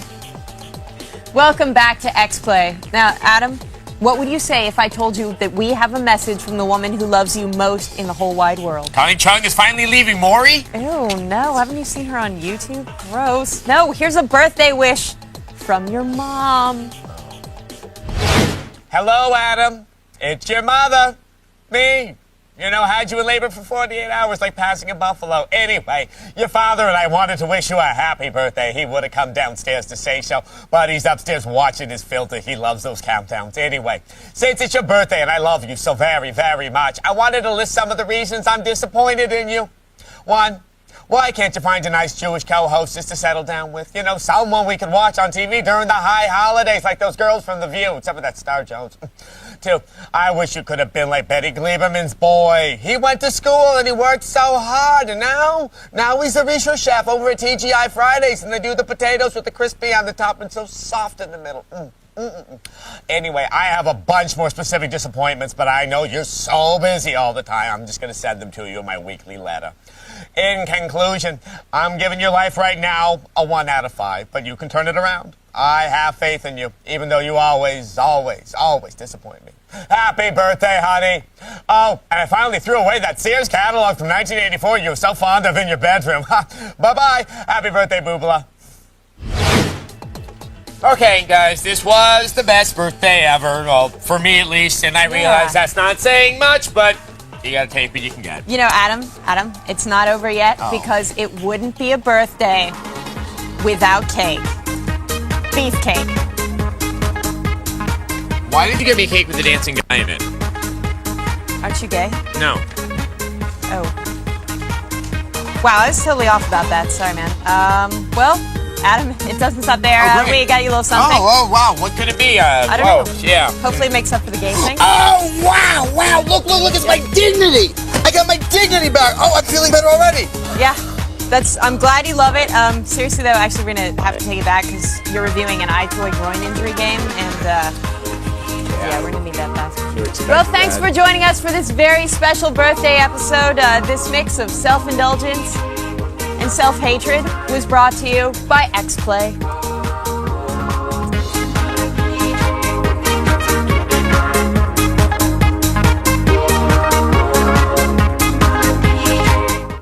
Today on Xplay, the honor of warriors, the realness of thugs. I know you've seen worse than this. And the emotional torment of Hawk Girl. Let me give you a hand. Remember your youth. It's Xplay.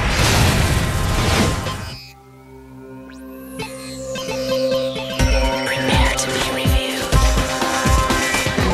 Adam Sessler. Morgan Webb.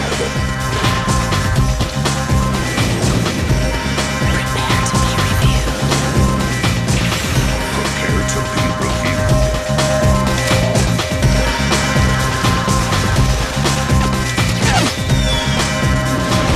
This is Xplay. They did not win the lottery. It's Adam Sessler and Morgan Webb. Hello and welcome to Xplay. Now, you may notice that we've misplaced Morgan again, and Blair Butler malfunctioned. So we've got a brand new guest host with us today. I'm Julie Stouffer. Now, you may recognize her from such television programs as Electric Playground and the Real World Road Rules Challenge. I'm that girl who shows Cora what pain is made of. You know, you frighten me a little bit. Well, only the strong survive, and the strongest they review games. Today we review 50 Cent Bulletproof G-Unit Edition, which brings the crappy bullet wounding action of the original crime shooter to the PSP. And we preview Justice League Heroes, documenting the struggle of an adverse group of superheroes to keep the world safe. So it's kind of like X-Men, but with less homoerotic subtext. And later in the show, we preview Neverwinter Nights 2 for everyone who loves role-playing games but is too socially phobic to play an MMORPG. Speaking of lone warriors, I am really going to miss Tim Gunn with Project Runway off the air. So I guess I'll have to be satisfied with the other warrior poets of impeccable honor, the Rowan of Samurai Warrior 2. There's an ancient Japanese proverb that says, Moru ichi ono taka matsuko. A man who walks in the past may see the horizon, but will never reach it. Okay, we made that up. Hey, we're just setting the mood, baby son, for Samurai Warriors 2 on the Xbox 360. If you are a fan of Samurai Warriors 1, I have good news and bad news. The good news is the action of the game has remained relatively unchanged. The bad news is the action of the game has remained relatively unchanged, kind of like my bedroom back home. Initially, you have 7 Samurai Warriors to choose from, each with their own skill set and unique weapon, including the totally historically accurate spear-mounted cannon. Speaking of historical accuracy, really, I'm not normally a stickler, especially when it comes to a game about samurai attacking each other with spear-mounted cannons, but check this out.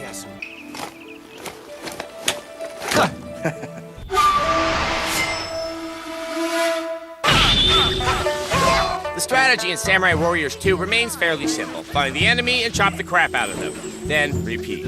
I should note that you can substitute slashing for chopping at any point with similar results.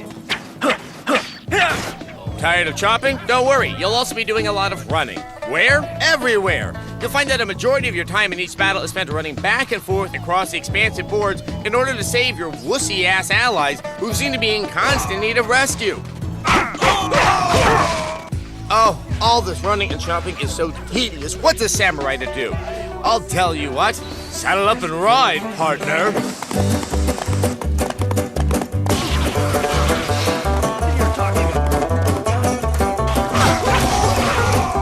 But man cannot live on horse fancy alone. Eventually, he has to play a mini-game. In this case, it's Soguroku, which I have to assume is Japanese for Monopoly because it's basically the same thing, except this one features samurai and, oh yeah, more running!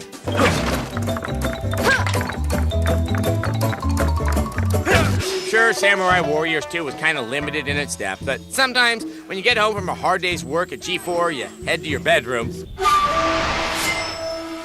You look in the mirror and you say to yourself, Adam Sessler, you're either going to play Samurai Warriors 2 or go out and hack up people in real life. What's it going to be? I choose the latter, but hey, that's me. You might actually like this game instead. Samurai Warriors 2 gets a 3 out of 5. Get my money's worth out of you. That's awfully kind of you. Wow, Adam, Samurai Warriors 2 seems like an interesting game, but not really the thing I want to buy. Have you ever considered renting the game, Julie? Is that even possible? Between all the work I do hosting Electric Playground and kicking Veronica from semester at C's ass, I don't have a lot of time to learn about international finance and property law. Julie, let me tell you a little something about Gamefly. Gamefly? Gamefly. Gamefly? Gamefly with a capital G and that rhymes with P and that stands for pool. Though I don't think they actually rent pool tables. Gamefly does, though, have thousands of games you can rent or buy, so you can save your money for more important things, like a really fancy vest. Or a compilation CD of all of Red Fox's dirtiest gynecology jokes. Ah, yes. Now, speaking of extremely talented men who are, or should be dead by now, here's our review of 50 Cent Bulletproof G-Unit Edition. You was shot 9 times, dawg. How'd I know you was gonna live? When you're brought up on the gritty streets of any town USA, sometimes you gotta fight for what's yours. That's what it takes to be a man. You let us know you need anything, okay, baby? That's what it takes to be a hip-hop artist. That's what it takes to be 50 Cent. 50 Cent. None of these lessons were learned in 50 Cent Bulletproof G-Unit Edition.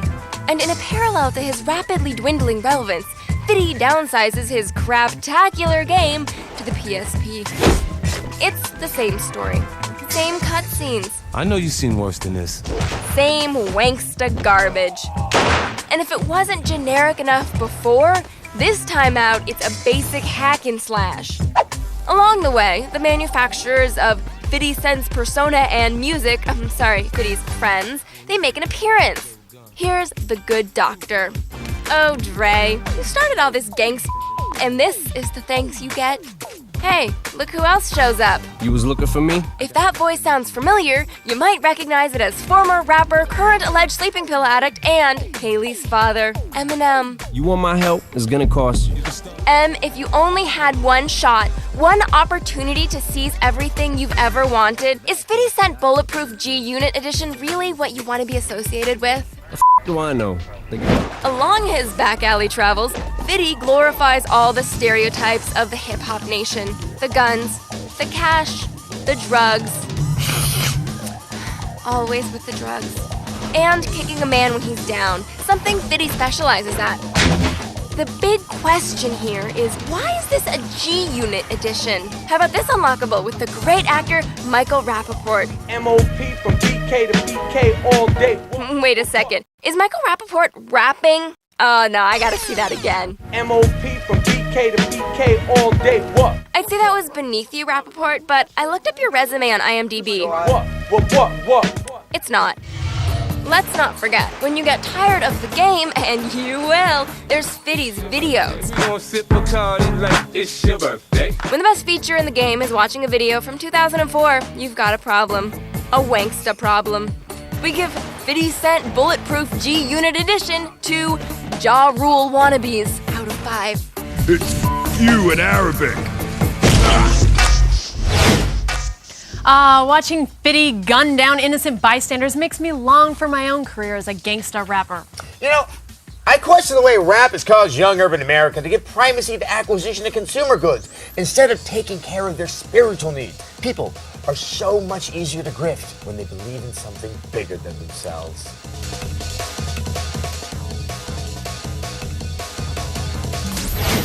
Up next, what exactly do they mean by Martian Manhunter? And later, Neverwinter Nights 2 on Xplay.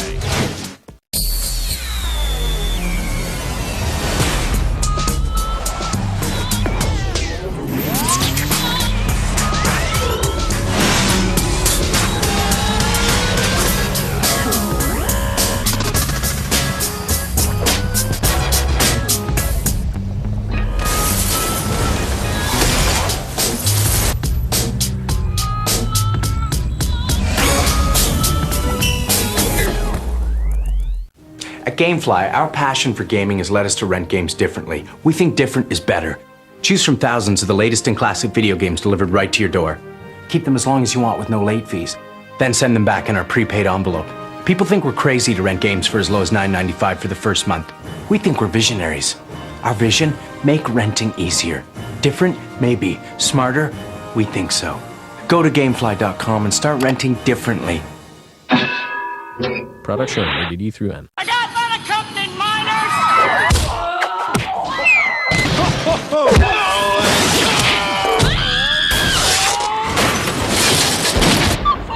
Unaccompanied minors.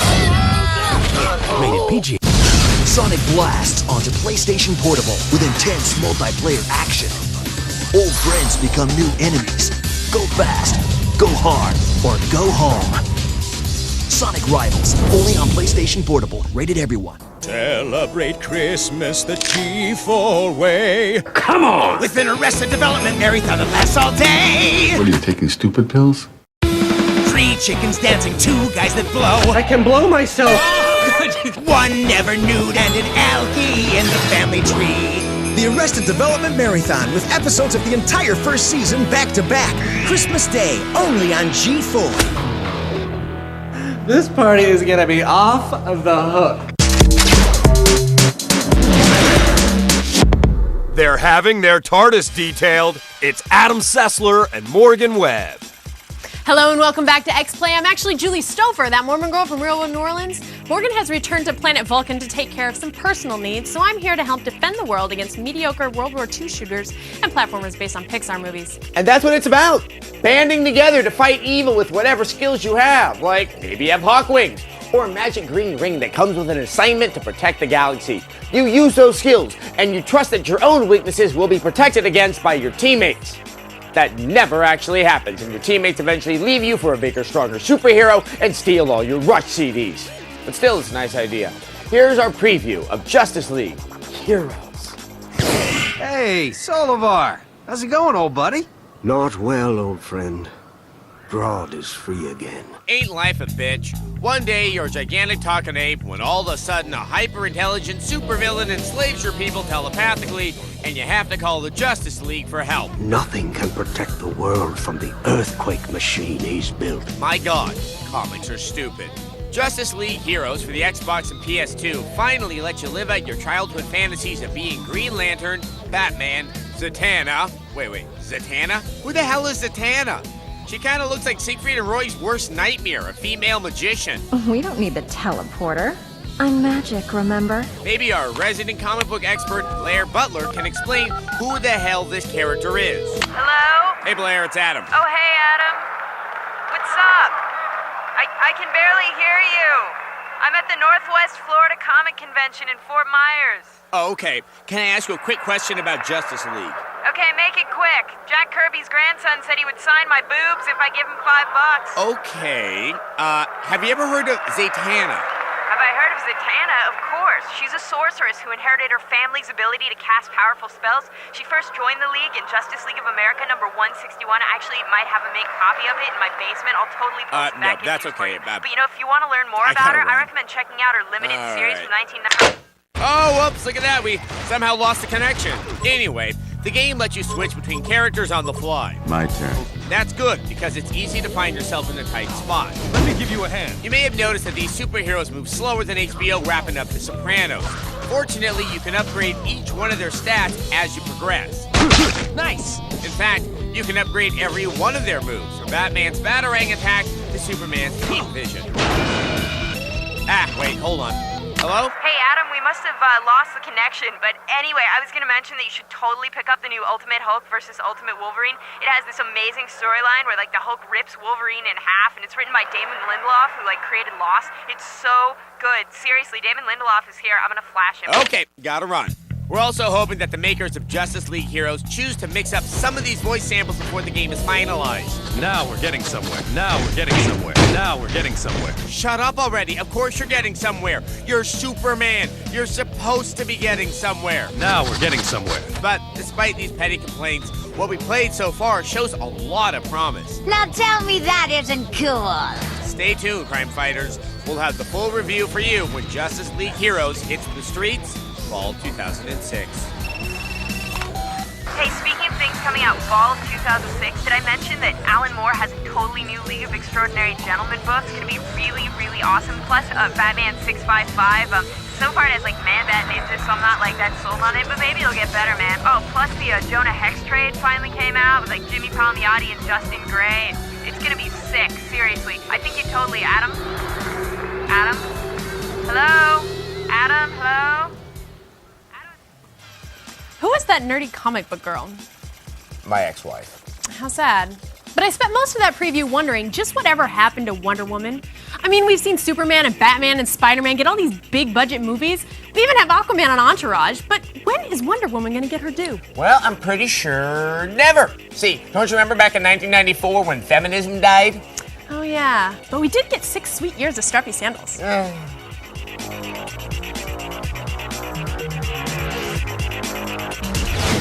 In a moment, baseball regains its innocence, and later, Neverwinter Nights 2 on Xplay. If you've got 60 seconds, I've got the truth. This is a Morgan Minute. Do you hate your PS2? Do you look at it and see a sad, pathetic console wallowing in a pool of its own obsolescence? Don't abandon it yet. Good games are actually still coming out for your decrepit old friend. Like Okami. The best part about Okami is not its engrossing art style, but it's so long, it'll keep you busy until you get the raise you need to afford a PS3. God Hand is a simple fighter with a whole lot of style. The kind of style that involves a gorilla dressed like a Mexican wrestler.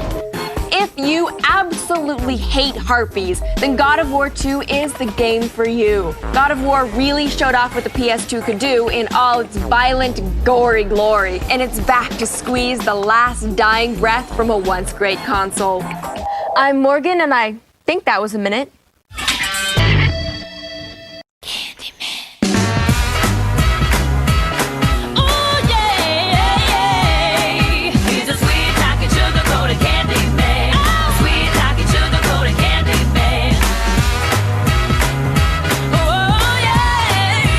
Part MP3 player, part phone.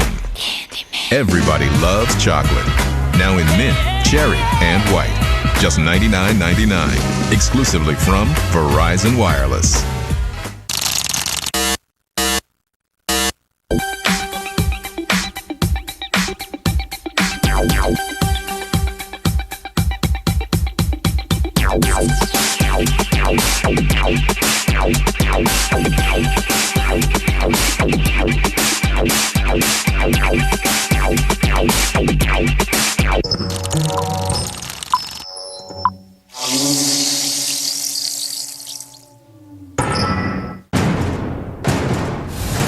The enemies of Krypton's last son have united to conquer mankind.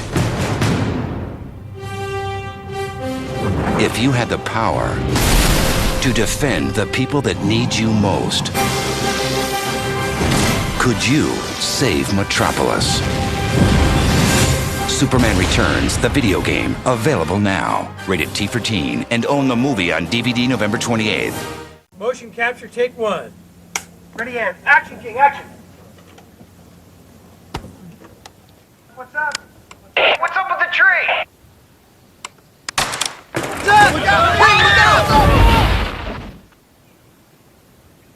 The King's pain is your gain. Oh, he's all right. Snake King, one of 3 new Xbox games, rated E for everyone. $3.99 when you buy any value meal. Only at Burger King. Working from home changed my life. It all started when I was referred by this free service. All you need is a computer and a little belief in yourself. With all the money I made working from home, I bought a new home. This is the one website you have to visit. I love the lifestyle my home business offers, and the money's great too. If you're not working from home, then you're missing out on your share of a multi-billion-dollar industry. I make over $7,000 a month working part-time. I'm making $5,000 a month. Never thought I'd make this much right out of school. I actually like what I do now, and I'm making more than ever. Put your computer to work now. My goal for next month is $20,000. Working from home changed my life. This is the one website you have to visit. I love working from home. Ready for more money? Start earning extra money yourself by going to this website today. Log on to 5game.com now.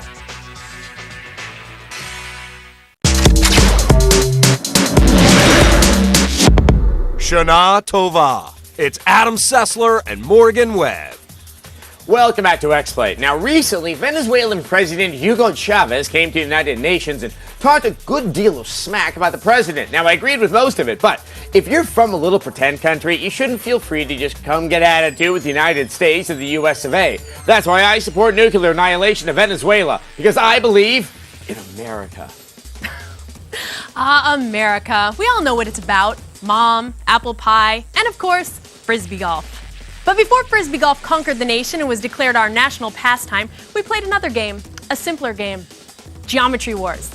But before that, there was something called baseball, and that's illustrated in our very next preview of Backyard Baseball 2007. I'm Albert Pujols. Welcome to Backyard Baseball 2007. The pitch. Backyard Baseball 2007 for the PS2 is the only kids game to hold licensing rights for both Major League Baseball and Major League Baseball Players Association. That's a shame, because the only thing this game hits a home run at is being awful. Yes, I know this is a game for kids and they can barely wrap their minds around the concept of not messing their granimals, let alone playing anything more complicated than let's hit ourselves in the head with a padded bat. But even they don't deserve this. I'm Albert Pujols. Save it, Pujols. Sure, things start out innocent enough. Come on, let's get together and play in the sunny summer weather and... Yay, this is gonna be fun. Look, Billy, it's all your favorite players, like A-Rod, Paul Konerko, and Albert Pujols. I'm Albert Pujols. Seriously, Pujols, not now. As you take the field, prepare to be bombarded by the worst color commentary of all time, delivered by what sounds vaguely like a kid. Don't think the batter could have gotten wood on that one. We know he's not, because his go-to banter isn't about that one time that Bob the Builder befriended a dump truck with a southern accent. I've seen him park those balls in Mrs. Hughes' backyard. Most of the time, he can't even get the sex of the players right. So Peter. the batter? Got him. Tried to backdoor him. Swinging. Got him. If you can tune him out, you'll be able to hear the supportive words of your teammates. Feel free to swing, statue. Have you heard the one about the guy who strikes out? Kicks and delivers. Hit the ball! Maddeningly annoying dialogue aside, this game also involves playing baseball, if that's what you call it, considering that baseball for the NES offered more control than this game. The fielding mechanics will cause plays to go awry for no reason at all. Oh, drunk fan dad is not gonna like that one. Offense is no better, as players often advance to bases that the ball has already been thrown to. That is, when they're not randomly running into a fence. Long story short, we let a 9-year-old play backyard baseball, and he actually asked if he could stop. This game needs to be sent back down to the farm league, and by farm league, I mean wherever it is on a farm that pigs are, so they can wallow in it. Backyard Baseball 2007 gets a 1 I'm Albert Pujols. out of 5.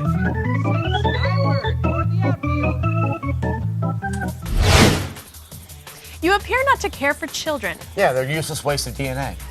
You're a humanitarian, Adam Sessler. Definitely. Love people.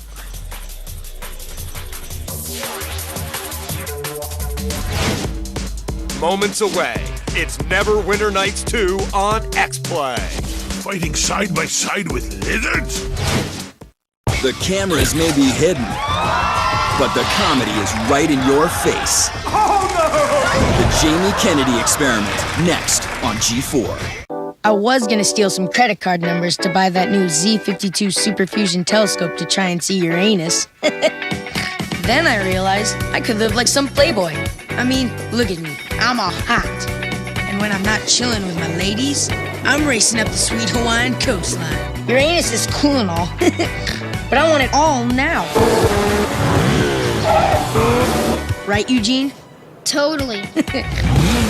Rated E10 for ages 10 and up. Superman Returns. Hey, look who's back. You have great power. Lex Luthor. This is kind of a little reunion, isn't it? Bring it on! Superman Returns on DVD, HD DVD, and Blu-ray disc. We have been testing the new Chic Quattro Titanium to see if it really is of the heating. 3, 2, 1. With 4 advanced blades, Quattro Titanium stays sharp to give you a close, smooth shave with less irritation. New Chic Quattro Titanium. You know who you are. Your passion has always been technology. Now, you're ready to take it to a higher degree. Here's your chance to prove it. Game design, game programming.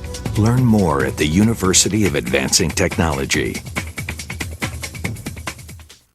The most important part of my learning as a musician has been to constantly relearn to listen to everything. By the time I was 20, I'd heard probably as much as anyone, you know. All we did was listen to records and not say a word and listen till I think I've heard everything I can hear and then make a statement. Discover great music with the Sansa Rhapsody, the first MP3 player that brings the music to you. Like Eric Clapton and J.J. Cale's The Road to Escondido. Learn more at Rhapsody.com. We are family. Get on up with Rentway and sing. Join the Rentway family. Your satisfaction is my personal guarantee.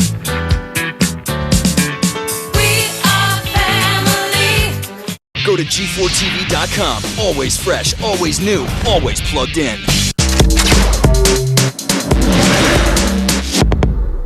Recently released from the Foreign Legion, it's Adam Sessler and Morgan Webb. Welcome back to Xplay. The first graphic MMORPG came to us in 1991 when our president was named George Bush and we were engaged in a conflict in the Middle East. Things are all different now, but Neverwinter Nights is still around. Neverwinter Nights is bringing back its D&D role-playing action to the PC. Here's our preview of Neverwinter Nights 2.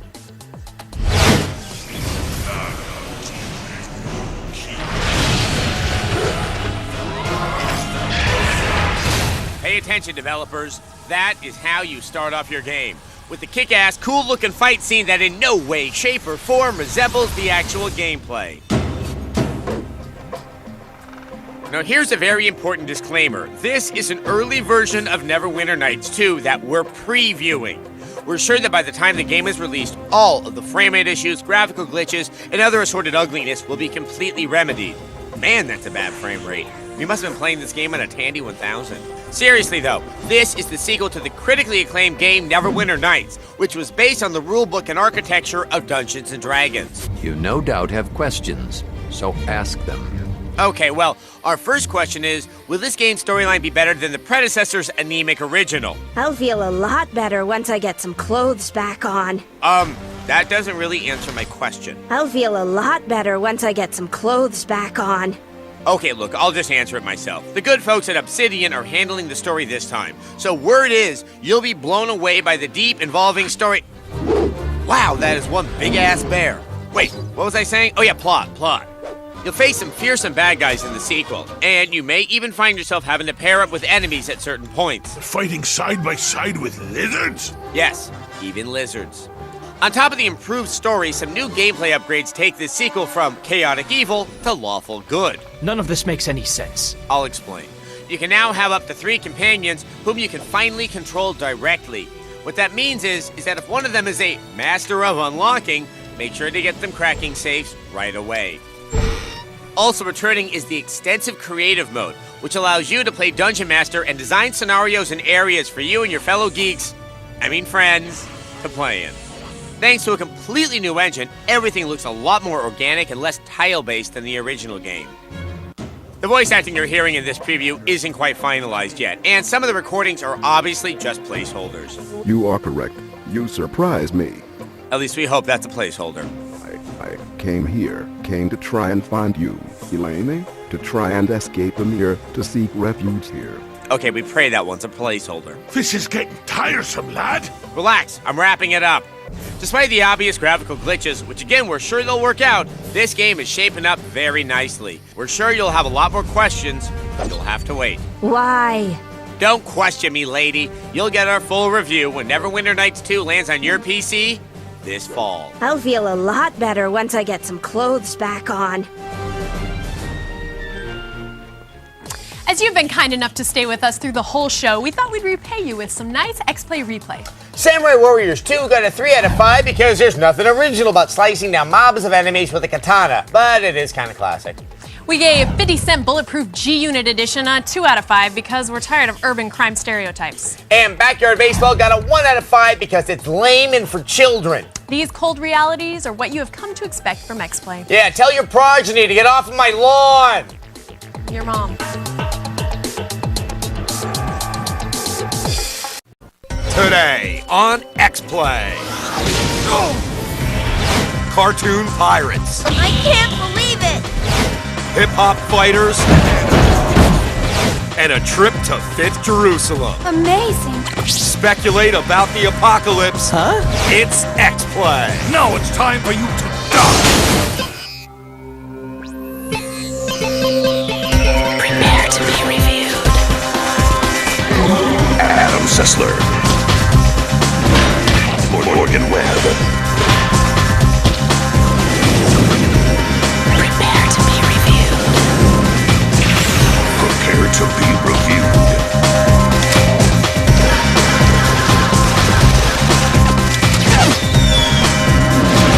This is Xplay.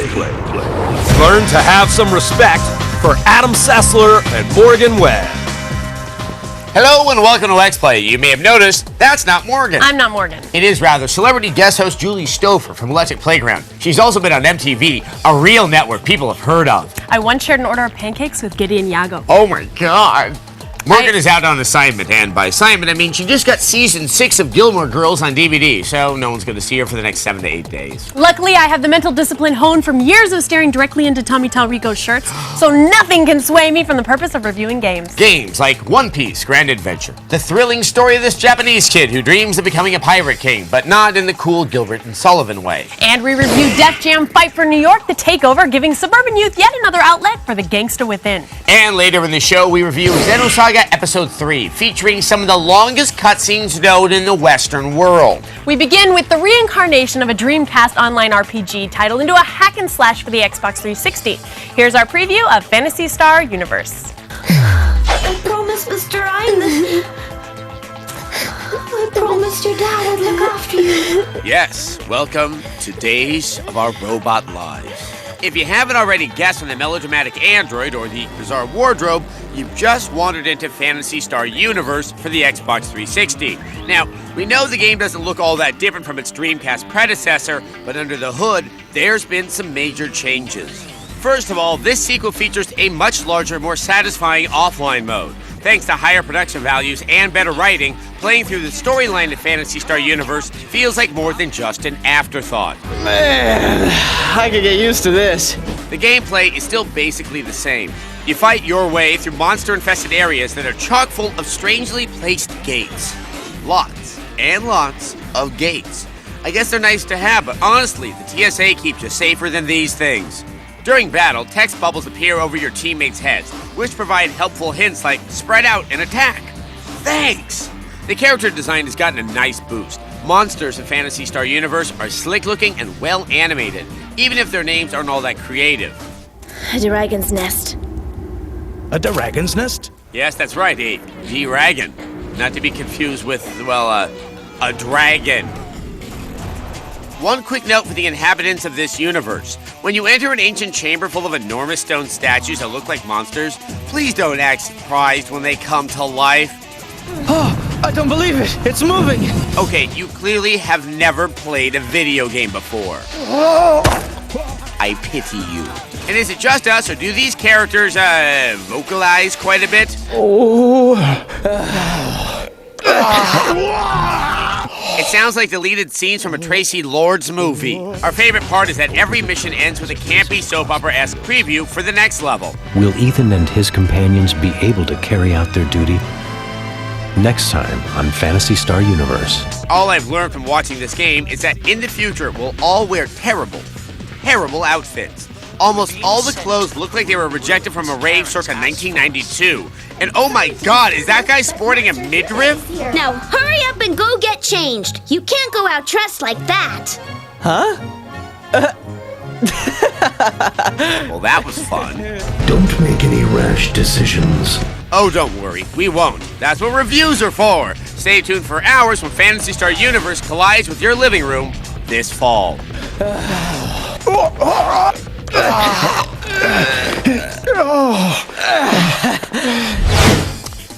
Those people seem surprisingly dry to be living in the future. Now, according to things I've been told by former vice presidents, the future will be defined by cataclysmic humidity and roving bands of flesh-eating monkeys. Monkeys? Yes, Walter Mondale had a documentary too. No one's seen it, but it's really good. But former Democratic vice presidents don't exist anymore. It's a way of life that's dying, kind of like piracy. Ah, pirates. They sure were hilarious when we all rediscovered them 3 years ago, flooding the internet with R-related jokes and t-shirts that said boot pirates. Now discriminating folks have moved along to new icons like conquistadors and lungfish. But for the Johnny-come-latelys, here's our review of One Piece Grand Adventure. A grand adventure for pirates. The journey to Straw Hat Crew. Their enemies are mighty, but they will not give up on their dreams. You know what they say, if you're hearing a truly terrible rap song, you're either listening to a Yin Yang Twins album or the intro cutscene to One Piece Grand Adventure. In this case, it's the latter. For those of you fortunate enough to have missed the boat, the One Piece franchise is a massive juggernaut in Japan. The original manga series spawned an anime that has produced over 275 episodes and 7 feature films. That's a lot of terrible voice acting to endure. You chowderhead.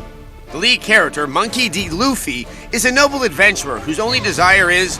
Well, here, I'll let him tell you about it. I'm Luffy. I'm gonna be king of the pirates. and then I'll be king of the pirates. Cause I'm gonna be king of the pirates. Oh, that's nice. I remember what it was like to have goals. This fighting game features storylines for each character, so there's a bit more structure than you'd find in your average brawler. The madder I get, the more I eat. Oh yeah, there's a scary ultimatum. It's like I'm getting threatened by Kirstie Alley.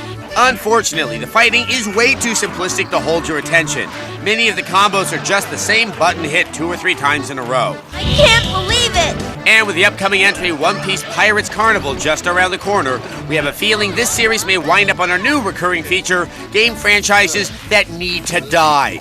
Maybe Luffy should talk to the last recipient of that honor, Naruto. Luffy, meet Naruto. Naruto, Luffy. Believe it! I'm gonna be king of the pirates. Believe it! I'm gonna be king of the pirates. Believe it! I'm gonna be king of the pirates. Wow, that was a terrible idea. Let's do it again. Let's not. On the plus side, the game features 24 playable characters and over 50 unlockable sidekicks. So if you're a fan of the series, go kill yourself. Wait, did I just say kill yourself? Wow, that came off wrong. I meant to say if you're a fan of the series, you'll like this game. I guess we should give this title props for at least trying to add some structure to what would otherwise be a forgettable fighting game.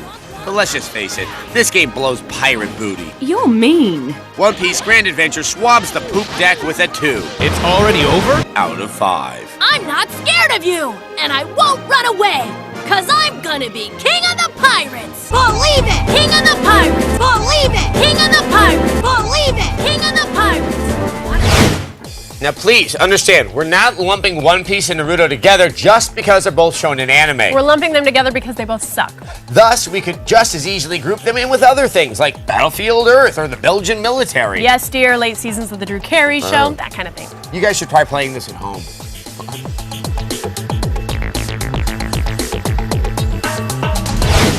Coming up, Def Jam fights for New York again. And later, Xenosaga Episode 3 on Xplay.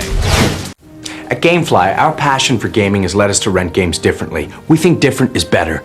Choose from thousands of the latest and classic video games delivered right to your door. Keep them as long as you want with no late fees. Then send them back in our prepaid envelope. People think we're crazy to rent games for as low as $9.95 for the first month. We think we're visionaries. Our vision? Make renting easier. Different? Maybe. Smarter? We think so. Go to Gamefly.com and start renting differently. Product shown rated E through N. Your 3 medium Pizza Hut pizzas. That's only $5 each, right? Yes, sir. Thanks. No, thank you. Oh, yeah! Honey, the Pizza Hut kid made a mistake again! I got 3 medium Pizza Hut pizzas for the same price as those other guys! Yeah! It's no mistake. Pay just $5 each for 3 medium one-topping hand-tossed Pizza Hut pizzas. That's right, just $5 each. Want to get 3 for $5? Go for the good stuff.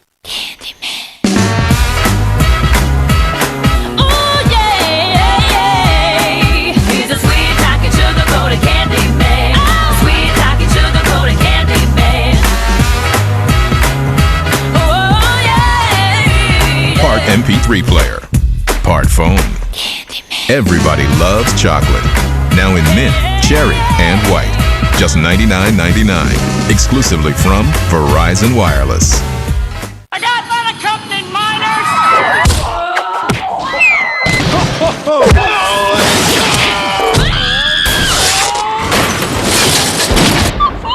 Unaccompanied minors. Rated PG. I got nothing. Don't worry about it. Cindy, I'm home.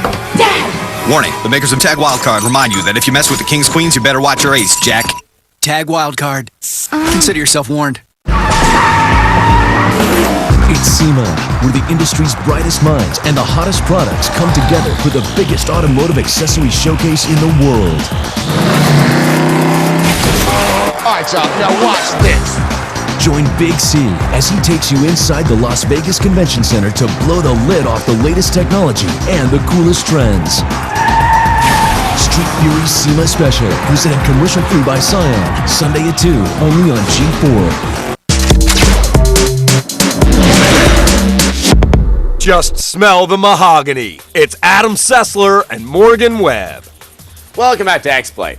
Back in the 17th century, the Dutch were colonizing anything they could get their hands on. One of their number, a man named Peter Minuit, managed to buy the entire island of Manhattan from some Native Americans for a box of beads, which just goes to show you, you should never, ever trust the Dutch.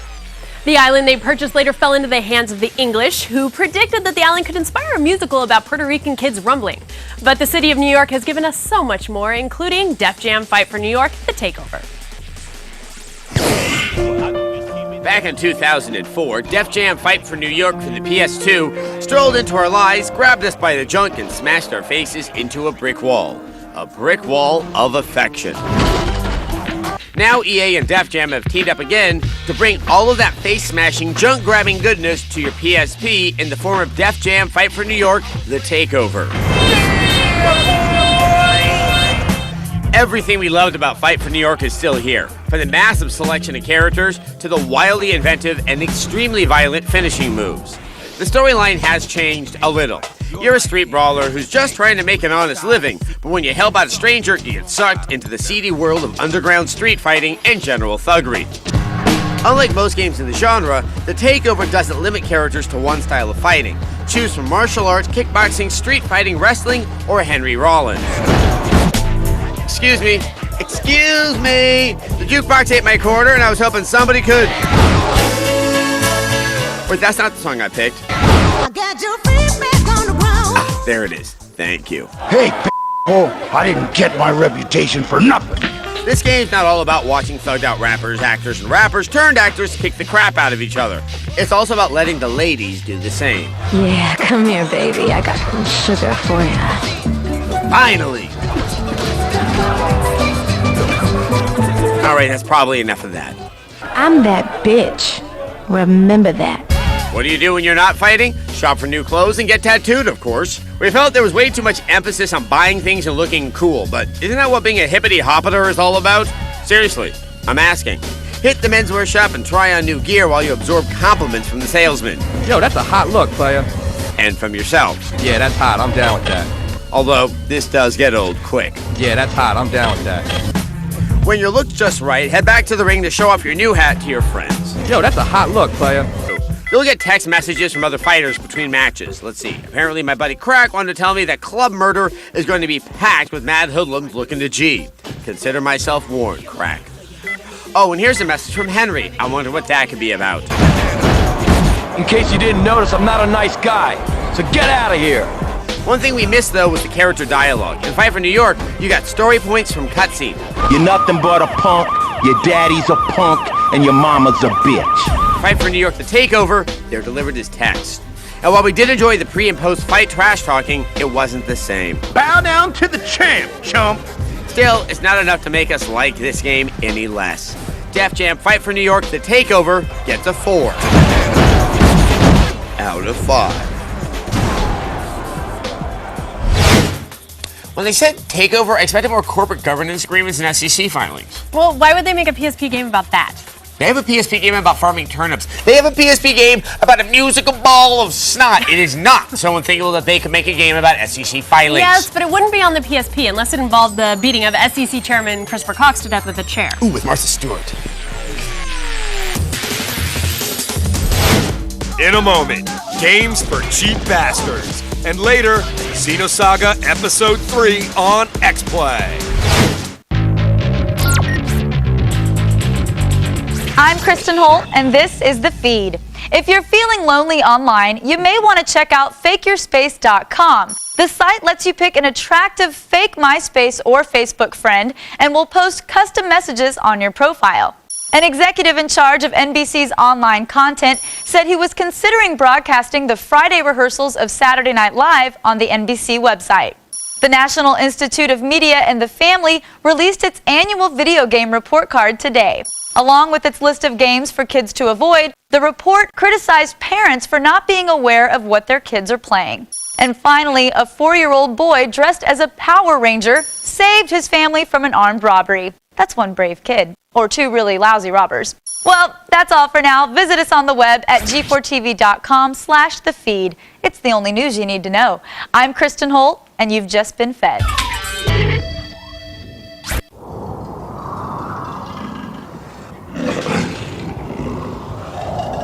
true power and beauty of plasma is often hidden, unable to be captured.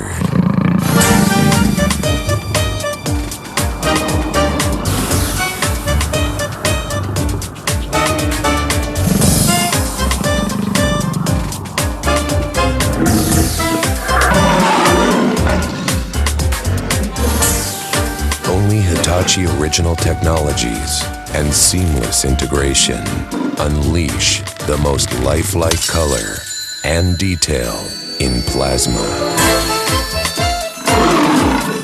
Introducing the world's highest resolution 42-inch plasma HD TV. Only from Hitachi.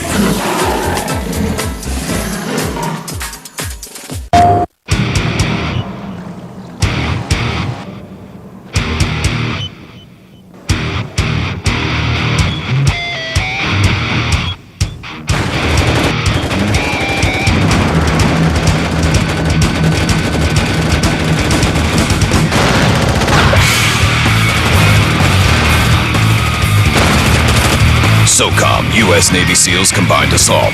Rated T for Teen.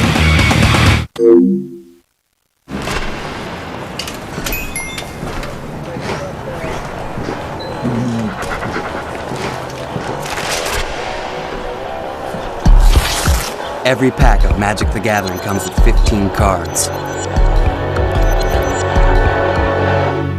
And millions of players. Find them at playmagic.com.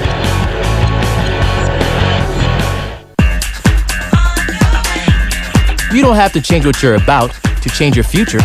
Look at my boy Mario. He turned his love for everything tech into a sweet career. How'd he do it? DeVry University. Mario logged on to DeVryCIS03.com and received his free career guide. That's when he found out DeVry offered a wide range of program tracks, so he could focus on what interested him most, like using computers to help solve crimes or protect online information. So Mario earned his bachelor's degree in computer information systems, and he did it in just 3 years. DeVry's classes are small and feature a hands-on learning style, so Mario knew he'd be getting all he needed to get ahead. And because DeVry is accredited like the top state universities, he got respect from the people who matter most, the ones hiring. Why not hook yourself up with what it takes to succeed and change everything without changing yourself?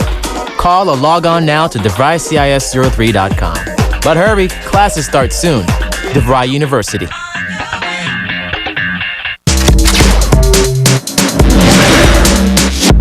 They regret nothing. It's Adam Sessler and Morgan Webb.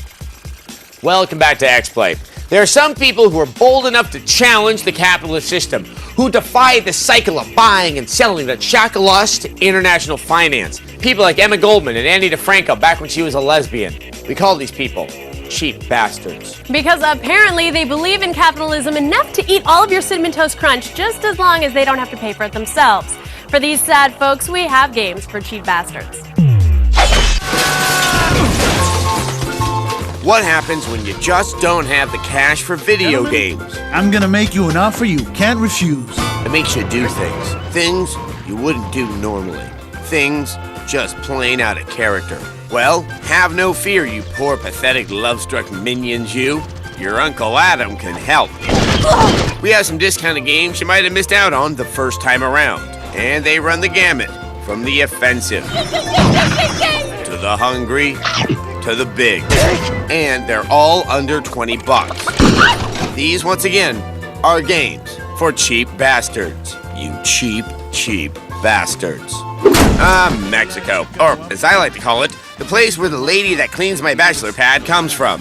Don't misunderstand, she's a good woman. I pay her well enough. She doesn't need discounts. But you do. And that's where Total Overdose, A Gunslinger's Tale in Mexico, might have that spice you're looking for. Is it a GTA knockoff? Si, senor. What game isn't these days? But the low price makes it easier to enjoy this lowbrow romp through the classy streets of Mexico.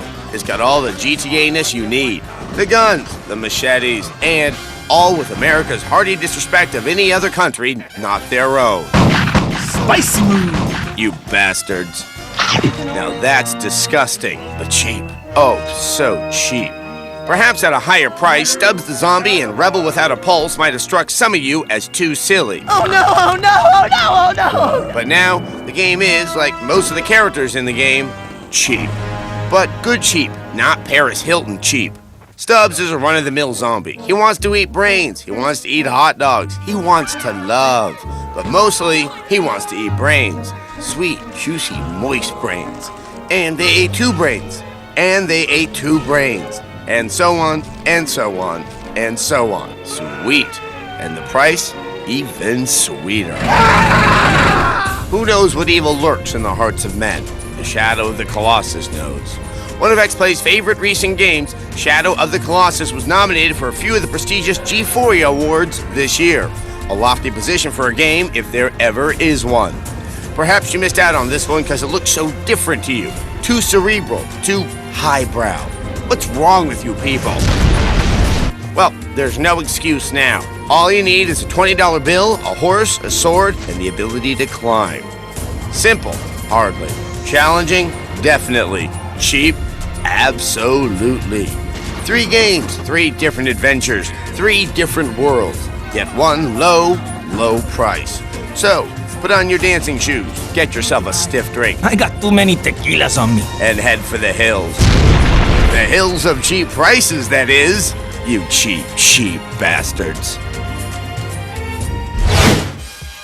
Finally, I can waste 40 hours of my life for under $20. It's so much more cost-effective than listening to a Simple Minds box set. Yes, so if you needed another reason to buy Shadow of the Colossus, you've got that.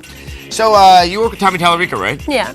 Right, you know Tommy and I are both on a recent list of the sexiest men in gaming. Yeah, I heard you came in 9th, right? And Tommy came in 1st? Precisely. So, here with me now, do you realize how wrong they were? Sessler, be happy with what they gave you. You're lucky you didn't get beat by Sid Meier. Sid Meier's a handsome man. I'm not saying he's not, it's just, you know, I'd be happy with what you got.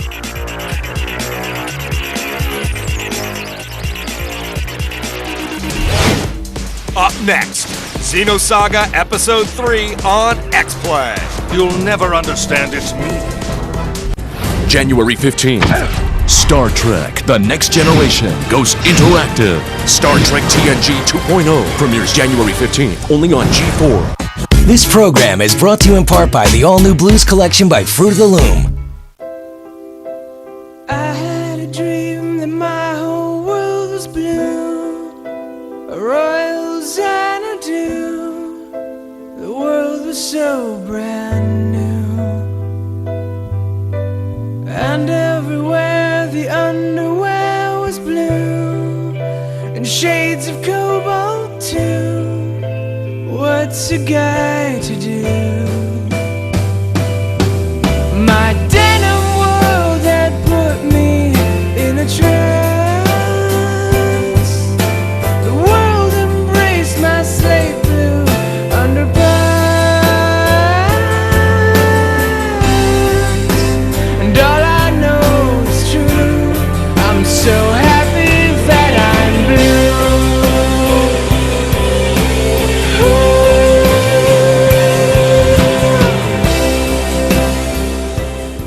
This game is rated T for T. Thanks, Triple H, I appreciate it. I didn't start out a 10-time world champion. I am the game, Triple H, the king of kings. I started at the bottom and worked my way up. It's time to unleash the animal! Now only one thing can control me, and that's you. Are you ready for some hot diva action? So don't just watch it, live it. WWE SmackDown vs. Raw 2007. Don't just watch it, live it. Oh, yeah! The Pizza Hut kid made a mistake again! I got 3 medium Pizza Hut pizzas for the same price as those other guys! It's no mistake. Pay just $5 each for 3 medium 1-topping hand-tossed Pizza Hut pizzas. Go for the good stuff. This Christmas, guess who's coming to town? I'm embarrassed. The perfect holiday gift is a no-brainer. Sorry, man! Will Ferrell is Ricky Bobby. I'm the best there is.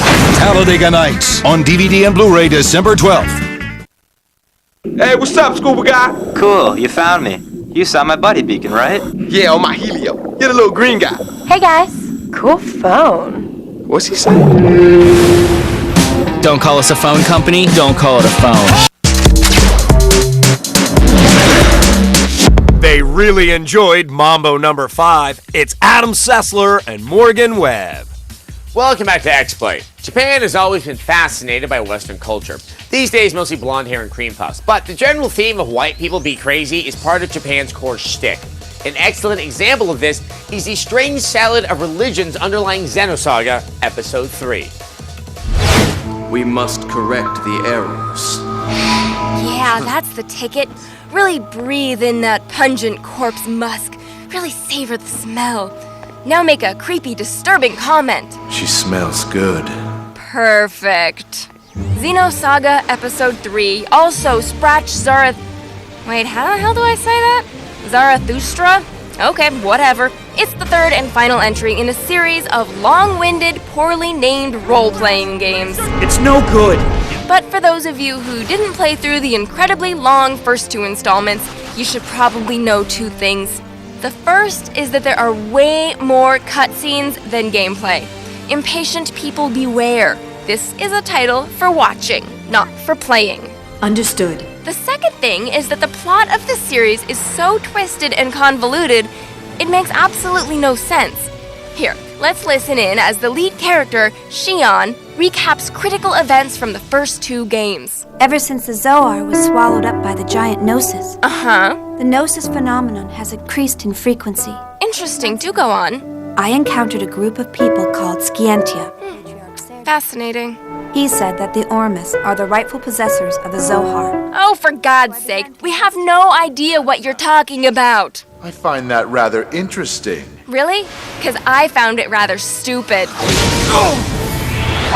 Oh, and that German subtitle, that's actually taken from a treatise on philosophy by Nietzsche. Like I've told you before, all your self-righteous crap makes me sick. In other words, this game is insufferably pretentious. And you'll never understand its meaning. Oh, whatever.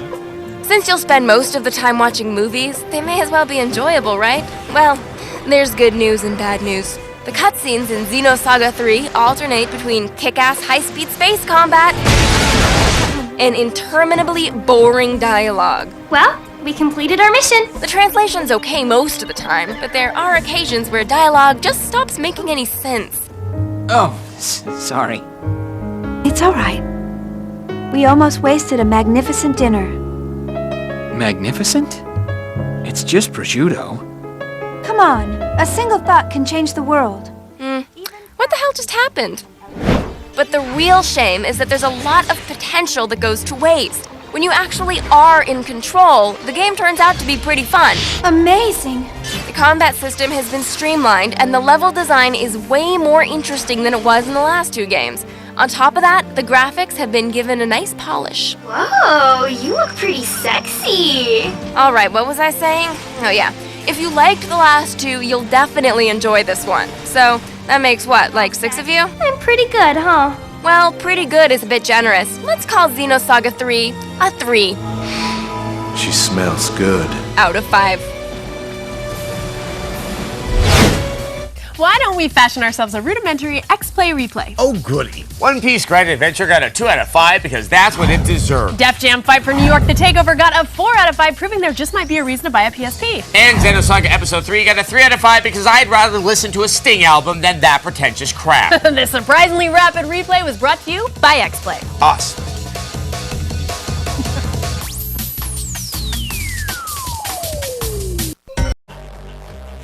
Today on Xplay. Guilty Gear. Pirate Carnivals. I'll be king of the pirates. And Dragon Quest Heroes. Say hello to my little friend.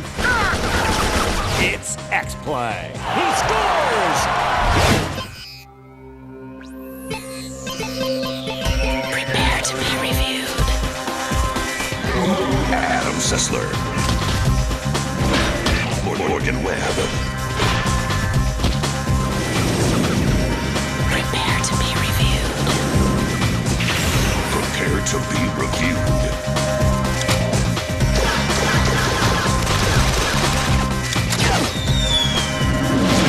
This is Xplay. They deserve each other. It's Adam Sessler and Morgan Webb.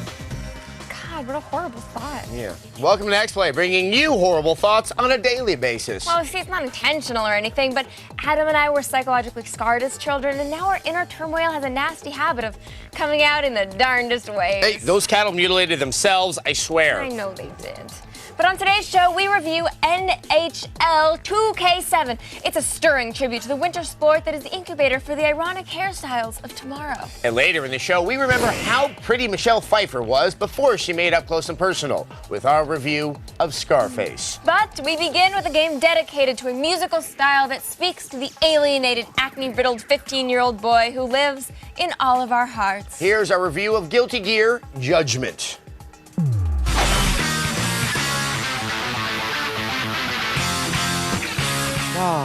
Those face-melting guitar riffs can only mean one thing.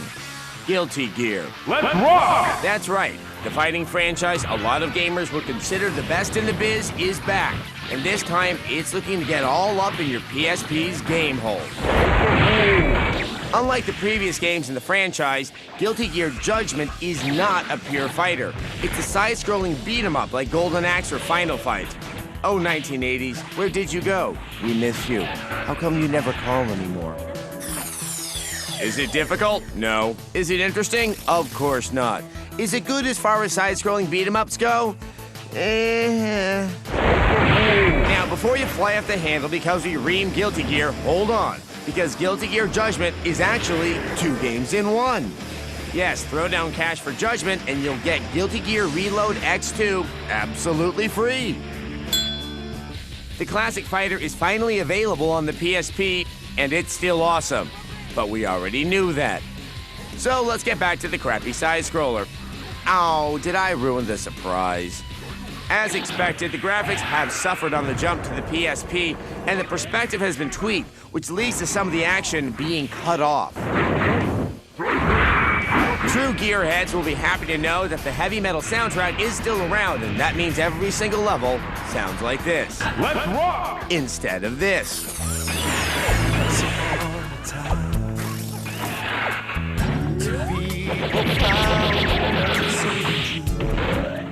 All right, that's enough of the public domain Bryan Adams sound-alike. Let's rock! So, let's sum it all up. Kinda boring, not so difficult side-scrolling beat-em-up on its own, not a great game. Kinda boring, not so difficult side-scrolling beat-em-up that comes with a free version of the classic 2D fighter we all know and love, a pretty great game.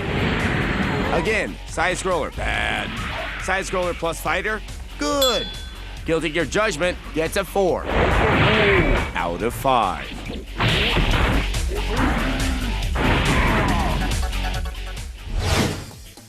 Rock will never die, but most hairband rock stars will eventually get sensible shag haircuts and tell boring stories about themselves on VH1. Or they did until VH1 became entirely populated by celeb reality. VH1, I am mad at you. You used to provide me with the very best and trashy washed-up rock stars. Now you're just a wall of breaking Bonaducci. Ah, speaking of human carnage, the official sport of reconstructive dental surgery is back, and it's on the Xbox 360. Here's our review of NHL 2K7. I want to see you play tight out there. Let's go.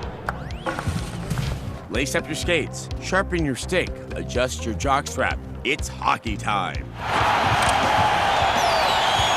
The greatest sport you've never watched, appreciated, or even understood is back. It's a major Canadian celebration with maple syrup selling out everywhere from Montreal to Calgary to Saskatchewan. For Canadians, this is their 4th of July. He scores! Ah, that's right. Usually during our hockey reviews, we cut to our hockey analyst, the Canadian guy. All right, who's gonna step up tonight? But he was shot, or died, or quit. I was never quite clear on what happened with that character. Anyway, he's no longer here, and that's a shame, because he'd really get a kick out of NHL 2K7. And it does the trick. This would be the part where the Canadian guy would say something like, wee, I liked iced tea, or something that didn't really make much sense. The Canadian guy would love this game. All Canadians will love this game. It's pure hockey. It's what you'd expect from the NHL 2K series. There's not much change here between 2K7 and 2K6. On the 360, the visuals are a tinge better. The players look reasonably like their real-life counterparts. Although, since they are hockey players, who the heck would know? Oh! See, when I say something derogatory about hockey like that, the Canadian guy would usually cut in and say something like, Oui. How dare you say that to me? I miss the Canadian guy. I'd sell my soul to see the Canadian guy again. That was odd. Now, if you're an honest-to-goodness hockey fan, you'll appreciate the tough AI. They bring the pain, they bring the game. They're tough, they're men. Real, true Labatt's blue-loving hockey men. And that, as always, leads to what Americans will always love about hockey, the dancing.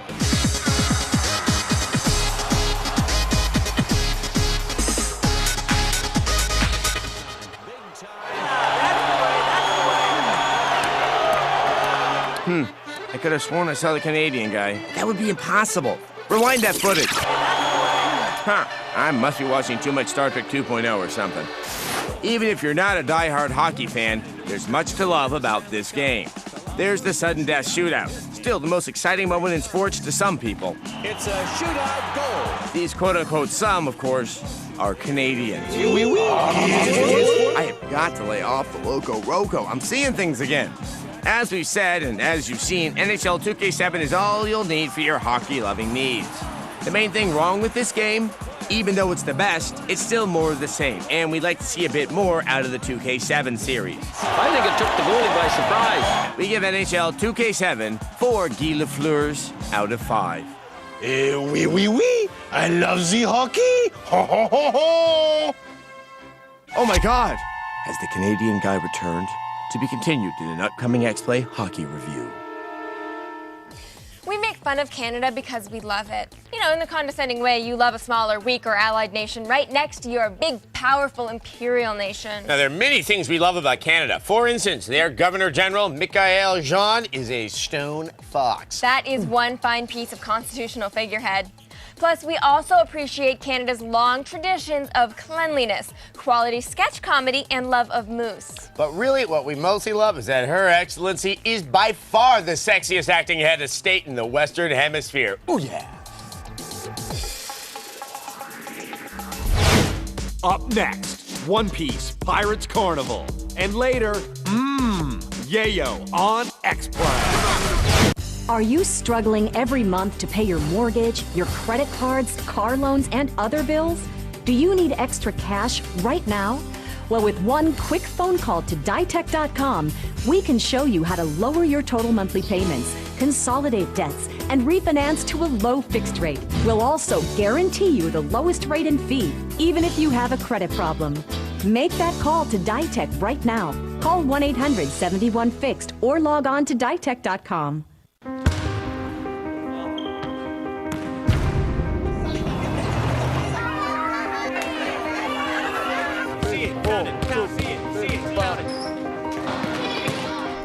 You wanted to have a game room, so we created that. We're changing this. Pick it up, get it.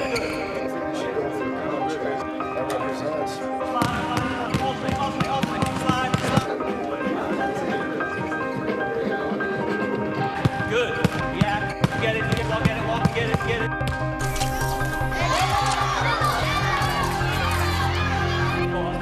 First pivot, move. 2.4 seconds left, and it's time. This is it.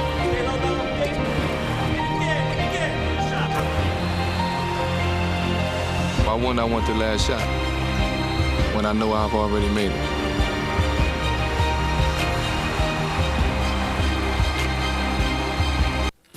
Whoa, that was close. I know. Guys, what are you doing? You're playing video games when you could have a job creating them. With the right training, you could be an animator, a game analyst, or a game programmer. Make sure video games are a part of your future. Train online for a career in game design. Call toll-free 877-558-2953. That's 877-558-2953. Call now. Tomorrow, the console wars heat up as G4 takes you inside one of the most anticipated events in gaming history. It's the launch of the PlayStation 3. We're bringing you 3 hours of the most comprehensive coverage anywhere. Find out, will the PS3 graphics live up to all the hype? Is Blu-ray destined to beat out HD DVD? And can the PS3 Deep Six the 360? PS3 Day 1. A full night of launch coverage begins tomorrow at 6, only on G4.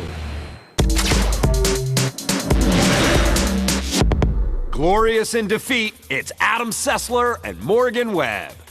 Welcome back to Xplay. Now, I love to complain about game franchises that produce too many titles, and one anime pirate show is in the process of joining the ranks. Here's our review of One Piece Pirates Carnival. I'm gonna do it! I'm gonna be king of the pirates! What, One Piece again? It seems like we just reviewed a video game based on that anime a few weeks ago. Oh wait, that's right, we did. It was called One Piece Grand Adventure, and it was terrible. What on earth could be worse than that? One Piece Pirates Carnival! Of course. One Piece Pirates Carnival for the PS2 is a party game in the vein of Mario Party. In fact, it's almost exactly like Mario Party. In fact, it's a complete rip-off. Really lame. You know, when I think of carnivals, I think of cotton candy, funnel cakes, and a gang of drunk carnies making me dance for them behind the tilt-a-wheel when I was 13.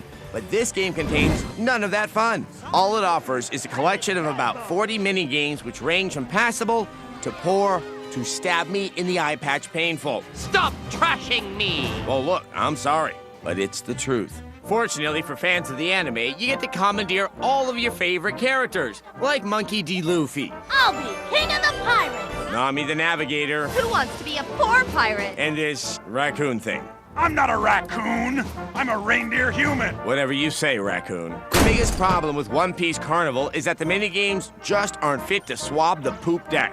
Too bad. A lot of them are dull variations on already popular games. Start pirate dodgeball! For example, this one here is just a ripoff of the card game Concentration. And this remake of Where's Waldo is unimaginatively titled, Where is Panda Man? He's wearing pasties.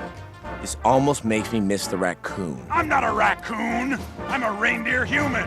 And the minigames that aren't ripoffs are usually just uninspired button mashers. Not good! Between each challenge, you're treated to nonsensical dialogue between the oddball opponents. I'm a rubber man! There's no way I could lose to you! Okay, I don't even know what that means. I'm strong and I'm rubber! I'm still confused. I'll be king of the pirates! Oh, okay, now I get it. In order to make up for these shortcomings, One Piece Pirates Carnival tries to make it up to you by throwing a bunch of lame extras your way. You can collect from a wide selection of character cards from the TV show. And you can unlock replayable sound clips from the game. So, if you enjoy listening to pirates make no sense whatsoever, this is the game for you. Food! Meat! Food! Meat! So let's face it, this game is a disappointment. I mean, how can a game with pirates be bad? They're pirates, for God's sake. I don't really like pirate games. Yeah, after playing this one, neither do we. I'm Paul. Fear not, viewers, this is the end. One Piece Pirates Carnival gets 2 raccoons I'm not a raccoon. I'm a reindeer human. out of 5.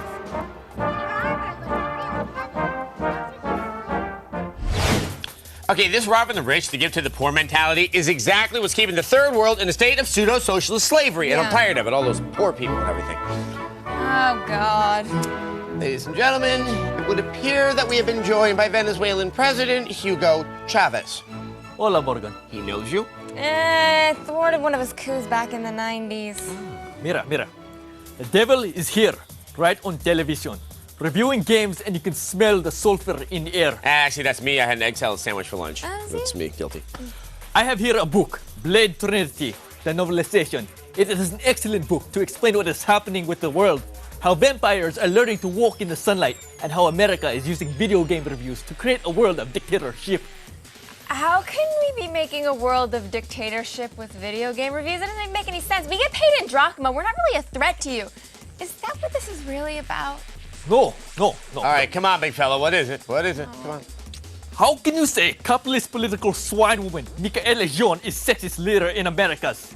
Don't you know it hurts when you say things like that? Oh, we're sorry. We didn't mean it that way. Come on, let me give you a hug. Oh, Hugo, chop!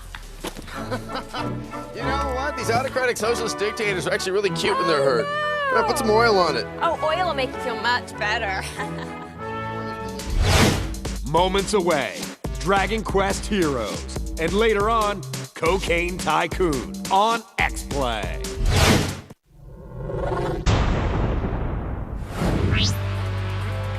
Hey gamers, I'm Kristen Holt with another 60 seconds worth of tips, tricks, and cheats. The Warriors are coming out to play, yay, in the cult classic film remake of The Warriors for the Xbox. Aw, what's the matter? Are the vicious cops and ruthless gangs beating the snot out of you? Not to worry. Enter this code during gameplay to unlock infinite health. Now you can dish out the pain and take no damage. Your escape to Coney Island too slow? Can't make it away from the cops quick enough? Use this code to unlock the infinite sprint. Watch the Furies and the Lizzies eat your dust. Getting tired yet? For these cheats and even more codes and tricks, visit our website at g4tv.com. I'm Kristen Holt, and you've been cheating.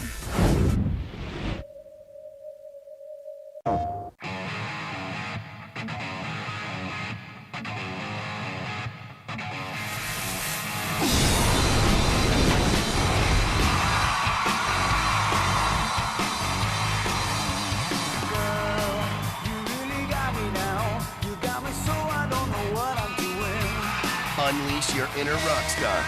Guitar Hero 2, rated T for Teen.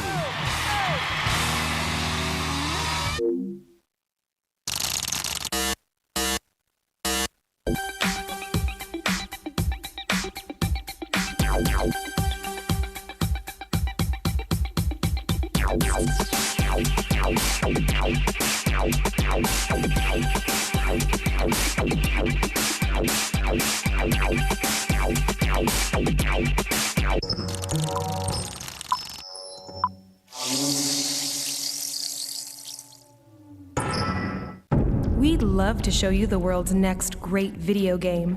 There's only one problem. You haven't created it yet. You've played them, now you can make them with DeVry's new bachelor's degree program in game and simulation programming. It's classrooms and labs where you actually create video games. Games like you'll find when you log on to DeVryPowerUp56.com. You'll learn more about this exciting degree program and get free video game demos from Vivendi Games. It's time to take it to the next level. You can earn a 4-year degree in less than 3 with classes that start right away. And since it's DeVry, you know you'll get this and even more of this. Call 1-866-DeVry56 or go to DeVryPowerUp56.com for your free video game demos. But do it now, because when you're a gamer, you know what happens when you stand still. So call or log on for your free video game demos. It's right now, and it's here at DeVry. Okay, movies.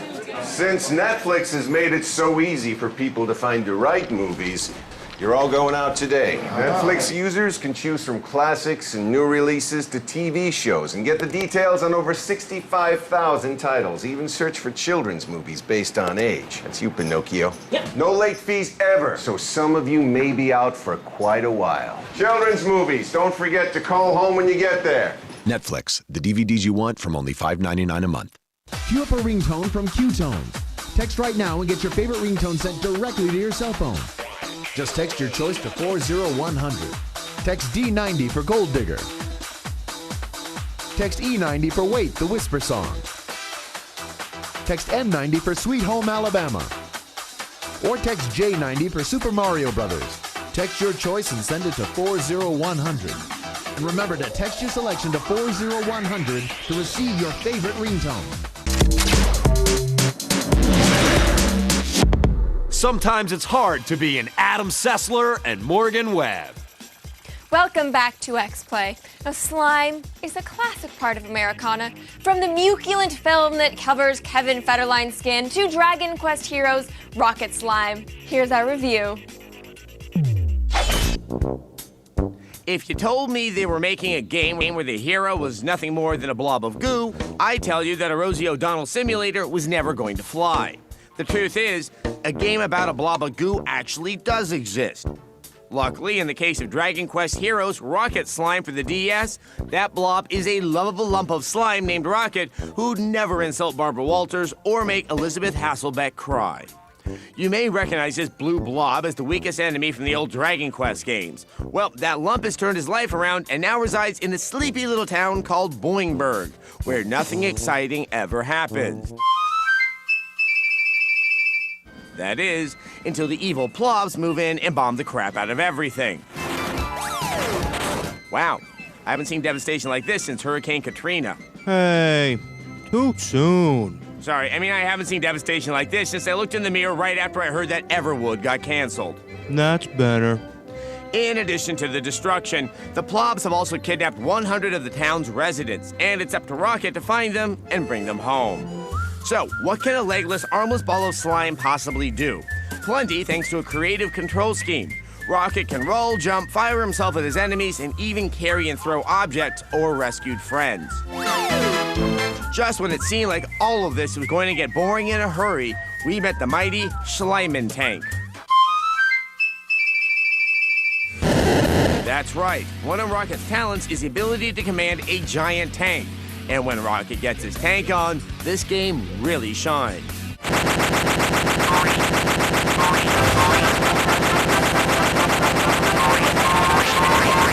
Whoa. I haven't seen a battle this intense since... Hey, too soon. But I didn't even finish. Too soon. The downside is that Rocket Slime is a bit on the easy side, and for especially adept players, it'll probably be a bit on the short side as well. But somehow, it's still really engaging, completely addictive, and one of the best DS games we've ever played. All in all, this is a very good game. And in a post-9/11, post-Hurricane Katrina, post-Steve Irwin's Death America, isn't that what we all need most? Okay, this absolutely sucks. Who wrote this ending? I did. Well, it's awful. Too soon?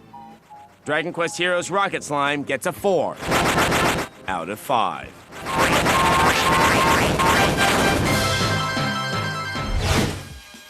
Why does every DS game seem like an insufferably cute scenario that just manages to be fun in spite of it? It's the first wave of the Japanese invasion of the United States. They teach us to love cuteness and whimsy, and then in 20 years, they send in an army dressed as lovable cartoon kittens. Kitties! Yes, see?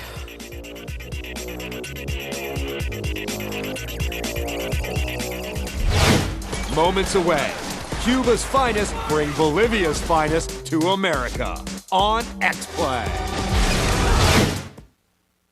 The cameras may be hidden, but the comedy is right in your face. Oh, no!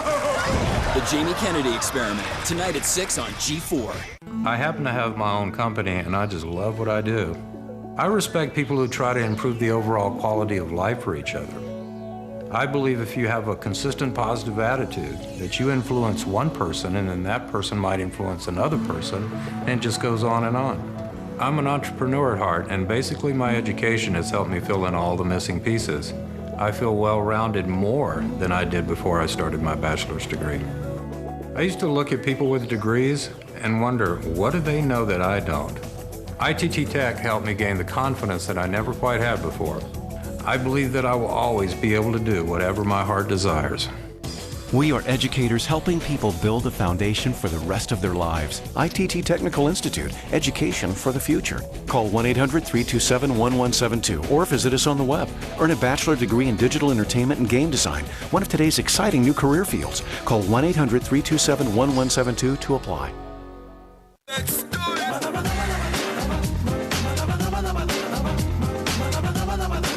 Multiply your possibilities. Introducing Intel Core 2 Duo, the world's best processors.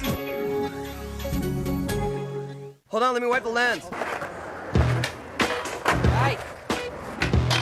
Nice.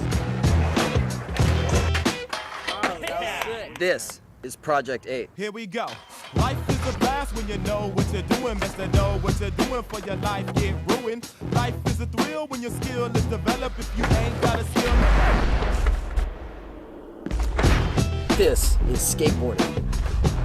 Tony Hawk's Project 8, rated T for teen.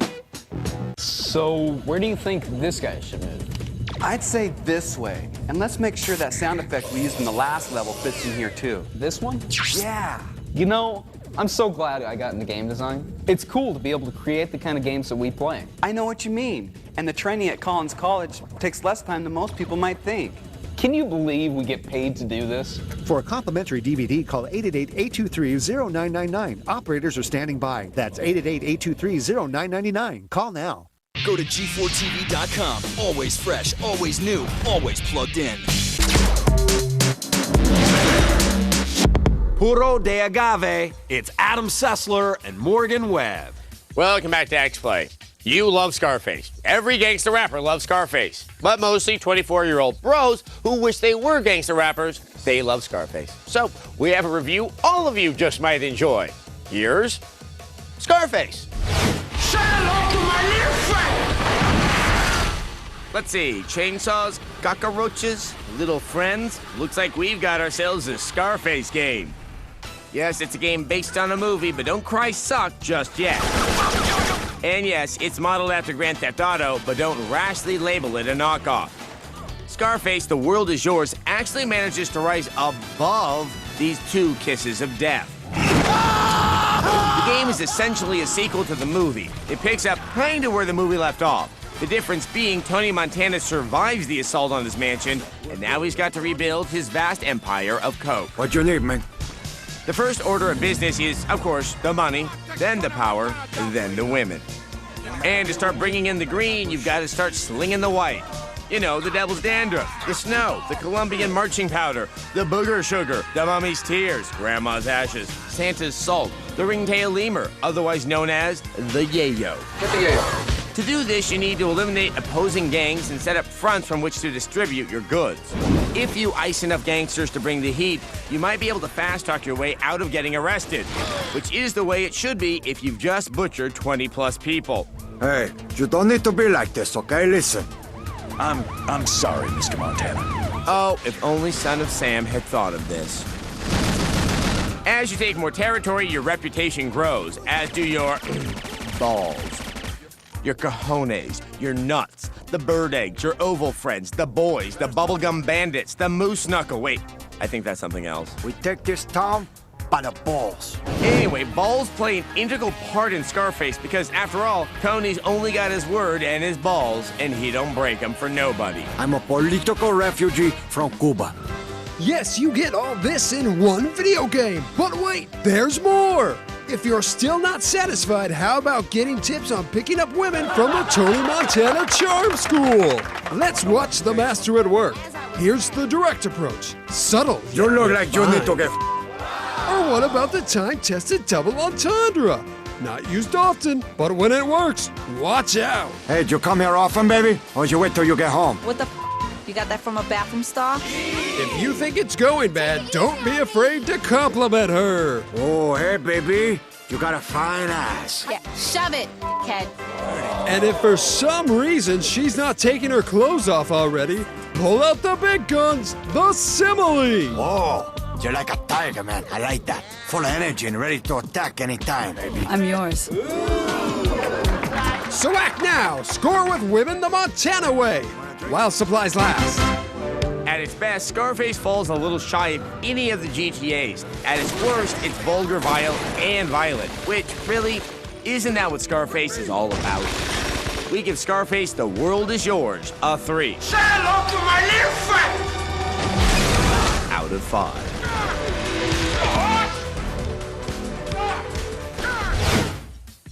Might not you folks be interested in some Xplay replay? Guilty Gear Judgment got a 4 out of 5 because one of the games it contains is amazing. NHL 2K7 got a 4 out of 5 because it's fun to say puck. Sounds kind of like a swear word. One Piece Pirates Carnival got a 2 out of 5 because it sucks. Good reason. Dragon Quest Heroes Rocket Slime got a 4 out of 5 because the DS is an unstoppable engine of joy. And Scarface got a 3 out of 5 because it's a rich part of Cuban American history. Beautiful.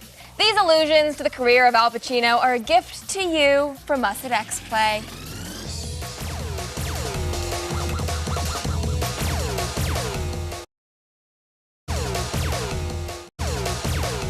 Today on Xplay. Test drive some cars. Shoot some pucks. And paint with a wolf. You can do it. When I was 16, I was bitten by a radioactive ponytail. It's Xplay.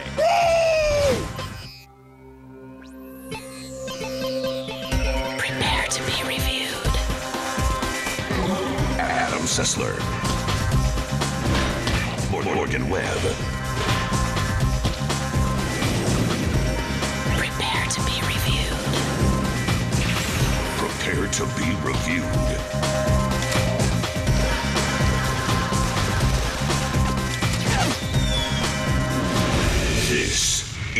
Xplay. They are susceptible to colds. It's Adam Sessler and Morgan Webb. Hello and welcome to Xplay, the answer to all your chronic back pain problems. Because with any luck, the show will bore you to the point that your entire body will go numb. You know, I hear in Belarus these episodes of Charlie Rose as a general anesthetic for minor surgery. Well, today we bore you with our review of NHL 07, the seventh in a series of role-playing games about a fictitious land to the north of the United States. And later in the show, we review Okami, the long-awaited game full of mythological wolves, calligraphy, and sassy insectoid sidekicks. This is a game worth sticking around for, audience, and I say this in a rare moment of sincerity. Thank God that passed. Believing in things hurts me. While Morgan recovers, let's take a trip to America's 50th state, Hawaii, for a game that refuses to place any boundaries on street racing. Here's Test Drive Unlimited.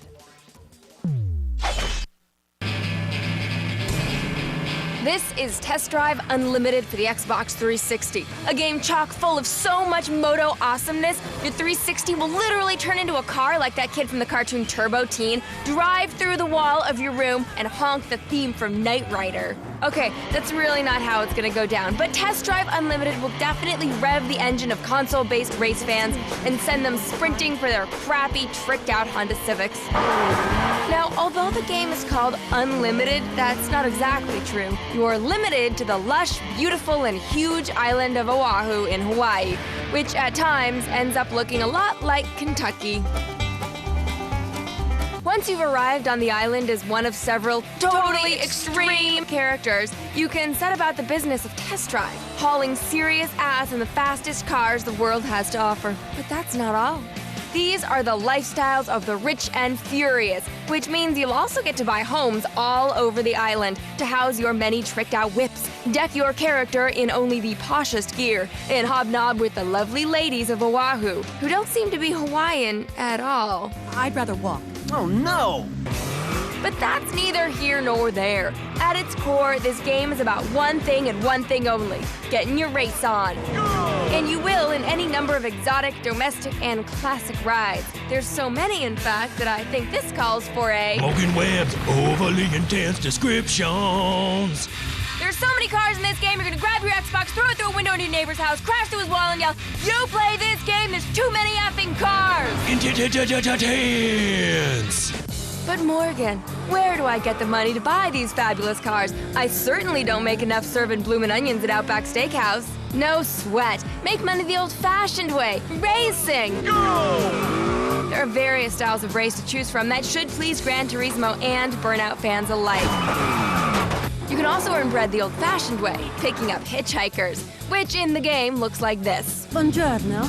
My bag's very heavy and I tire. Damn it! But Morgan, so far this sounds just like every other racing game I've ever played. Well, it is, until you go online, and that's what sets this game apart. Logging onto Xbox Live blows the world of Test Drive Unlimited wide open, as the island suddenly goes from your own personal speed paradise to a world populated by hundreds of other online racers and Outback Steakhouse employees. But be warned, they're not just there for show. You can challenge and be challenged at any time simply by pulling alongside other players and flashing your headlights. Once your challenge is accepted, set the race course, then floor it and show T-Bob 467 who the baddest driver in online Oahu really is. Hopefully it's you. Bottom line, if you like racers and you've got a 360 and you're not afraid to socialize online, then this game is going to use a nitrous canister to rear-end you right into blown Mineville. As long as that's a place in Hawaii. Test Drive Unlimited gets a 4 out of 5. I don't understand why they're racing around Hawaii. They're either going to end up driving off into the ocean or offending a tiki god. You know, I spent the summer after my junior year in college offending tiki gods as part of a research project for the Commerce Department. And that's what youth is about. Unpaid, unsafe work in the form of an internship. Keep pedaling, interns! Here's a game about a young boy providing just such labor. Enjoy our review of Contact. Picture this. You're in a park. It's a lovely, non-eventful day. You're more than content to just sit there and daydream. The calm and peaceful forest. Oh, look, bunnies. Oh, and sheep. Wow, mountain goats.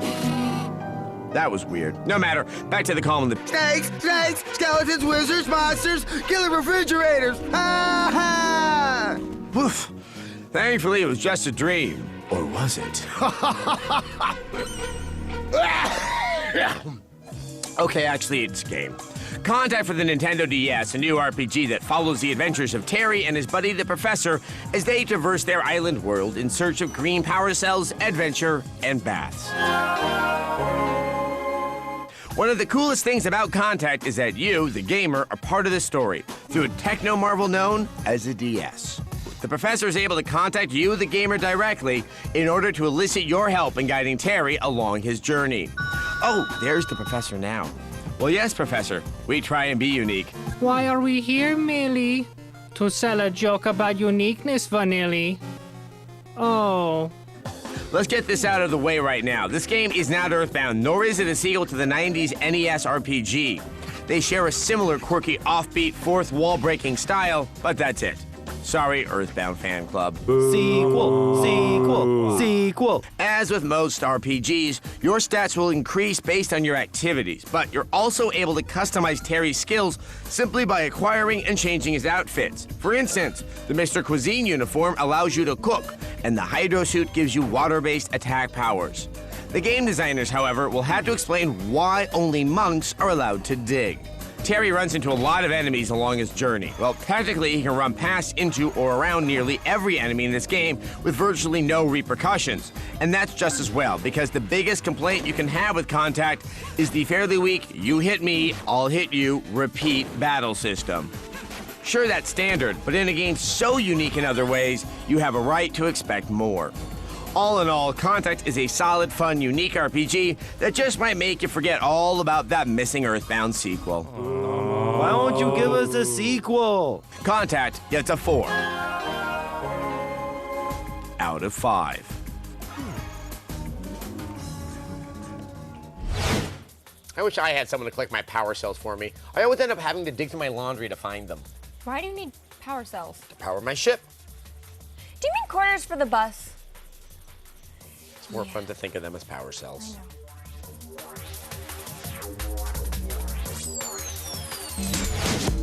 Up next, important health tips. And later, the bitch is back on Xplay. Anyone here? What's up, Jeff? Let me get in on this one. I'm not really good with goodbyes, so Why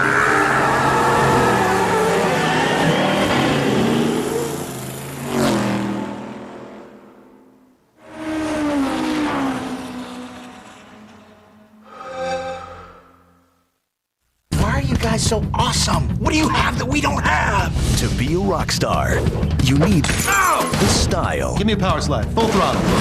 The hair. And the diet. I'll have 1 small glass of carrot juice. We don't have that here. 1 cube of tofu. Dude, we don't have that. Do you have a walnut? 1 walnut. Jack Black, Kyle Gass, Tenacious D in The Pick of Destiny. Rated R. Now playing.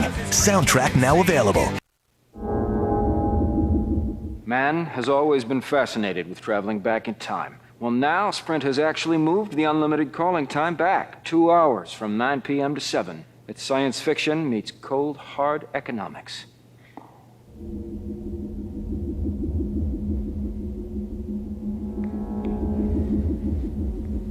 Stupid time machine. Switch to Sprint and get unlimited calls starting at 7 p.m. Sprint. Power up.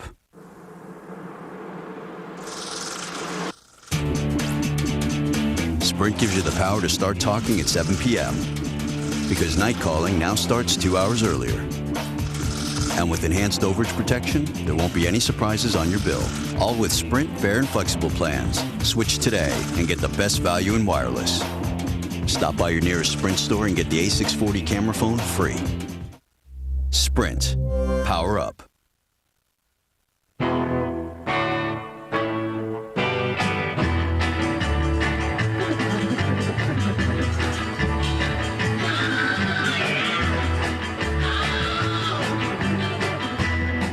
What can we build for you? With a new Inspiron 1501, you can view photos, movies, and more with a vibrant widescreen display. Powered by AMD Turion 64 mobile technology, you get the speed you need to run multiple applications. Dell, purely you. The heroes of their own point-and-click adventure, it's Adam Sessler and Morgan Webb. Welcome back to Xplay. Now, exercise isn't particularly popular with anyone here at G4. For more complex meditation on this point, we go to G4 Web Team World Headquarters. Whoa! Did you see that? That guy got hit in the nuts. Put that down, Buster. Tony Little, personal trainer to the stars? What are you doing here? It's your lucky day. I'm here to help you out. How did you do that? Superpowers. You have superpowers? When I was 16, I was bitten by a radioactive ponytail. That's awful. Well, the truth isn't pretty, and neither are you. But you know what is pretty? Getting in shape. What if I told you could exercise using video game controllers out on the market right now? Get in shape? By playing video games? No, not like that. Take a look at this. Hi, my name is Greg. I used to be totally out of shape, but then Tony Little taught me that exercise is important. He's really awesome, and he has long, beautiful hair. First up is kickboxing. This is the Extreme Fighting Force pad, kind of like the Dance Dance Revolution pad, but has these sensing rods so you can kick and punch. And you can use it with the fighting games like Tekken. Flow your arms harder. Come on, harder. You can do it. You can do it. Okay, so kickboxing isn't your thing. How about snowboarding? This is the Thrustmaster Boardmaster. Thrustmaster? Dude, that was my nickname in high school. What up? Tell me your real nickname from high school. Kathleen. Very good, Kathleen. Now get on the board. We've got it hooked up here with SSX Tricky. So tell us, how does it work? It's kind of hard to keep it straight, and it's hard to control, and it's making me a little queasy. Maybe it's a little bit too sensitive, like you, Kathleen. Can I please go back to watching quality G4 programming, please? Not yet, believe it! Next up, we got Zavix Tennis. It's a racket controller with motion sensors. Swing, Kathleen, swing! It helps if you grunt like Maria Sharapova every time you swing. Why? It's funnier that way. Now grunt!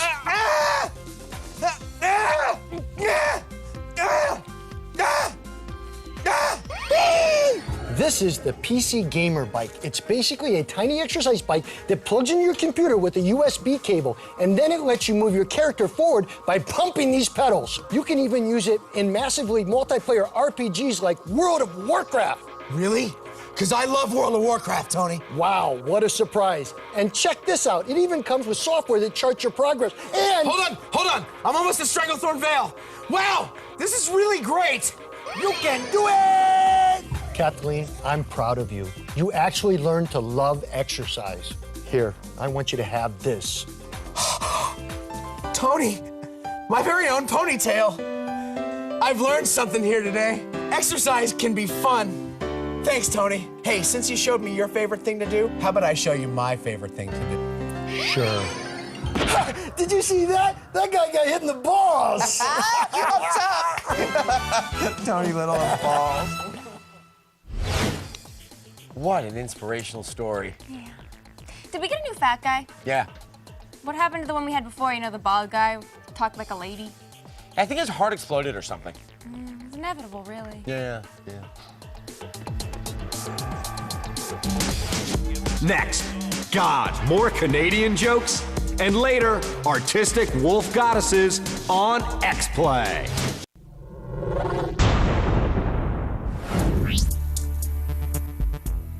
Hey gamers, I'm Kristen Holt with another minute's worth of tips, tricks, and cheats. This time out, we're gonna pimp your ride in Grand Theft Auto Liberty City Stories on the PlayStation 2. Who needs chromed out 22-inch rims when your whole car can bling bling? Enter this cheat and every vehicle will be pimped out with an all-chrome paint job.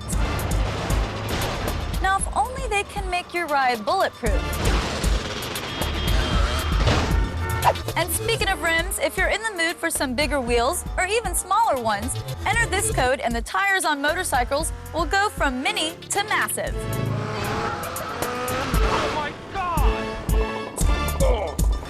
For these cheats and even more codes and tricks, watch G4 and visit our website at g4tv.com/cheat. I'm Kristen Holt, and you've been cheating. Tuesday on DVD, it's their triumphant return. There's only one return, and it ain't of the king, it's of the Jedi, loser. And everyone's getting served. I thought Sam was gonna saunter over to Frodo. Hey, they're not gay, they're hobbits. Clerks 2, own it on DVD Tuesday, rated R. Hey, motion capture, you guys set? Set. Let's get a good tracking on this.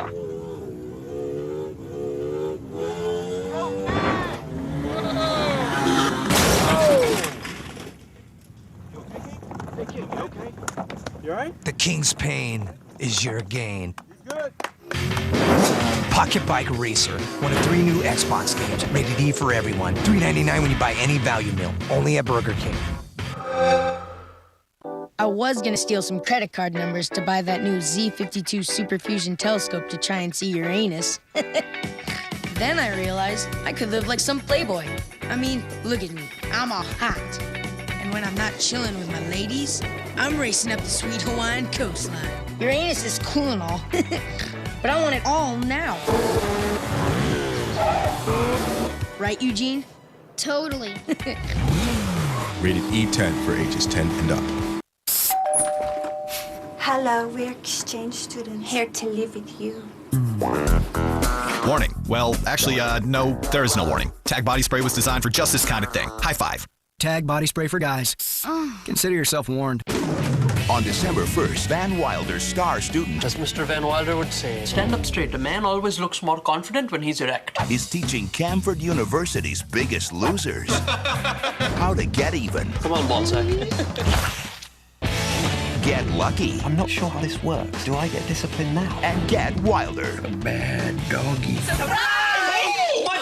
National Lampoon's Van Wilder, The Rise of Taj. Rated R. My son is a hound doggy, eh? December 1st. Working from home changed my life. It all started when I was referred by this free service. All you need is a computer and a little belief in yourself. With all the money I made working from home, I bought a new home. This is the one website you have to visit. I love the lifestyle my home business offers. And the money's great, too. If you're not working from home, then you're missing out on your share of a multi-billion-dollar industry. I make over $7,000 a month working part-time. I'm making $5,000 a month. Never thought I'd make this much right out of school. I actually like what I do now, and I'm making more than ever. Put your computer to work now. My goal for next month is $20,000. Working from home changed my life. This is the one website you have to visit. I love working from home. Ready for more money? Start earning extra money yourself by going to this website today. Log on to 5gain.com now.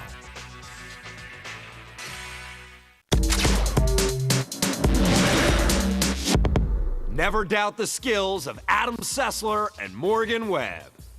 Hi, Xplay's on again. Just keeps happening like that, doesn't it? Day after day, I return to your television. Each day, a little more tired of my own shtick. Well, this is the hell I've heard so much about, isn't it? You know, one day I'm gonna find a door out of here, but you know, that's how life works. The same things bouncing into your life over and over. And it's about to happen again, because there's a new hockey game out, and you know what that means. Here's NHL 07. Ah, sports. But not just any sports. Winter sports. Winter sports with sticks and masks. Sounds mysterious, don't it? But it ain't, eh? It's hockey. And this is NHL 07, the second of 2 hockey games out now for the Xbox 360. The other, NHL 2K7, both exemplify the glory and the passion of a sport not tainted by steroids, but by gambling. But NHL 07 just might look better. And when you're playing a heated Vancouver-Toronto match, looks are important. There was once a time when America loved hockey. But now, we give more love to hot dog eating champions than we do to the Stanley Cup. But our onion soup loving friends to the north love hockey. So this review is for Canada. Ladies and gentlemen, it gives me great honor to bring back to an Xplay hockey review after too long away, the one, the only, the Canadian guy. Eh oui, oui, oui. I love the hockey. Ho, ho, ho, ho. All the teams you'd want to play with are here, of course. But when you can immerse yourself in the interprovincial rivalry of Calgary-Edmonton, why play with anyone else? It's pretty hard to screw up a hockey game, and NHL 07 has all the basics down pretty well. But we wish it focused a bit more on defense. NHL 07 is really only geared towards offensive skills. There is defense, of course, but it's just not the priority. Hey, wee. What's up with the D? Good point, Canadian guy. Defense is half of hockey. It'd be nice to use it once in a while. And 3 unanswered goals set up there now.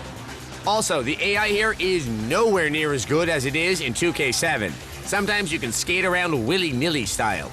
Or, since this is hockey, the nilly-do-willy style. The game moves with a decent flow, and it's really simple to pick up and play. NHL 07 has always had a good control system. This time out, it's no different. With the controls, you can actually simulate the use of a hockey stick, which is important considering this is a hockey game. The sticks are kind of crucial. Wee. While NHL 07 gives you a good game of hockey, it's just not as good as NHL 2K7. But A forever NHL 07, we bet next year you just might pass the 2K series. Just not this year. We give NHL 07 3 Yzermans. And that's it. Out of 5. Hey, wee. I love the hockey. Believe it. Believe it. Believe it.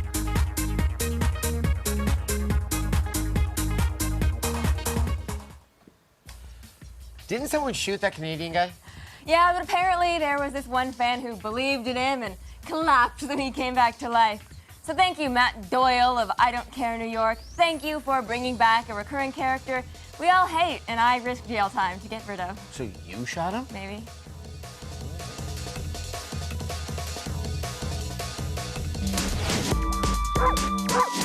Moments away, Okami on Xplay. You're watching G4. Next, Star Trek The Next Generation, followed by The Man Show. Then Arrested Development. Later, Bonsai on Midnight Spank. Rated T for teen. Revisit an age of epic warfare. Relive the Crusades. Rewrite history. Medieval 2 Total War. The award-winning, critically acclaimed series is back with bigger armies, faster action, and more spectacular battles. Medieval 2 Total War. Available now on PC. You paid for 300 horses. Are you sure you're getting all of them? Choose Q from Quaker State. Q's patented heat-activated formula fights power-robbing friction better than any conventional oil to help maximize power. And let all your horses come out. Q from Quaker State. Unleash all your horses. Congratulations, champ, and the 48 team from all your friends at Q. Oh, there's a spot. That's for sure. Nice work, buddy. Hang on. Oh, I can't get out. I got it.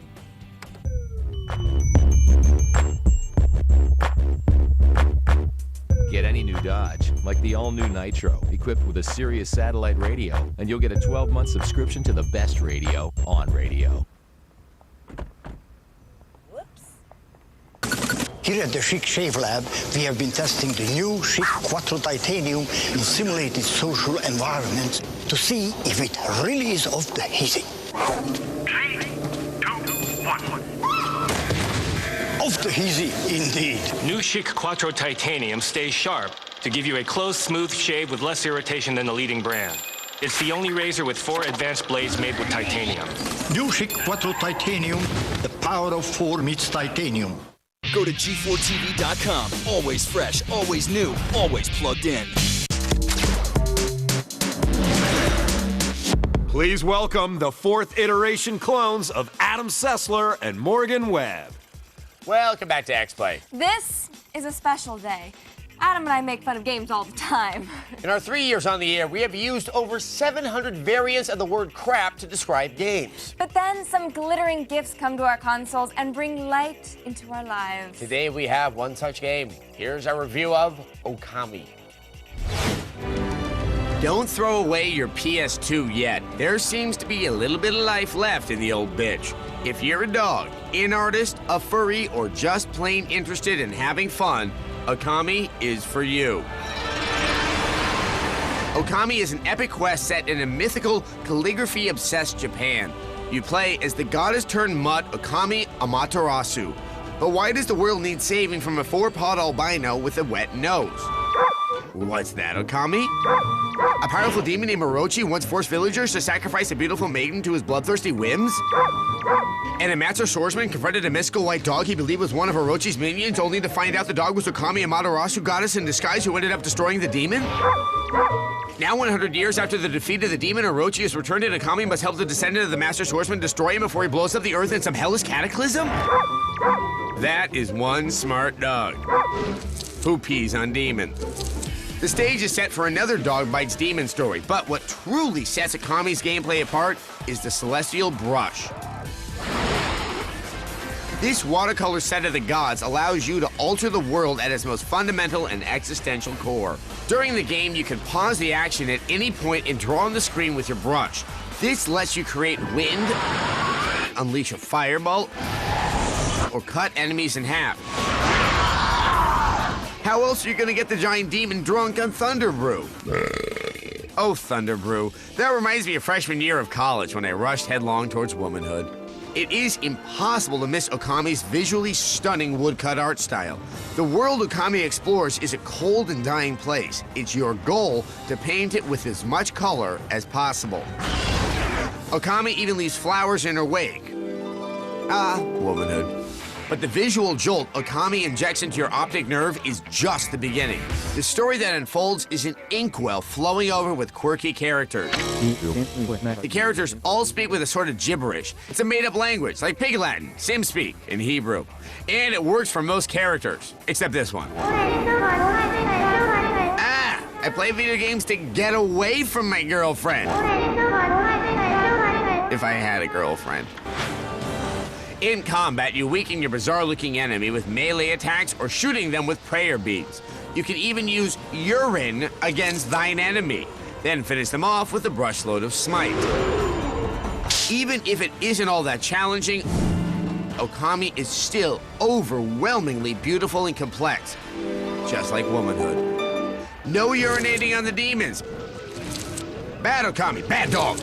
Like the goddess herself, Okami is a powerhouse. Radiant, inventive, fun, this game is something truly special that's made us a believer in artistic expression. What's that, Okami? Morgan fell down a well? In the well, she discovered a race of subterranean people who have forced her to be their queen? And you want a 5 out of 5? Oh, you always know the right thing to say. Okami gets a 5 out of 5.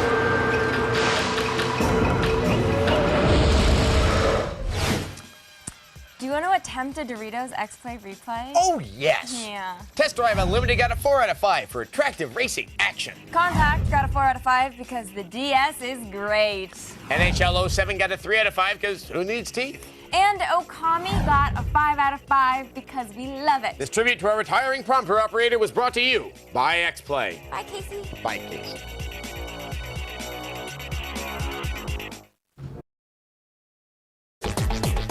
Today on Xplay. Hunt spies. Touch detectives. And have a bad day. Summon a devil. It's Xplay.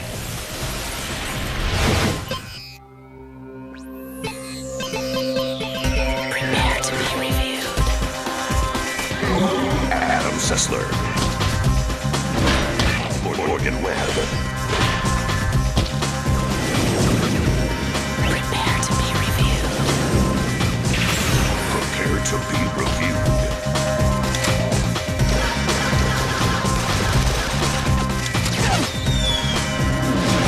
This is Xplay. They hate Jonathan Safran 4. It's Adam Sessler and Morgan Webb.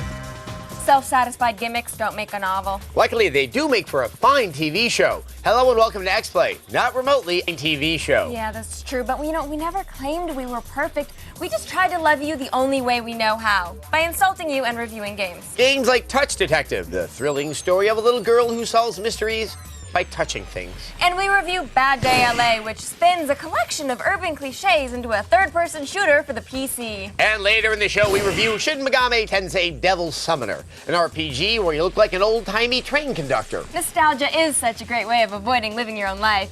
You like wrapping yourself up in jellies and Mr. Belvedere such that you never have to think about how much you've failed. Yeah. And one of the most beloved games of my childhood arcade days has returned in a console title that will assuredly decimate my fond memories. Here's Spy Hunter, Nowhere to Run. In a world gone mad, where you don't know who's on your side or who's against you, there's only one man you can trust. One man, one way, one former wrestler, one Rock. Sorry I'm late. Oh, you're not late, Rock. You're right on time. This is Spy Hunter, Nowhere to Run, nowhere to hide, nowhere to run to, Rock, nowhere to hide. Now stay with me. Spy Hunter, Nowhere to Run is the video game based on the upcoming movie based on the video game. So yes, this does count as a movie-based game. And you all know what that means. It stinks. For those of you that remember, Spy Hunter was all about the car. Oh, that car, that beautiful, sleek, radiant, sexy, delicious car. And like The Rock can transform from wrestling to acting to video game voiceover, What the hell's going on? this car can transform from boat to car to motorcycle. That was always the best part of Spy Hunter. Just driving around, doing your thing, causing mayhem wherever you roam. But when the biggest name in sports entertainment, not to mention the star of Gridiron Gang, is involved, that kind of changes everything. And that's where generic movie game comes in, as we have to deal with The Rock. Yes, I know his character's name is Alex Decker. To be honest, he'll always be The Rock to me. Yet, not even the star of The Rundown can save this seen-it-all-before, running, crouching, flipping, killing claptrap of a game. Although the star of The Scorpion King has had some decent movies, it's just not enough. We've seen The Rock act. Traffic was a bitch. It's really not enough. You even know how to fire a gun? Yeah, Rock, do you even know how to fire your agent? No way I'm doing that.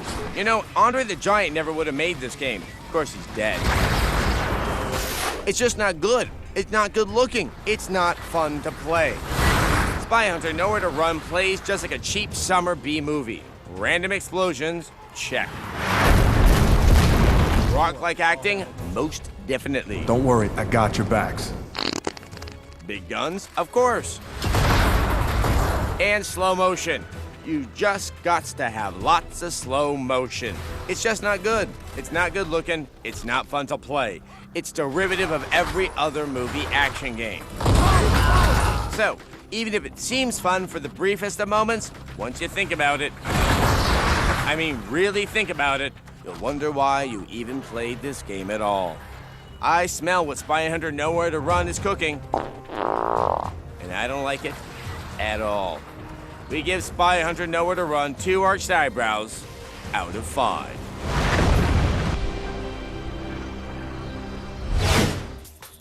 Video game movies are so good at ruining my memories. Now that is why I drink, to replace the soiled memories with nice blackouts. Fortunately, these extended periods of which I have no recollection have led to some problems. For instance, where all that heroin in my pool house came from, and how I acquired a pool house. And isn't life just a sweet mystery of unanswered questions, like what's in beef that makes it so tasty, and where babies come from? I'm no crime scene investigator or Edwardian spinster. I can't solve crimes. Or can I? Here's our review of Touch Detective. There are mysteries in this world we can never understand. There are mysteries in this world we shouldn't understand. That's why we should all rise up, make our bed, pump our nosy neighbors, and thank the heaven there's a sleuth like Mackenzie in our lives. She's the touch detective. She's got the touch. She's got the power. She never bends. She never breaks. She seems to know just what it takes. She's a winner. Touch Detective, the game, is really nothing but a simple point and click for the DS. It's not complicated, it's not difficult, and it doesn't have a whole lot of replay value. But it does have Mackenzie. Think of her as the Veronica Mars of the Nintendo DS, but with better ratings. Now say hello to her little friend, Fungi. We're not sure what he brings to the game, but the paranoia that I constantly live with tells me he's a pusher. Don't believe me? Watch as Mackenzie sniffs something leading her on a trip not even Haley Joel Osment would take. See how she spreads her butterfly wings, so to speak, to the community, leaving everybody in a numb, drowsy state. What's that about? Notice how the pastry chef serves freshly baked mushroom cookies with magical ingredients. And we all know what planetariums are really for. Hey man, what time's the laser show? Floyd rules. Mackenzie will try to solve crimes and capers through 4 whopping episodes.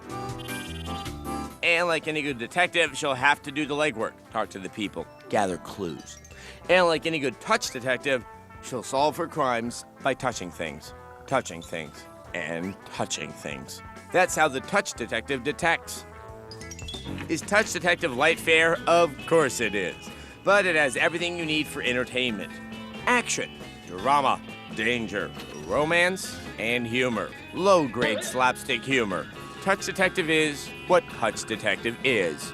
It's goofy and silly like you'd expect, but it probably won't stand the test of time or even a few weeks from now. But for some quick, harmless fun and female empowerment, why not hire the Touch Detective? We give the Touch Detective 3 banana peels out of 5.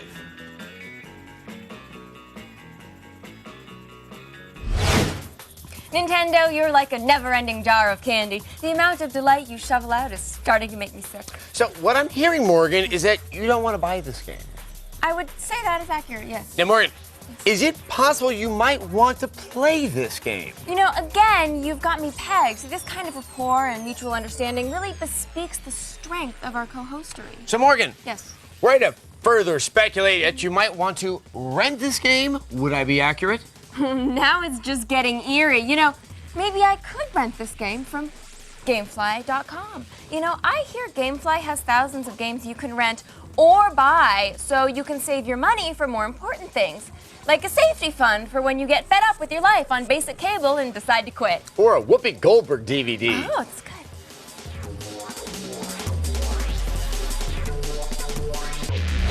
Up next, Bad Day LA. And later in the show, Shin Megami Tensei Devil Summoner on Xplay. Hey, it's our friend Bob. Looks like Bob continues to enjoy the big lift he gets from Enzyte and natural male enhancement. With over 10 million packs sold, Enzyte is firmly the #1 selling brand, bringing true natural male enhancement to men all over the world. Now you can join Bob and the millions of men who fully enjoy the benefits of Enzyte. Just call or visit Enzyte.com for a sample pack of the strongest, most powerful Enzyte formula yet. Enjoy the full, robust confidence that only Enzyte can provide. If you've ever been curious about natural male enhancement, there's never been a better time to try a sample pack of Enzyte. Visit Enzyte.com or call toll-free for a sample pack. Call right now and you'll also get 2 free packs of Enzyte Topical Rush. With an offer this big, it's enough to throw a parade. Sample packs are in stock now and shipped to you within 48 hours. Offer only good while supplies last. Limit 1 per household. Enzyte, the once daily tablet for natural male enhancement. I've got to get a better job. Fat chance, not without a degree. How can I get a degree? I'd have to quit this lousy job to go back to school. Hi. Helen, I earned my degree online while I was in your job. Stop by my office. Getting my degree online was a great experience, but finding the right school was a nightmare. Now it's so easy, thanks to Education Connection's free service. Give them a try. What have you got to lose? You just fill out a simple profile online or on the phone. We search our database of hundreds of accredited schools and thousands of online degree programs, selecting only those that offer financial aid to qualified students. Then, like a magnet, your profile attracts the choices that are the best match for you. With so many opportunities available, Education Connection makes finding the right school easy. Let Education Connection find the right school for you. It's free, so call 800-368-8214 or log on to 54edconnection.com now. Listen, your storyline, it makes for incredible TV drama. Thing is, your drug use is too adult for the kids. So I'm gonna have to block you. Oh, man. Yeah. Well, have a good one. You're a nice lady. Welcome to Attack of the Show.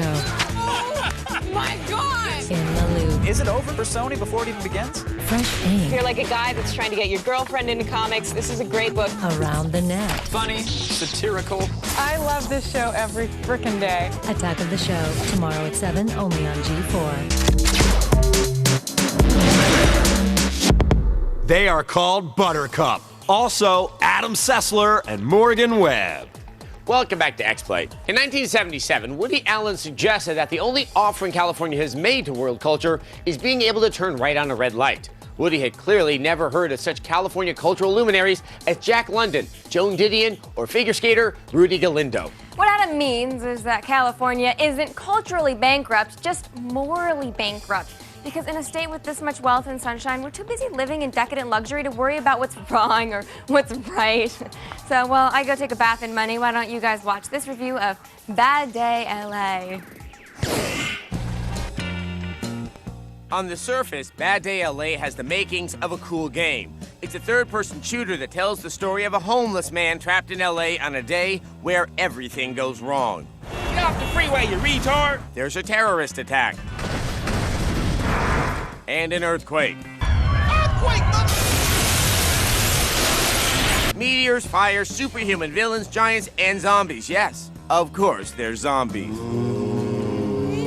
want to eat me. Okay, so you're thinking the hero is an action hobo and he has to traverse an entire city while fighting off gangs, the undead, and just about every other possible world-ending event all in one day. Awesome. I'm in like Osama is into Whitney Houston. No! They want my pickle! Oh, man! Don't talk about your pickle to me. Then you play it. Suddenly, Bad Day LA is your bad day because you actually paid money for it. Although the cinematics would lead you to believe this game is going to have a real smooth, cool, and unique look, this doesn't translate to the actual gameplay. The bland graphics are akin to the type of game you get free from Kool-Aid for sending in 5 proofs of purchase labels from your Grateful Berry Blitz. Another one bites the dust. As cool as it might sound to play through a game as a battle-ready homeless guy, consider this. Do you really want to take the hero's journey with a guy who probably smells like part of that journey is never having to say, I wiped properly? Something ain't right. Oh, molded breakfast burrito done up my pipes. Ooh. Your main objective in this game involves a fair amount of outright murder, but at its core, you really just have to help people. In fact, of all the generic, same as it ever was weapons in this game, for instance, the shotgun that you'll have to shoot drug dealers with up to 5 times in order to bring them down, you'll probably be using the gauze the most. Yes, that's right, I said gauze, which you'll use to bandage and heal the panicked denizens of LA. Why? To earn smiley faces. Because isn't that what hobos are all about? Even the murderous railway ones. Sometimes when the game is just downright bad, a little humor can be its saving grace. Damn, girl. You so fat when you cross the street. Cars look out for you. Not here. The jokes in this game are as tired as the sick kid that tags along with you the whole time, puking on people as a weapon. I'm not going to say that all the jokes we do on Xplay are mature or thought-provoking, but the constant references to fine asses and mud butt in Bad Day LA get to be a bit much. If you don't want to see it in mud butt, you best close your eyes. Bad Day LA took a great apocalyptic premise, set it in a city that couldn't be more deserving of an apocalypse, and then totally crapped in their proverbial hobo trousers. That's the way we do it. Bad Day LA gets a 1 Earthquake, out of 5. And that, boys and girls, is your lesson for the day.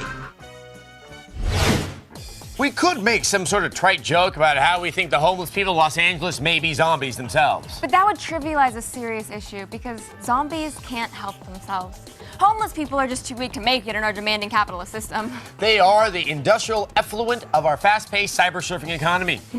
Effluent is a really gross-sounding word. Protuberant is pretty bad, too. Protuberant.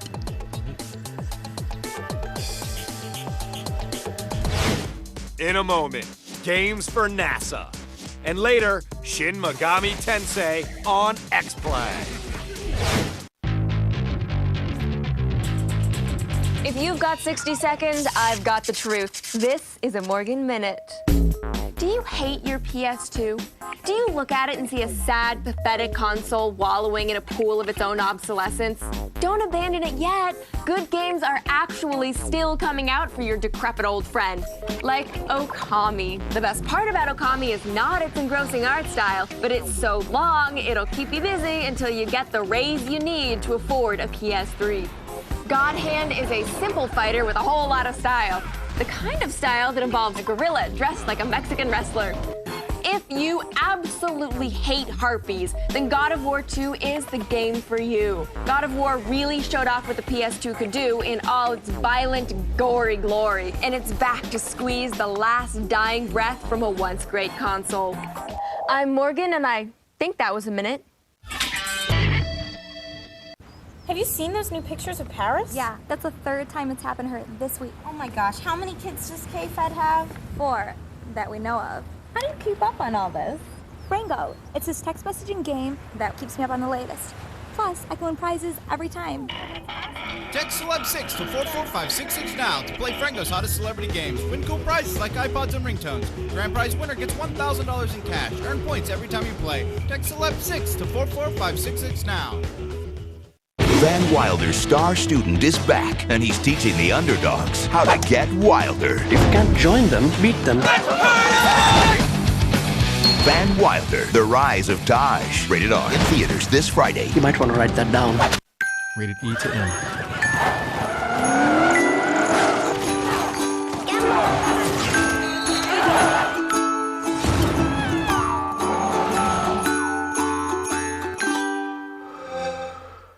My family is amazed with what I've done, going to school and taking care of them.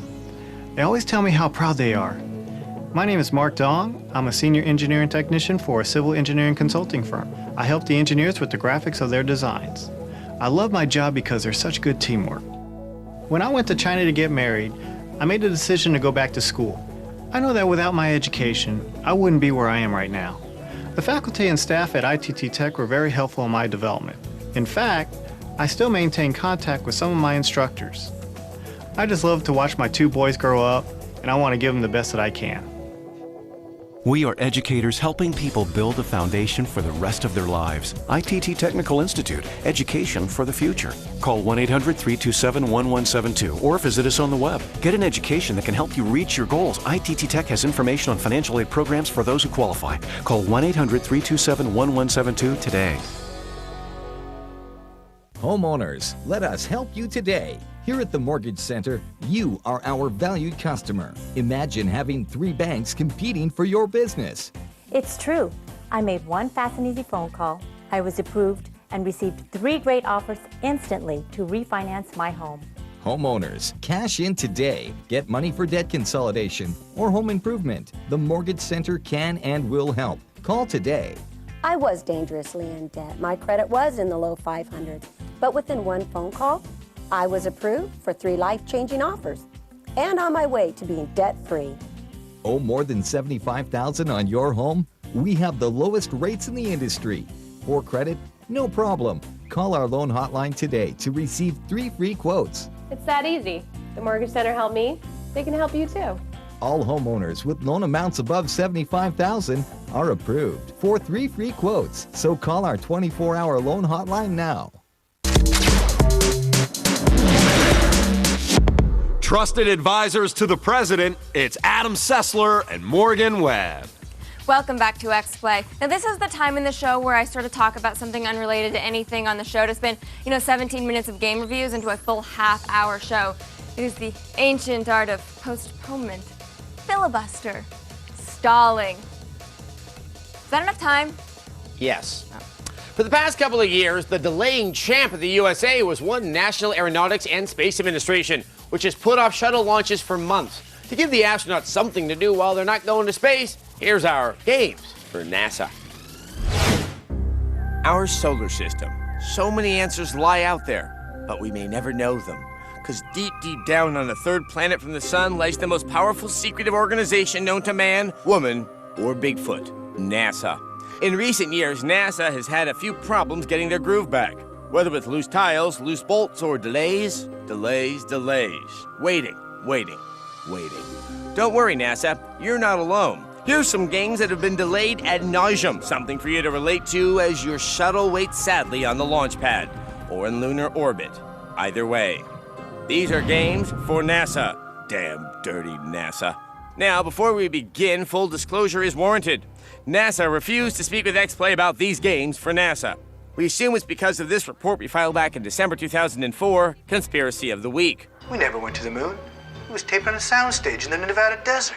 What are you trying to hide, NASA? Stop hiding behind your facts and your astronauts and get real with us. I guess Xplay is just too real for some people. And being real is not what StarCraft Ghost is about. Back in 2002, when it was first announced, StarCraft Ghost sounded like a good premise. Hot ghost chicks, good action, lots of aliens. Sounds like fun. Sounds like we'll never see it. This one's been delayed more often than Xenu's reemergence on Earth. Some of you know what I'm talking about. Why the delays? Foam insulation? Lack of technology? Or is the game just not good enough to release? We'll never know. What are you hiding, StarCraft Ghost?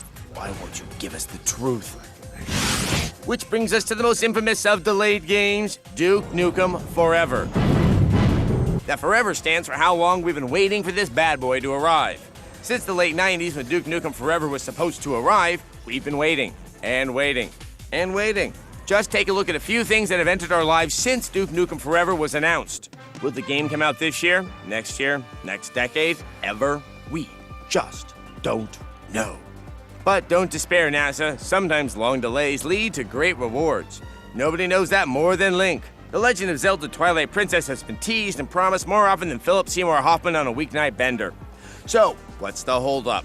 The perfectionist behind the Twilight Princess simply didn't want to rush this one to the market. Zelda's special. There are times we never thought it would see the light of day. Zelda! That whore. I love her so much, Zelda. But the wait is over. It's coming. Sooner than you think.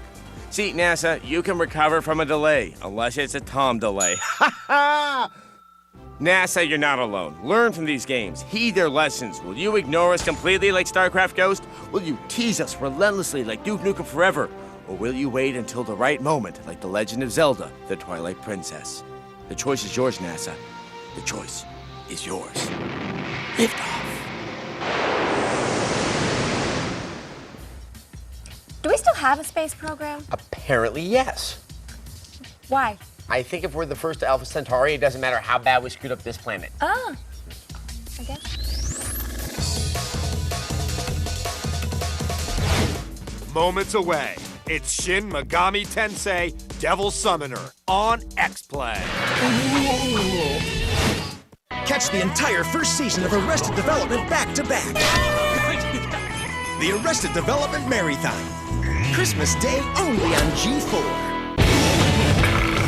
This Friday, prepare for the rise. Bad doggy. Oh, my parents!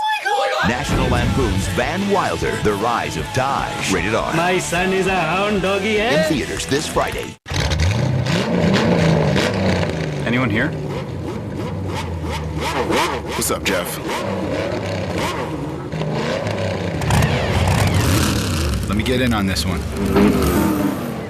I'm not really good with goodbyes, so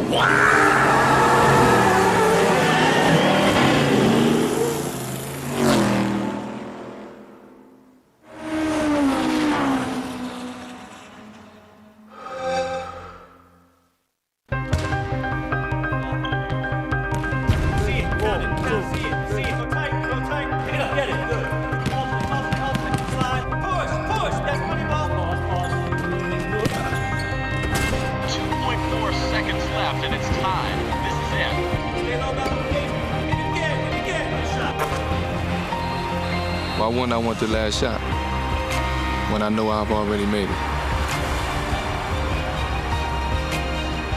This holiday season, they're spreading good cheer. Oh, God, no. Oh, God, yes. And stuffing more That guy's being awfully far with that donkey. than just stockings. Oh, no, I'm not touching that one. Clerks 2, own it on DVD Tuesday, rated R. Working from home changed my life. It all started when I was referred by this free service. With all the money I made working from home, I bought a new home. This is the one website you have to visit. Put your computer to work now. All you need is a computer and a little belief in yourself. I'm making $5,000 a month. I make over $7,000 a month working part-time. I love the lifestyle my home business offers. And the money's great, too. Log on to onegain.com now.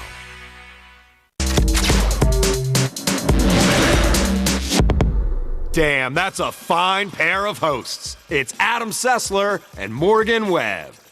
Welcome back to Xplay. Japanese RPGs frequently have stupid titles, but few are quite so epic as Shin Megami Tensei Devil Summoner Raidu Kuzunoha versus the Soulless Army. Here's our review. You know, it's a shame there isn't some sort of contest for longest named video game. If there was, Shin Megami Tensei Devil Summoner Raido Kuzunoha versus the Soulless Army would definitely be the lead contender. Now, I know what you're thinking. Please, Adam, not another Japanese RPG. And normally, you'd be right. But fortunately, we here at Xplay are happy to report that this game is a very welcome surprise. The title is set in Tokyo during the early 19th century, and we dig the fresh setting. Dear makers of Devil Summoner, thank you for not placing your game in World War II or outer space. The plot unfolds in short episodes, and the overall storyline has you taking charge of Raido, a young policeman who teams up with a private detective to investigate supernatural cases. It's kind of like Ghostbusters, but with more talking cats. Also pleasantly surprising is the revamped combat system. Unlike other games in the series, Devil Summoner lets you fight your enemies in real time. It's not quite as slick as Devil May Cry, but it's a much needed change of pace and makes the frequent fights way more involving. Speaking of weird looking enemies, check out this multi-tentacled orange eyeball. Is it just us, or did he learn to type on the Xplay message boards? After fighting the mini monsters you encounter, you can capture them and store them in tubes that resemble cheesy rave glow sticks. Unfortunately, not all the surprises are good. You'd think that by now developers would know not to bog down their games with infinite random encounters, but apparently these guys just haven't learned. The other unpleasant twist is the complete lack of voice acting. After the digital Devil Saga spin-offs for the PS2, you'd think they would have gotten the hang of it by now, but for some reason, everyone in this installment is totally silent. And on the bright side, the lack of audio gives us here at Xplay the chance to have fun with the game's footage. Tuesday afternoon, and business is slow. The air is thicker than a June bug in a jar of saltwater taffy. Suddenly, a dame walks into my office. She had gams that wouldn't quit in a rack that could point your alarm clock to high noon. God, the things I would do to her. Tie her up to a bed and just start whacking away. I can hear you. You're speaking out loud. She was on to me, so I slapped her and told her to keep her trap shut or it's ring-a-ding-ding for her bozos. No, you didn't. Look, are you gonna help me find my dead husband or not? Get that out of my face. You know I can't read. This dame was tenser than a cotton gin in a tampon factory. I ordered the Chinaman to help her out. I'm Japanese. That's what I said, Wong. My name is Dennis. Okay, this show is awful. Shin Megami Tensei Devil Summoner something, etc. gets a 4 out of 5.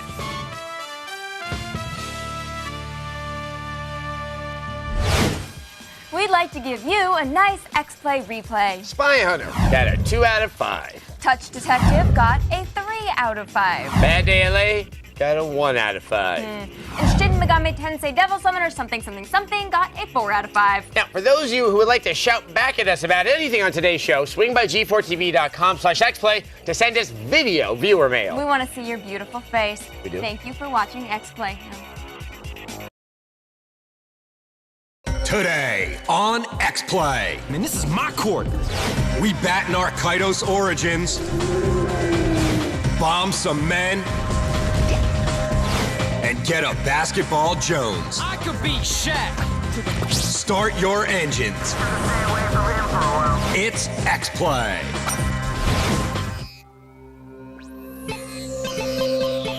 Prepare to be reviewed. Adam Sessler. Morgan Webb. Prepare to be reviewed. Prepare to be reviewed.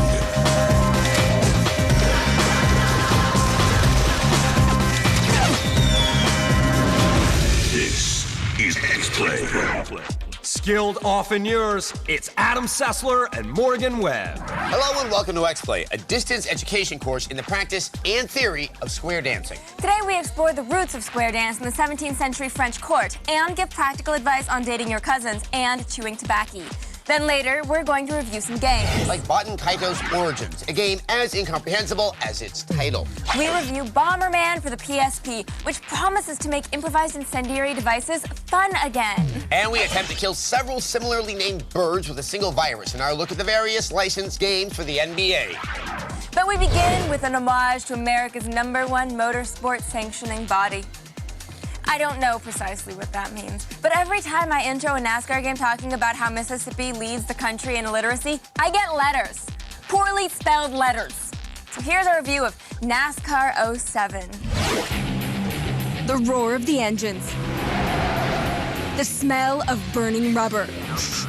Ugh. The sickening crunch of fiberglass on metal. The complete covering of every surface in sight with logos for watered-down beer and high-interest credit cards. That means it must be NASCAR season again and time for EA Sports' annual stock car simulator, NASCAR 07. What's that? The season actually started back in February and EA didn't release their game until September? Sounds like a certain game maker we know isn't living up to the get-her-done spirit. And after all this time, serious hardcore NASCAR fans like yours truly is getting a rehashing of last year's edition. And for a game where you essentially turn left, and more left, and left again, and left. Whoa, did I just turn right?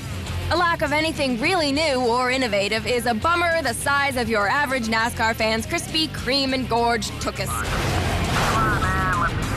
But that said, NASCAR 07 still has just about everything a fan of turning left over and over again, and no, we don't mean Al Franken, could possibly want. All the real-world drivers on the Nextel Cup, NBS, and Craftsman truck circuits are here. Gosh, that Dale Jr. in a pair of Wranglers is every gal's dream. There are real-world tracks from the circuits, plus some fantasy tracks to mix up the action. Where is this, Tatooine?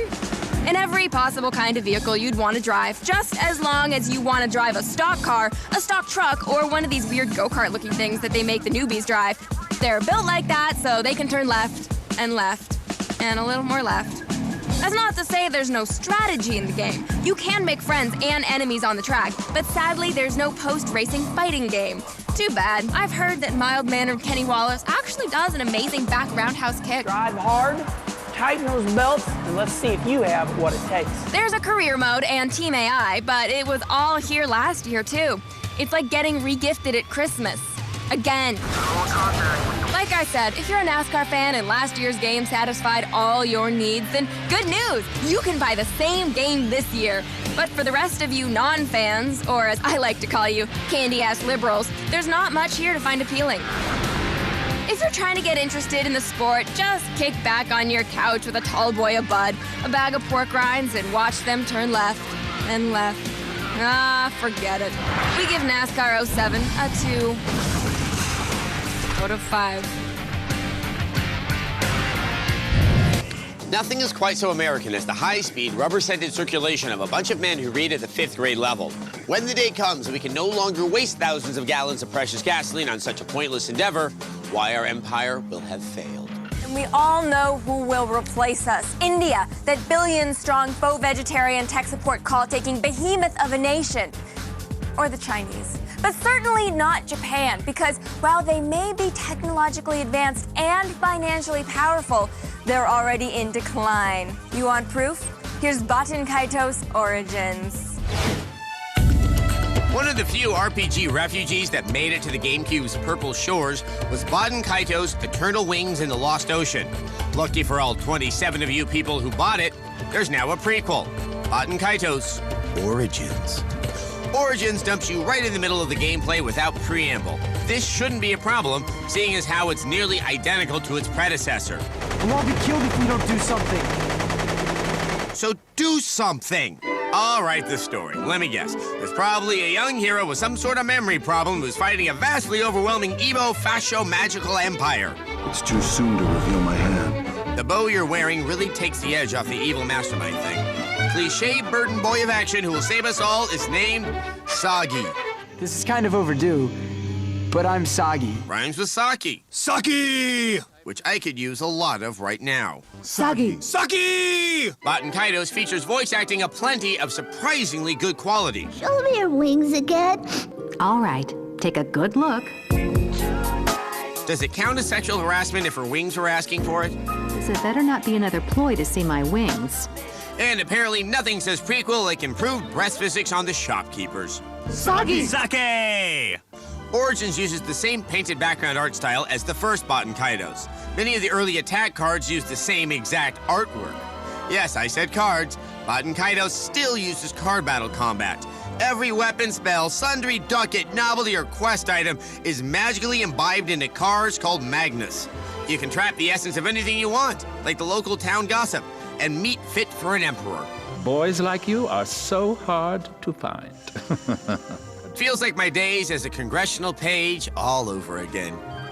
You can chain the cards together to add maximum damage, but like any card-oriented game, you're at the mercy of Lady Luck, that bitch. There are new tweaks to the card system, but the changes don't go deep enough to really make a difference. Soggy! Soggy! Will you shut up about Soggy? Soggy! Saki! Saki! Saki! Baten Kaitos Origin is an RPG for the GameCube. That about says it all. A 3. Saki! Saki! Saki! Out of 5. You may have won the day, but I assure you, I'll be back to settle the score. That was the score. Now show a little wing, baby. I think your alcoholism is starting to get in the way of your game reviews. I don't drink because I need to drink. I drink because I like the taste. Because life is painful. Up next, Bomberman on Xplay. Who wants to sit on Uncle Foley's lap? Tomorrow on Attack of the Show, we're sorting through the hottest gaming girls out there and picking a new MySpace Girl of the Week. Plus, the Wii and Zelda are breaking sales records, and we'll break it down in Game Break. And John Lair will be here live. It's Attack of the Show, tomorrow at 7 p.m. Eastern.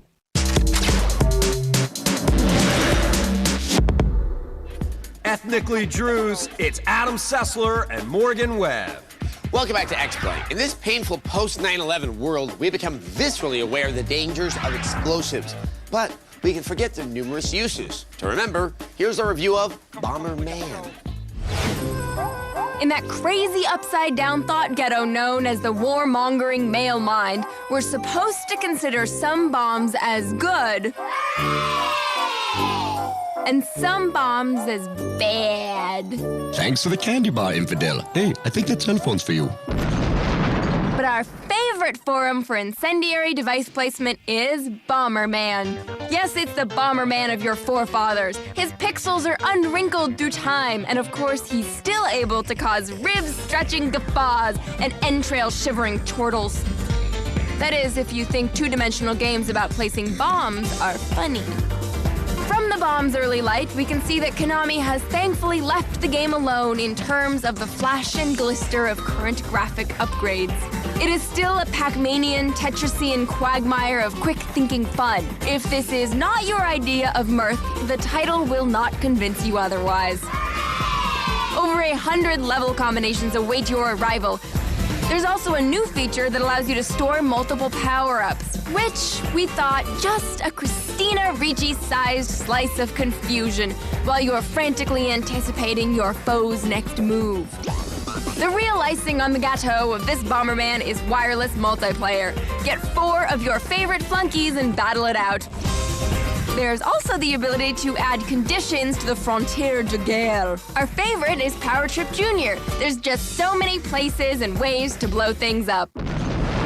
Democrats are once again playing politics with the core values of the Republican Party.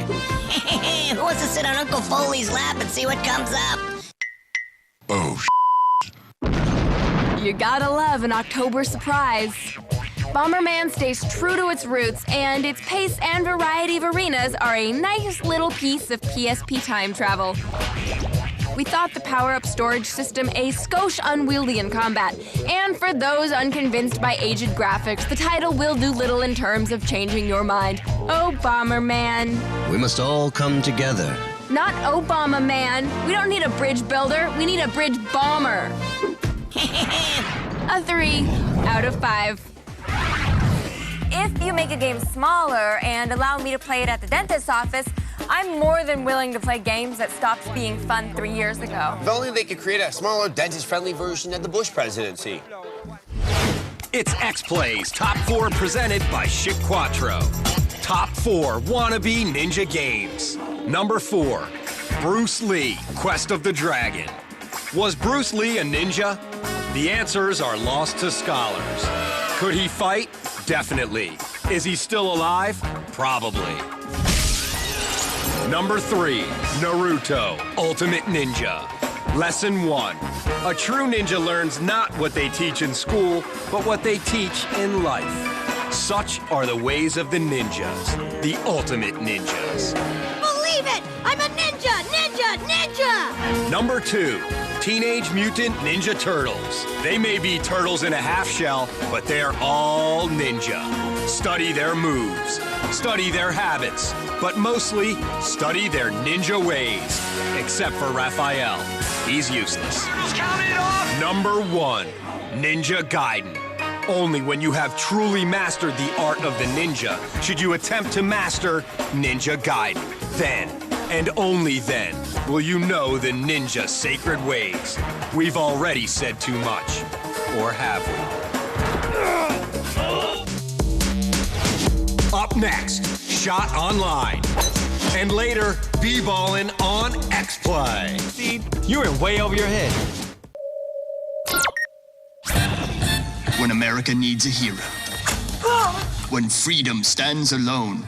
Let us join Special Agent Bob and Secret Agent Steve, 2 of the finest official, unofficial Splinter Cells. Oh, here he goes. Oh, come on. We're watching that. Shut up! Splinter cells aren't supposed to whine like bitches. Sorry, boss. The NSA, in conjunction with Interpol, have found out that one of your crew members is a double agent working for Spectre. But there's only 2 of us.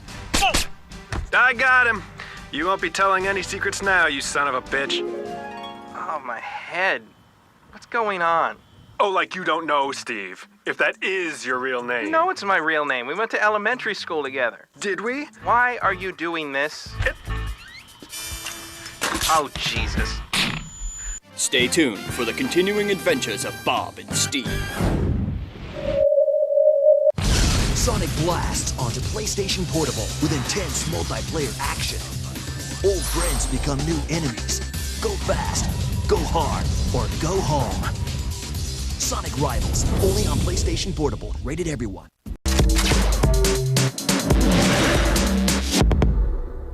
Active LARPers, it's Adam Sessler and Morgan Webb. Welcome back to Xplay. I hate golf. It isn't fun. However, when they said there was a golf MMO, we just had to take a look. Here's a review of Shot Online. If I told you golf given the MMORPG treatment, this is what you'd think of. Wow, he's taking his time. Yeah, that's the hammer technique he learned from Arnold Palmrot. He's been a little off this past year, hasn't he? Good observation, yeah. He just hasn't practiced as much on the Razormane Dust Runners. Oh, well done. That was amazing. Very, very good work. I think I'm gonna need a towel. What Korea actually teed up for us is the magical world of Shot Online. It's an MMO about golf. In a golf MMO, I should ride my golf cart like a griffin through jungles of white upper-middle-class affluence, lock ping graphite drivers with a knight in Mortal Kombat, and conjure Tiger Woods' famous filthy language instead of an arcane explosion. Mother with and chicken. Are you finished? Not quite. Bitch ass ain't. I'm done. Shot Online takes every Yeah! As I was saying, Shot Online takes everything that is rich and interesting in a good MMO and sucks it dry. You've got basically 2 areas, the town center and the golf course. But what does playing golf in a massively multiplayer way actually feel like? It feels just like playing an off-brand version of Tiger Woods Online. It. The only camaraderie Shot Online provides is a chat window. By the way, is it improper to type while the other player is taking their shot? That raider there is giving him some trouble. Yeah, he's premiering a new swing in this tournament. Look at the precision in that hack. He says he's going to dedicate this win to the son he abandoned to die in the Plague Lands 18 years ago. What a great guy. What he doesn't know is that son was me. You, Daddy, sir. The playing on the fairway is pretty straightforward, but putting is an absolute nightmare. You only have a percentage bar to control when making your putt. A percentage of what? Huh, Korea? Just because you live under constant threat from nuclear annihilation doesn't give you the right to make a bad putting interface. Not only are the graphics dated, but matches take forever. An 18-hole, 4-person game can easily take 2 hours. And who wants to watch other people's anime characters wait for their inner Bagger Vance for that long? Putt the damn ball! Now you can play Shot Online for free. That's right, for free. Of course, you can't get any of the high-level equipment without plunking extra money on the credit card or PayPal. So be ready for a chronic character disadvantage if you're on a budget. This is not what we wanted from a golf MMO. We were hoping for a persistent world, hitting other players with our golf cart, watching my Minotaur caddy carefully choose between the 5-iron and 6-iron for a tough drive. Are Dark Elves better putters? I guess we'll never know. A 2 out of 5. We haven't seen a rookie perform this well since, when was it? Oh, you're thinking about Jane Aspider, who won the LPWA tourney back in '81. Whatever happened to her? Funny story, you know. Her guild dropped her when she was convicted of running a gnome slavery ring. Oh, that's fantastic. They need to make a football MMO where the more powerful you get, the better trophy wife you can afford. I just want to be famous enough that I can commit crimes with no real repercussions. And if I can't do it in real life, well, that's what fantasy's for. Moments away, our look at this year's basketball games on Xplay. Cassell fires one up. Rated E to M.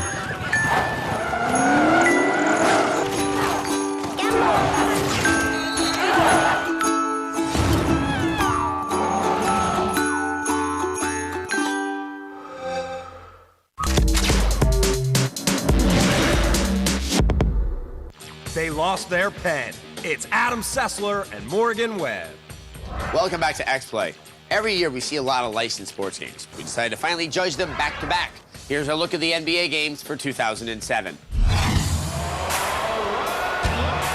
you feel it? Can you feel the energy in the air? It's time. It's basketball season. Time for hoops, the only honest, true, and real American pastime. And I've got me a serious basketball Jones. But with so many NBA games out there, how are we supposed to choose? There's NBA 2K7, NBA 07, and NBA Live 07. So which NBA action is right for me? Which is the true Shaq and which are the pretenders? Well, let's find out together in something we like to call NBA Extravaganza. Let's start off with NBA Live 07. Not the best game out there. It's a slow-moving, somewhat plotting game. And not just because Kwame Brown is here. Yet NBA Live 07 hasn't come a long way at all. It's actually a step back from previous games in the series. The best thing about the game? Commentary by family-friendly announcer Marv Albert. Cassell fires one up. It's just a slow-moving game. Basketball should never be slow-moving, especially when you have the greatest player to ever play the game involved. Allegedly. Yeah, we're reaching. So, for not really trying, we give NBA Live 07 2 Alonzo Mourning Kidneys out of 5. That's it. This one's over. Which brings us to NBA 07, featuring The Life Volume 2. Like NBA Live 07, the gameplay here is also lacking, severely lacking. It's hard to find exactly what is different from 07 than last year's NBA 06, which wasn't really a great game either. What is supposed to make this game stand out is The Life, where you follow a player through his basketball career. Just like the previous game. Not exciting then, not exciting now. We give NBA 07 2 Ginobili's out of 5. And then there's NBA 2K7. Like Shaq in his pre-riding D-Wade's coattails younger days, this one stands head and shoulders above the other two. It plays better and looks better.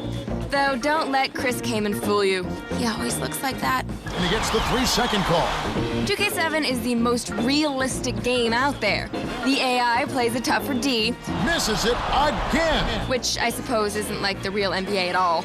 2K7 also steals the thunder of NBA 07's The Life, though Lord knows why, with its 24/7 mode. It's got humor. Is that skills with an S or a Z? Well, sort of. Hey, Seed, you were way over your head. NBA 2K7 hasn't changed that much since 2K6. There are subtle differences like better graphics and camera work. But when the competition for b-ball video games is so weak, the minor improvements are good enough. Nothing but net. That's why it gets 4 Canadian point guards out of 5. So, what have we learned? NBA 07 and NBA Live 07 are nothing but pale challengers to the championship run of 2K7. God bless America. The Heat cruise to a win as they blow out the Suns, 91-57. It's time for the Xplay replay. Ta-da! NASCAR 07 got a 2 out of 5. Batten Kaito's Origins got a 3 out of 5. Bomberman got a 3 out of 5. Shot Online got a 2 out of 5. NBA Live 07 got a 2 out of 5. NBA 2K7 got a 4 out of 5. And NBA 07 got a 2 out of 5. And with that, we come to viewer mail time. Today's viewer mail comes from Anthony. He writes, I'm a game that has given 13 years to game playing, and I'm looking for a game that are fun for little money. My job is the tippy that will not pay much to new people into the army, for that matter.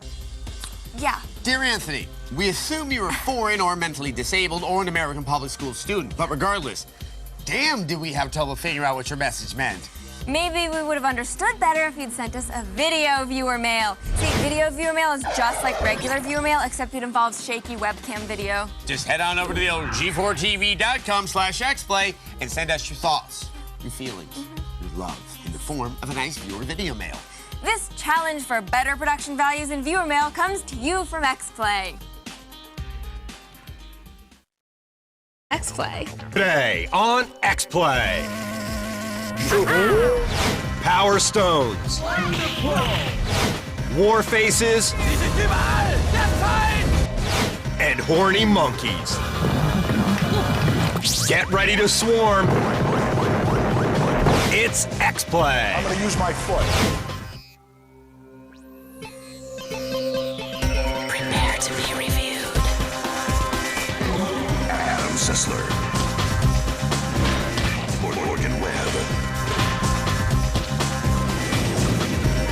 Prepare to be reviewed. Prepare to be reviewed.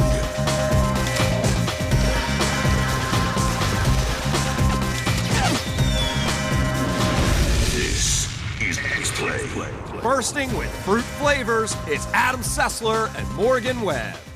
Hello and welcome to Xplay, where we ask the question, just how low can production values go and still technically be television? But however low our production values go, always know our morals can go even lower. Today we review Faces of War, a stark look into the gritty reality of state-sanctioned murder. Not really, it's a World War II strategy game. And later in the show, we've got gaming royalty in Mario vs. Donkey Kong 2. The biggest game rivalry since Pong and Paddle is heating back up, and we've got the review. Donkey Kong is sort of like Nintendo's North Korea. No, he isn't. You're probably right. But on the subject of Asian things that disturb us, here's our review of Power Stone Collection. Back when I was a kid, we didn't have any of these fancy video games, immunizations, or electricity.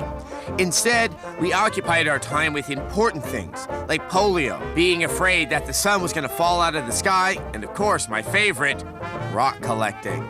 Finally, a game has arrived to capture all the excitement and intensity of my childhood hobby, Power Stone Collection for the PSP. Wait, this doesn't look like a game about stone collecting.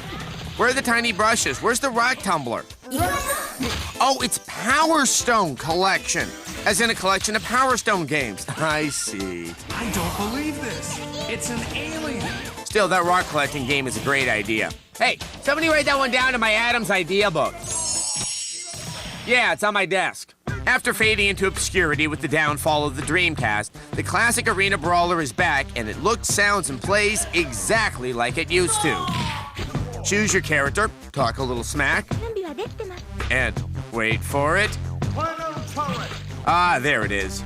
It's good to have you back, Asian stereotype voice actor. Fight your opponent using traditional means or locate a weapon within the totally interactive stages and show that mother what arena brawling is all about. During the battle, collect the colorful Power Stones. Grab 3 and your character will morph into an extremely powerful but hardly describable mega creature. Whoa, I have no idea what that is, but it is awesome.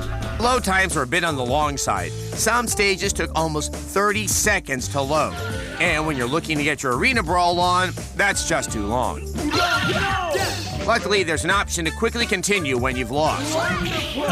Another problem was that this game really doesn't offer any good multiplayer options, and it was multiplayer mode that made the Power Stone games of old so sure, they've added some additional content and unlockable items, but it's just not enough. Talk about a kick in the stones. They take away multiplayer, and this is supposed to make up for it? Power Stone Collection gets a 3 out of 5. I don't believe this. It's an alien. Is Power Stone Collection the sort of thing I'd want to own? No. The sort of thing I want to rent? Sure. Well, here's an interesting fact, Adam. You know, GameFly has thousands of games you can rent or buy so you can save your money for more important things. You know, like emergency military rations that were diverted away from Katrina victims so they could be sold on eBay. Ah, chicken and Thai sauce is my favorite. To look further into the gritty realities of military life, here's Faces of War. Were you aware that there was some sort of world war over in Europe in the 40s? Yeah, I guess it's true. Well, someone finally made a video game based on this long-forgotten and never-exploited global conflict. Faces of War for the PC is a real-time strategy game that puts you in control of a daring unit of grunts with the impossible orders to win the war. And when I say puts you in control, I mean it. You have to do everything for these little babies. I haven't seen this much micromanaging since the last time I watched Office Space. This turns something that should be fun, like driving a tank, into a ridiculous clickfest that makes me think I'm playing Jiffy Lube's 21-point inspection, the game. It's one thing for an RTS to be a little micromanagey, but the bigger problem here is you're expected to fight frenetic and fast-paced battles while still having to tell your GIs how to tie their boots. It can be overwhelming just trying to keep the enemy from handing you your rear flank. You can play as either the British or Americans, the Russians, or even the French, although I found the French campaigns to be a little short. Shh! Okay, here comes the Germans. Get ready to surprise them. 3, 2, 1. Hello, up here. Up here, we surrender. There are some schnitzel crepes over by the buffet table. One of the better aspects of Faces is its handsome face. It looks good. I mean, I feel like I'm really there. Well, and by there, I mean a Hollywood studio backlot and a WW2 movie set. Look, isn't that Steven Spielberg by the craft service table? Another plus is your interactivity with the environment. Yep, don't like the way that building is looking at you? Well, blow it up, soldier. The downside to these flashy graphics is that the gameplay occasionally grinds to a halt. Talk about processor blitzkrieg. The AI is slightly dim-witted, and the interface isn't really the most efficient. There's too many buttons, and most of the commands are difficult to execute properly. And to add insult to injury, your unruly troops will often give you some painfully apparent tidbits of information. The gliders are not planes. They can't hang around in the air. Congratulations, Lieutenant Obvious. You've just been promoted to captain. At the end of the day, Faces of War is nice looking, but the difficult controls and meticulous busywork make it fail to take the beach in the war for my heart. We give Faces of War a 2 out of 5. Faces of War is nice looking but difficult to handle. It's sort of like the Nicole Richie of World War II strategy games. I think that was really appropriate. Yeah, you think it's too cruel? No, I just question the choice of celebutante. Like, really, there are a lot of talentless drunk girls out there you could potentially make fun of. Why do you keep picking on Nicole Richie? Because she's there. in a moment, Scourge Hive. And later, Mario vs. Donkey Kong 2 on Xplay. If you had 1 hour to live, who would you say goodbye to? And who would you take with you? Crank, only Tuesday on DVD and Blu-ray disc. When I signed up for Vonage, I was able to keep my phone number, and then when I moved, I was able to take it with me. Call quality is the utmost. It projects my business. And with Vonage, it's perfect. Vonage and reliability, that just kind of goes hand in hand. It's just $24.99 a month for unlimited local and long-distance calling, including free calls to Canada and Europe. Get 1 month free. Call 1-888-830-4VON. Vonage, a better way to phone for less. What is it, Bob? You can take this job. Yeah, you take this job and shove it. Blah, blah, blah. So you're quitting, huh? Yep, I'm gonna be my own boss. I bet you're gonna be your own boss. What do you know about being your own boss, Mr. Entrepreneur? Gonna buy a business, start from scratch? How about startup money? Whoa. Even know where to get startup money? My brother. Got a plan, a program, a mentor, Bob? You can't be your own boss without them. I can't? You're pathetic. You need an Entrepreneur of the Year nominee, Bruce A. Berman's book and CD. It's called I Got Here, You Can Too. Want to be rich, Bob? That's the idea. Then you gotta buy his book and CD. It shows exactly how Berman made a fortune being his own boss, and you can too. Want to start making money now, Bob? Sure. Thanks, guys. I'm Bruce A. Berman. If you want to make $5,000, $10,000, even $15,000 a month right now from the comfort of your own home, then you don't have to buy my book. I will give you a free copy of my book and my Making Money CD. Together, they're over $100 value. This limited time offer is available only on my website below. So go to my website now. G4TV.com. It's a whole new way to stay plugged into your world. The feed keeps you on top of the news you care about most. Dive into the pile. G4's constantly updating collection of over 15,000 streaming videos. Search through thousands of Xplay game reviews and more. Go to G4TV.com. Always fresh, always new. They're crantastic. It's Adam Sessler and Morgan Webb. Welcome back to Xplay. Back before teenagers thought it was all hip to cut their arms and blog about how no one understands their pain, there were good, valid, moral reasons to severely injure yourself. Because Jesus said you should. And when Catholics of the Middle Ages chose to atone for guilt with a nice bloodletting, their instrument of choice was a multi-thonged leather whip known as a scourge. A game named for this device of self-torture is our next offering. Here's Scourge Hive. Scourge Hive for the Nintendo DS sends us to the edge of deep space with bounty hunter Genosa Arma, who is dispatched to a remote research outpost that's been taken over by an insidious alien virus known as the Scourge. It's up to our would-be Samus and a ridiculously gigantic ponytail to disinfect the base of the Scourge menace. But that's not all. Genosa herself also gets infected with the Scourge and is in constant danger of being overrun by the virus. Oh no, Hal, what are you doing here? I believe I've also contracted a space virus, Adam. That's ridiculous. Seriously, Adam. I woke up last night in a cold sweat. Hal, you don't sweat or sleep. I do now. The levels in Scourge are colorful and interesting, and there's definitely no shortage of bizarre alien enemies. But this game was initially intended for the Game Boy Advance, and it looks like it was initially intended for the Game Boy Advance. Also, I'm not sure what those scientists were studying out there, but this base has been overrun by aliens and robots. That's not any kind of science I want to be part of. Yikes. That sounds like a fever dream I had last night. Hal, you're not sick. Wow. You can't even muster up sympathy for a buddy with a sexually transmitted disease. Hal, how would you get a sexually transmitted disease? Why don't you tell me, Adam? Why don't you tell me? The thing that's going to make most gamers sick when it comes to Scourge Hive is the controls.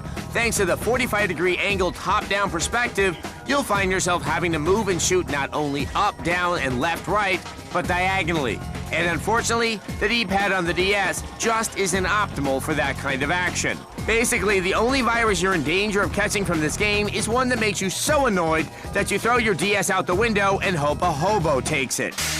Those are my symptoms exactly, Adam. Hal, you're not sick, okay? I'm sick of your rich bitch attitude. Mister, I live in Culver City next to that chick who played Terry on Three's Company. You know what? Maybe you just need to be rebooted. I can't let you do that, Adam. I'm not letting you suffocate me again, Hal. I bypassed your life support controls. Hey, Adam. What's that over there? Over where? Holy Hal, you shot me! Damn right, G. Scourge Hive gets a 2. You actually shot me! Out of 5. I need to go to the hospital. Hal? Hal? Now, I actually caught the scourge at a youth hospital in Germany. That's why I don't travel. You can get all sorts of diseases. That's why I prefer to stay in my nice, safe, clean, and bubbled apartment. Now, travel can be very enlightening. For instance, in Germany, if you get arrested for exposing yourself to the arraignment, it's in a whole different language. Again, why I don't travel. So the last thing I need is some foreign government getting up in my business and questioning my stockpile of firearms and industrial fertilizers. It's Xplay's Top 4, presented by Chic Quattro. Top 4 SoCal games. Number 4, Terminator 3: Rise of the Machines. See how the governor truly became the governor with this educational look at tax reform, illegal immigration, and democratic girly men. Number 3, the movies. Besides selling maps to stars' homes off Sunset Boulevard, the movies are Southern California's #1 way to make money. Well, that and charging $14 a movie ticket. Number 2, outlaw volleyball. You hear a lot about the women on the West Coast. They're beautiful, they're intelligent, they won't talk to us. But man, can they play volleyball. Hardcore, spike-worthy volleyball. Number 1, Grand Theft Auto San Andreas. This game takes you on a journey throughout the hottest spots of SoCal. Explore the local scenery or immerse yourself in the local customs like jogging and carjacking. It's all good. See you around like a donut, Carl. Up next, why'd they get a game? And later, Mario versus Donkey Kong on Xplay. If you've got 60 seconds, I've got the truth. This is a Morgan Minute. You'd think guys wouldn't be into it. I mean, can you get any more cartoony? The crowd is made up of pink and blue dots. There's no fielding to speak of. The runners don't even have any legs. Yet dudes forget they're adults and can't help falling in love with Wii Sports. It's the perfect party game, quickly learned but not easily mastered. And this is where the injuries come in. Nintendo warns you whenever possible to put on the wrist strap and for God's sake, try not to hurt yourself. But despite our nonchalant response to dire warnings, so far I haven't actually seen any sweat, slippery Wiimotes flung precipitously towards the TV in the tense excitement of Wii bowling. I mean, I say if your hands are too sweaty to hold onto the controller, just dry them on your jeans and keep on keeping on. I'm Morgan, and that was my minute. Every day, Progressive does something that's, well, progressive. They have this ticker that shows their car insurance rates and their top competitors. Right now on Progressive.com, you can see actual rates that people are getting. Sometimes Progressive is the lowest, sometimes they're not. Hey, if they're this helpful when you're shopping for car insurance, imagine how they'll be once you're a customer.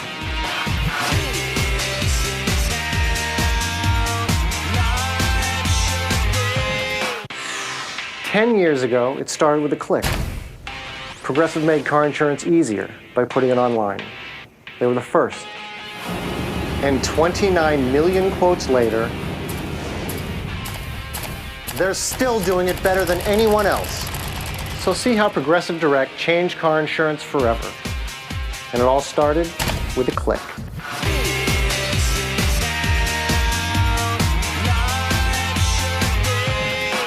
What are you being charged for internet service? I don't know, maybe $24? $23.90. What are you being charged for internet service? $10.95.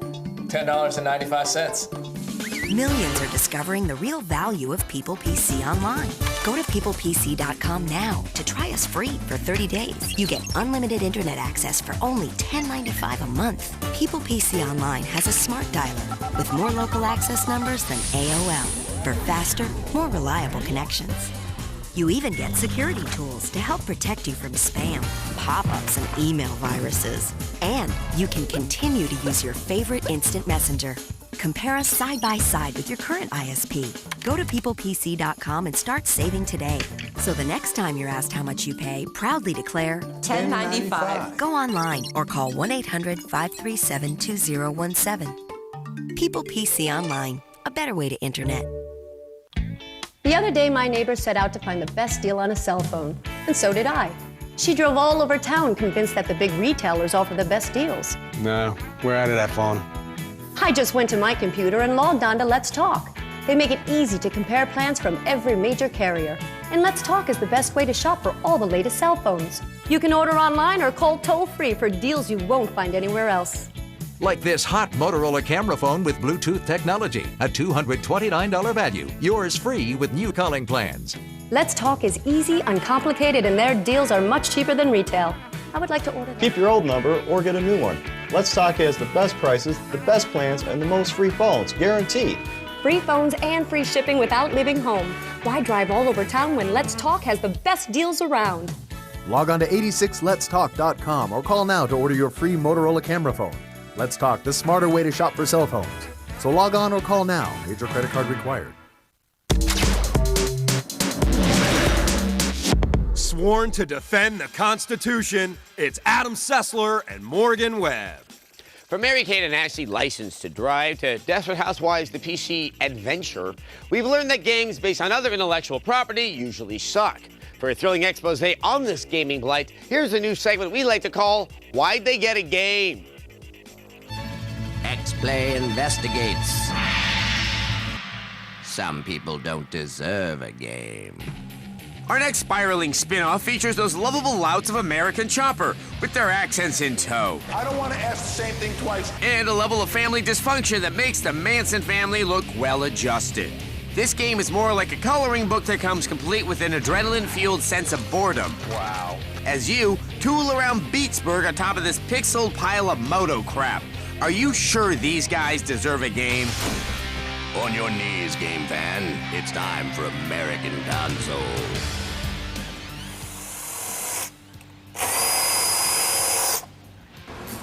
Hey, what are you doing? What do you think I'm doing? I'm getting this console ready for Bob Saget. What's that smell? Mikey, did you use any toilet paper when you went to the bathroom? I couldn't. They were poop tickets. Mikey, we talked about this. When you got a Hey! Great. Man Boobs is here. Now we're never gonna get anything done. You don't do nothing around here. I wasted my man seed making you, and don't you forget it.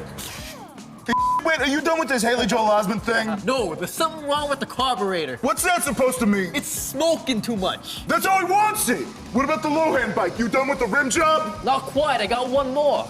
Look, somebody gives you a rim job, you do it. I got a size 12 foot and wants like a shoe out of your ass. You get that Lohan rim job done. You never finished a rim job in your life. I've done more rim jobs than you have hairs on your head. If you love my dad and you love my brother, then you'll love the doom, boom, and zoom of our game. Don't worry about it. We're on it. We're working as fast as we can. Well, keep on it. You keep on it until it's done. Let's keep it on it. All you do is just talk. If you're on it, talk, why talk, isn't it talk, done? You've been working on that thing for the past 2 weeks. You know what? I'm not Are you going to take breathing it. its hair? Are you brushing its hair? I can't listen to this anymore. Go! Go! You're the last thing I need around this brush. You are a useless waste of space.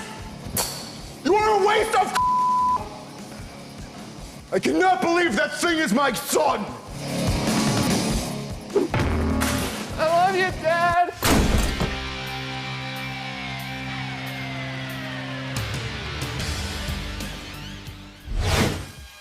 How heartwarming. I love the way reality TV lets you look into another family and see that you're not so different after all. Yeah, my mom did call me candy ass a lot. And she frequently criticized my auto repair skills. I just like being reminded I'm better than most people.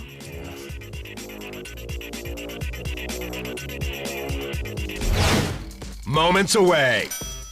Mario versus Donkey Kong 2.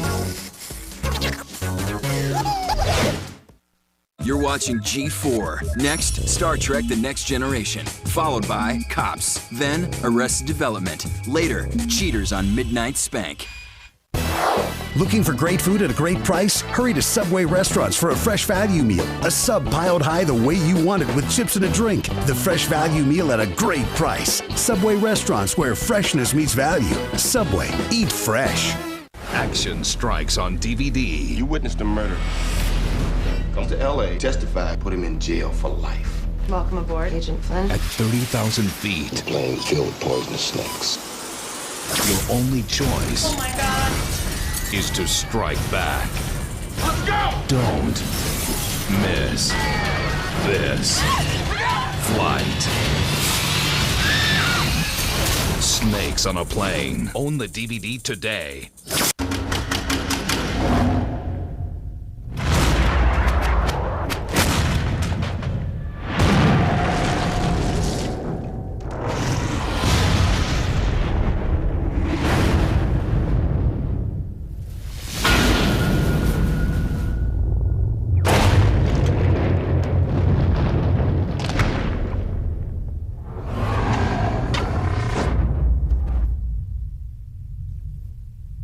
So, where do you think this guy should move? I'd say this way. And let's make sure that sound effect we used in the last level fits in here too. This one? Yeah. You know, I'm so glad I got into game design. It's cool to be able to create the kind of games that we play. I know what you mean. And the training at Collins College takes less time than most people might think. Can you believe we get paid to do this? For a complimentary DVD, call 888-823-0999. Operators are standing by. That's 888-823-0999. Call now. I kept seeing these commercials for starting a home-based business. Finally, I checked it out, and it changed my life. What was I waiting for? Half of all U.S. businesses are home-based. What are you waiting for? This free service helped me find the perfect home business. All you need is a computer and a little desire. Their free success kit made it simple. Log on now to receive your free success kit. I got started to supplement my retirement. Now I make $10,000 a month. I made enough money from my home business to buy a new home. Home-based business is a $427 billion industry, and over 20,000 home businesses gross over $1 million. I work only 3 days a week and make $9,000 a month. We're making $12,000 a month. And we have more family time. I'm earning more and working less. Log on to 8hbb.com. Everything you need to be successful in your home-based business is just a click away. So log on to 8hbb.com and start making money now.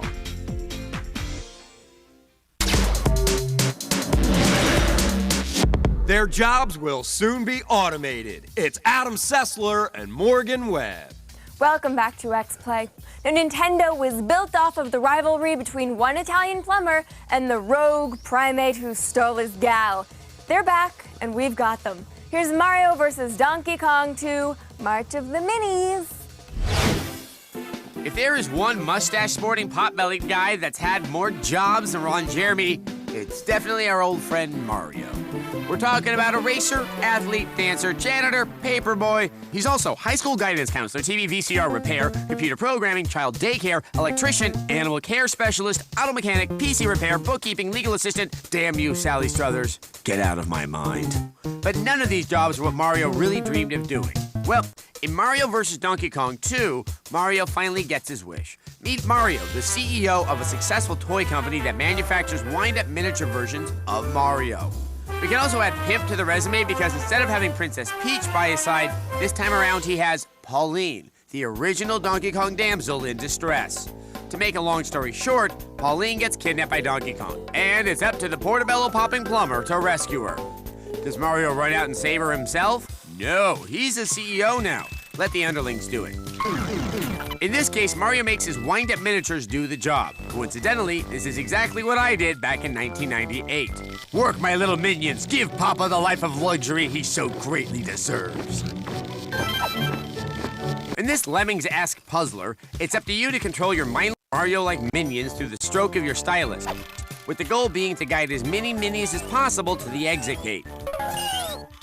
You'll also be rotating pipes, pushing buttons, and placing blocks throughout 80-plus vivid and vibrant levels, all for the safety of your minis. Wait, Mario is a ruthless executive now. What does he care?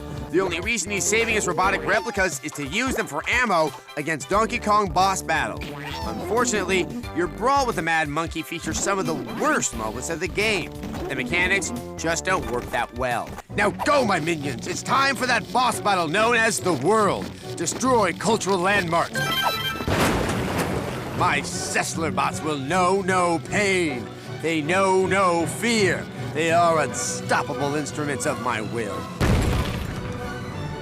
All shall bow before me and despair. Aside from the boss battles, the mechanics work great with the stylus. The only problems we encounter are when two of your mustache minions touch each other. This causes them to turn around and go in the opposite direction. Overall, the game is addictive. New elements are always being unveiled, and the replay value is extensive due to the unlockable minigames and the irresistible urge to score higher medals. We give Mario vs. Donkey Kong 2 March of the Minis a 4 out of 5. It is the end game. The world is mine. What's that, a Morgan bot?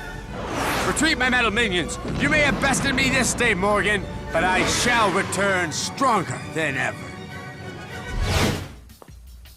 I'm tired of working. Why don't we have one of those nice Xplay replays and be done with it? Sounds good. Power Stone Collection got a 3 out of 5 because it's only 2 games, which used to be good, but they haven't really held up. Faces of War got a 3 out of 5 because it's attractive but unoriginal and requires far too much babysitting of your troops. Scourge Hive got a 2 out of 5 because it looks like a GBA game. And Mario vs. Donkey Kong 2, the March of the Minis, got a 4 out of 5 for continuing the platforming magic of a classic. Speaking of classic feuds, it's time for viewer mail. Yeah, today's viewer mail comes from a guy emailing from his mom's email address. Norma's son writes, Dear Xplay, I'm a huge fan of your show. I watch every single episode, and I think your show is really funny, but could you please give me an Xbox for Christmas, please? No. No. But dear viewer, we do have vast wealth and power, so it's possible. The only reason we didn't give you an Xbox was because you didn't do a good enough job of convincing us. You should swing on by G4TV.com and try sending us a video viewer mail. Maybe if we can actually see your pathetic cry for a nearly obsolete console, we'll take pity on you. But probably not. This reminder of the exigencies of the video age comes to you from Xplay. And I want to see some begging on your knees and crying.